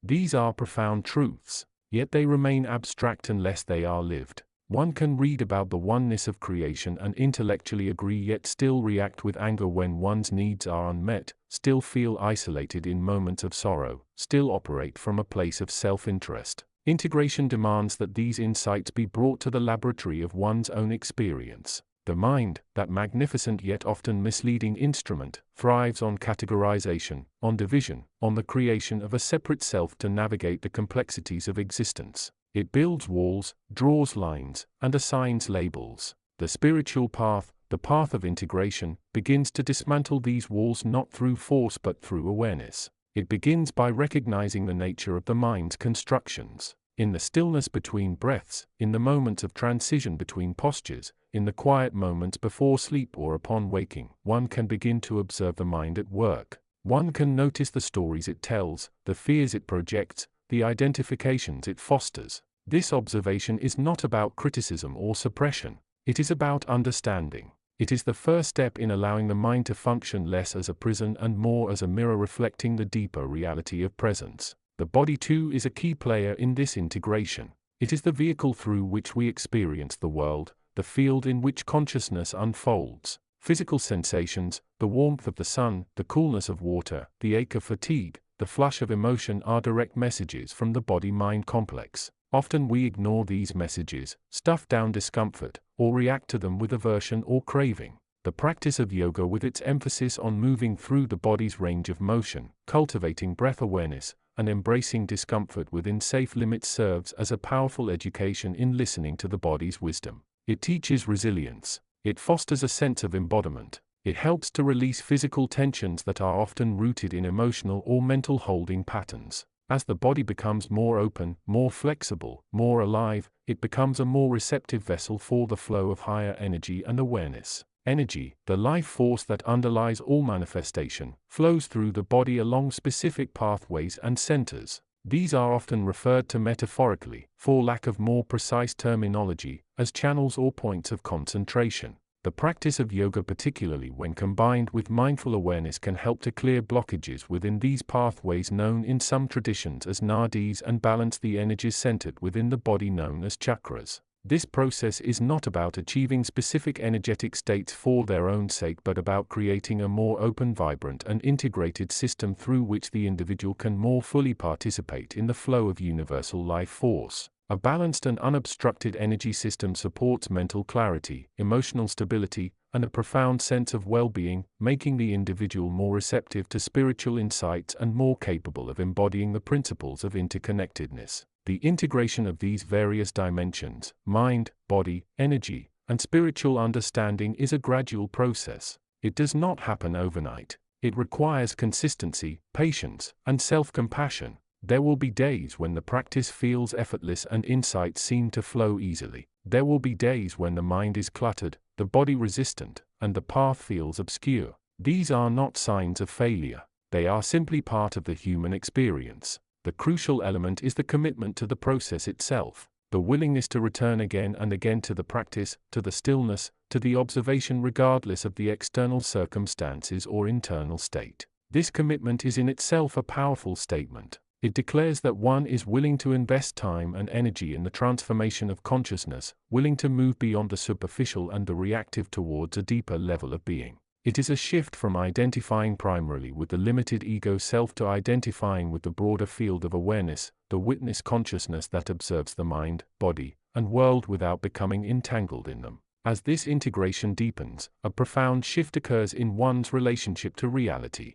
The sense of separation begins to dissolve. The labels we once relied upon to define ourselves and others lose their sharpness. The pain of division, the suffering that arises from identifying with a limited self and reacting negatively to the perceived other, begins to lessen. There emerges a sense of kinship with all beings, an understanding that the apparent distinctions are in truth part of a larger, more intricate pattern. The individual becomes less of a separate entity and more of an expression of the whole. This is not a state to be attained or maintained through effort. It is a natural consequence of the process of integration. A flowering that occurs when the conditions are right, when the mind is sufficiently still, the body open and resonant, the energy balanced and flowing, and the understanding of interconnectedness sufficiently deepened. It is a state of being that permeates all aspects of life, influencing how one relates to others, how one handles challenges, how one experiences joy and sorrow. It is a state of presence, of alignment with the deeper currents of existence.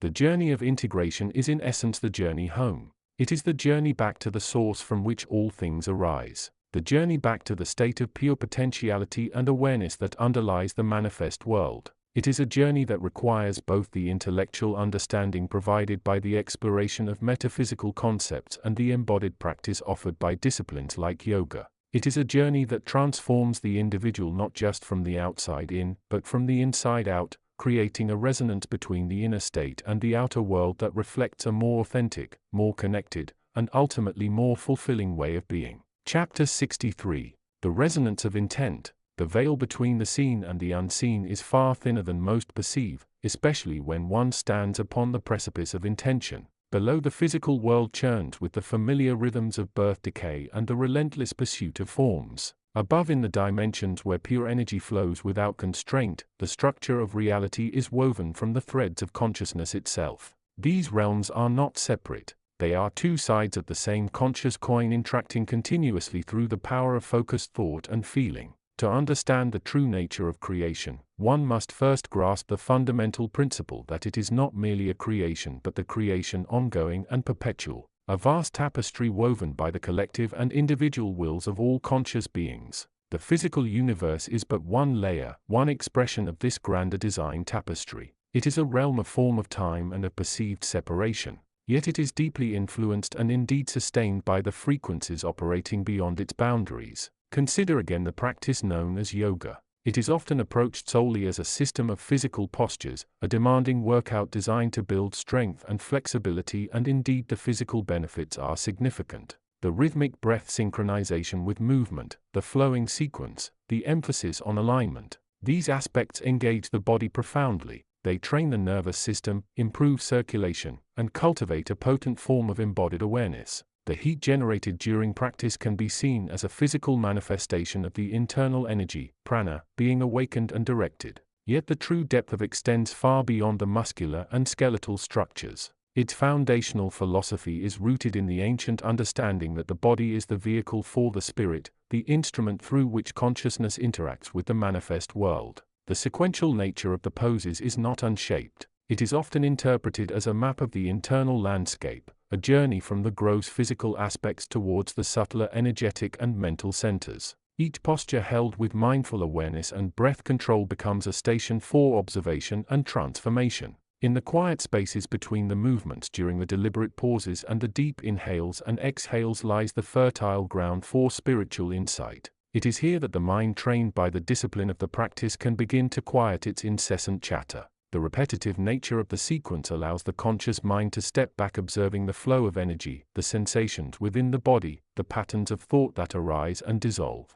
This sustained observation is not merely intellectual, it is experiential. It allows the practitioner to directly perceive the connection between their state of being and the subtle vibrations of their surroundings. This is where the resonance with the ancient wisdom teachings material becomes apparent. Ancient wisdom teachings emphasized the power of the individual to create their own reality through thought and feeling. They spoke of the universe as being responsive to intention, not as a fixed mechanism dictating outcomes. The practice of yoga, when approached with this lens, becomes a potent tool for exploring this principle. The physical postures themselves become acts of intention. Each time one comes to the mat, the simple act of setting it down is a declaration. I choose to engage with my inner reality today. I choose to move through my body with awareness. I choose to observe the interplay of energy and mind. This intention sets the energetic tone for the entire practice. As the sequence unfolds, the practitioner is not passively going through the motions.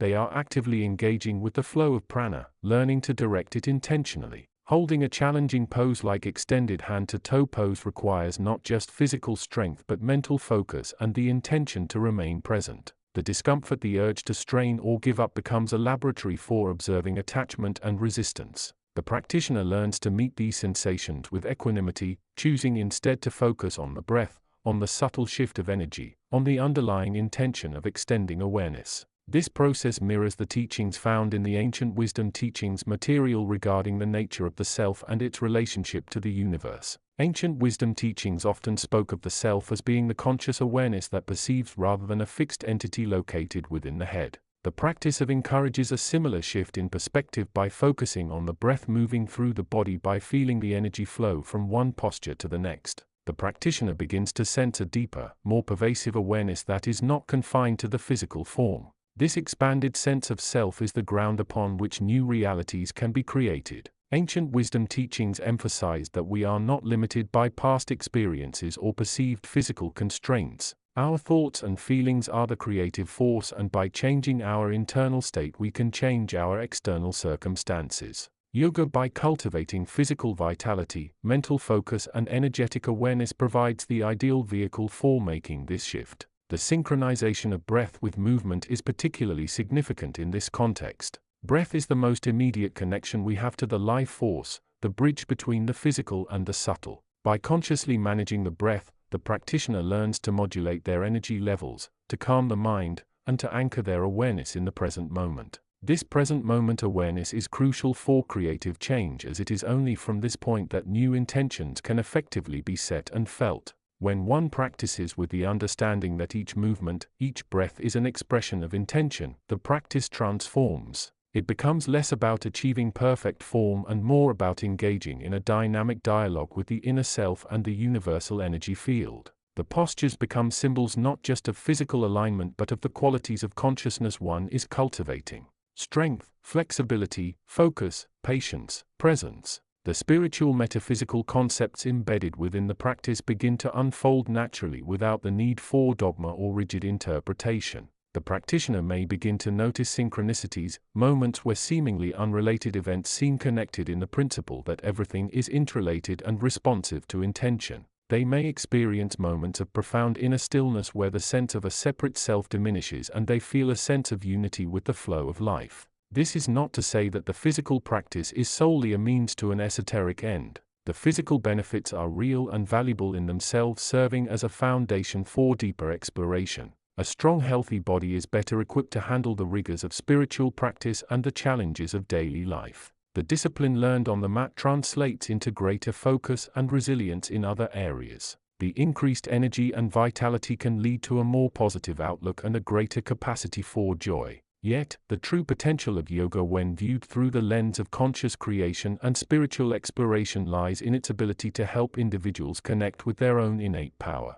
It is a practice that encourages one to look inward, to trust their own experience, and to learn to navigate the complex interplay of body, mind, and energy. It is a practice that can help one move beyond the limitations of the physical form and begin to perceive and interact with the vast unseen dimensions of reality. In the end, the journey of self-discovery, the exploration of consciousness, and the creation of a desired reality are all interconnected. Yoga, with its physical discipline, breath work, and focus on present moment awareness, provides a powerful framework for engaging in this journey. When combined with the understanding that intention is the creative force and that the self is an expression of consciousness rather than a fixed entity within the body, the practice becomes a gateway to a deeper understanding of existence and the limitless potential of the individual. The path is always within, and the practice is the means by which one can explore it. The resonance of intent felt in the breath, in the movement, in the stillness is the key that unlocks the door to a richer, more meaningful experience of life.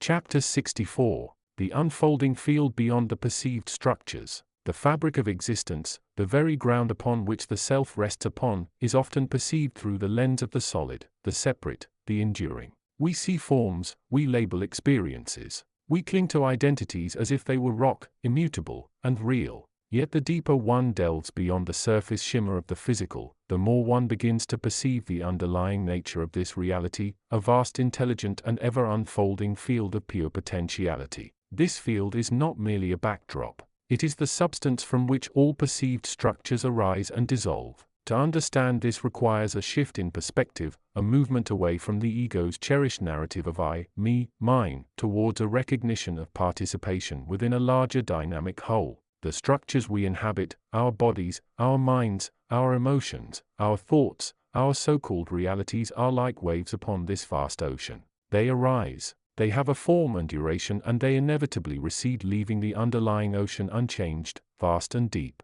The challenge, the path of awakening, lies in learning to perceive this field directly, not just intellectually or through the filter of our personal dramas. This perception is not about denying the world of form. It is about understanding its relationship to the formless. The body, for instance, is a magnificent vehicle, a temporary embodiment within the physical realm, intricately connected to the life force that animates it. Yoga, with its powerful sequence of postures, vinyasa, offers a profound method for engaging with this physical structure. It is not merely about achieving flexibility or strength, though these are benefits. Fundamentally, the practice is a process of discipline, awareness, and alignment. A way to bring the conscious mind into direct communication with the body's subtle energies, the prana, and to move through the physical forms with intention and presence. This physical movement becomes a bridge. Each posture, each flow from one to the next becomes a moment to witness the interplay between the conscious will, the body's limitations and capabilities, the breath as a vital link to the field,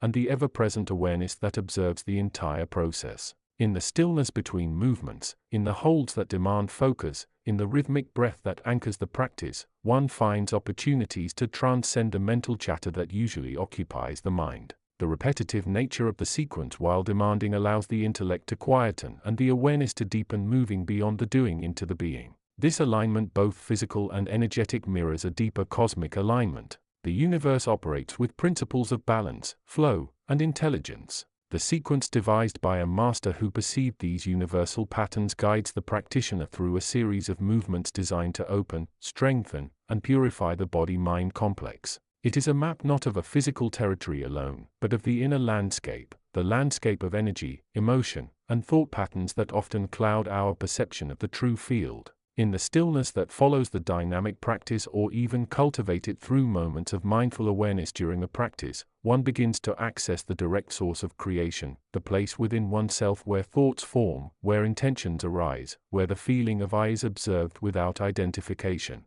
This source is not located in the brain, nor is it confined to the heart. It is the pure awareness that underlies all thought and feeling, the witness consciousness that observes the play of light and shadow within. It is the field itself perceived subjectively through the human vessel. The ancient wisdom teachings material often speaks of the individuality consciousness, the sense of self that arises from the universal consciousness, and the importance of accessing that deeper unconditioned state. It emphasizes the power of intention and the nature of thought as creative force. This resonates deeply with the yogic path. The intention to practice, the commitment to the sequence, the focused awareness during each movement. These are all forms of directed thought and energy. They act as a conduit, drawing the practitioner's awareness from the limited self towards the infinite field. The physical practice becomes a laboratory for this exploration. It provides a framework, a structure through which to work with the energies of the body and mind. It teaches discipline, which is the ability to sustain awareness through challenge.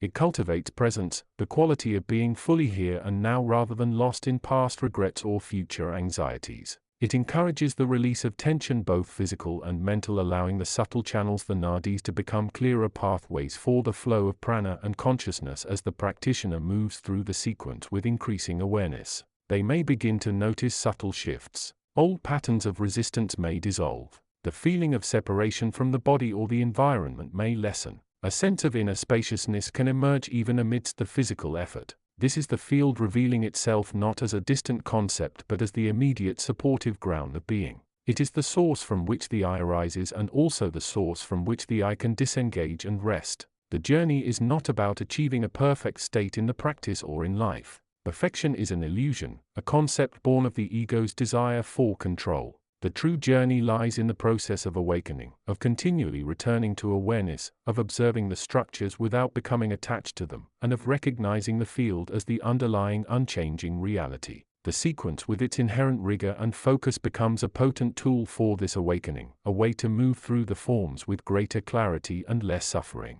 In moments of deep practice or in moments of quiet reflection inspired by the practice, one can directly contact the source of creation. It is the space between the breath, the space before and after a thought, the pure awareness that simply is. It is the ground of being from which all manifestation arises, including the self. By engaging consciously with the physical form through discipline and awareness, one opens the channels to this direct experience, moving beyond the perceived structures towards the vast intelligent field that is the true home of the self. This understanding transforms the nature of self-help. It is no longer merely about fixing problems or achieving external goals. It becomes about awakening to the nature of consciousness itself, recognizing one's participation in the field of all possibilities and living from that place of direct connection. The physical practice becomes a means to this end, a way to purify the instrument, expand the awareness and directly experience the source from which all creation, including the self, arises and unfolds.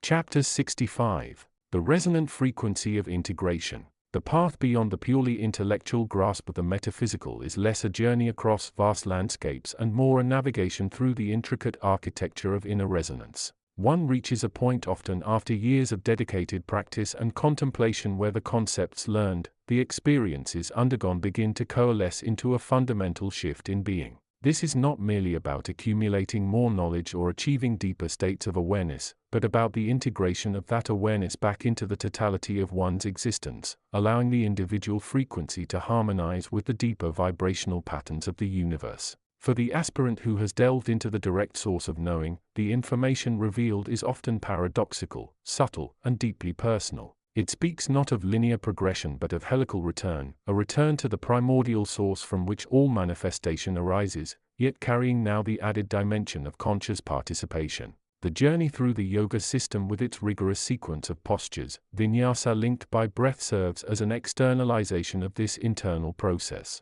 It provides a tangible embodied map for navigating the energetic landscapes within, mirroring the cycles of manifestation and dissolution, effort and surrender, action and stillness. This integration begins in the realm of the subtle bodies, the energetic counterparts to the physical form. The body as a vehicle is not merely flesh and bone. It is a complex matrix of vibrating currents intersecting fields of sensation and awareness. The practice of yoga through its dynamic flow and precise alignment acts as a tuning fork for these subtle resonances. Each movement, each breath is an opportunity to attune the nervous system, the endocrine glands, the chakras, the centers of consciousness within the body to higher, more refined frequencies. The sweat is not just the byproduct of heat. It is a purification, a shedding of old energetic encrusted patterns, allowing the underlying light to emerge. The intellectual understanding drawn from the direct source provides the map and the compass. It illuminates the interconnectedness of all phenomena, the nature of perception as a filtering mechanism, and the potential for consciousness to transcend the limitations of the ego self. Yet without the embodied practice, this understanding remains an abstract concept, a beautiful theory floating disconnected from the lived experience. The sequence with its unwavering structure and emphasis on breath as the anchor forces the practitioner to translate these abstract principles into tangible actions and sensations. It demands presence, demanding that the mind, instead of running on mental loops, witnesses the unfolding of sensation in each moment. This is where the real work commences, the translation of knowing into being. The information received directly often speaks of the nature of the self as pure awareness unbound by time, space, or identity. It reveals that the perceived separation between the individual and the universe is an illusion, a consequence of limited perception. However, integrating this knowledge requires more than intellectual assent. It requires the willingness to feel the body as a field of sensation, to experience the arising and passing of thoughts without judgment, and to allow the breath to become a bridge between the mind and the heart, and ultimately the connection to that deeper unconditioned awareness. The practice, particularly the vigorous nature of the primary series, serves as a potent catalyst for this integration. The intensity, the heat, the physical challenge forces the mind to quieten. When the body is engaged fully in the process of moving and breathing rhythmically, the incessant chatter of the mind often diminishes. The practitioner becomes absorbed in the felt sense of the postures, the flow of energy, the rhythm of inhalation and exhalation. This absorption is not mere distraction. It is a form of meditation in motion, a direct engagement with the present moment. In this present moment, the veil thins. The direct source of information often speaks of moments of clarity, glimpses of the underlying reality where the I dissolves into the whole. These glimpses are not necessarily dramatic or frequent initially. They might be subtle shifts in perception, moments of profound peace during a challenging posture, or an intuitive understanding of a complex energetic principle without conscious effort. The practice, by its repetitive and demanding nature, creates the fertile ground for these glimpses to occur more regularly. The discipline builds not just physical strength, but the mental and energetic stability required to hold these moments of insight. The integration process involves learning to sustain these glimpses beyond the formal practice. It means bringing the same quality of awareness, presence, non-judgment, acceptance into daily life. The information received directly often emphasizes that the true transformation occurs not just on the cushion but in how one relates to the world, to others, and to oneself. The challenges of daily existence become opportunities for practice, for applying the principles learned through both the intellectual path and the physical discipline. This is where the synergy between the direct knowing and the framework becomes most apparent. The direct source provides the ultimate context, the understanding of what reality truly is. The practice provides the means to purify the instrument, the body-mind complex, and to cultivate the presence required to experience that reality directly. One informs the other. The intellectual understanding deepens the practice, giving it meaning beyond mere physical fitness. The embodied experience enlivens the intellectual understanding, making it less abstract and more grounded in felt truth. The practitioner begins to perceive the world differently. The rigid boundaries between self and others soften. The constant striving for external validation gives way to an inner sense of sufficiency. The sense of separation diminishes, replaced by a felt sense of interconnectedness, a resonance with the deeper patterns of the cosmos. This is not about losing individuality but about expanding the sense of self to include the entirety of existence, recognizing oneself as a vibrant expression of the same underlying source. The final stages of this integration involve allowing the practice to become effortless, not in the sense of lack of effort but in the sense of alignment, of flowing naturally from one state to another, from one level of awareness to another. The information received might speak of a state of being where one rests in the awareness itself without needing to do anything in particular. The practice, when fully integrated, becomes a reflection of this state, a natural harmonious expression of being where the postures become less important than the quality of presence within them. This is the journey of becoming a resonant frequency, tuning the individual instrument to the vibrational pitch of the universe. It requires the direct knowing as the map and the compass, and the practice as the tuning fork and the vessel. It is a continuous process of refinement, of translating insight into sensation, of integrating the inner world with the outer expression, and ultimately it leads to a profound transformation not just of the individual but of their perception of reality itself, revealing the inherent unity and beauty of all that is. Chapter 66. The veil thins further here in this space between the worlds of thought and pure being. Time, as the physical mind constructs it, loses its rigid grip. Minutes can stretch into epochs of stillness. Moments of profound clarity can flash by in the space of a breath. This is not a place of chaos, nor is it one of simplistic bliss. It is a realm of intricate patterns, resonant frequencies, and the quiet hum of universal intelligence. The seeker, the one who has walked the path less traveled, the one who has learned to still the internal noise, finds themselves here not by force, but by resonance. They have tuned their own vibrational frequency, their inner instrument, to the chords of the cosmos. It is not a journey to this place, but rather a shedding of the journey from it, the shedding of the ego's narratives, the attachments to outcome, the fear born of the perceived limitations of the physical form. Information direct from the source flows not in linear sentences, but as impressions, feelings, and resonant understandings. It is the very fabric of this reality, the underlying code that governs all manifestation. To perceive it requires a different kind of awareness, one that moves beyond the filter of the conditioned mind. Consider the practice of Vinyasa Yoga. It is often approached physically as a sequence of postures linked by movement. The focus is on alignment, breath coordination, heat generation, and the purification of the body. And yet beneath the surface, there lies a deeper current, a more profound connection being forged. Each movement is not merely an exercise in flexibility or strength but an intentional act of energetic alignment. The sun salutations are not just a warm-up. They are a ritual, a synchronization of body, breath and awareness designed to open the channels,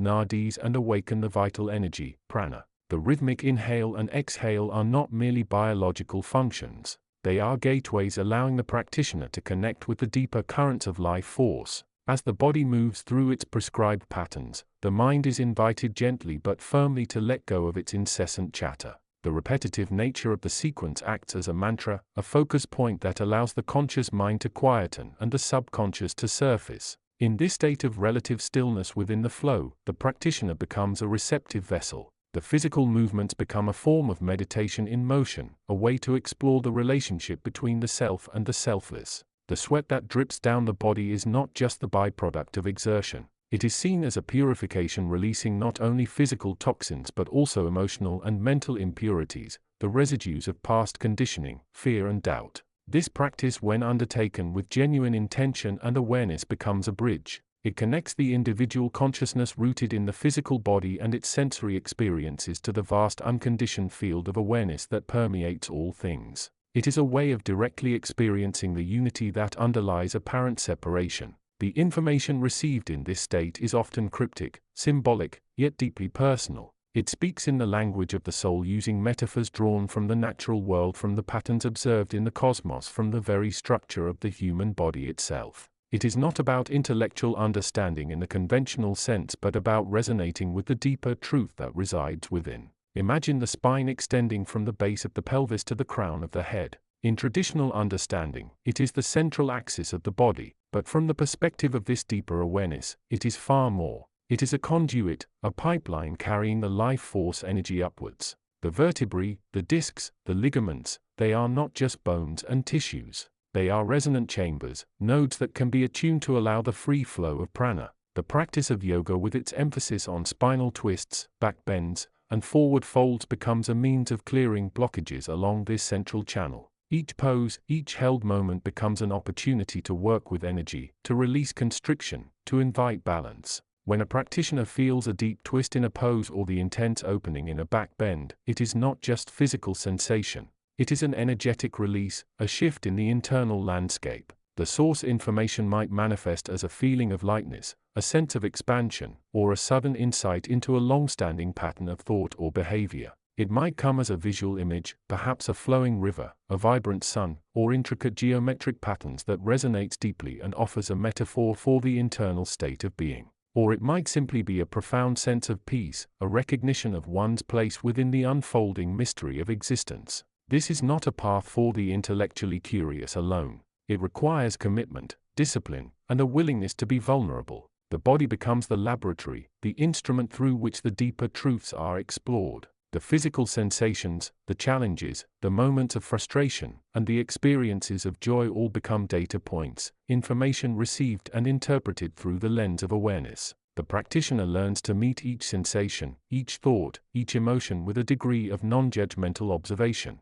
They learn that the self is not the story being told by the mind but the awareness that is aware of the story. The information direct from the source often points towards this fundamental shift in perception. The recognition that the observer is one with the observed, that the separate self is an illusion, a convenient construct for navigating the physical world. As the practice deepens, the lines blur. The distinction between the physical practice of yoga and the spiritual exploration becomes increasingly subtle. The postures become less important than the quality of awareness they invite. The breath becomes less important than the flow of energy it facilitates. The teacher, the sequence, the tradition, they all serve as pointers, guides on the way, but the ultimate journey is inward into the vastness of the unconditioned mind. This is where the information becomes truly transformative. It is not just about understanding the universe. It is about understanding the self as a reflection of that universe. It is about recognizing the divine spark within the infinite potential that lies dormant until awakened by the dedicated practice of awareness.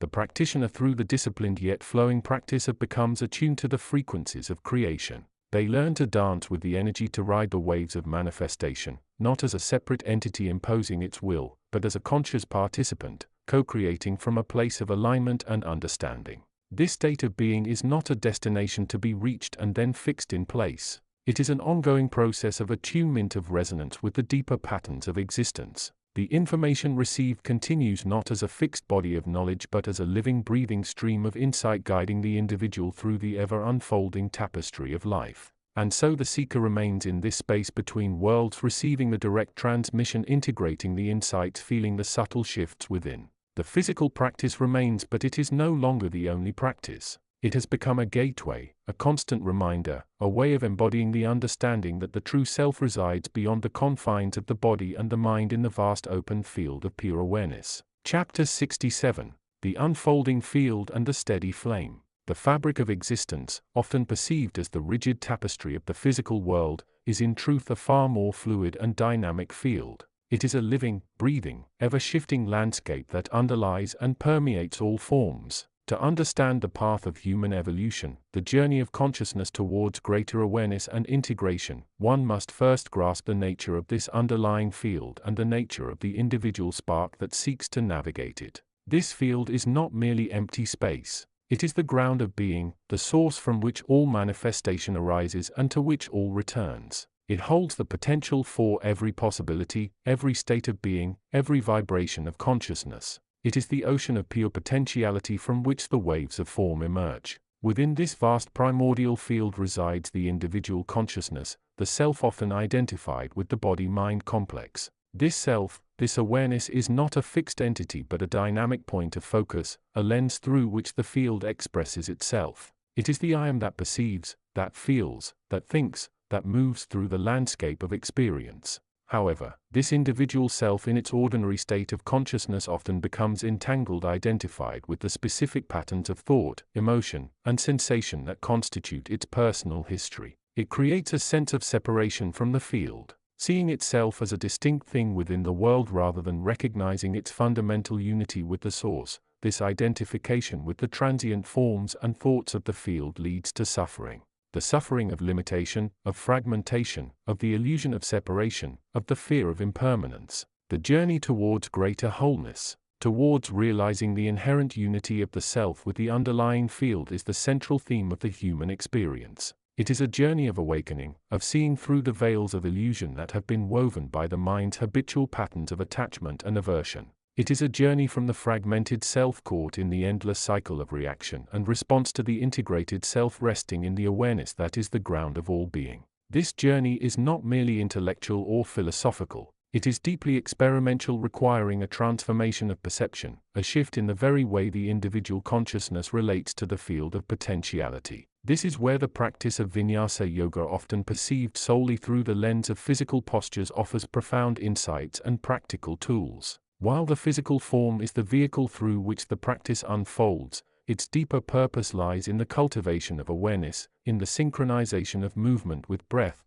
and in the unwavering focus of the mind. It is a moving meditation, a way of bringing the attention into the present moment, into the direct experience of the body-mind complex as it interacts with the field. The sequential nature of the sun's salutations and the subsequent series is not merely a prescription for physical exercise. It is a structured pathway designed to progressively heat, open, strengthen, and purify the body-mind system, creating the necessary conditions for awareness to penetrate deeper. The rhythmic synchronization of breath with movement acts as an anchor for the mind. It provides a steady, repetitive pattern that the scattered thoughts of the mind can begin to follow. In the stillness between movements, or even within the flow itself, there lies an opportunity to observe the arising and passing of thoughts, sensations, and emotions without judgment. This observation is not about controlling or suppressing the mind, but about cultivating a witnessing awareness. It is about recognizing that the mind is a tool, a field of thought, and that the awareness that observes the thoughts is something different, something more fundamental. Through this practice, the practitioner begins to disentangle the I from the stream of thoughts, recognizing the awareness that is the true witness. The physical aspect of the practice, the challenge of holding postures and moving with breath, serves as a powerful teacher. It brings the practitioner face to face with their limitations, their fears, their resistance. In the face of these challenges, the practice becomes a laboratory for cultivating qualities such as patience, perseverance, humility, and acceptance. It teaches the practitioner to meet discomfort without fleeing from it, to embrace the sensations of the body, and to find balance even in the midst of effort. This process of working with the body-mind complex is not merely about achieving physical health or flexibility. It is about purifying the energy channels, the nadis, and awakening the life force prana that flows through them. It is about clearing the blockages that prevent the free flow of energy and awareness, allowing the individual consciousness to resonate more fully with the vibrational frequency of the field. The heat generated during the practice is particularly significant. On a physical level, it helps to soften the muscles, increase flexibility, and release toxins. On a more subtle level, the heat is seen as a purifying force capable of burning away impurities and negative conditioning accumulated over time. It is a catalyst for transformation, helping to dissolve the rigid patterns of the mind and body that have created separation and suffering. As the body becomes more open and flexible, and as the energy channels are cleared by the heat and movement, the practitioner may begin to experience a greater sense of vitality, aliveness, and inner peace. They may start to perceive the field of potentiality more directly as a source of infinite energy and creativity. The breath, the life force that animates the body-mind complex, is another key element of the practice. It is the bridge between the individual consciousness and the field of potentiality. By focusing on the breath, the practitioner can anchor the mind in the present moment, the only place where true experience occurs. The breath is a natural regulator, a steady rhythm that can help to calm the nervous system and quiet the mind. As the practitioner becomes more aware of the breath, they begin to notice its connection to their thoughts, emotions, and physical sensations. They may observe how the breath quickens in times of stress or anxiety, and how it deepens in moments of relaxation or peace. This awareness of the breath becomes a powerful tool for managing the state of consciousness, for moving towards greater balance and integration. The practice of Vinyasa Yoga therefore can be seen as a dynamic process of aligning the individual consciousness with the underlying field. It is a way of using the body-mind complex as a vehicle to explore the nature of awareness, to purify the energy channels, and to cultivate the qualities necessary for awakening. It is a practice, a way of being that offers a direct path to self-discovery and transformation. It is a way of moving through the landscape of existence with greater awareness, with greater connection, and with greater presence. This path, however, requires commitment and dedication. It requires the practitioner to show up on the mat again and again, regardless of how they feel or what distractions may arise. It requires the practitioner to be honest with themselves, to observe their patterns without judgment, and to work gently but persistently with the body-mind complex. It requires the practitioner to trust the process, to have faith that through consistent practice transformation will occur. This transformation is not merely physical or even mental. It is spiritual, a realization of the inherent unity of the self with the field of potentiality, a recognition of the practitioner's true nature as awareness itself. The insights gained through this practice can then be carried off the mat and into every aspect of life. The awareness cultivated on the mat can be used to observe thoughts and emotions as they arise in daily life, to respond to situations with greater clarity and compassion, and to maintain a sense of presence even in the midst of chaos. The discipline and focus developed through the practice can be applied to other areas of life, helping the practitioner to set and achieve goals, to manage time more effectively, and to live with greater intention. The sense of connection to the field of potentiality can provide a source of inspiration, creativity, and purpose, helping the practitioner to live a life that is more aligned with their true nature. The journey of awakening is a personal one, and there is no set timeline or destination. It is a process of unfolding, of discovering the richness and depth of the individual consciousness and its connection to the field. There will be moments of progress and moments of stagnation, moments of clarity and moments of confusion. The key is to maintain the practice, to stay committed to the process of self-discovery, and to trust that transformation is always occurring even if it is not always apparent. The practice of Vinyasa Yoga, with its emphasis on awareness, discipline, and connection to the breath and the body, provides a powerful framework for this journey. It is a way of moving through the landscape of existence with greater awareness, with greater connection, and with greater presence, ultimately leading to a realization of the inherent unity of the self with the underlying field of potentiality. As the practitioner continues on this path, they may begin to notice subtle shifts in their perception of reality. The sense of separation from the world may diminish, replaced by a growing sense of interconnectedness with all things. The fear of death may lessen as the practitioner begins to recognize that the true self is not the body-mind complex but the awareness that observes it. The desire for external validation may fade, replaced by a sense of inner peace and contentment. The practitioner may begin to live more in alignment with their true nature, expressing their creativity, compassion, and wisdom in the world. They may become a beacon of light, a source of inspiration for others who are seeking to follow the path of awakening. This is the promise of the journey, the promise of realizing the inherent potential of the individual consciousness. It is a journey of transformation, of awakening, of realizing the unity of the self with the underlying field of potentiality. It is a journey that requires commitment, dedication, and courage, but it is a journey that is well worth taking. For in the end it is the journey itself that brings the greatest transformation, that leads the practitioner to a place of greater awareness,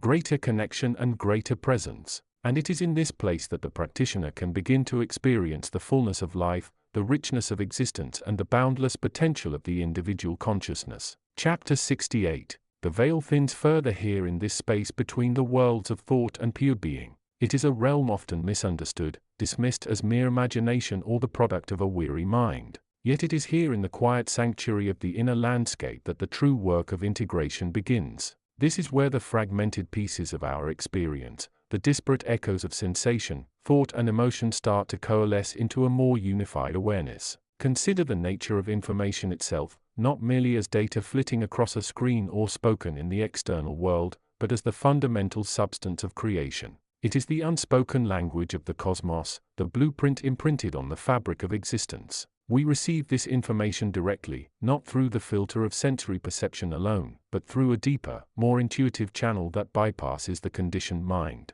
This direct source is the seat of our true knowing, the wellspring from which understanding arises unburdened by learned prejudice. Many seek external validation, looking for confirmation of their path in the opinions of others or the patterns observed in the physical world. They mistake the symptoms of their inner state for objective reality. Yet, the most profound insights arrive when one learns to quiet the internal chatter, to listen beyond the noise of the ego's commentary. It is in this stillness that the direct transmission becomes clear, offering guidance that resonates from the core of being rather than from the surface level of reaction and response. This direct knowing often manifests as a subtle feeling, a resonance deep within the belly, or a quiet certainty that settles in the heart. It might be a sudden intuitive understanding that defies logical explanation, or a persistent inner nudging that points towards a different path. These are the whispers of the soul speaking through the individual, offering clues tailored specifically to their journey. They are the inner equivalent of the subtle cues and alignments found in the practice of yoga,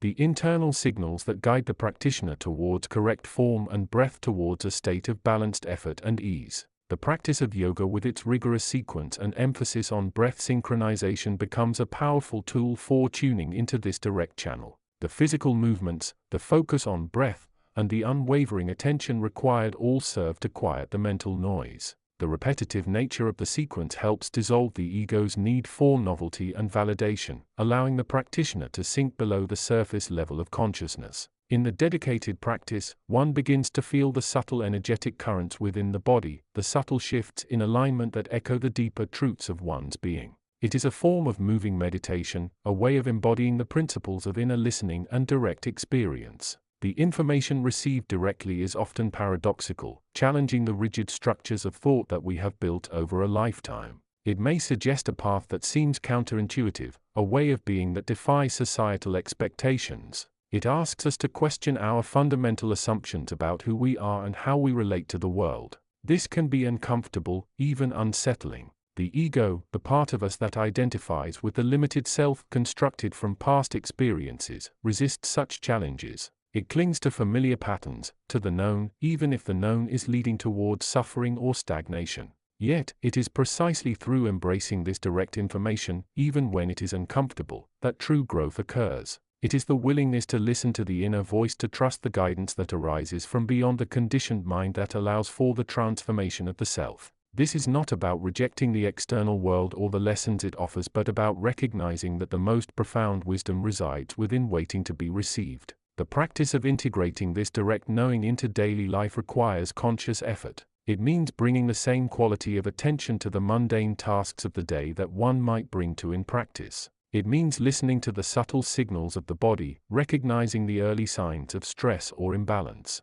It means pausing before reacting, allowing space for the inner guidance to emerge rather than simply responding from the conditioned patterns of the past. This integration is a gradual process, not an overnight transformation. It requires patience, self-compassion, and a persistent commitment to the inner work. It is about cultivating a relationship with oneself that is based on trust and understanding rather than judgment and expectation. It is about recognizing that one is not merely a product of one's environment or conditioning, but a sovereign entity capable of receiving and integrating guidance from the direct source of creation. As one becomes more adept at receiving this direct information, the sense of separation from the rest of existence begins to soften. The boundaries between self and other, between inner and outer, start to dissolve. One begins to recognize the interconnectedness of all things, the subtle dance of energy and information that underlies the apparent diversity of the universe. This realization brings a profound sense of peace and belonging, a recognition that one is an integral part of the great unfolding of existence. The journey towards the state of integrated awareness is both individual and universal. Each person receives their own unique guidance tailored to their specific path and challenges. Yet all are moving towards the same ultimate destination, the realization of their true nature as beings of pure awareness connected to the infinite source of all creation. It is a journey of unfolding, of discovering the hidden treasures within, and of bringing that wisdom into the world in a way that serves the greater good. The practice of listening to the direct source of information combined with the embodied awareness cultivated through practices like yoga offers a path towards this deeper understanding. It is a path that leads beyond the limitations of the conditioned mind towards a state of boundless potential and creative expression. It is a path that invites each individual to contribute their unique light to the world, to become a beacon of awareness in a world often lost in the shadows of doubt and confusion. This is the work of the inner life, the work of awakening to the direct source of creation within.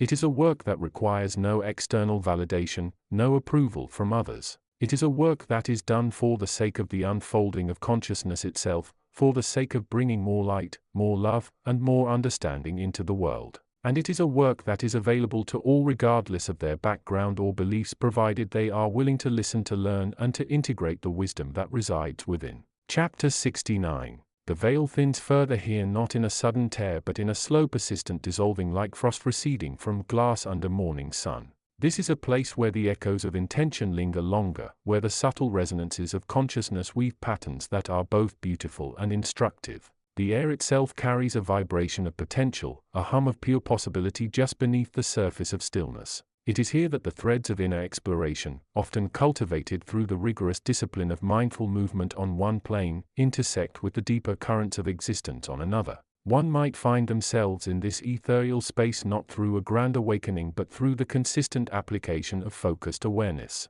a practice that bridges the gap between the doing and the being. Consider the dedication required to trace the precise sequence of postures, the conscious engagement needed to synchronize breath with movement, to feel the subtle shifts within the body and observe the corresponding changes within the mind. This is not merely physical exercise. It is a form of energetic alignment, a way of tuning the instrument of the self until it resonates with a higher frequency. In this state of heightened awareness cultivated through the lens of physical discipline, the boundaries that separate the self from the environment begin to blur. The physical body becomes less of a fixed entity and more of a sensitive antenna, picking up the vibrations of the surrounding subtle realms. The breath, no longer just a mechanical process, becomes a conduit, a bridge between the dense physical and the more ratified aspects of consciousness. With each inhale, one might perceive the subtle influx of life force, the unseen threads of energy weaving through the fabric of reality. With each exhale, there is an opportunity to release the attachments, the mental static that clouds perception, allowing for a clearer view of the underlying patterns of existence. This clarity is not always comfortable. It can bring to the surface thoughts, emotions, and beliefs that have been long buried, waiting for the right conditions, the right intention to emerge into the light. The practice of mindful movement becomes a mirror, reflecting not just the state of the body, but the state of the entire being. It forces one to confront the narratives that run beneath the surface, the ingrained patterns of reaction, the habitual ways of thinking and feeling that may no longer serve the highest expression of consciousness. Yet, it is in this very confrontation that the potential for transformation lies. For it is through awareness that the seeds of change are sown. The dedicated practitioner learns to observe these internal patterns without judgment, recognizing them as simply patterns, as currents to be understood rather than entities to be condemned. This observation, this willingness to witness the inner landscape with curiosity and without attachment, begins to loosen the grip of the ego, the small self that insists on its separateness. And it is in this loosening that the true work unfolds. The ego, the sense of a separate, isolated self, is like a tight knot in a rope restricting the flow of energy and preventing the full expression of one's inherent potential. The practice, when approached with the right intention, not just the pursuit of physical mastery, but the exploration of consciousness itself, becomes a means of gently, persistently untangling this knot. This is where the insights gained from the stillness of meditation, the quietude found after periods of intense concentration, begin to inform the practice of movement. In the stillness, one learns to observe the mind, to watch the rise and fall of thoughts without getting caught up in their narrative. In the movement, one applies this awareness to the body, recognizing how thoughts and emotions manifest as physical sensations, tensions, and impulses. The asana becomes a moving meditation, an opportunity to translate the insights gained in stillness into tangible action in the world of form. One might notice, for instance, how anxiety manifests as tension in the shoulders and chest. In the past, this might have led to a fight or flight response, further tightening the physical and mental knot. But with practice, one learns to recognize this tension as a signal, an indicator of the underlying emotional state. Instead of reacting, one can choose to breathe into the tension, to acknowledge the feeling without judgment, and to allow it to release. This is not about forcing the release, but about creating the conditions for it to happen naturally through the power of awareness and the gentle pressure of the breath. This process is not linear. There will be days when the practice feels effortless, when the mind is calm and the body flows with ease. And there will be days when the practice becomes a challenge, when the mind wanders incessantly, when the body feels stiff and resistant. Yet it is on these challenging days that the true value of the practice often emerges. For it is through the difficulties that one builds resilience, that one learns to trust the process, that one discovers the depth of one's own resources. The physical discipline provides a tangible framework, a structure within which to explore the more intangible aspects of consciousness. It teaches patience, persistence, and the acceptance of imperfection. It shows that growth often occurs not in moments of grand revelation but through the consistent application of small focused efforts over time. Just as a plant needs regular watering and sunlight to grow, so too does the consciousness need consistent attention and nurturing to expand. And this expansion, this awakening to the deeper nature of reality, is not confined to the individual. For when one's own consciousness begins to expand, one becomes more attuned to the interconnectedness of all things, the boundaries between self and other begin to dissolve, and one experiences a sense of unity with the universe, a recognition that one is a part of the great tapestry of existence, not separate from it. This sense of unity is not necessarily accompanied by a loss of individuality. Rather, it is a recognition that the individual self is not an isolated entity, but a node within a larger network of consciousness. It is a realization that one's thoughts and actions have an impact beyond the immediate moment, that one is connected to the world in ways that are often not immediately apparent. This understanding can lead to a profound shift in how one approaches life. For if one recognizes that one is connected to all things, then one's actions take on a new significance. One begins to consider the impact of one's choices not just on oneself, but on the world around. This can lead to a greater sense of responsibility, a deeper commitment to living in a way that is aligned with values and that contributes to the greater good. The path of inner exploration then is not just a personal journey, it is a journey that has implications for the world as a whole. For as individuals awaken to the deeper nature of reality, they begin to embody the principles of unity, compassion, and interconnectedness in their daily lives. They become beacons of light, guiding others toward a greater understanding of their own true nature. And this is the ultimate purpose of the practice, whether through the lens of physical discipline or any other form of dedicated inner work. It is to awaken to the fullness of one's being, to recognize the inherent potential that lies within and to express that potential in a way that contributes to the well-being of the world. It is to move beyond the limitations of the ego, to embrace the unity of all things and to live a life of purpose, meaning, and fulfillment. The journey is ongoing, a continuous process of exploration, discovery, and transformation, and it is through the consistent application of focused awareness, whether through the lens of physical discipline or any other form of dedicated inner work, that one begins to unlock the deeper mysteries of existence. For it is in the stillness between the movements, in the space between the breaths, that one begins to hear the whispers of the universe, to perceive the underlying patterns of reality, and to recognize the infinite potential that lies within. Chapter 70. The Resonant Frequency of Integration. The journey through the inner landscape is rarely a linear path. It is more akin to navigating a vast shimmering ocean of consciousness where currents shift,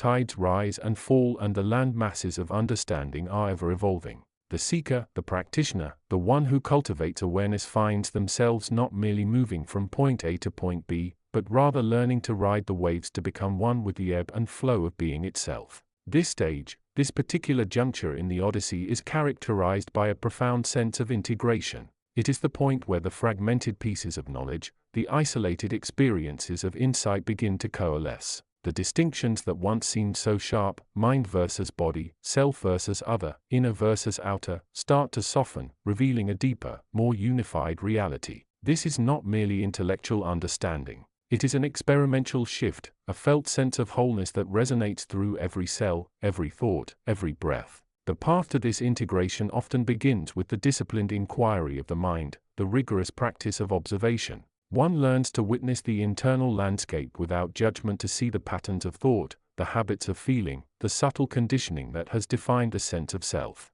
This is the fertile ground where understanding takes root. Yet understanding alone is not the final flower. It must be allowed to bloom, to permeate, to become the very air one breathes. This is where the synergy of the practices takes center stage. The structured movements of the physical form, often referred to as the discipline that bridges the gap between the tangible and the intangible, serve as a potent anchor. In the precise flow of the postures, the practitioner learns to cultivate awareness in the present moment. The body becomes a vehicle not just for movement but for embodied awareness, for connecting the breath, the mind, and the body in a continuous dynamic dialogue. The rhythmic inhale and exhale become anchors in the swirling sea of thought. Each movement, each transition is an opportunity to observe the internal state without becoming lost in it. Is there tension, fear, excitement, detachment? The practice encourages a gentle non-reactive witnessing, allowing the practitioner to see the transient nature of these states. In this way, the physical practice becomes a moving meditation, a laboratory for cultivating presence and stillness amidst the demands of the inner world. This physical engagement, this embodied practice, is where the insights gained through direct observation begin to crystallize and integrate. The abstract concepts learned through study start to take on a tangible quality. the understanding of energy fields, the subtle interplay of consciousness, the nature of vibration, all these become felt experiences within the body, within the field of awareness itself. The body becomes a map, a living representation of the inner territories being explored. It is here in the crucible of practice and observation that the resonance of integration begins to hum. It is a subtle frequency at first, barely perceptible, like the sound of a distant bell, but with continued attention, with the unwavering commitment to the process, this frequency grows stronger, more palpable. It is the sound of the self aligning with the greater whole, the vibration of the individual consciousness tuning into the universal frequency. This resonance is not merely a mental concept. It is an energetic reality. It is the felt sense of being connected, of belonging, of participating in the vast intricate dance of existence. It is the experience of seeing the interconnectedness of all things, not just intellectually, but as a lived reality. The boundaries that once seemed so absolute begin to dissolve, revealing a boundless landscape of potential and unity. The practitioner may still face challenges, still encounter moments of doubt or confusion. The world outside may continue to present its complexities and demands. However, the fundamental shift has occurred. There is an underlying sense of stability, a core of awareness that remains constant regardless of external circumstances. The practitioner has learned to navigate the storms not by fighting them but by riding the waves, finding their center within the movement itself. This integration does not mean the cessation of thought or emotion. It does not mean a state of perpetual bliss or detachment. Rather, it means the ability to observe thoughts and emotions without being overwhelmed by them, to understand their arising and passing away, and to maintain a sense of presence, of connection to the deeper self regardless of the internal or external landscape. It is the ability to meet life with equanimity, to respond rather than react, to act from a place of integrated awareness. The journey towards the state is ongoing. It is a path of continuous refinement, of ever-deepening understanding, of expanding consciousness. It requires patience, persistence, and an unwavering commitment to the process of self-discovery. It requires the courage to look inward, to confront the shadows as well as the light, and to embrace the full spectrum of human experience. Ultimately, this state of integrated resonance is not a destination to be reached but a way of being. It is the natural expression of consciousness when allowed to unfold without constraint. When the practitioner becomes the student of the self, the explorer of the inner universe, it is a profound invitation to live from a place of wholeness, to contribute to the world with the fullness of one's being, and to participate in the magnificent, mysterious, and interconnected tapestry of existence. The resonance finds its home in the quietude of the present moment, in the breath that connects the inner and outer worlds, in the body that is both instrument and instrument, in the mind that observes and the consciousness that observes the observing mind. It is a symphony of unity playing out within and through each individual, contributing to the grand harmony of all that is. Chapter 71. The veil thins further here in the spaces between thought and pure being. This realm is less a place and more a state of consciousness. The quiet hum before the creation of a single note, the stillness within the eye of the storm. It is here that the blueprint of existence unfolds, not through the messy process of physical manifestation but as an offering of pure potential. A frequency waiting to resonate. To stand within this domain is to witness the source code of all things, not as it is written but as it rests in its unmanifested perfection, shimmering with the light of infinite possibility. One might imagine this space as an infinite canvas, yet it is more accurate to think of it as the unformed substance from which the canvas emerges. It is the silence that holds the sound, the darkness that contains the light. It is the field of pure awareness, the ground of being from which all forms arise and to which they eventually return. Here time does not flow. Moments are simultaneous. All possibilities coexist as vibrant waiting seeds. The air is not air but the very medium of thought and intention, the substrate upon which the structures of reality are sketched by the will of the conscious observer. This is where the understanding of direct creation information becomes most potent. It is not about manipulating external forces or shaping matter through sheer force of will in the conventional sense. It is about alignment, aligning the observer's consciousness with the fundamental frequency of the unmanifested field. It is about becoming a resonant chamber, a vessel capable of holding and reflecting the pure intention that seeks expression. The information is not data to be processed, but pure essence, pure feeling, pure vibration that when held with unwavering focus and clarity begins to coalesce. The practice of yoga, often perceived solely through the physical lens, the demanding postures, the breath synchronization, the sweat. And indeed, it is a powerful physical discipline, but its true depth lies in its spiritual and metaphysical architecture. The sequential nature of the sun's salutations and the standing poses is not unshaped. It mirrors the unfolding of consciousness, the progression from gross physicality towards subtle awareness. Each movement is a transition, a shift in energy, a refinement of focus. The synchronization with breath is not merely a technique for endurance. It is a fundamental connection to the life force itself, the prana, the vital energy that animates all existence and flows through the unmanifested field, connecting it to the manifest. Each posture, each vinyasa is an act of intention. It is the conscious effort to direct energy to build heat from within, to purify the channels and to prepare the mind for deeper states of concentration and meditation. This mirrors the process of creation itself, the focused application of will and awareness to bring forth form from the void. The system with its rigorous structure acts as a powerful tool for cultivating the discipline required to interface with the source of creation.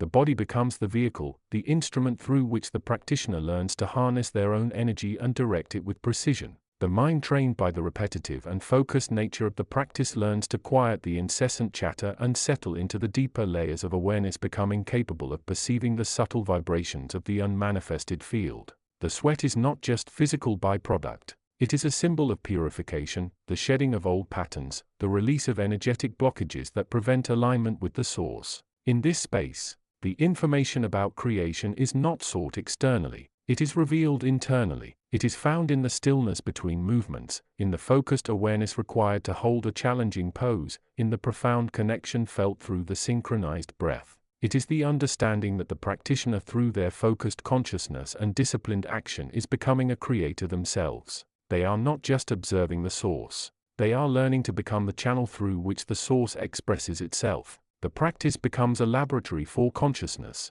It teaches the principles of resonance, of how intention shapes reality. It demonstrates that through focused awareness and disciplined action, one can influence the vibrational field, not just within the self, but in the broader field of potential that underlies all manifestation. It is a direct experience of the power of the mind, of the ability to direct energy and intention to bring about change both within and without. This understanding transcends the physical practice, though it finds its most potent expression within it. It is about bringing the same quality of focus, the same intentionality, the same alignment of consciousness to every aspect of life. It is about recognizing that every thought, every feeling, every action sends ripples through the field of potential. It is about learning to choose those ripples consciously, to become the conscious co-creator of one's own reality and, in a broader sense, of the unfolding of the universe itself. To dwell in this awareness is to understand that the physical world is but one expression of a much vaster reality. The challenges and limitations perceived within the physical form are, from this perspective,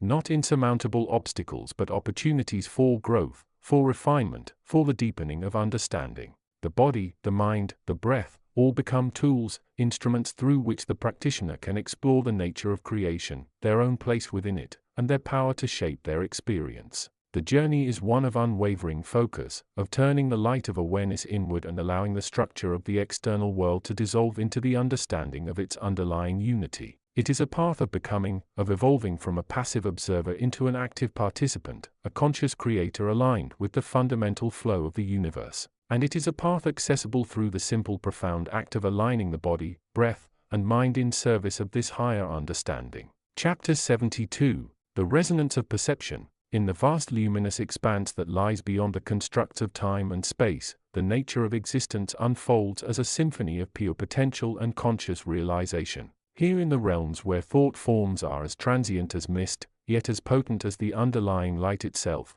the journey of consciousness is understood not as a linear progression, but as a fundamental shift in the quality and frequency of perception. Physicality, the dense garment worn by awareness in the relative world, is not an end point, but a training ground, a laboratory for the refinement of the inner senses. The body-mind complex, often perceived solely through the filter of physical sensation and ego identification, is in truth a sophisticated instrument. Its intricate architecture, a marvel of biological evolution, resonates with the deeper frequencies of universal consciousness. Yoga, the dynamic and potent practice originating from the lineage that honors the direct transmission of spiritual understanding, is far more than a system of postures and breath coordination. It is a meticulously designed method for tuning this instrument, for aligning its vibrations with the higher harmonics of the field of pure awareness. The rhythmic interplay of movement and breath serves as a catalyst. It is not merely an external pacing mechanism but an internal tuning fork, vibrating consciousness from its most contracted ego-bound states towards its most expansive interconnected nature. Each posture, a specific configuration of the body's energy field, becomes a doorway. Through disciplined application and mindful awareness, the practitioner transcends the limited perspective of the physical self, accessing deeper layers of being. This is where the wisdom gleaned from the direct source of spiritual understanding illuminates the path. It reveals that the true nature of the self is not located within the temporary physical structure, nor even solely within the fluctuating field of thoughts and emotions. Instead, it resides in the unwavering luminous awareness that observes these phenomena. The still point within the dynamic flow. Yoga, with its powerful sequence and emphasis on breath as the life force, provides the physical and energetic framework upon which this realization can be cultivated. The practitioner, through consistent and dedicated practice, begins to move beyond identifying with the limitations of the body and mind. They start to feel the subtle resonance of their actions, not just as physical movements but as ripples extending outwards into the vast field of consciousness. The sweat becomes a symbol of purifying identification. The strain becomes an opportunity for meeting resistance with awareness, transforming the ego's tendency towards aversion or attachment. The breath becomes the anchor, the continuous thread of connection to the unchanging witness. In this state of mindful movement, the lines blur between the internal and the external, the self and the other. The practitioner ceases to be merely an observer of the world and begins to participate consciously in the creation of their own experience and potentially the subtle shaping of the energetic field around them. The physical practice becomes a bridge, a living conduit through which the practitioner can directly experience the profound metaphysical truths about the nature of consciousness, interconnection, and the ultimate unity of all that is. The wisdom from the direct source constantly reinforces this understanding. It points towards the inherent divinity residing within every atom, every cell, every thought, and every sensation. It teaches that what is perceived as separation between self and other, mind and body, inner and outer, is in reality a fundamental illusion, a veiling of the underlying unity. Yoga, with its intensity and focus, strips away the layers of this illusion bit by bit through the direct experience of the body's energy and the unwavering attention directed towards the breath and the stillness beneath the surface of the mind. This is not merely about achieving physical flexibility or strength, though these are often byproducts. It is about engaging in a profound act of inner alchemy, transmuting the energy of tension, fear, and limitation into the energy of awareness, openness, and love. The repetitive nature of the series, the unwavering commitment to the process, mirrors the persistent nature of consciousness itself, ever-reaching, ever-awake, navigating the complexities of the manifest world with unwavering presence. Thus, the practitioner becomes an explorer of the inner cosmos. Using the sequence as their map and the quality of their awareness as their compass, they move through the landscape of their own being, encountering layers of conditioning, deeply held beliefs, and subtle energetic blocks. With each movement, each breath, they bring the light of awareness to these areas, dissolving the rigidity of the ego and allowing the natural state of pure consciousness to shine through. This path, while demanding, is ultimately rewarding in ways that transcend the ordinary. It leads to a profound sense of inner peace, resilience in the face of life's challenges, and a direct experience of the interconnectedness that underlies all phenomena. It is a practice that, when undertaken with sincerity and dedication, becomes not just a means of self-improvement but a direct engagement with the fundamental nature of reality itself. The body becomes a vehicle for spiritual awakening and the breath the bridge between the finite and the infinite. Chapter 73. The veil thins further here, in this space between the worlds where thought becomes less of a binding force and more of a subtle tool for navigation. One sits not merely in a chair, but within the architecture of their own being, the physical form of vessel currently anchored, yet attuned to frequencies far beyond the tangible. The air, if one could truly call it such, carries the scent of ozone and ancient dust, a perfume of potential and possibility. It is here that the echoes of creation resonate, not as historical fact, but as ongoing process, a river of information flowing from the source itself. Information direct from the source of creation is not a static repository to be consulted like a library book.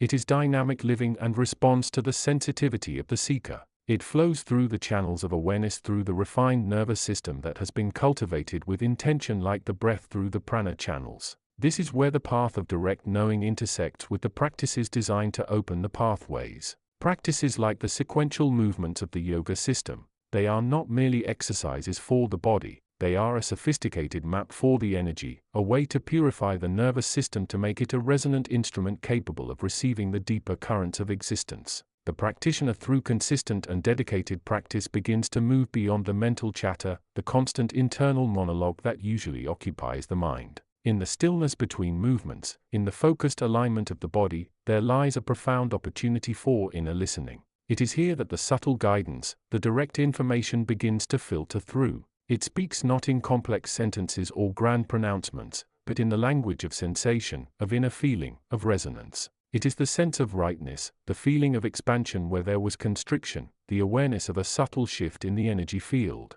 Consider the act of a standing posture. From the perspective of the physical world, it seems straightforward. Yet when approached with awareness, it becomes a microcosm of the entire being. Feel the grounding through the feet, not just the soles, but the balls, the heels. A connection that anchors the physical form and by extension the awareness to the earth. This grounding is not merely literal. It is an energetic anchoring connecting the individual self to the vastness of the planetary field and beyond. It is a point of stillness from which to observe the flow of energy upward. Then the focus shifts inward. Where does the tension reside? Often it is in the shoulders, the jaw, the belly. These are common areas where the mind holds its anxieties, its unresolved emotions. As the practitioner consciously releases this tension, not through force but through awareness and gentle direction, something profound occurs. The body becomes more open, more available to the flow of energy. This opening is not just physical, it is metaphysical. It allows for a greater influx of the creative life force,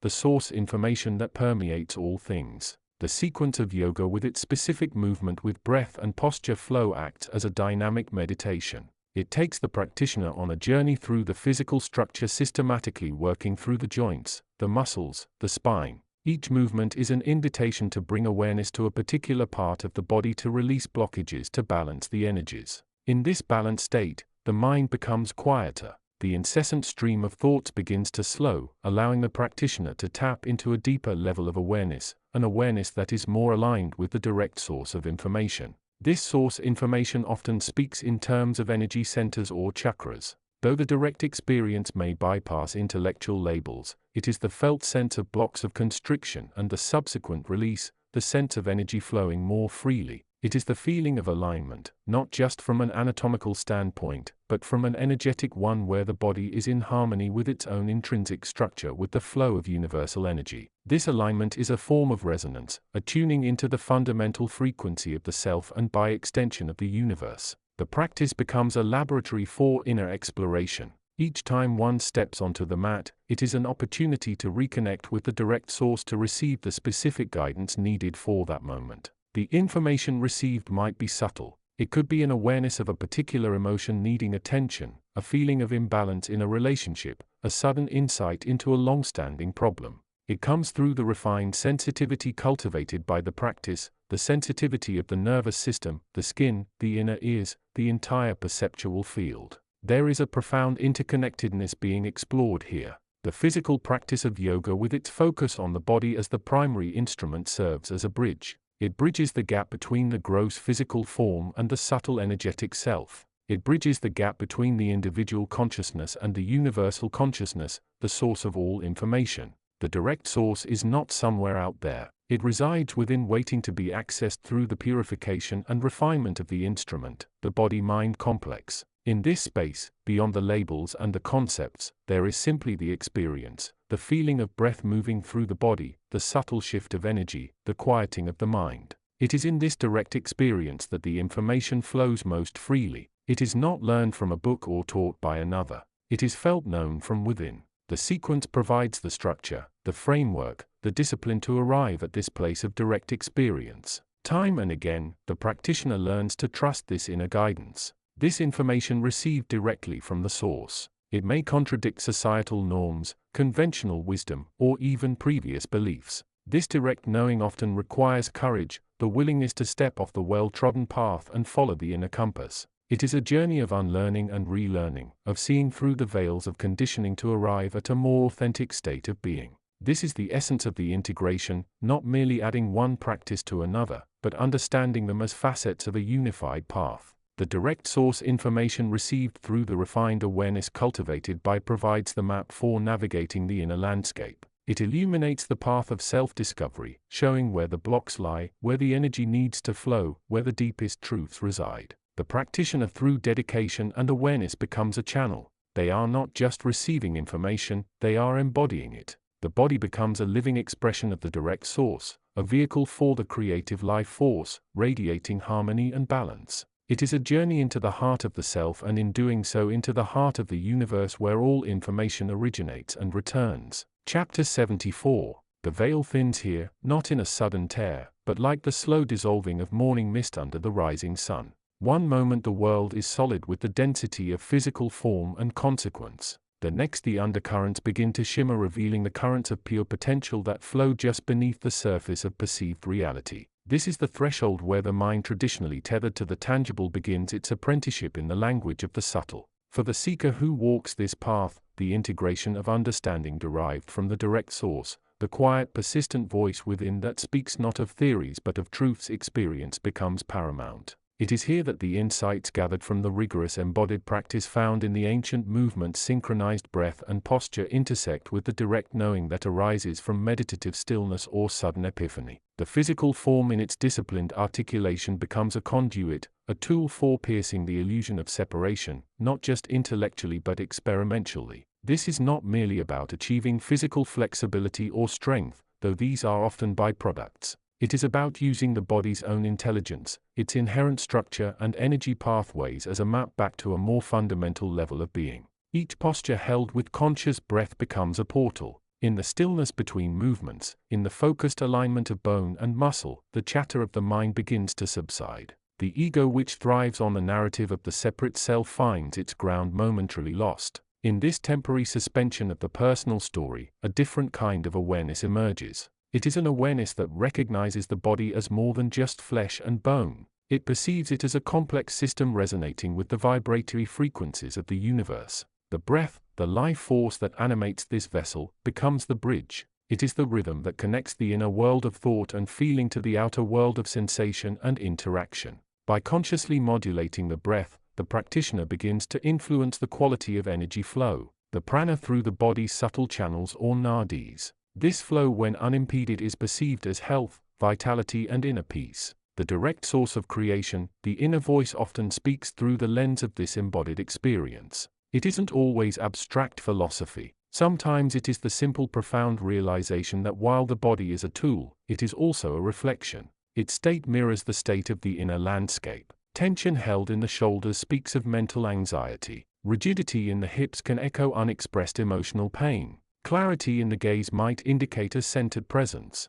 This integration, the joining of the direct knowing with the physical practice, creates a powerful synergy. The physical discipline grounds the often ethereal insights of inner awareness in the tangible reality of sensation. It provides a consistent, repeatable framework within which to explore states of consciousness and observe the nature of the mind. The inner understanding in turn illuminates the purpose and deeper meaning behind the physical effort. It transforms the practice from mere exercise into a sacred art, a moving meditation, a conscious participation in the process of self-realization. The setting is less a geographical location and more a state of being. It is the inner sanctuary where the self meets the universal. The atmosphere is one of quiet intensity, of profound stillness vibrating with unseen energy. It is a place beyond the confines of time and space, yet intimately connected to the present moment, which is the only reality that truly exists. Here the metaphysical concepts, the interconnectedness of all things, the nature of consciousness, the flow of universal energy are not just intellectual concepts to be debated or believed.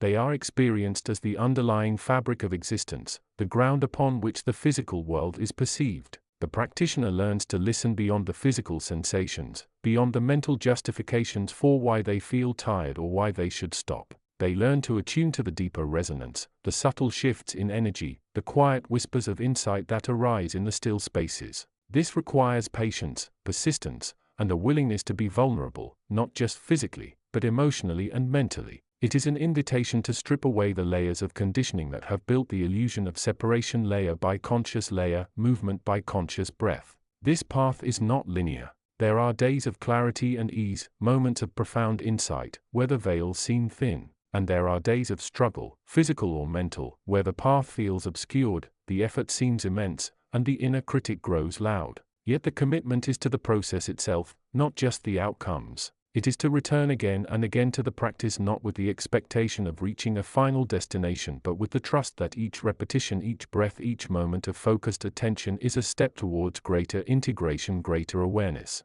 The joining of these paths, the direct knowing from the source within, illuminated and grounded by the conscious embodiment found in the synchronized movements, is the true alchemy. It transforms the ordinary body into a vehicle for spiritual exploration, the mundane act of movement into a sacred ritual. It is a journey into the heart of the self, using the physical form as the starting point and the destination, recognizing that they are in truth not separate at all. In this integrated state, the practitioner begins to live from a place of greater wholeness. The external world is perceived through a lens of inner clarity, reducing reactivity and increasing discernment. Relationships are approached with more authenticity and less ego-driven maneuvering. The sense of separation diminishes, replaced by a felt sense of interconnectedness with all that is. This is not mere idealism. It is the lived experience of one who has begun to walk the path where the physical and the metaphysical, the personal and the universal converge. The journey continues, always unfolding moment by moment,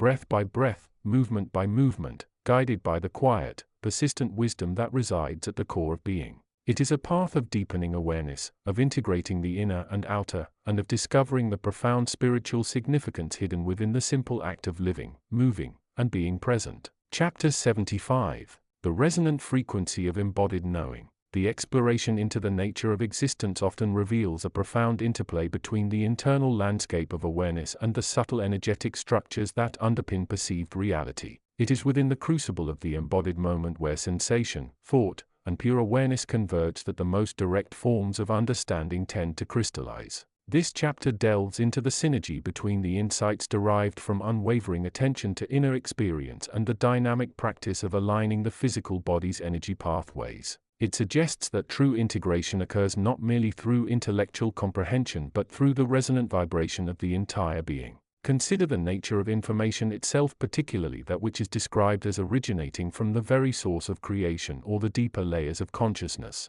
Such information is often characterized by its nonlinear quality, its lack of reliance on conventional temporal sequences or logical progression. It flows more like an impression, a feeling, a resonant frequency that aligns or discords with the observer's own vibrational state. To grasp such insights requires a different approach than the analytical mind, which seeks to categorize, dissect, and label. Instead, it demands a state of receptive presence, a willingness to simply be with the experience as it unfolds without immediate judgment or interpretation. This state of receptive presence is the fertile ground where direct knowing blossoms. It is the space between the thought that arises and the story we immediately weave around it. It is the felt sense beneath the surface of the intellectual understanding. In the realm of spiritual and metaphysical exploration, this direct access to information is often described as intuition, gnosis, or clear seeing beyond the veils of ordinary perception. It is the recognition of the interconnectedness of all things, not as a concept to be intellectually agreed upon, but as a fundamental truth experienced through the clarity of awareness.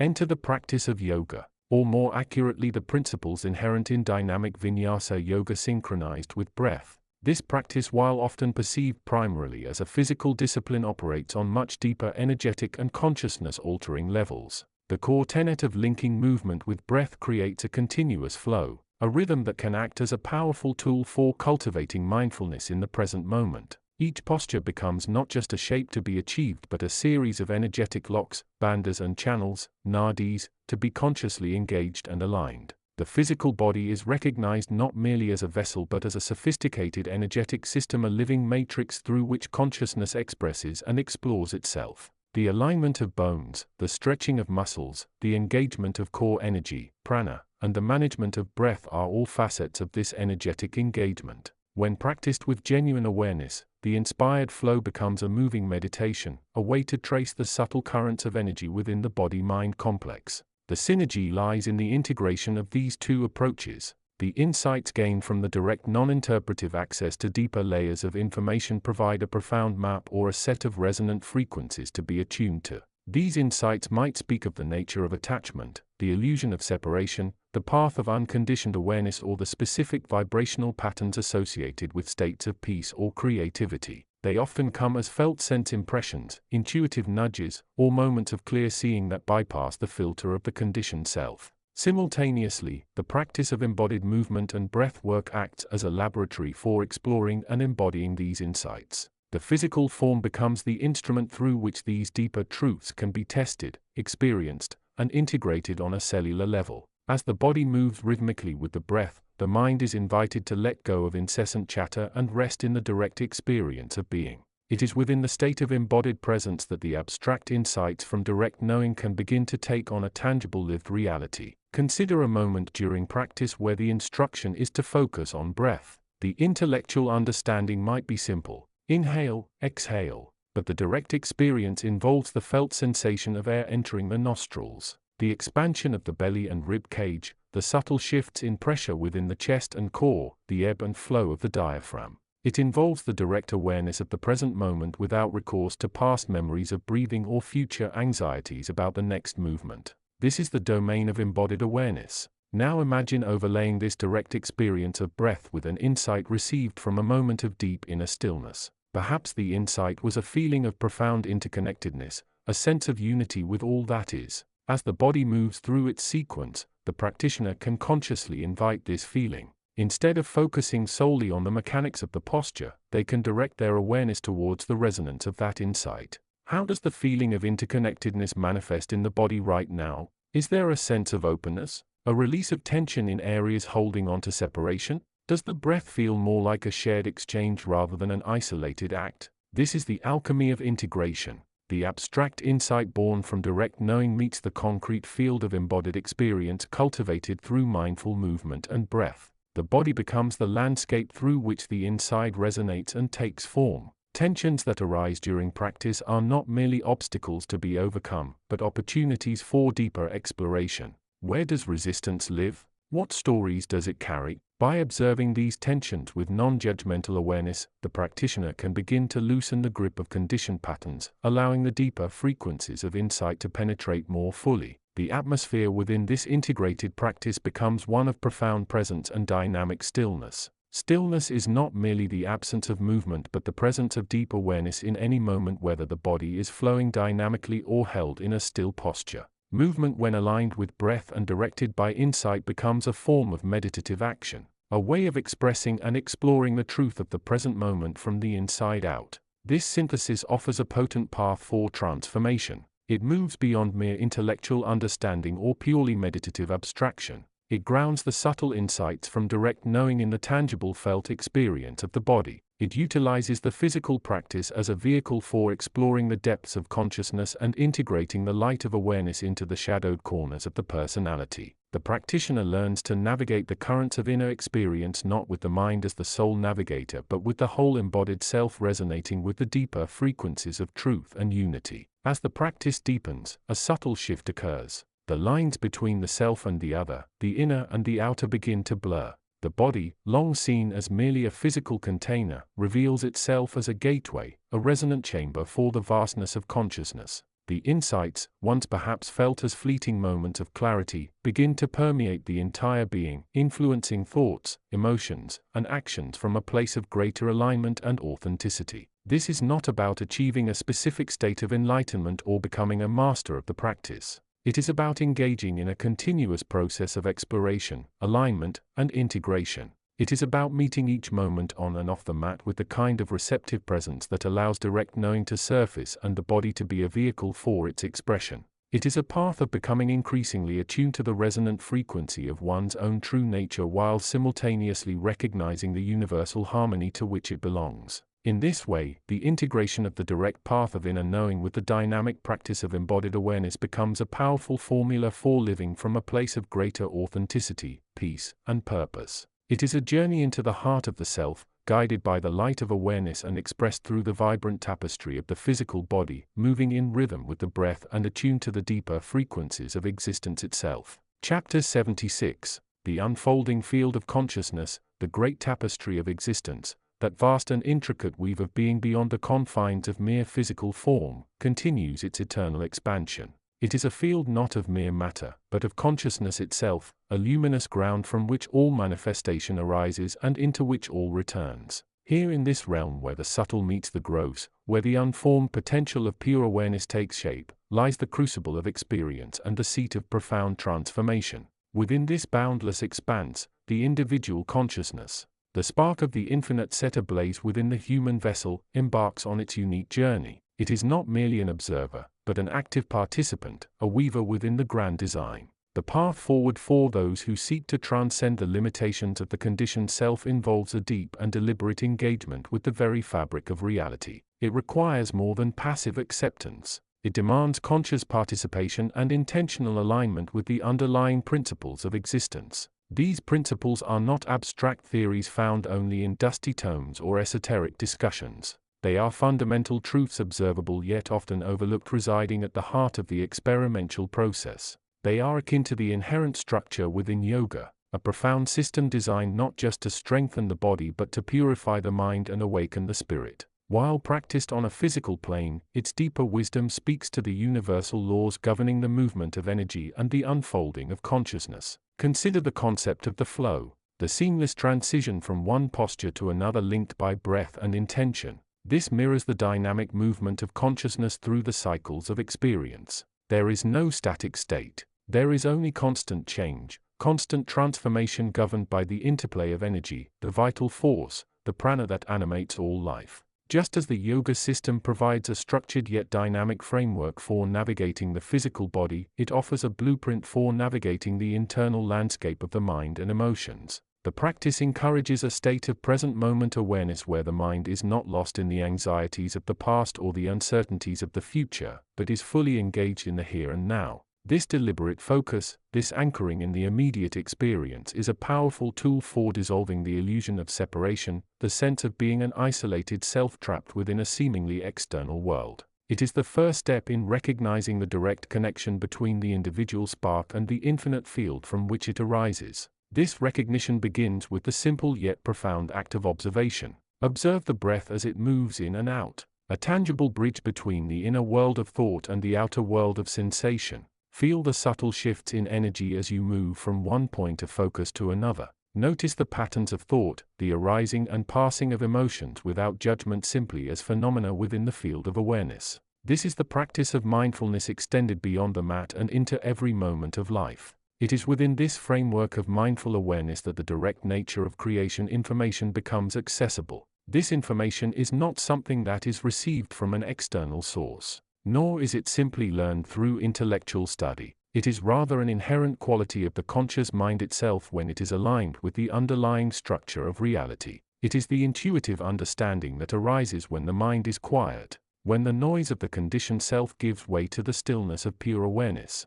Think of it as the difference between reading a map and actually being there. The map provides information, yes, but it is the direct experience of navigating the terrain that brings the understanding to life. In the same way, intellectual understanding of spiritual concepts can be a useful starting point, but it is the direct experience within one's own consciousness that brings clarity and transformation. This is where the yoga practice, with its emphasis on direct experience through the body and breath, becomes a potent tool for accessing this direct creation information. The physical practice itself becomes a form of meditation in motion. Each movement, each breath becomes an opportunity to connect with the deeper self, to explore the nature of energy and to dissolve the ego structure that perpetuates the illusion of separation. It is a process of purification, of releasing the accumulated tensions and blockages that prevent the free flow of consciousness and energy. As the body becomes more open and flexible, so too does the mind and the energy field. This process is not linear. It is cyclical. There will be days of ease and flow and days of challenge and stagnation. Just as the physical body requires different types of attention on different days, so too does the subtle body, the energy field, and the mind. The key is to approach each experience with equanimity, recognizing that both ease and difficulty are part of the same process, part of the same unfolding. There is no progress in one direction and regression in the other. There is only the ever-present movement of consciousness. The direct creation information that becomes accessible through this process is not about acquiring new knowledge or achieving a specific state of being. It is about recognizing the inherent nature of reality, which is fundamentally interconnected and intelligent. It is about understanding that the individual self is not separate from this intelligence but is in fact a manifestation of it. It is about recognizing that the act of creation both in the universe and within the individual is an expression of this underlying consciousness. This understanding brings a profound sense of peace and acceptance. It dissolves the sense of struggle, the feeling that one is pitted against the world or against oneself. It fosters a sense of unity, a recognition that all beings are interconnected, that all experiences are part of the same great unfolding. It opens the heart to the full spectrum of human experience, embracing both joy and sorrow, success and failure as part of the same tapestry of life. This is the path of direct creation, information, a path of conscious participation in the unfolding of existence. It is a path of transformation, of awakening, of realizing the infinite potential that resides within each individual consciousness. It is a path that leads beyond the limitations of the conditioned self into the boundless expanse of pure awareness, where the secrets of creation are revealed. Chapter 77. The veil thins here, not in a sudden tear, but in a slow, persistent dissolving, like frost receding from glass under morning sun. One stands within this liminal space, the solid ground of the known, yielding gently to the shimmering potential of the unknown. This is the threshold where the structures of the mind built over lifetimes from sensory input and societal conditioning begin to feel less like a home and more like a finely woven but ultimately artificial garment ready perhaps to be let go. The practitioner of awareness, whether through the rigorous postures of the physical discipline known or the direct inquiry into the nature of consciousness, finds themselves here, not necessarily seeking this place. Often it finds them as the mind honed by discipline naturally seeks its limits and then pushes beyond. This place is beyond the tight grip of identification. It's the space between the thought I am and the raw experiencing before that label solidifies. One feels the subtle shift, the constant internal monologue, the chatter of memory, planning, judging. It doesn't vanish entirely like static fading from a radio, but it changes. It becomes more like distant music rather than the foreground noise it often is. The sense of a separate self, an entity located within the body-mind complex and looking out, begins to waver. The body is still felt, its warmth, its tension, its limits, but it's felt as a field of experience, not as the self-experiencing. This is where the resonance with the deeper currents of existence becomes palpable. The physical discipline, the vinyasa system, is more than mere exercise. It is a template, a moving meditation that sequences postures to systematically work through the physical and energetic layers of the being. Each movement is an anchor, a point from which to observe the inner landscape. The breath linking movement to movement becomes a vital bridge, not just oxygenating the blood, but carrying awareness, drawing consciousness inward. Now in this space beyond the immediate physical, the echoes of that practice resonate. The discipline cultivated on the mat, the commitment to show up, the focus on the present moment, the acceptance of sensation without immediate judgment carries forward. It provides the inner architecture needed to navigate this less tangible realm. The body through its practice has become a more sensitive instrument, a vessel more attuned to the subtle vibrations of energy and consciousness. Information direct from the source of creation doesn't arrive in complex sentences or grand pronouncements. It arrives as sensation, as feeling, as pure awareness. It's the knowing that arises without the filter of the conditioned mind. It's the direct experience of interconnectedness, not as a philosophical concept to be intellectually grasped but as the fundamental reality felt as the self dissolves. It's the understanding that the perceived separation between self and other, between observer and observed, is a fundamental illusion, a construct of the limited field of consciousness. One might feel a sense of vastness, not terrifying but humbling and expansive. The limitations of space and time, the constructs of form and formlessness, begin to lose their absolute meaning. The past and future are felt not as fixed points, but as potentials coalescing in the present moment. The sense of here and there softens, replaced by a feeling of immediacy, of everything being present, interwoven. This isn't a state to be held onto or achieved. It's a description of a quality of awareness, a way of being that arises naturally when the grip of the separate self loosens.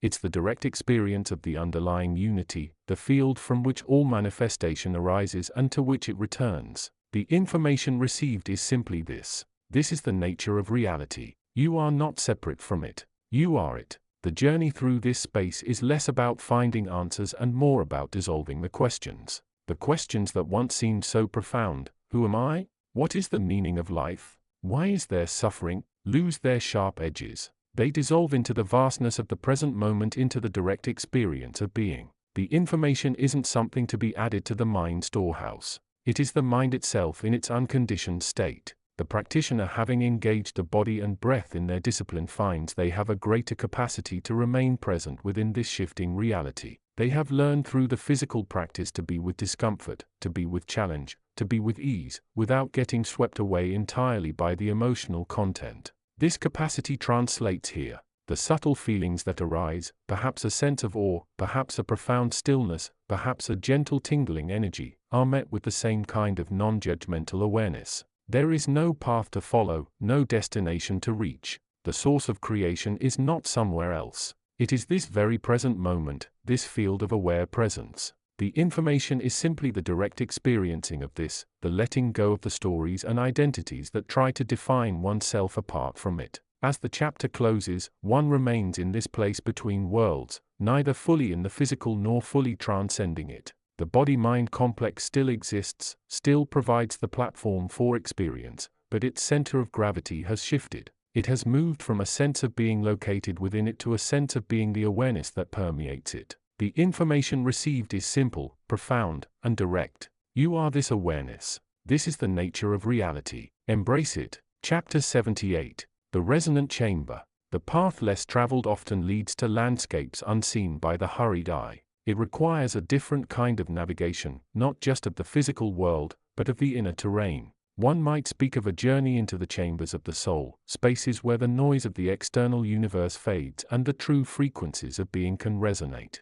This is not merely a metaphorical exploration. It is a practical engagement with the very structure of consciousness. Consider the nature of the self. In the conventional understanding, the self is often perceived as a solid entity, a distinct I located somewhere within the physical vessel. This sense of separation is fundamental to the experience of duality, the self versus the other, the inner versus the outer. Yet, what if this perceived solidity is merely an illusion, a construct of thought and conditioning? What if the true nature of the self is more akin to a field, a vast interconnected web of awareness rather than a bounded box? This understanding emerges from the direct perception of consciousness itself, stripped free of the labels and narratives that constantly attempt to define it. When one can observe the arising and passing of thoughts without getting caught in their story, a different perspective begins to dawn. The I that thinks is not the same as the awareness that observes the thinking. This distinction is not about creating another division. It is about recognizing the underlying unity that permeates all experience.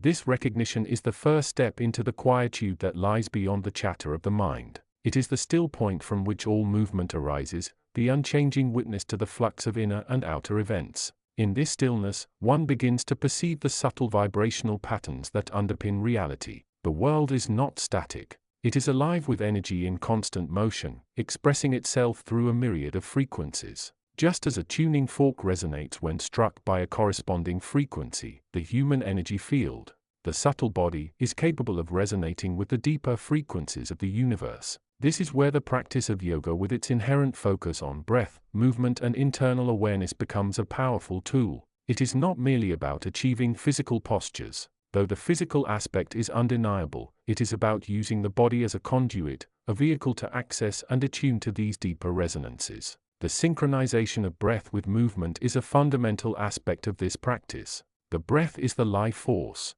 the prana, the vital energy that animates the body and connects it to the wider field of consciousness. By consciously directing the breath, one begins to influence the flow of energy within the subtle body. This is not done through force or struggle, but through awareness and intention, like a gentle hand guiding a river. Each movement in yoga is designed to articulate the spine, open the chest, and mobilize the joints. These physical actions serve a deeper purpose. They are intended to clear energetic blockages, often referred to as impurities, that accumulate over time due to stress, emotional trauma, and mental conditioning. These blockages create dissonance within the energy field, preventing it from vibrating in harmony. As the physical body is moved through its full range of motion, the breath acts as a catalyst, releasing tension not just in the muscles but in the subtle energy channels or nadis and the centers of consciousness or chakras. This process is akin to cleaning and tuning a musical instrument. The strings must be stretched, the wood resonant and the air flowing freely for the instrument to produce harmonious sound. The rhythmic quality of the breath, often maintained throughout a sequence, helps to establish a steady internal rhythm. This rhythm acts as an anchor, grounding the practitioner in the present moment and allowing the mind to quieten. When the mind is quiet, the deeper frequencies of the subconscious begin to surface. Memories, emotions, and long-held beliefs that have been buried can rise to the surface, ready to be seen and released. This process is not always comfortable. The release of blocked energy can sometimes manifest as discomfort, emotional intensity, or even temporary confusion. However, it is through this process of purification that the true potential of the energy field unfolds. Each challenge overcome, each blockage released brings the practitioner closer to a state of balanced resonance. The body becomes more flexible, the breath deeper and more expansive, and the mind more focused and clear. In this state of balanced resonance, the practitioner begins to perceive the interconnectedness of all things more directly. The boundaries between self and other begin to dissolve. The sounds, sights, and sensations of the external world are experienced not as separate phenomena, but as part of a larger unified expression of energy. This is the beginning of direct perception, the ability to experience reality without the filter of the conditioned mind. This direct perception is the essence of the spiritual path. It is the ability to see beyond the surface appearances and perceive the underlying reality, the unchanging essence that lies beneath all manifestation. It is the realization that the self is not isolated but is an integral part of the vast unfolding tapestry of existence. The practice of yoga, with its emphasis on discipline, awareness, and the integration of body, breath, and mind, provides a potent framework for cultivating the state of balanced resonance. It is a set of tools, a methodology for navigating the inner landscape and accessing the deeper dimensions of consciousness. It is a way to translate the abstract concepts of spiritual metaphysics into tangible embodied experience. The journey into the chambers of the soul is in essence a journey into the exploration of these resonant frequencies. It is a journey of discovery, of unfolding, of realizing the infinite potential that lies dormant within. It requires patience, persistence, and an unwavering commitment to the process of self-inquiry and purification. As the practitioner continues to move through the sequences, to breathe deeply and to observe the inner landscape with curiosity and non-judgment, a profound transformation begins to take place. The noise of the mind gradually subsides, replaced by a deeper sense of peace, stillness, and presence. The body becomes a vehicle for expression, not just of physical capabilities, but of the resonant frequencies of consciousness. This is the state of enlightenment, not as a distant goal but as the natural expression of a consciousness that is free from the bonds of illusion. It is the state of being fully present, fully alive, and fully integrated with the totality of existence. It is the ultimate realization that the self is not separate but is one with the infinite ocean of consciousness from which all things arise. Chapter 79. The veil thins further in the spaces between thoughts where the mind finds its natural home. It is here, beyond the ceaseless chatter that defines consciousness within the physical realm, that the true nature of existence unfolds. This is not a place of mere concepts or abstract ideas, but a realm of direct experience, the source from which all information originates and to which it ultimately returns. To perceive this is to step outside the narrative of separation, to touch the unified field of pure potentiality that underlies all manifestation. For the aspirant who walks the path in the deep awareness cultivated through the ancient practices, the mindful movement and breath work known as flowing with the direct insights or through the exploration of inner states, a profound synthesis begins to emerge. The rigors of flowing strip away the layers of conditioned response, revealing the subtle body and the intricate dance of energy, the very life force that connects all things. It is a practice that demands presence, that anchors the awareness in the immediacy of the moment, dissolving the illusion of a separate self anchored in past regrets and future anxieties. Yet flowing is but a tool, a potent catalyst for awareness. It prepares the ground, opens the channels, and disciplines the instrument of perception, the mind. But the direct perception of the unconditioned reality, the source of all information, requires a different kind of access. It demands a stillness deeper than mere physical relaxation, a quieting of the mental noise that flowing helps to manage but does not entirely eliminate. It requires listening not just with the ears of the body, but with the inner ear, attuned to the frequencies of the non-physical, the subtle vibrations of consciousness itself. This is where the exploration of the inner landscape, the journey into the spaces between thoughts, becomes essential. It is the realm where the source of creation speaks not in grand pronouncements or dramatic signs, but in the quiet hum of existence, in the felt sense of beingness itself. It is the place where the information direct from the source becomes available as an experience to be witnessed. This information is not merely intellectual understanding. It is a felt sense, a resonant awareness of the interconnectedness and the underlying intelligence that guides all processes. The practitioner of flowing learns to move with awareness, to breathe with intention, to feel the subtle currents of energy within and around the body. This sensitivity is the key that unlocks the door to deeper states of consciousness. It is the awareness cultivated on the mat that allows for the exploration of the inner space, the space where the mind, when properly trained, can rest in its natural state of quiet alertness. In this state, the boundaries dissolve. The distinction between self and other, between observer and observed, begins to fade, revealing the unified field of pure awareness that is the foundation of all reality. The journey into this non-physical realm is not one of seeking or striving. It is a movement into receptivity, or allowing of the field to be perceived directly. The information that arises is not something that is grasped in the conventional sense. It is more like a resonance, a tuning into the fundamental frequency of the universe. It is an understanding that goes beyond the limitations of language and concept, an experience that is simply what is. This direct perception often comes through moments of profound stillness during the brief intervals between thoughts when the mind naturally ceases its incessant activity. These moments, though fleeting, are invaluable glimpses into the nature of reality. They reveal that the sense of a separate self, the ego, is largely an illusion, a construct of the mind that arises and falls with the fluctuations of thought. In the stillness between thoughts, this sense of separation diminishes, and the profound sense of unity emerges. The information received in these moments is often cryptic, paradoxical, and difficult to translate into conventional understanding. It speaks of a reality that is dynamic, intelligent, and infinitely interconnected. It reveals the presence of a deeper ordering principle, an underlying intelligence that guides the universe with effortless precision. This intelligence is not a conscious entity in the human sense, but a fundamental property of the field itself, an inherent quality of awareness. The synthesis of flowing and this inner exploration is transformative. Flowing provides the discipline, the physical and energetic foundation, the practice that keeps the awareness sharp and centered. The inner exploration provides the direct experience of the non-physical, the connection to the source of information, the understanding of the deeper nature of reality. Together, they create a powerful pathway for awakening, for realizing the true potential of human consciousness. As the practitioner deepens their practice, the lines between the physical and the non-physical begin to blur. The insights gained from the inner exploration inform the flowing, leading to a more profound and integrated experience on the mat. Movements become more fluid, more expressive, less mechanical. The breath deepens and becomes more harmonious, reflecting an inner state of balance and integration. The practitioner begins to move not just with the body but with the awareness, with the intelligence of the field itself. This is the path of direct perception, the path of integrating the physical practice with the exploration of the non-physical. It is a path that leads beyond the limitations of the ego, beyond the confines of the physical body, into the vast open space of pure awareness. It is a path that offers a profound understanding of the nature of reality and a direct connection to the source of all information.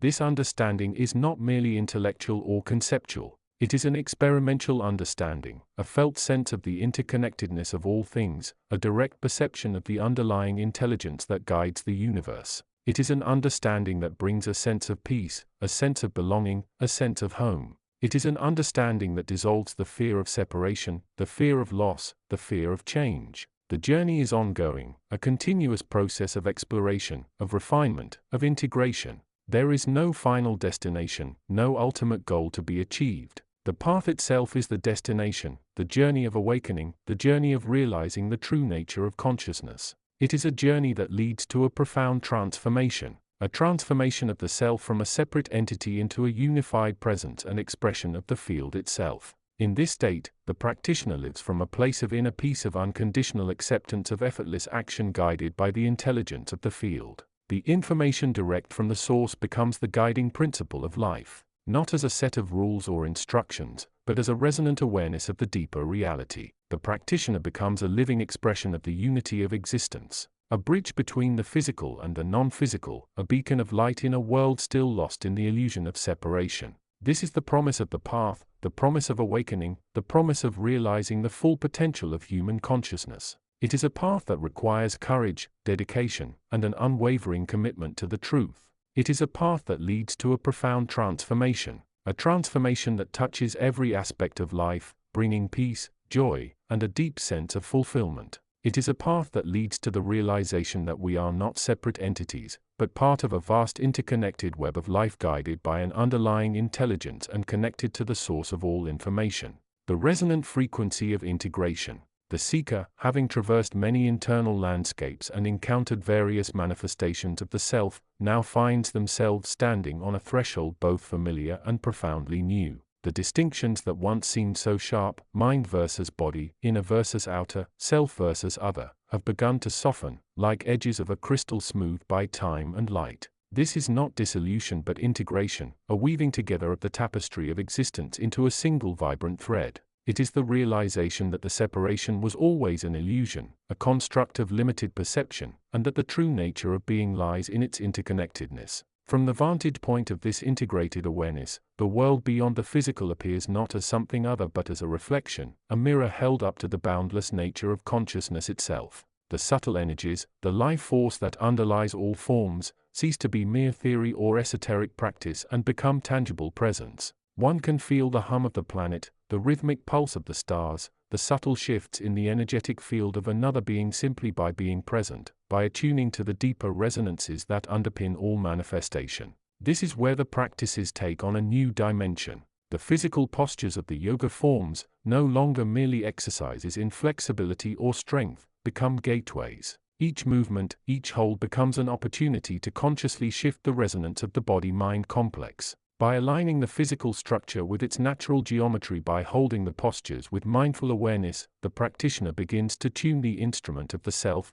clearing the energetic pathways and harmonizing the internal frequencies. It is as if the body itself is a tuning fork and the postures are the precise vibrations needed to bring it into resonance with the higher frequencies of awareness. The breath, the eternal bridge between the inner and outer worlds, becomes the primary focus. It is not just the mechanics of inhalation and exhalation but the felt sense of the flow of life energy, the subtle movements within the energetic body. By consciously directing the breath, by synchronizing it with movement and awareness, one can begin to navigate the internal waters with greater grace. The breath becomes a tool for purification, for transmutation, for raising the vibrational frequency of the entire being. It is the sound of the inner symphony, the rhythm that guides the integration process. This integration extends beyond the individual self. The practice becomes a way of engaging with the world that is rooted in empathy and understanding. By cultivating presence within one's own being, by experiencing the flow of energy and awareness firsthand, one gains a deeper insight into the shared human experience.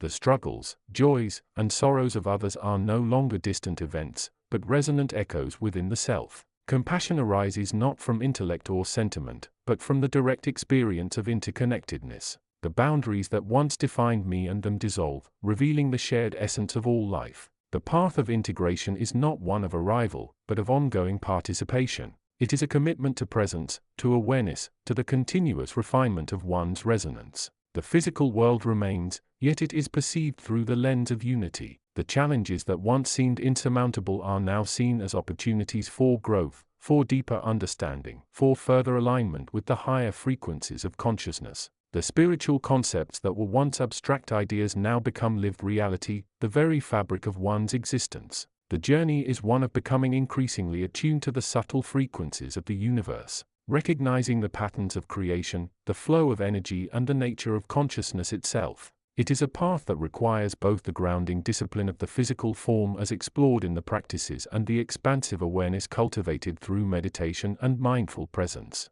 It is the synthesis of the direct knowing that comes from within, the information received from the source of creation itself with the experiential wisdom gained through engagement with the physical world and its myriad expressions. In this state of integrated awareness, one finds a profound sense of peace and purpose. The relentless striving for external validation or fulfillment ceases, replaced by a deep contentment that arises from being aligned with the flow of life. The sense of self expands to encompass the entirety of existence and yet remains rooted in the individual experience. For it is through the individual self that the universal consciousness expresses itself. This is not the end of the story but a profound transformation of how the story is being lived. It is the realization that one has always been connected, always been part of the greater whole, and that the journey has been about awakening to this fundamental truth. The practices, the teachings, the direct experience all have served to peel away the layers of illusion and reveal the underlying unity of all things. And from this place of integration, one continues to navigate the world with greater awareness, compassion, and purpose, contributing to the symphony of existence by simply being fully present, fully aligned, fully alive. Chapter 81. The Resonant Frequency of Integration. The path transcends the mere collection of disparate experiences. It is the harmonious integration of these fragments into a unified whole, a symphony of consciousness played out within the silent theater of the inner self. This realization, often dawning gradually like the first light of dawn after a long night, marks a profound shift in perspective. One ceases to see the self as a separate entity defined by thoughts, emotions, and physical sensations, and begins to perceive the self as the very field of awareness within which all these phenomena arise and dissolve. This integration is not a process of forced amalgamation, nor is it the result of intellectual understanding alone. It is rather a deepening into the nature of awareness itself, a movement towards the source from which all experiences emanate.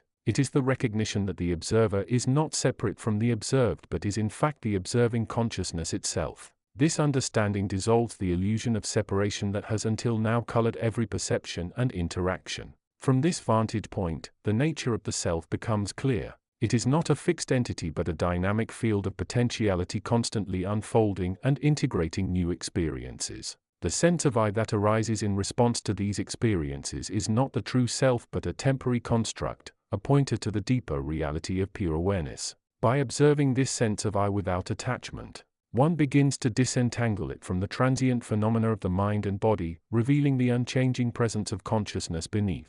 The journey towards this integration is often marked by periods of intense inner activity. The mind, accustomed to its habitual patterns of thought and reaction, may resist the shift towards a more expansive state of awareness. Old conditioning surfaces, wounds fester, and the ego, feeling threatened by the dissolution of its boundaries, may put up strong defenses. Yet it is precisely through these challenges that the process of integration deepens. Each obstacle encountered is an opportunity for greater self-standing, a chance to see more clearly the interplay between the limited sense of self and the boundless field of awareness. By meeting these challenges with patience, compassion, and a commitment to the path of self-discovery, one gradually dissolves the barriers that have kept the self fragmented. The sense of I softens, losing its rigidity and becoming more fluid, more integrated with the totality of experience. The mind becomes quieter, more focused, less swayed by thought and emotion. The body too becomes more integrated with the mind and consciousness, moving with greater ease and grace as if guided by an inner intelligence.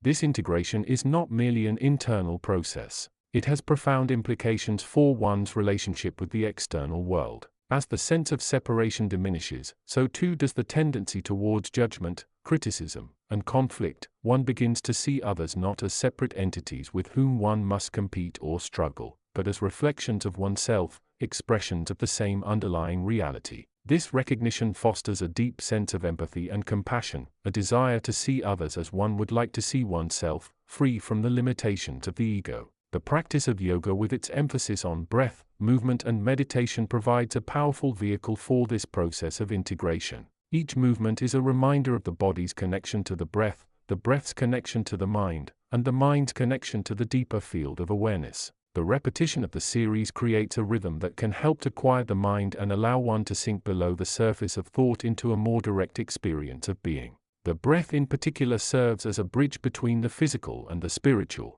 It is a constant reminder of the life force that flows through all things, connecting the body to the wider universe. By focusing on the breath, one can learn to transcend the limitations of the mind and body and connect with the deeper reality of consciousness. The breath becomes a tool for purification, a means of releasing tension and stress, and a pathway to greater inner peace. In the realm of spiritual metaphysics, this process of integration is understood to be a movement towards a state of greater coherence with the underlying structure of reality. The universe is seen as a field of infinite potentiality governed by laws of resonance and vibration. Each individual is a node within this field capable of tuning into its deeper frequencies and aligning with its higher principles. By practicing yoga, one begins to vibrate at a higher frequency, resonating more closely with the underlying reality of the universe. This process of attunement is not merely intellectual, it is experiential. It involves a direct engagement with the deeper dimensions of consciousness,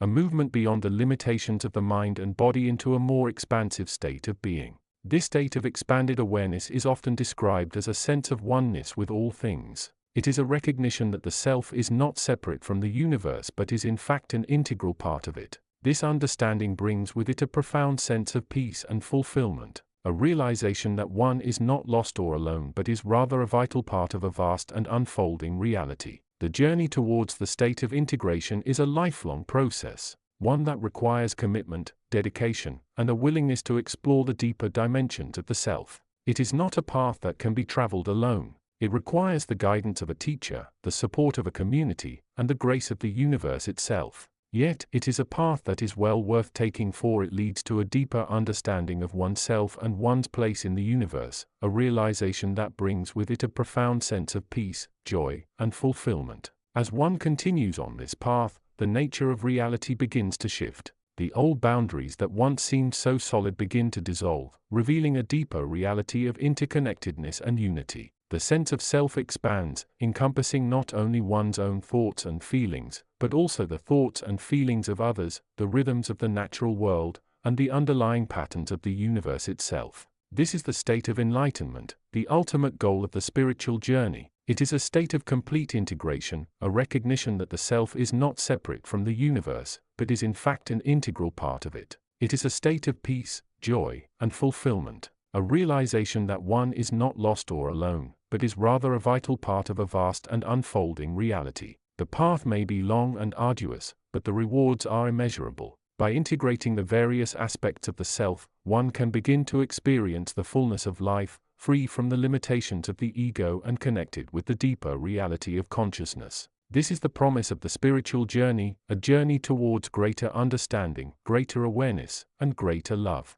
Chapter 82. The seeker, often lost in the labyrinth of their own making, perceives the world through a lens colored by the beliefs and conditioning they have accumulated. This lens, this perception, is not inherent to the nature of reality itself but rather a filter, a subtle membrane woven from thought, emotion, and past experience. It is the veil, and its thickness varies from individual to individual, influencing the scope of their awareness and the depth of their understanding. To glimpse beyond this veil is not merely to see more of the physical landscape, though that may sometimes be a byproduct. It is to begin perceiving the underlying energetic currents, the resonant frequencies that govern the subtle interplay of existence. It is to recognize the interconnectedness that feels so absent when viewed through the narrow slit of personal ego and separation.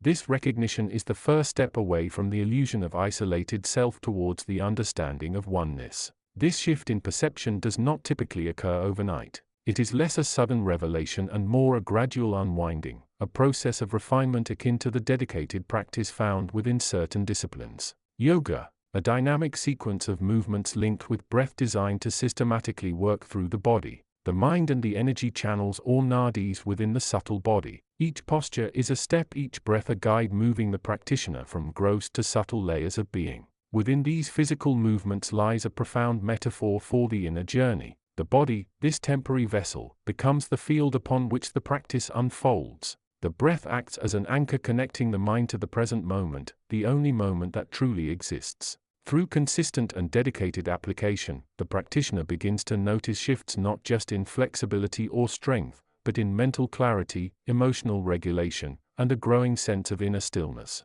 The mind, previously a relentless chatterbox, begins to quieten. The veil, thick with the static of incessant thought, starts to thin. This process mirrors the path of inner exploration undertaken by the seeker who delves into the nature of their own consciousness. It requires the same dedication, the same willingness to be present with the experience without judgment. The physical practice of yoga can serve as a powerful tool, a tangible means to cultivate the inner stillness necessary to observe the workings of the mind and perception more closely. It provides a framework, a structure through which the more abstract practices of meditation and contemplation can be integrated. Information, the direct source from which creation arises, is not bound by the limitations of the physical form or the conventional filters of the mind. It exists in a realm beyond conceptual thought, in the space of pure awareness itself. To access this direct source is to experience creation not as something external, something out there to be attained, but as the very nature of being here and now. It is to recognize that the source is not separate from the individual seeking. It is the ground of being from which both the seeker and the perceived world emerge. The journey towards perceiving this direct source involves dissolving the layers of identification that bind the self to the physical form, the ego, and the accumulated past. It is an act of unwavering presence, of observing the river of thoughts and sensations without becoming lost in their content. This is where the teachings, whether drawn from the subtle insights attributed to the ancient wisdom teachings material or the dynamic discipline of yoga, converge. Both point towards the necessity of a transformed awareness, an awareness that is alert yet relaxed, observant yet non-reactive. As the practitioner of this integrated path deepens their practice, they begin to perceive the subtle vibrational patterns that underlie all phenomena. The physical world ceases to be merely solid and separate. It reveals itself as an interplay of energy held in form by intention and vibration. Thoughts, too, are seen not as fixed realities but as transient waves upon the vast ocean of consciousness.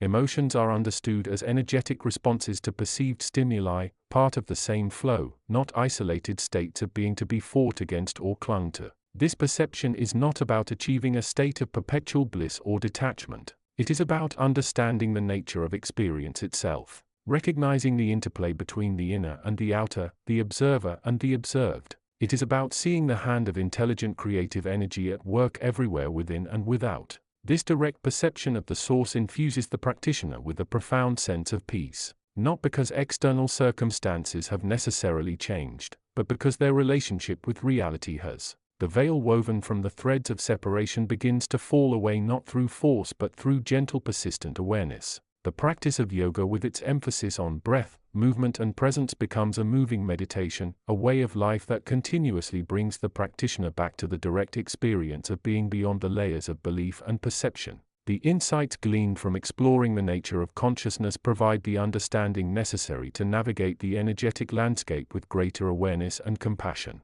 In this state of expanded awareness, the distinction between self and other, between inner and outer, begins to soften. The practitioner recognizes their own vibrations as part of the larger symphony of existence. Actions, words, and thoughts are conducted with a deeper understanding of their impact, not out of fear or moralistic judgment, but from a place of aligned intention and harmonious resonance. The path becomes less about seeking external validation or achieving specific goals and more about participating consciously in the unfolding of life as it is. This is the essence of the journey, to move from perceiving oneself as a separate entity within a separate world to recognizing oneself as an integral part of the unified field of creative intelligence. It is a path of inner exploration, refined through dedicated practice and sustained by the direct perception of the source from which all arises. The veil may never be entirely gone, for it is the very medium through which this physical experience unfolds, but its transparency can be greatly increased, revealing the underlying beauty and intelligence of the universe and one's place within it. Chapter 83.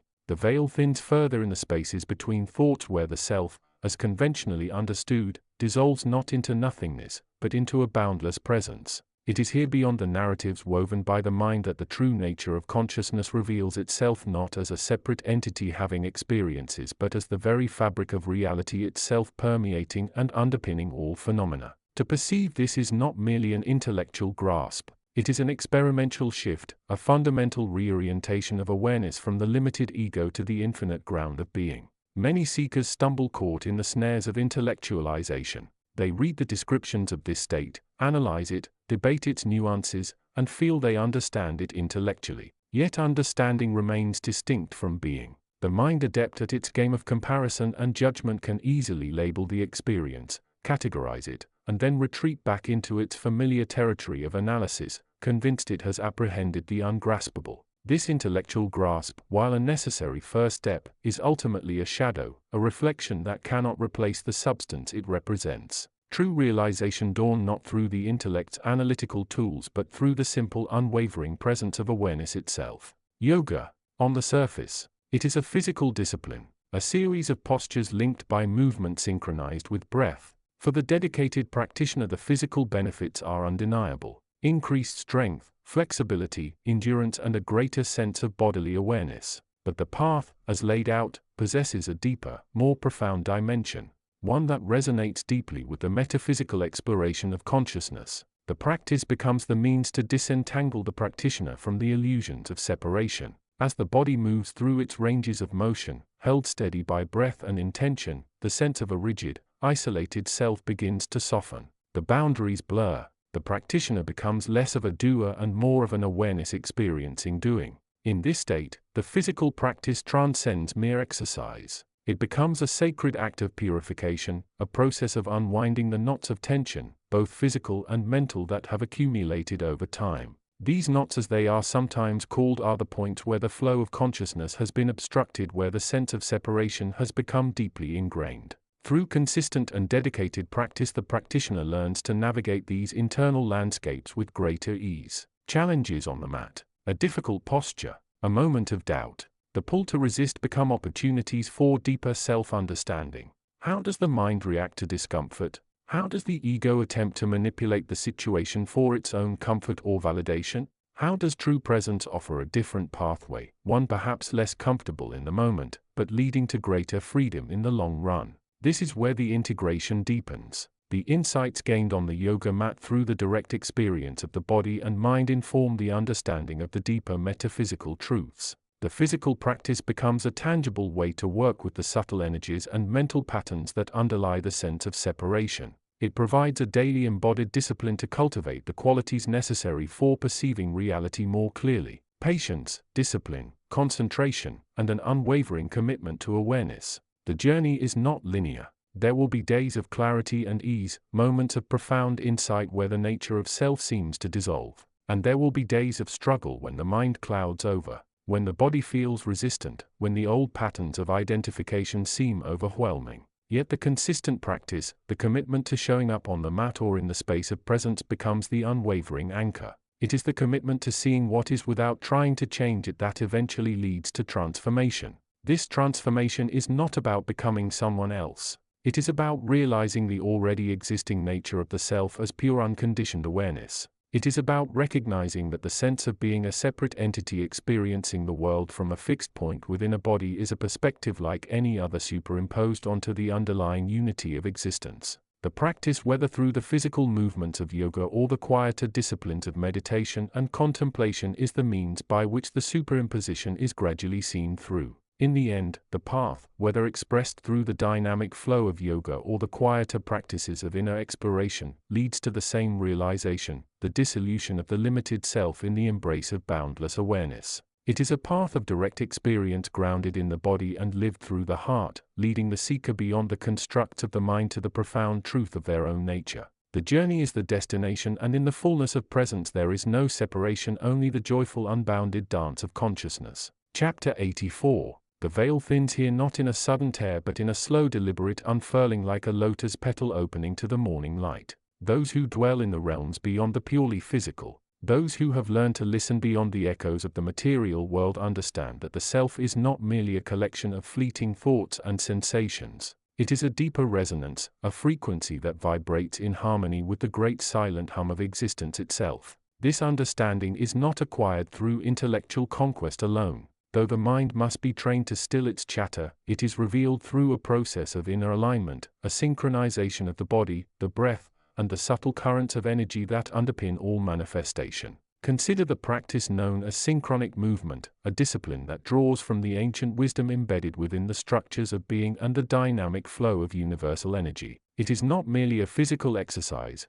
though it engages the body profoundly. It is a method for tuning the instrument of the self, the human vessel, until it resonates with the precise frequency of its true nature. This practice, when integrated with the direct perception cultivated through connection with the source of all information, the wellspring of creation itself, becomes a potent pathway to liberation. The body in its most refined state is not an obstacle to be overcome but a key, a living cipher. The postures, the sequences, the breath work, they are not unshaped prescriptions but symbolic representations of the journey of consciousness through the layers of illusion. Each movement, each hold, each transition between states corresponds to a shift in awareness, a deepening understanding of the interplay between the inner and the outer, the personal and the universal. One begins often with the foundational patterns, the primal movements that echo the very structure of manifestation. The grounding, the reaching, the turning inward and outward. These are not mere physical actions. They are invitations to perceive the deeper truths they embody. As the body is taken through its ranges of motion with conscious attention directed not just to the muscles and joints but to the subtle sensations, the energy flows, the points of tension and release, a map begins to unfold within the mind. This map is not geographical, it is energetic and psychological. It reveals the stored patterns of conditioning, the ingrained habits of thought and emotion that bind the self to the limited perspective of the ego. Through the deliberate application of synchronic movement, these patterns are not merely observed but actively engaged with. They are felt, acknowledged, and then through the power of conscious intention aligned with the breath they are transmuted. The breath becomes the crucial bridge. It is the life force, the prana, the vital current that animates all existence and connects the individual self to the infinite. By synchronizing movement with the rhythm of the breath, the practitioner learns to direct this vital current with increasing precision. It is not about controlling the breath in a mechanical way, but about becoming the breath, allowing it to guide the movement and in turn to be guided by the movement into deeper states of awareness. As this synchronization deepens, the practitioner begins to access the field of direct perception, the realm where information flows freely from the source.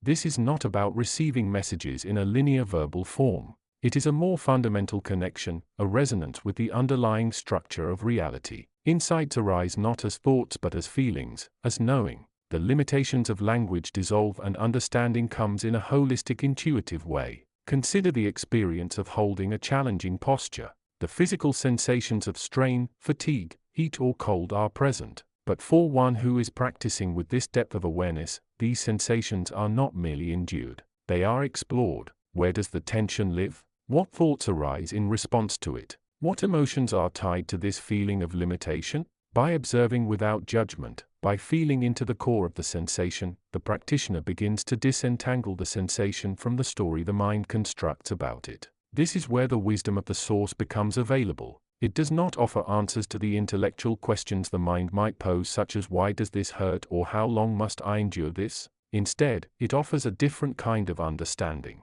It reveals the nature of suffering itself, a consequence of identification with the temporary and the limited, of resistance to the flow of life. It illuminates the path of surrender, not as weakness but as strength. The strength to see through illusion, to release the grip of the ego and to align with the natural unfolding of existence. The source of all information is not distant or separate. It is the ground of being, the source from which every sensation, every thought, every emotion arises. To connect with it is to recognize this fundamental unity. It is to understand that the self in its truest essence is not located within the body or the mind, but is the awareness that observes both. The practice of synchronic movement, when undertaken with this intention, becomes a process of awakening to this awareness. The physical movements become metaphors for the release of mental and emotional attachments. The effort required builds discipline, teaching the mind to focus and to persist beyond the comfort zone. The moments of stillness cultivate the capacity for inner quiet, for listening to the deeper currents of awareness beneath the surface noise.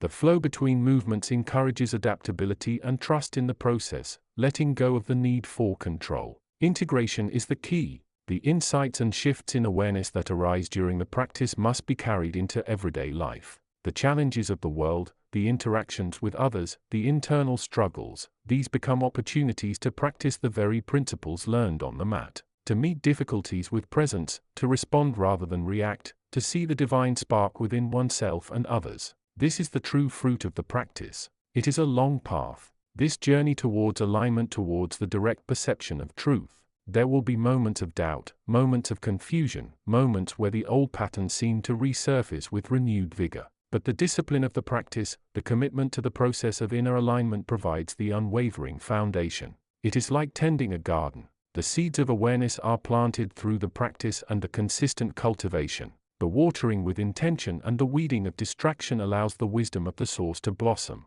The ultimate realization is not a destination to be reached but a recognition. It is the understanding that the self has always been aligned, that the separation was an illusion created by the mind's identification with the limited personality. The practice of synchronic movement joined in harmony with the direct perception cultivated through connection to the source is the process of remembering this truth. It is the path of return to the original state of being, where peace, love and unity are not concepts to be understood but are the fundamental nature of the self. Chapter 85. The veil thins here, not in a sudden tear, but like the slow dissolving of morning mist under the rising sun. One becomes aware, not of seeing beyond the veil, but of being where the veil is thin. It is a subtle distinction, yet profound. The physical world with its solid forms and predictable laws remains, yet its definitions no longer hold the same absolute power. Sound is not just vibration through air. It is a resonance that can echo within the silent chambers of the mind. Sight is not merely photons hitting retinas. It is the perception of light patterns that correspond to frequencies understood deeper within. This state is not reached through force or striving. Though disciplined practice can prepare the way, it arises from a shift in orientation, a turning of the inner gaze away from the endless chatter of reaction and towards the still point of awareness itself. In this stillness, the direct source of creation speaks. It is not a voice heard in the ether, but a felt presence, an intelligence that underlies and permeates all phenomena. It is the field of pure potential from which everything emerges and into which everything returns. The physical body moves through space, engaging muscles, stretching limbs, building heat. This is the tangible aspect, the part we can see and measure. The discipline required, the consistent showing up, the commitment to the sequence, the breath movement synchronization builds not only physical strength and flexibility, but also mental fortitude. It teaches patience, focus, and the acceptance of discomfort. These are valuable lessons in the physical realm preparing the ground. But the true depth of like many profound practices points beyond the purely physical. The synchronization of breath and movement is not merely an aerobic technique. It is a form of meditation in motion. Each inhale, each exhale becomes an anchor to the present moment. The repetitive nature of the sequence allows the mind to quieten, to move beyond the analysis and judgment that often fills consciousness. In the stillness between movements, in the focus required to execute a complex posture, one glimpses the nature of concentration. This concentration is not about forcing the mind to stop thinking. It is about directing the mind's energy towards a single point of awareness, the breath, the movement, the sensation in the body. When the mind is thus directed, the direct source of creation becomes more accessible. It is not that the source is separate from the mind. It is that the cluttered reacting mind obscures its presence. By focusing the attention, by cultivating awareness through the discipline of the body and breath, the mind becomes clearer, like cleaning a dusty lens. The direct source, the underlying intelligence, begins to shine through the perceptual apparatus. The postures themselves can be seen as metaphors for the exploration of consciousness. Each pose, each variation represents a different way of meeting sensation, of engaging energy. Back bends, for instance, often invite a sense of opening, of looking towards the sky, of transcending the limitations of the horizontal plane of everyday existence. They can symbolize an expansion of awareness, a reaching beyond the confines of the ego self. Forward folds encourage surrender, introspection, a moving towards the earth, acknowledging the presence of gravity and the necessity of release. The heat generated in the body during practice is also significant. It is often said to help release tension, both physical and mental. On a metaphorical level, this heat can represent the burning away of ignorance of the veils that obscure understanding. It is the transformation that occurs when awareness meets experience directly without the filtering lens of past conditioning or future projection.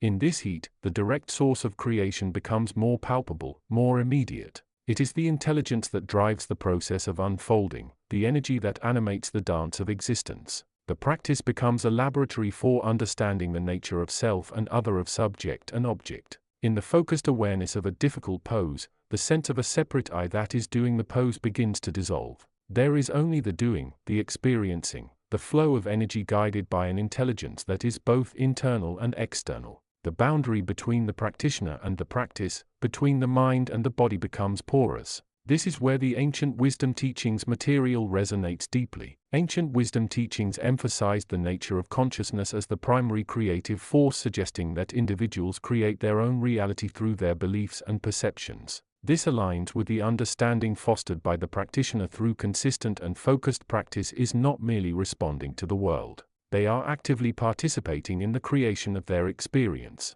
By cultivating awareness and understanding the underlying intelligence that guides all things, one gains a sense of agency and partnership in the creative process. The direct source of creation is the ground of being, the source of all intelligence and creativity. It is within and it is without. It is the still point from which all movement arises, the silence from which all sound emerges. To connect with it is not to achieve a static state of enlightenment, but to realize one's inherent nature as a co-creator, operating from a place of awareness and intelligent insight. This realization changes everything. The challenges of the physical world are no longer seen as insurmountable obstacles, but as opportunities for practice and learning. The relationships one forms are understood as mirrors reflecting back aspects of one's own consciousness. The flow of energy, the interplay of cause and effect, are perceived through a lens of understanding and participation. The journey is ongoing, a continuous process of refinement, of deepening awareness, of moving ever closer to that place where the distinction between self and other, between observer and observed begins to fade.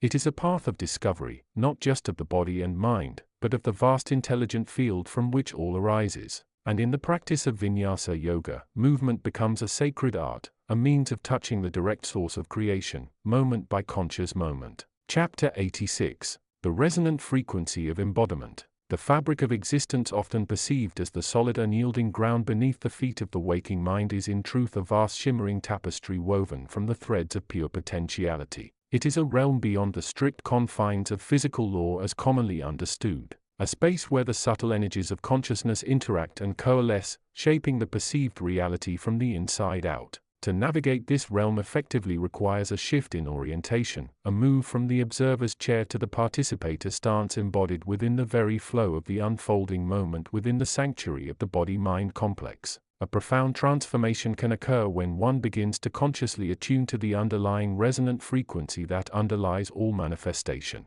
This frequency is not merely a mechanical vibration, it is the fundamental harmony of life itself, the creative pulse that animates the cosmos and resides potentially within every conscious being. It is the sound of the soul expressing through the human instrument, a melody waiting to be discovered and played. The journey towards embodying this frequency often begins through practices that cultivate awareness and presence. Yoga, a dynamic and potent system designed to integrate the body, breath, and mind into a unified field of conscious action. Each movement, each pose is not merely an exercise in physical flexibility or strength, but a deliberate act of alignment with the deeper structures of being. The rhythmic synchronization of breath with movement becomes a metronome guiding the practitioner into a state of heightened awareness where the internal landscape becomes as vividly present as the external form. This internalization process mirrors the path of exploration into the nature of consciousness itself as described in the wisdom traditions that delve into the subtle dimensions of existence.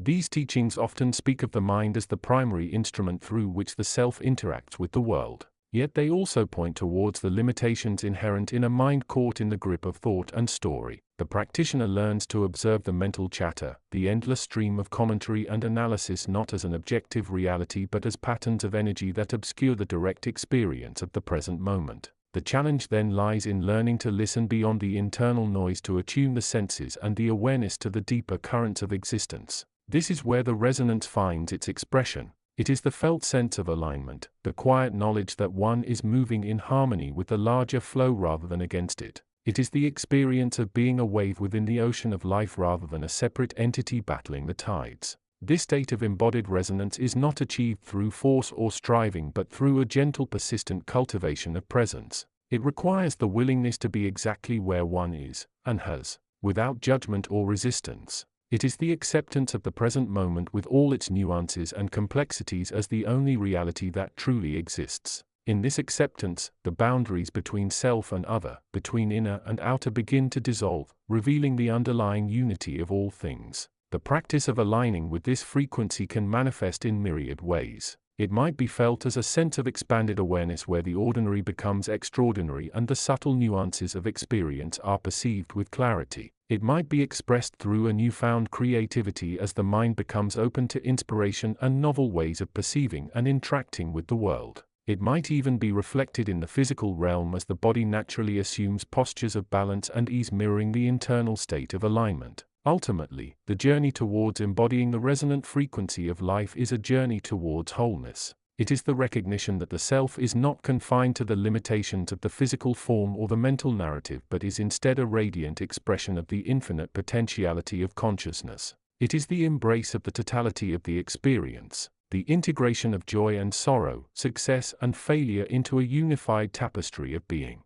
As one continues to explore this path, the resonance deepens, becoming a constant guiding presence within the flow of life. It is the inner compass that points towards alignment, the quiet voice that whispers guidance and support. It is the recognition that one is never truly separate, but is always connected to the vast unfolding reality of existence, waiting to be fully embraced and expressed. This understanding transcends the limitations of any single tradition or practice. It is the essence that unifies the diverse paths towards self-discovery, the common ground upon which the various expressions of human consciousness can find harmony and integration. It is a call to return to the body, to feel the pulse of life within the physical form, and to allow that pulse to guide the way towards a deeper, more authentic expression of the self. In this state of embodied resonance, one becomes a channel for the creative energy of the universe, expressing the beauty and the truth of existence through every moment of living. It is a path of continuous discovery where the boundary between the known and the unknown, the self and the other continues to dissolve, revealing the profound interconnectedness of all things. And in this realization, one finds the ultimate freedom, the unbound potentiality of consciousness expressed through the human form. Chapter 87. The Resonant Frequency of Integration. The path transcends the linear weaving through the luminous tapestry of existence where thought forms become tangible and the unseen architectures of consciousness manifest. This is the realm where the subtle frequencies, the very vibrations that underpin the fabric of being, offer the clearest map. One learns that the self, often perceived as a solitary entity bound by the skin-encased vessel, is in fact a resonant chamber attuned to the grand symphony of the all that is. Information, the direct source of creation, is not merely received, but become. It flows not through the ears or eyes alone but through the very essence permeating the cells, restructuring the light body and recalibrating the inner cosmos.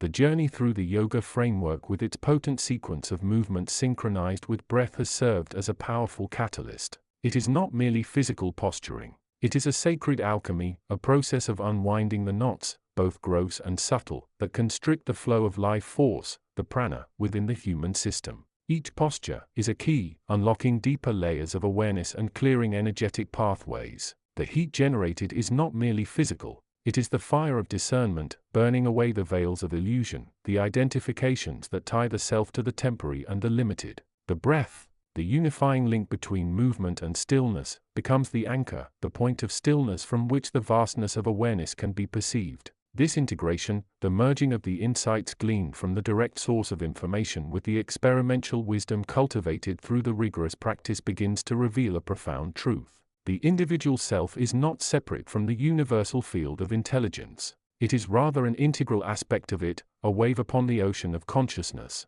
The information received, the direct transmission from the wellspring of all-knowing, now resonates within the structures built through the practice. The body becomes a sacred instrument, its movements a language of unity, expressing the harmony that exists between the inner and the outer, the microcosm and the macrocosm. One begins to understand that the challenges encountered both on the mat and in the flow of daily life are not obstacles to be overcome but opportunities for refinement. Each difficulty, each moment of discomfort or resistance holds a specific frequency that requires tuning. The sequence with its inherent intensity and focus provides a laboratory for navigating these frequencies, learning to meet them with presence rather than aversion. The direct source of information illuminates the nature of these challenges, revealing them as distortions in the frequency areas where the resonance is out of sync with the underlying harmony of the self. In moments of deep practice, when the body becomes a conduit for the flow of energy and the mind dissolves into the rhythm of breath and movement, one can catch glimpses of this deeper reality.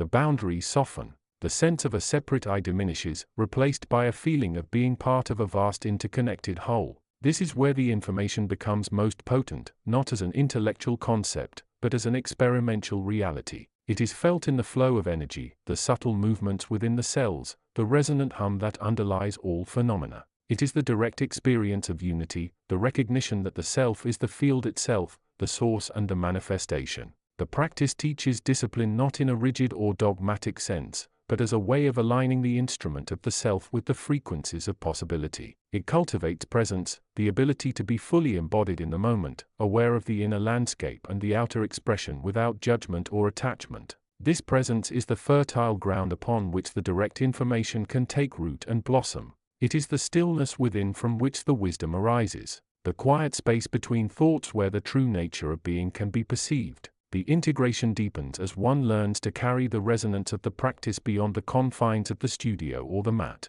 The awareness cultivated becomes a lens through which the world is viewed, revealing the sacredness in all things, the intelligence in every interaction. The direct source of information continues to flow, offering guidance, insight, and a sense of purpose that transcends the egoic concerns. The world becomes a classroom, every person and every event an opportunity for learning and expansion. The path is not one of attainment or achievement but of alignment and resonance. It is about tuning the instrument of the self to the frequencies of the all that is, allowing the direct source of information to illuminate the way. The yoga framework provides the structure, the discipline, the potent movements and breath work that clear the pathways and amplify the resonance. The direct source provides the light, the guiding intelligence that reveals the true nature of reality and the self's place within it. One learns to listen beyond the noise of the mind, to hear the subtle whispers of the field, the guidance that comes through intuition, through synchronicity, through the resonance of the heart.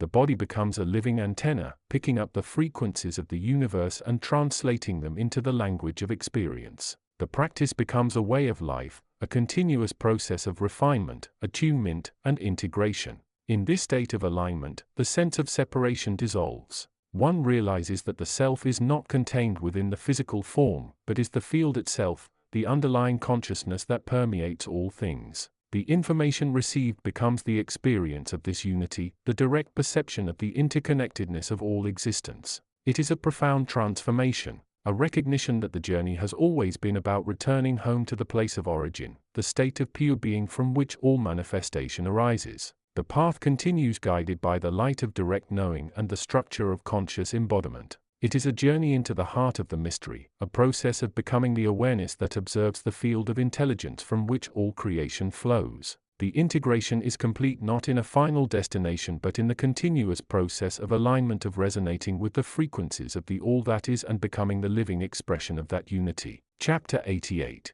The fabric of existence, often perceived as solid and unyielding, is in truth a vast shimmering tapestry woven from the threads of pure potentiality and conscious awareness. To perceive this reality is not merely to gaze upon a surface, but to attune one's inner senses to the resonant frequencies that underpin all manifestation. This understanding transcends the conventional boundaries of time and space, offering a perspective rooted in the eternal now and the interconnectedness of all things. It is within this vast spiritual landscape that the practitioner seeks not just physical alignment, but profound alignment with the deeper currents of being. To access this source is not to seek external validation or specific answers, but to simply tune into the fundamental frequency of existence, to become a resonant chamber for the subtle vibrations of the cosmos. This access is not granted. It is discovered through the dedicated practice of turning the inner gaze inward, stripping away the layers of conditioning and the noise of the ego mind within the framework of the path. This inward turn is initiated through the discipline of the body. The physical form, often seen as a limitation, becomes the vehicle for transformation.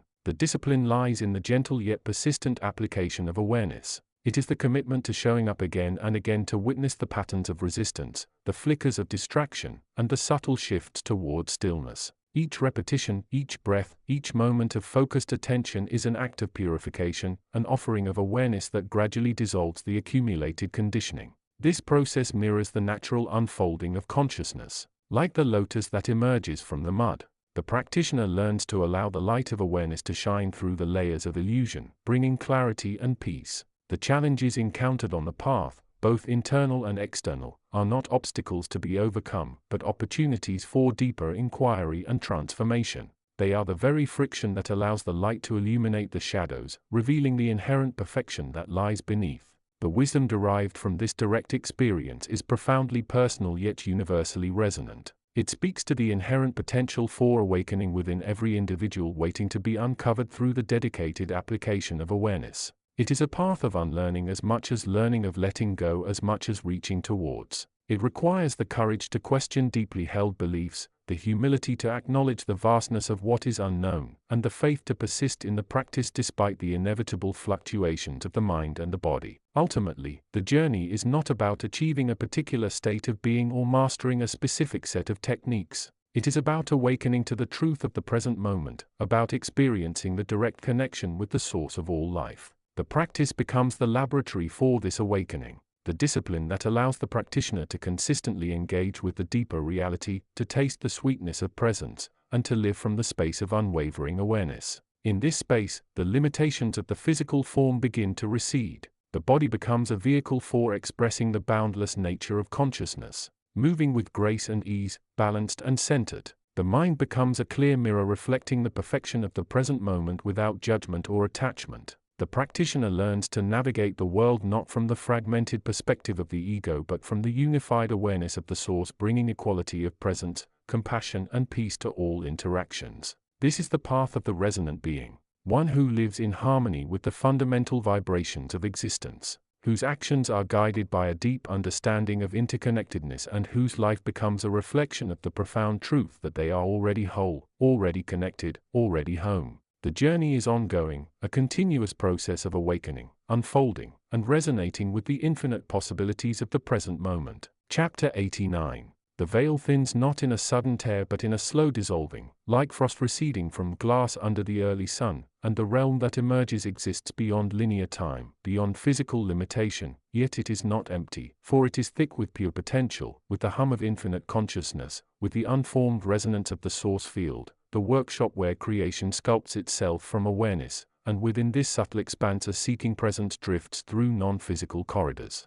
Remembering the inspired movements that once unwound the knots of the mind-body complex, remembering the vinyasa that once served as the physical template for clarity, and now the practice expands into a deeper layer, a communion with the raw information of the unformed source, not through intellect, for intellect is itself shaped from this field, but through receptive stillness, through the seed-like openness held in the dark soil of awareness, and the landscape shifts in fluid luminosity, patterns woven from light and sound dissolving into starless voids filled with subtle vibrations of possibility, thoughts arriving as ripples on an unseen pond, forming, dissolving, leaving no trace, revealing the nature of the source as direct information, unfiltered, arising from the point of creation itself, and the inspired sequence becomes an energetic invocation, the sun's salutations transforming from physical postures into currents of consciousness, the upward movements becoming aspiration, the downward movements becoming surrender, the breath revealing gateways in the stillness between inhale and exhale, the body becoming a conduit for awareness rather than an obstacle, an instrument through which the deeper wellspring of being flows, and the structure of the sequence becomes a map for navigating the overwhelming expanse of pure potential. Yet the practice is not confined to the mat, for the insights must be carried into the flow of daily life, into the warmth of water while washing dishes, into the sensory nectar of mundane tasks, revealing that the physical world is not separate from the divine but is the divine viewed through form, and the ego's illusion of separate identity begins to dissolve, revealing interconnectedness, revealing the sacredness of all experience, revealing that difficulties and pain are not threats but movements within the larger unfolding pattern, and the source is recognized not as distant but as the ground of being, the essence within every thought, sensation, and action, and the inspired movements become acts of remembrance, reminders of the infinite potential that underlies all manifestation, and the mental chatter softens, seen as patterns of energy rather than truth, and the body feels integrated, aligned with the central currents, moving in harmony with the underlying design rather than resisting it. And this alignment is not a state to be achieved but a quality of presence, a moment to moment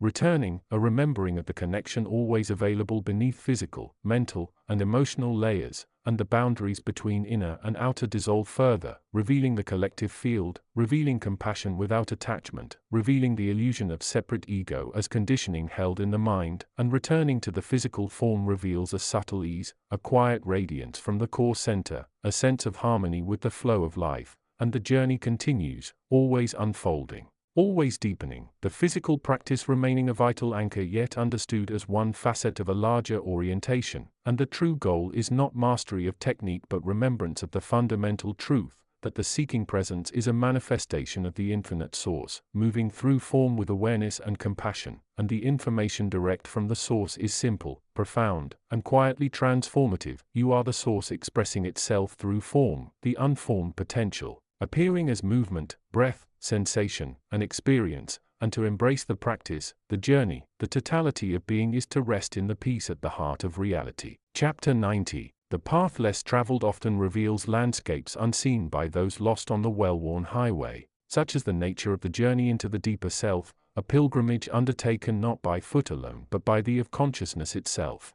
This realm, often termed the subtle or the causal, exists beyond the rigid confines of physical measurement and temporal sequence. It is the source field from which manifestation arises, the ocean from which the wave of individual experience departs and eventually returns. To perceive it is not merely to gain knowledge but to participate in the very act of creation, understanding oneself as a co-creator within the infinite tapestry of existence. For the aspirant who integrates the rigorous discipline of mindful movement with the unwavering gaze of inner inquiry, a profound synthesis unfolds. The sequential postures of the dynamic practice, often associated with the ancient traditions focusing on breath-synchronized movement, serve as potent anchors. They ground the fluctuating mind, transforming what might be seen as mere physical exertion into a sophisticated form of meditation in motion. Each posture executed with awareness becomes a microcosm of presence, a moment to observe the interplay of sensation, breath, and thought without judgment. Within this framework, the direct source of information, the inner voice, the intuitive knowing, the felt sense of connection becomes increasingly accessible.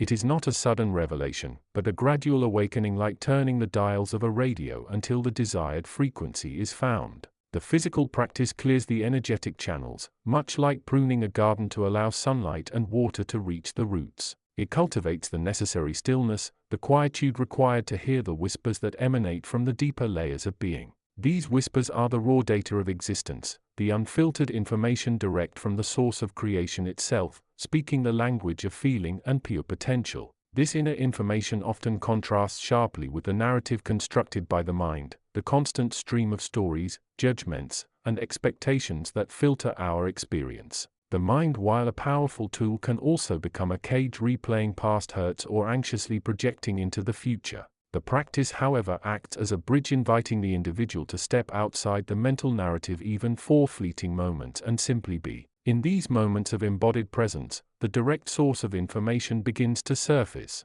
It might be a subtle shift in energy, a feeling of alignment or misalignment, an intuitive nudge towards a different path, or a profound sense of unity with all that is. It is the knowledge that resides before thought, the wisdom inherent in the body-mind as a unified field of awareness. Understanding the nature of this inner information requires a shift in perspective. We are not merely minds housed within bodies. We are conscious fields of energy intrinsically connected to the larger field from which all things emerge. The physical body, far from being a mere biological machine, is the vehicle through which this connection is experienced and expressed. Its subtle energy systems, the meridians, the chakras, the flow of vital life force are pathways through which the direct source communicates. The practice of mindful movement becomes a way of cleaning and activating these pathways, allowing the free flow of information and energy between the individual self and the universal source. This is where the parallels with the teachings found in the foundational texts of certain spiritual lineages become apparent.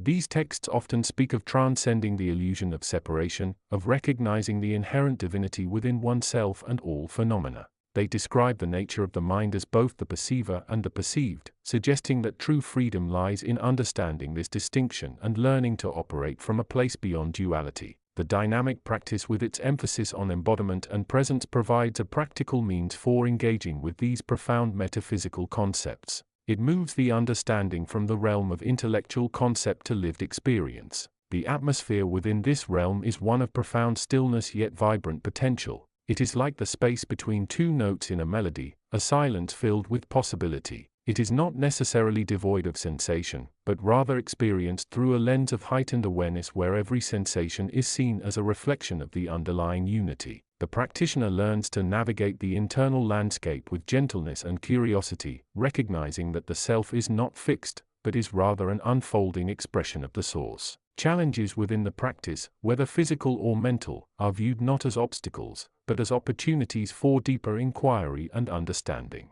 The integration of these practices fosters a unique kind of resilience. The individual becomes less dependent on external validation and more attuned to the inner compass. Decisions are made from a place of clearer perception, less clouded by ego desire or fear. The sense of being at the mercy of circumstance diminishes, replaced by an understanding of oneself as an active participant in the co-creation of one's experience. This does not imply a denial of difficulty or the challenges inherent in the physical world, but rather an ability to meet these challenges with greater equanimity, drawing upon the wellspring of inner resources that have been cultivated. The journey towards perceiving this direct source of information is inherently non-linear. There will be days of clarity and insight followed by days of confusion and doubt. The practice becomes the constant, the anchor in the midst of the ebb and flow of inner experience. It is a commitment to the process of awareness itself, recognizing that the destination is not a fixed point to be reached but rather the ongoing quality of presence.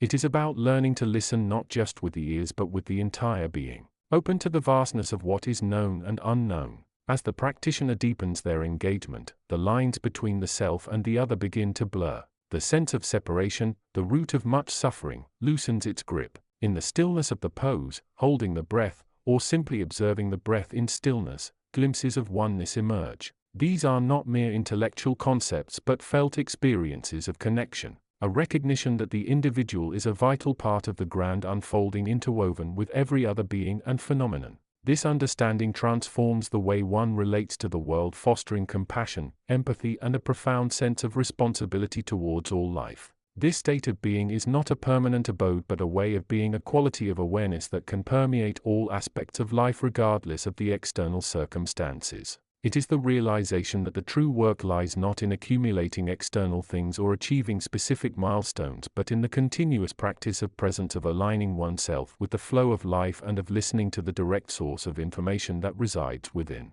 It is a path of unwavering commitment to awareness, a journey into the heart of the mystery where the self dissolves back into the ocean of being from which it arose. The veil thins further in the spaces between moments, becoming less a solid barrier and more a shimmering membrane, allowing glimpses of the underlying patterns of pure energy that weave the cosmos. To perceive this requires a stillness deeper than mere cessation of external noise. It demands the quieting of the internal chatter, the surrender of the ego's relentless narrative. This is not found merely in physical stillness, though that is a necessary preparation, but in the stilling of the mind's subtle currents, the dissolving of the identity constructed from thoughts and memories. This state, often glimpsed in the profound stillness following the final breath in a sequence of dynamic postures, is the fertile ground where understanding blossoms. The body through the practice becomes a vessel, a tool for piercing the fog of ordinary perception. Each movement synchronized with the breath is an act of intention, a conscious direction of energy, prana, through the body's intricate grid of channels, nadis.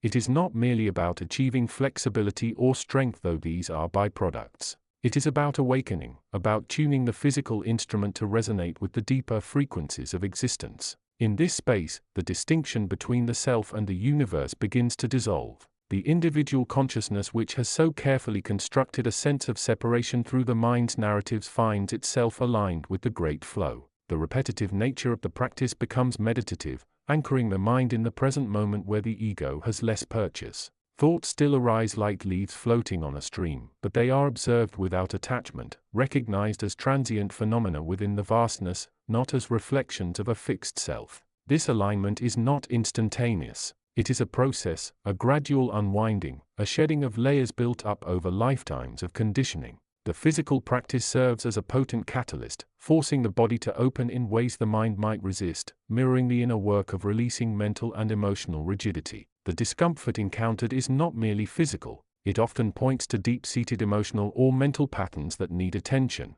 The breath becomes the key, the bridge between the physical world and the inner realms, guiding the energy through the body's structures and into the spaces beyond. There are moments scattered throughout the practice, moments of profound stillness within the movement where the ordinary flow of thought ceases. In these gaps, there is a sense of pure awareness, a direct perception of the underlying reality. It is as if the filter of the personality momentarily falls away, revealing the luminous nature of consciousness itself. This is the direct source of information mentioned, not sought through intellectual effort or external authority but experienced as a fundamental presence. It is the quiet voice beneath the noise, the unconditioned awareness from which all creation arises. This direct experience is the essence of the path. It is not about accumulating knowledge or achieving specific states but about awakening to the truth of one's own nature. The information received is not about external events or future predictions but about the nature of being, the interconnectedness of all things and the nature of consciousness itself.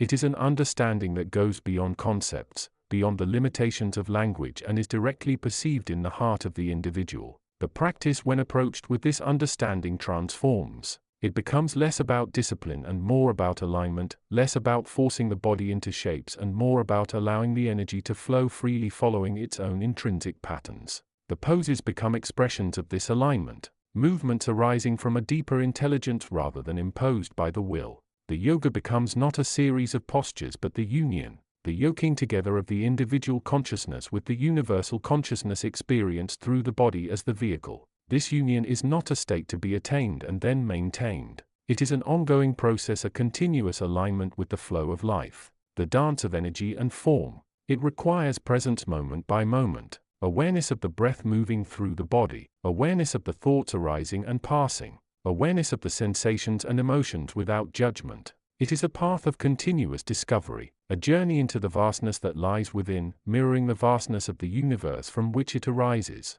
The information received in this state is simple yet profound. It is the understanding that the self is not the limited entity constructed by the mind but is in fact this vast awareness itself. It is the recognition that the universe is not an external phenomenon but is the very expression of this awareness. Creation is not something that happens to us but is an ongoing manifestation of us. We are the perceiver and the perceived, the observer and the observed, unified in the moment of direct experience. This understanding brings a profound sense of peace, a release from the striving and attachment that characterize ordinary existence. It does not eliminate the challenges of life but it changes the relationship to them. Difficulties are seen not as insurmountable obstacles but as opportunities for further awakening, further alignment. Joy is recognized not as something to be pursued but as a natural byproduct of being present and aligned with the flow of life. The path is inward always. The external world, the physical body, the mental processes are all vehicles, tools for this inner journey. The practice of dynamic postures synchronized with breath is a powerful method for awakening awareness within the body, the seat of our most primal experiences, and for aligning the physical energy with the higher vibrational frequencies of consciousness. It is a way to directly experience the unity of the self with the universe, to taste the sweetness of the direct source of information that lies at the heart of all existence. This realization is not the end of the journey but its beginning. It is the first step on the path of continuous awakening, a pathless path leading towards the vastness of being experienced through the simple act of being present, moment by moment, breath by breath, movement by movement. The information received is not a destination but the realization that one has always been here within the heart of the universe waiting only for the recognition. Chapter 92. The resonant frequency of embodiment. The fabric of existence that which underlies and permeates all forms is often described in terms of vibration. It is a ceaseless dance of energy in wave-like patterns oscillating between states of potential and manifestation. To perceive this directly is to step beyond the veils of ordinary sight and hearing into a realm where the subtle movements of consciousness become plain. Information, the very essence of creation, is not stored in physical locations or transmitted through conventional channels. It emanates from the source itself, a boundless field of intelligent potentiality accessible to the perceiver who aligns their own vibrational frequency. This alignment is the crux of the journey. The physical body, often seen merely as a biological machine, is in fact a remarkably sophisticated resonant device. Its structure from the atomic level to the complex organization of its systems is designed to interact with and reflect the vibrational landscape of the universe. When the body is in a state of balance, when its internal rhythms, the pulse of the heart, the ebb and flow of breath, the subtle cycles governing digestion and rest are harmonious, it acts as a sensitive antenna. It can tune into the higher frequencies of the source field, the frequencies of pure potential, love, and infinite intelligence. The practices known as yoga, with its rigorous sequence of postures linked by breath, are not merely physical exercises designed to improve flexibility or strength. While these benefits are tangible and often sought, they are but the most superficial expressions of a much deeper purpose. This purpose lies in the cultivation of internal resonance. Each posture, each movement is an intentional act of tuning the body's instrument. It is an invitation to synchronize the physical structure with the deeper, more subtle currents of energy and consciousness that flow within and around it. It is energetic. This rhythmic exchange becomes a dialogue between the body and the universe, a conversation conducted in the language of energy and vibration. Moving into the subsequent postures, the sequence becomes a dynamic exploration of this resonance. The flow from one posture to the next synchronized with the breath is not random. It mirrors the natural flow of energy within the body, moving from the center outwards from the ground up. It encourages the body to open along its natural lines of energy to release tension that has accumulated through years of habit and stress. This process of releasing is crucial. It is not merely about removing physical impediment. It is about clearing the energetic pathways, allowing the higher frequencies of the source field to penetrate more deeply. The heat generated plays a vital role in this process. It is not merely a byproduct of movement. This internal warmth helps to melt away physical and energetic blockages. Much like heat melts wax, it allows the body to become more pliable, more receptive. It facilitates a deeper release, not just of tension, but of old emotional patterns and limiting beliefs that have become embodied. These beliefs, these patterns of thinking and feeling, carry their own vibrational signature.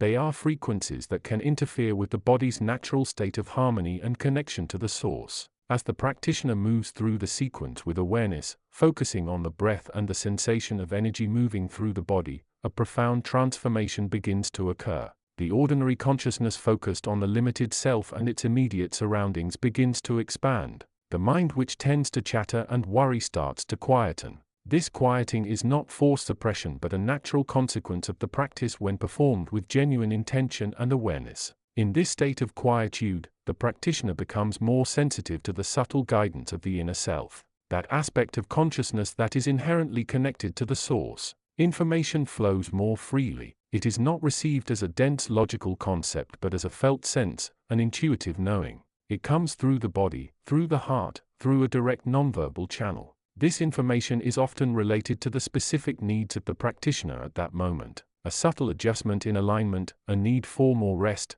a particular quality of awareness to cultivate. This direct connection to information from the source is the true gift of the practice. It moves beyond the intellectual understanding of spiritual concepts and brings them into the realm of direct experience. The physical practice of yoga becomes the means by which the practitioner tunes their instrument, the body-mind complex, so that it can more clearly receive and reflect the higher frequencies of the source field. It is a process of embodiment, of becoming a living vessel for the love and intelligence that underlies all creation. The journey is ongoing. There is no final attainment, no state to be reached and then remain static. The practice is about the continuous process of tuning, of aligning, of listening. It is about recognizing that the body is not separate from the spiritual dimensions of existence. It is in fact a key part of that existence, a sensitive point through which the universal consciousness can express itself in the physical realm. As the practitioner deepens their practice, they begin to see the interconnectedness of all things more clearly. The lines between the self and other, between the physical and the non-physical, begin to blur. The body becomes a mirror reflecting the universal patterns, a channel for the flow of creative energy. The information received is less about external events and more about the nature of consciousness itself, the nature of the self as an expression of the infinite source. This understanding brings a profound sense of peace and belonging. It is the recognition that one is not merely a physical entity existing within a vast impersonal universe but an integral part of a living, intelligent and loving field of consciousness. The practice of yoga, with its focus on the physical vehicle and the breath, becomes the means by which this recognition is brought into tangible embodied experience. The path is one of discovery, of peeling away the layers of conditioning and illusion to reveal the inherent purity and connection within. It is a path of listening, of tuning the inner ear to the frequencies of the source and of allowing that resonance to guide the journey. In this way, the physical practice becomes a sacred art, a means of transformation that touches every aspect of being. Chapter 93. The veil thins again.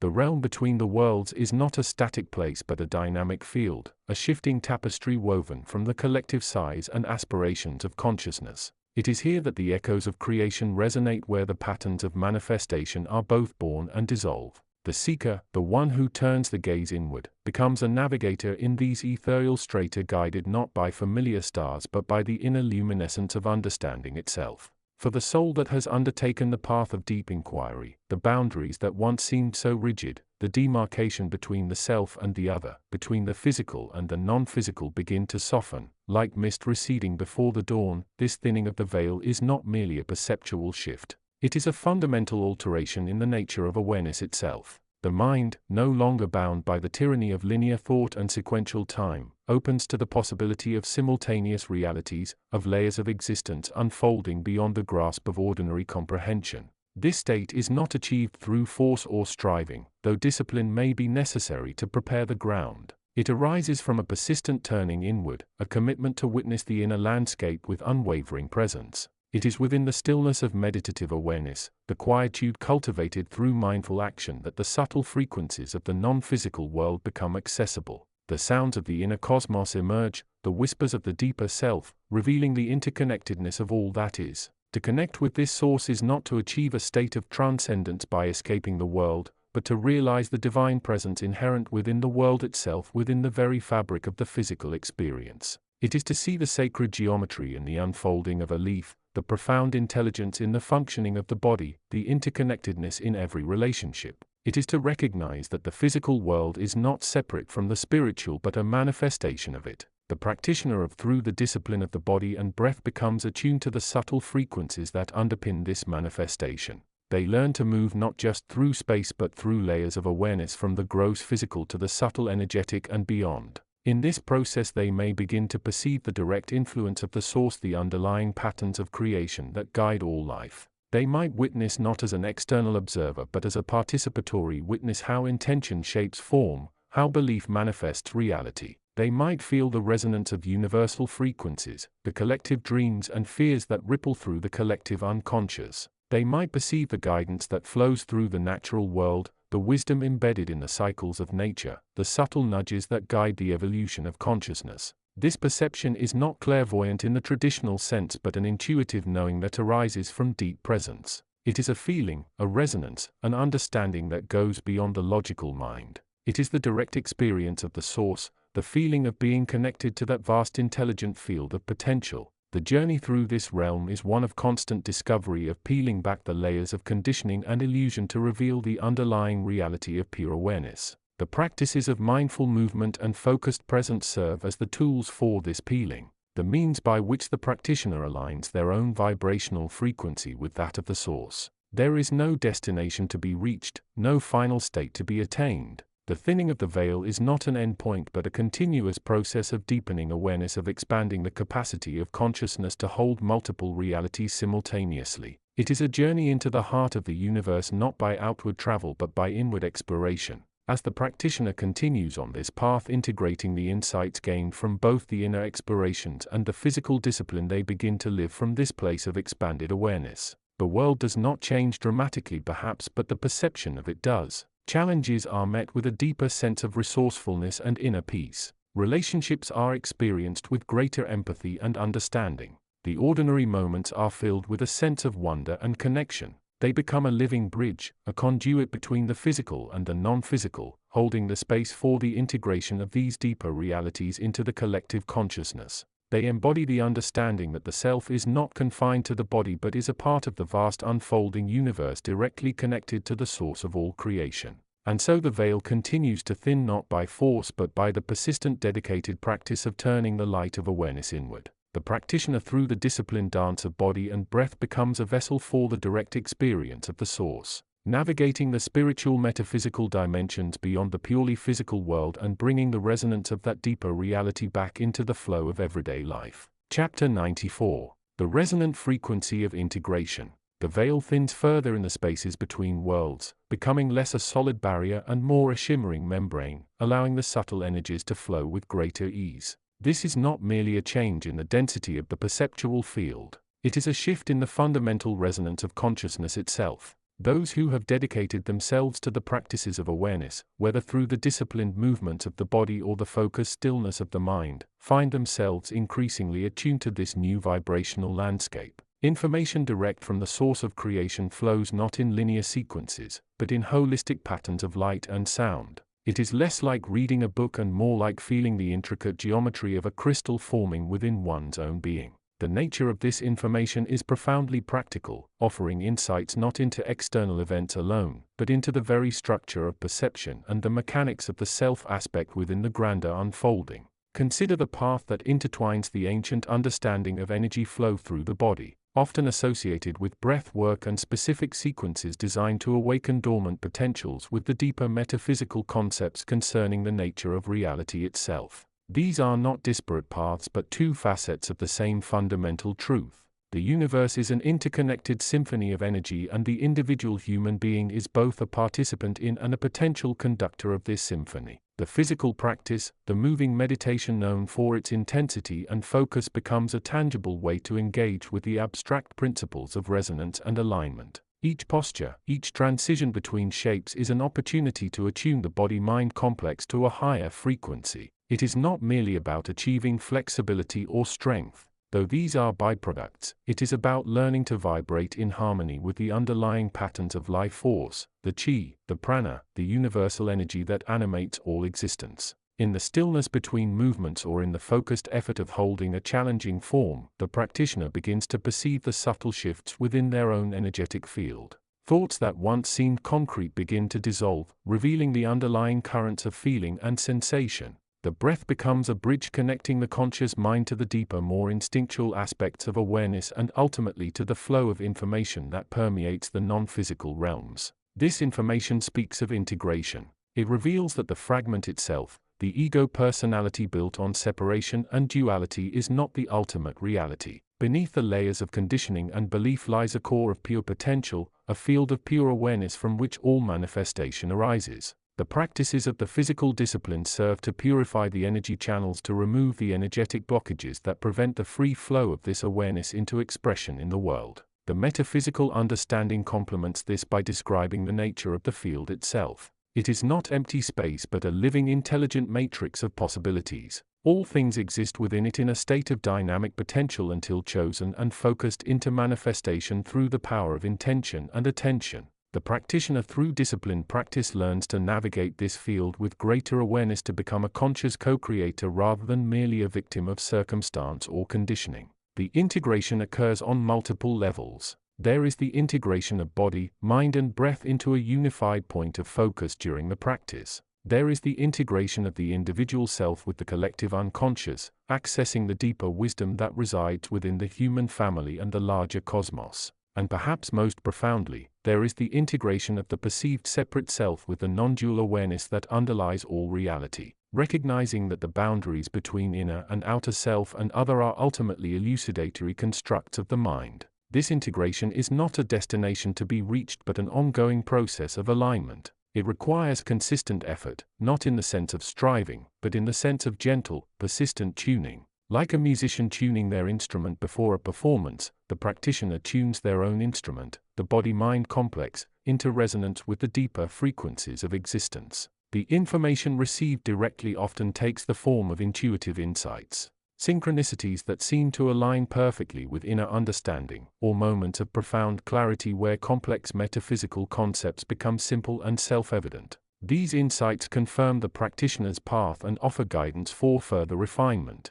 They reveal that the challenges encountered on the path are not obstacles to be overcome, but opportunities for deeper learning and integration. The practitioner learns to listen beyond the noise of the external world, to hear the subtle whispers of guidance from the inner teacher, the aspect of self that resonates with the source. This inner teacher speaks in the language of energy, of sensation, of feeling, and of the deeper patterns of the universe. It guides the process of clearing energetic debris, releasing old patterns that no longer serve, and aligning with higher vibrational states of being. This alignment is felt as a sense of ease, a reduction in internal conflict and an expansion of awareness. It is the experience of living from a place of inner reference rather than external validation. The practitioner begins to see the interconnectedness of all things more clearly, to understand that their actions, even the smallest ones, ripple outwards in ways both tangible and intangible. This understanding fosters a sense of responsibility, not through fear or obligation but through a natural alignment with the principles of harmony and balance.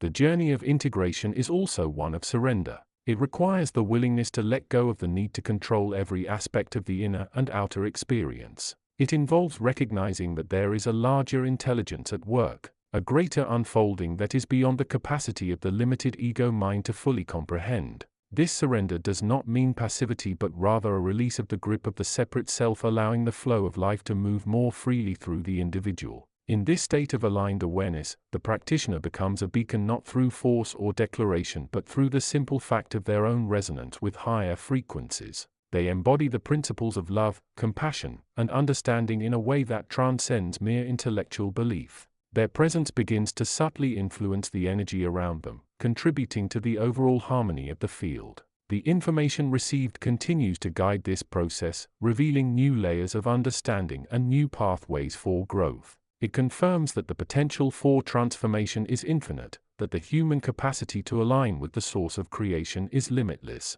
The practices of awareness, whether through movement, stillness, or focused study, are the keys that unlock this potential, allowing the individual to participate consciously in the great mystery of existence. This is the path of integration, the merging of the physical and the metaphysical, the personal and the universal, the separate self and the non-dual awareness. It is a journey of becoming, of aligning the instrument of consciousness with the resonant frequency of the cosmos, and in so doing co-creating a reality that reflects the highest potential of the individual and the collective. The information is always available, waiting to be perceived by a consciousness ready and willing to integrate. Chapter 95. The veil thins further here, not merely in a physical sense, but as a conscious choice of perception. One stands not on solid earth, but upon a foundation of pure potential. The ground beneath feet a shifting tapestry of possibility. The air isn't air as understood in the density of the material world. It hums with the resonance of unformed thought, the silent language of the soul before it takes form.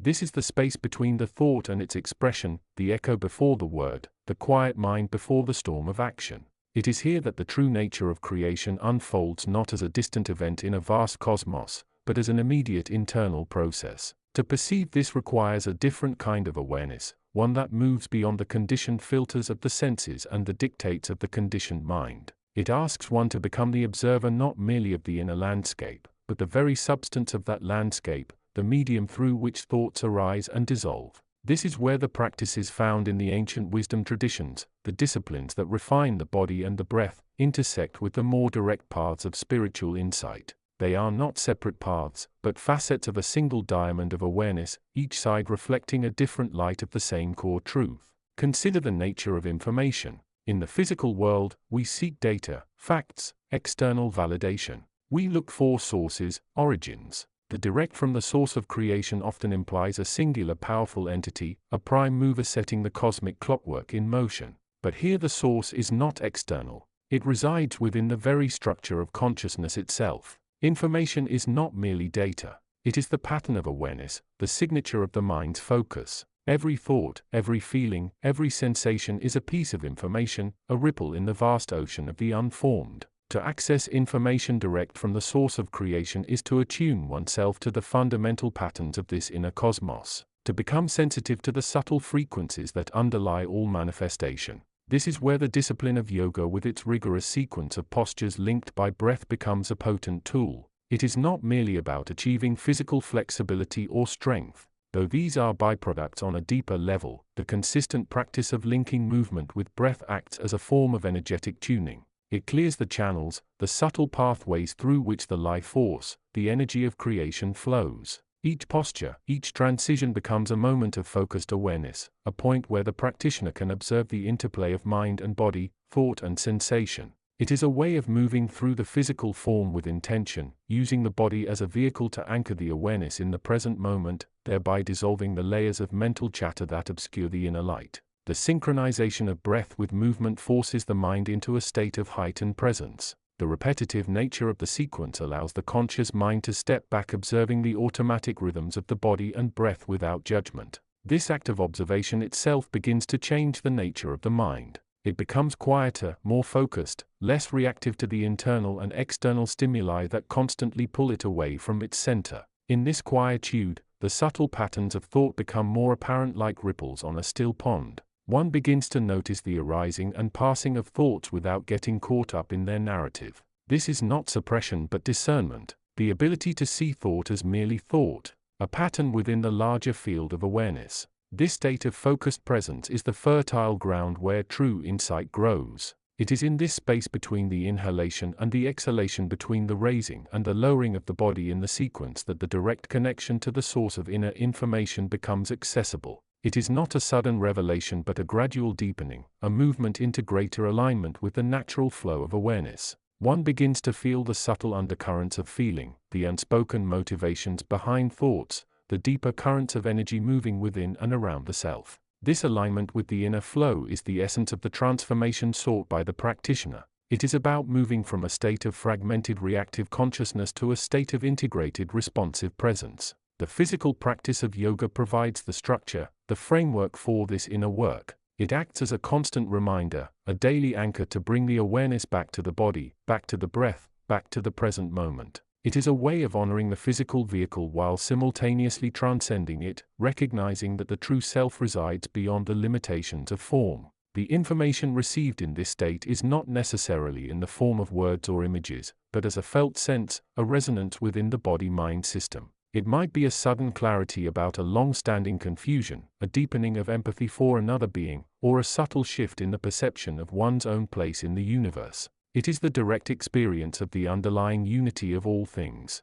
the recognition that the self is not isolated but interconnected with the vast web of existence. This understanding dissolves the sense of separation, the root cause of much suffering, and brings a profound sense of peace and belonging. This path requires commitment, not in the sense of blind adherence, but in the sense of consistent effort towards a state of greater awareness. It requires patience with the mind's tendency to wander and the body's resistance to the demands of the practice. It requires a willingness to sit with discomfort, both physical and mental, recognizing that these are often the places where the most significant growth occurs. The discipline of the practice helps cultivate the qualities of focus, perseverance, and self-observation, qualities that are equally essential for navigating the challenges and opportunities of life. The integration of these practices, the direct exploration of inner information through focused awareness, and the disciplined movement and breath work of the inspired discipline leads to a profound shift in perspective. One begins to see the world not as a series of external events to be reacted to, but as a reflection of the internal state of consciousness. Problems that once seemed insurmountable begin to dissolve when approached from the perspective of inner alignment. Relationships transform as empathy and understanding replace judgment and reactivity. The sense of limitation diminishes, replaced by a growing sense of possibility and connection. This is not a destination to be reached but an ongoing process of awakening, a continuous deepening into the nature of awareness itself. It is a journey into the heart of the self where the true source of creativity, love and wisdom resides. The practices are the means, the tools, the friends on the path, guiding the practitioner ever deeper into the mystery of being. They remind us that we are not merely inhabitants of the physical world, but citizens of a vast inner universe capable of exploring its depths and discovering our true connection to all that is. Chapter 96. The Resonance of Intent. The veil between the seen and the unseen is thinner here in this space where thought gives birth to form, not merely in the physical realm, but as a fundamental vibration in the subtle currents of existence. One might call this locus a sanctuary or perhaps a laboratory, a place where the principles governing the manifest and the unmanifest intersect most intimately. It is less a location defined by walls and more a field defined by consciousness itself. Here the practitioner, the seeker, stands not merely in physical postures but as a configuration of intention, a tuning fork brought into proximity with the great symphony. The movements practiced elsewhere, the rhythmic breath synchronized with the body's alignment. These are not merely exercises in flexibility or strength. In this dimension, they are rituals of resonance, offerings of focused awareness designed to harmonize the inner instrument with the frequencies of the deeper self. The air, or perhaps the lack thereof, carries sensations quite different from the physical world. It is not cold, nor is it warm, but it holds a quality of presence, a density of potential. It hums with the energy of unformed possibility, the raw material of creation, waiting for the seed of thought to germinate. And the practitioner, through the disciplined application of a sequential flow, becomes the cultivator of that seed. each posture executed not with mechanical precision alone but with a mindful awareness that extends beyond the physical sensations of muscle and joint becomes a bridge. It is a bridge between the conscious mind, the seat of intention, and the subconscious field, the vast ocean of programming and potential. In the stillness between movements, in the transition from one shape to another lies the crux of the work. This is where the subtle shifts occur, where the resonance of intent begins to alter the internal landscape. Consider the act of standing tall in the foundational posture. It is more than simply planting the feet firmly on the ground. It is an assertion of presence, an alignment with the vertical axis that runs through the crown of the head, connecting the individual self to the infinite. It is an energetic grounding, anchoring the consciousness in the present moment, resisting the pull of the past regrets and the future anxieties that are the thieves of power. The breath becomes the anchor here, the rhythmic pulse that links the finite body to the eternal now, infusing the posture with life and intention. Then the body begins to move, to unwind, to explore the vast spectrum of its potential. The sequence is not unshaped. It is a map, a pathway designed to systematically work through the layers of tension, both physical and energetic. Each movement invites a deeper inquiry into the nature of the self. Where does the body end and the energy field begin? Where does the feeling of effort cease and the sensation of flow begin? In this flow, the practitioner learns to trust the process not as an external command but as an internal guidance. The body, when listened to with intention rather than forced with will, becomes a responsive instrument. The breath, no longer merely a mechanical function, becomes an ally, a guidepost indicating points of balance, points of release, points of deepening awareness. It is the language through which the deeper self communicates its needs and its wisdom. And so the practice becomes less about achieving a particular shape or holding a posture for a set duration and more about the quality of attention.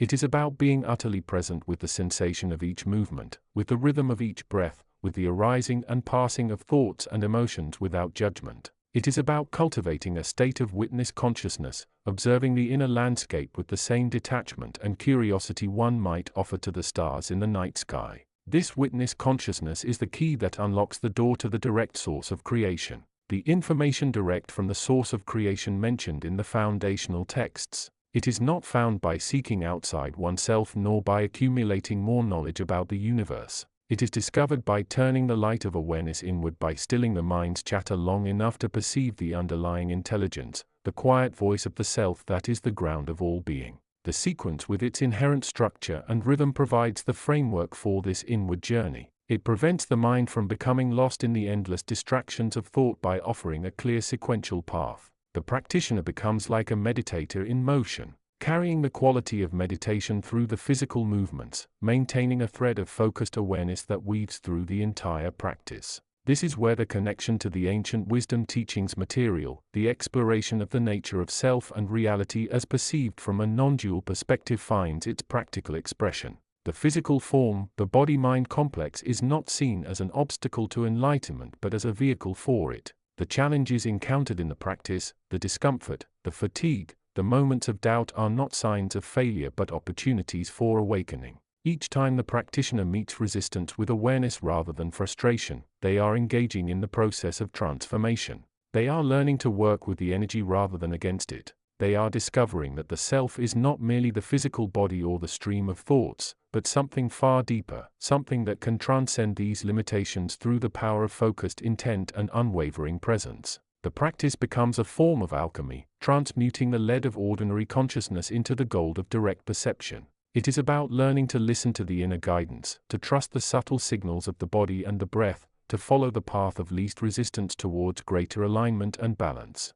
It is about recognizing that the state of consciousness one maintains during the practice is not merely confined to the mat, but can become the template for one's entire life. In this way, the practitioner begins to embody the principles they seek to understand. They move through the world not as someone seeking enlightenment, but as someone who is enlightenment, expressing itself through the physical form. Their actions become effortless, their interactions harmonious, their presence calming. They radiate a sense of inner peace and clarity not because they have achieved something final but because they have become aligned with the fundamental nature of reality. The resonance of pure intent. This alignment is the state of being that the information direct from the source of creation describes. It is a return to the original blueprint, the state of pure potential before the fragmentation of the ego took place. It is not about dissolving the individual self, but about recognizing its true nature as an expression of the universal consciousness inherently connected to all that is. The journey, of course, is ongoing. There will always be new challenges, new layers of conditioning to be explored and released. The practice becomes a lifelong commitment, a way of being in the world that honors the body, the breath, and the infinite potential of the consciousness that animates both. And so the practitioner continues moving through the sequence with growing ease and awareness, not seeking perfection, but seeking ever deeper connection. They are tuning their instrument, the body-mind complex, to the resonant frequency of the self, the frequency of creation itself. And in doing so, they are discovering the direct path to the source of all information, the ultimate truth that lies at the heart of being. Chapter 97. The Resonant Frequency of Presence. In the vast, often unseen architecture of existence, beyond the rigid structures of physical form and the fleeting patterns of external events, lies a realm of profound resonance. This is the domain of consciousness itself, a field infinitely more vast and dynamic than the limited perspective afforded by the body-mind complex typically allows. To navigate this realm is not merely to contemplate abstract ideas, but to engage in a radical shift of orientation from observing the world through a filter to feeling the world as the filter, or perhaps to recognize that the filter is the world and the observer is merely a point of awareness within its intricate dance. The journey towards understanding this begins paradoxically not with grand theories but with the meticulous attention paid to the immediate field of experience. It is here in the present moment that the threads of inner and outer reality most intimately intertwine. This energetic exploration finds kindred spirit in the direct knowing fostered by practices rooted in the understanding that information, the very fabric of reality, is accessible beyond the conventional senses. It suggests that the mind, when properly prepared, calm, focused and open, can become a receiver for deeper currents of intelligence, the source code of creation itself. If one may use that metaphor, this isn't about receiving external directives, but about tuning into the inherent intelligence that permeates all things,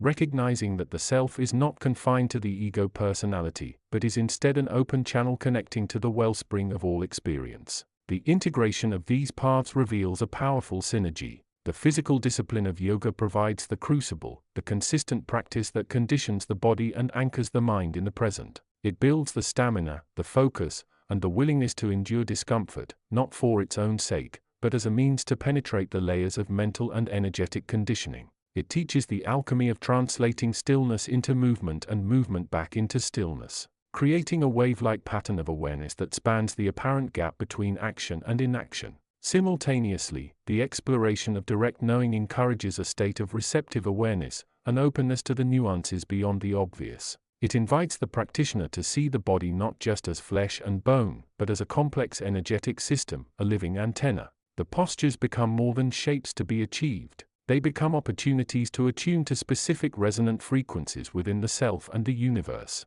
The breath becomes a bridge, not just moving air, but carrying intention and awareness deep into the tissues and subtle fields, facilitating a direct communion with the inner source of intelligence. In this integrated approach, the body becomes the laboratory, the field of experimentation where abstract insights about consciousness can be felt, experienced, and validated through direct embodied knowing. The sequences guide the exploration, providing a structured yet dynamic framework. The insights from the path of direct knowing illuminate the deeper significance of the experience, revealing that the purpose of the physical practice is not merely physical health, but the refinement of consciousness itself. Consider a moment during practice, the sensation of effort in a challenging pose. The conventional mind might label it as pain or struggle. From the perspective of integrated awareness, however, this sensation is a rich source of information. It is an energetic signal arising from the body's attempt to adapt and align. With mindful observation rather than reacting with resistance or aversion, one can explore this sensation directly. Can one feel it without judgment?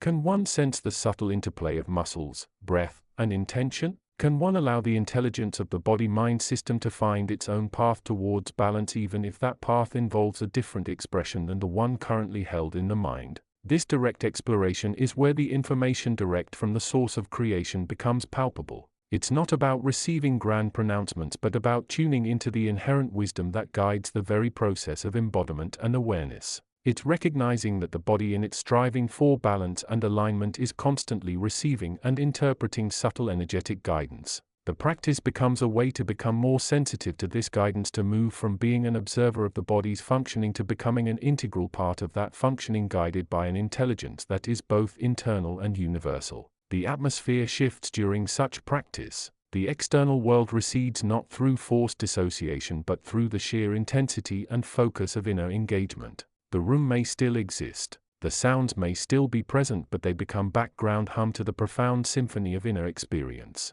There is a sense of being connected, not separate, a recognition that the boundary between self and other, between inner and outer, is a construct of limited perception. The practice becomes a microcosm of this understanding, where the individual self expands to embrace the totality of the present moment, including the body itself as a manifestation of universal energy. This is the essence of the long path, not a destination to be reached, but a continuous process of awakening, of tuning the instrument of the body-mind complex to resonate with the deeper frequencies of existence. Provides the structure, the discipline, the physical template. The exploration of direct knowing offers the lens, the awareness, the understanding that the journey itself is the revelation. Together, they form a potent pathway for those seeking not merely to improve their physical state or gain intellectual understanding, but to live from a place of greater presence, connection, and authentic expression, directly experiencing the resonant frequency of being. Chapter 98. The veil thins here.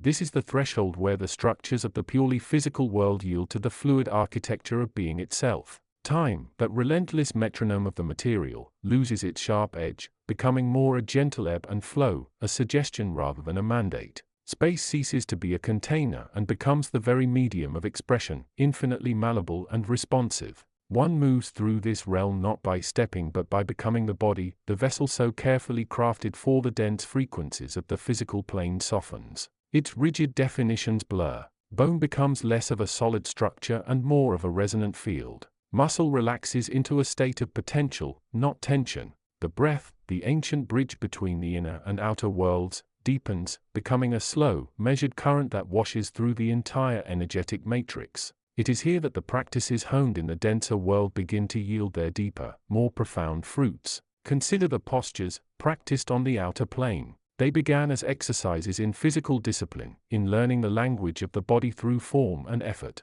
In this space, the form dissolves, but the principle remains. The principle of alignment, not as a rigid template imposed from without, but as an emergent quality from within. The principle of balance, not merely of weight on a surface, but of energy fields harmonizing. The principle of stretching, not forcing the tissues beyond their limits, but gently inviting the release of held patterns, the untying of energetic knots that have accumulated over lifetimes. The sweat that marked the body during intense practice on earth begins to feel like a cleansing rain, washing away the residues of identification, the phantom pains of memory, the phantom weights of consequence. The body becomes less a thing that one has and more a field through which one is. It becomes pliable, not brittle. It becomes luminous, not merely colored by the skin. This is where the wisdom gathered from the direct source of creation begins to surface. It is not a voice heard in the ether, nor a text revealed in a flash. It is more like the quiet unfolding of understanding, like the petals of a flower opening towards the light.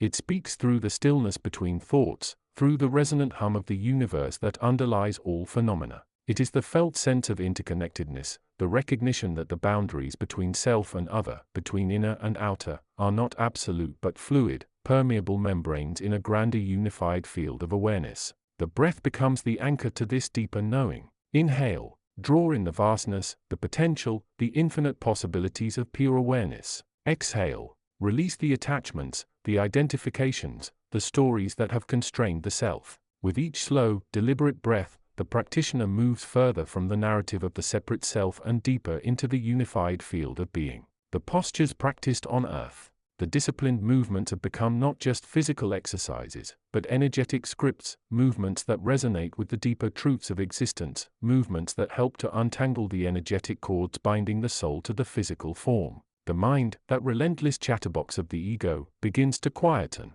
It is not suppressed but gently understood. It is recognized as a tool, a field of observation, but not the seat of ultimate reality. Thoughts arise and pass like clouds across the vast sky of awareness. The practitioner learns to rest in the space between the thoughts, that silent luminous ground from which thoughts and the sense of a separate self arise and dissolve. This is not easy. It requires persistent, gentle attention, like learning to hold a flame steady in a gentle breeze. The practice becomes less about achieving a perfect posture and more about being in a state of open awareness through the postures. Each movement becomes an inquiry. Where does this sensation arise? What memory does it trigger? What energetic pattern is being expressed? By observing with gentle, non-judgmental attention, the practitioner begins to disentangle the self from its conditioned patterns, from the roles it has played, the identities it has adopted. The body becomes a laboratory for this exploration, a field of subtle sensations where the deeper truths of being can be felt and understood.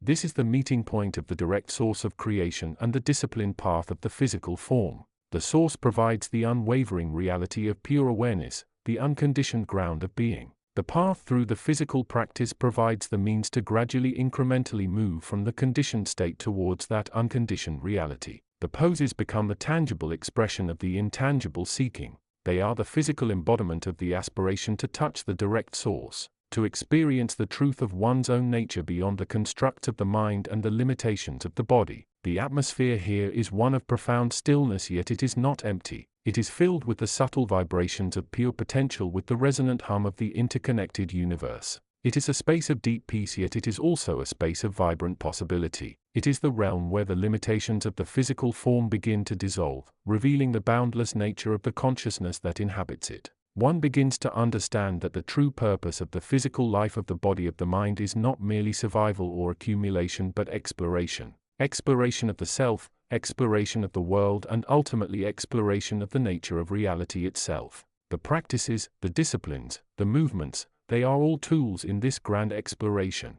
They are the means by which the practitioner learns to navigate the physical world while remaining rooted in the deeper reality of awareness. This understanding begins to permeate every aspect of being. The way one walks, breathes, and interacts with others, it all becomes imbued with this deeper awareness. The separate self begins to dissolve, not through force but through understanding, through the gentle, persistent application of awareness. It is a process, not an event. It is a journey, not a destination. And so one continues to move through this space, guided by the wisdom that arises from direct experience, anchored by the breath and expressed through the gentle, resonant movements that once were known as. The path becomes the destination, and the journey itself is the unfolding of the direct source of creation within the heart of the practitioner. The physical form remains, but its purpose has shifted from mere existence to exploration, from limitation to potential, from separation to unity. Chapter 99. The fabric of existence, that vast intricate tapestry woven from the threads of pure potentiality,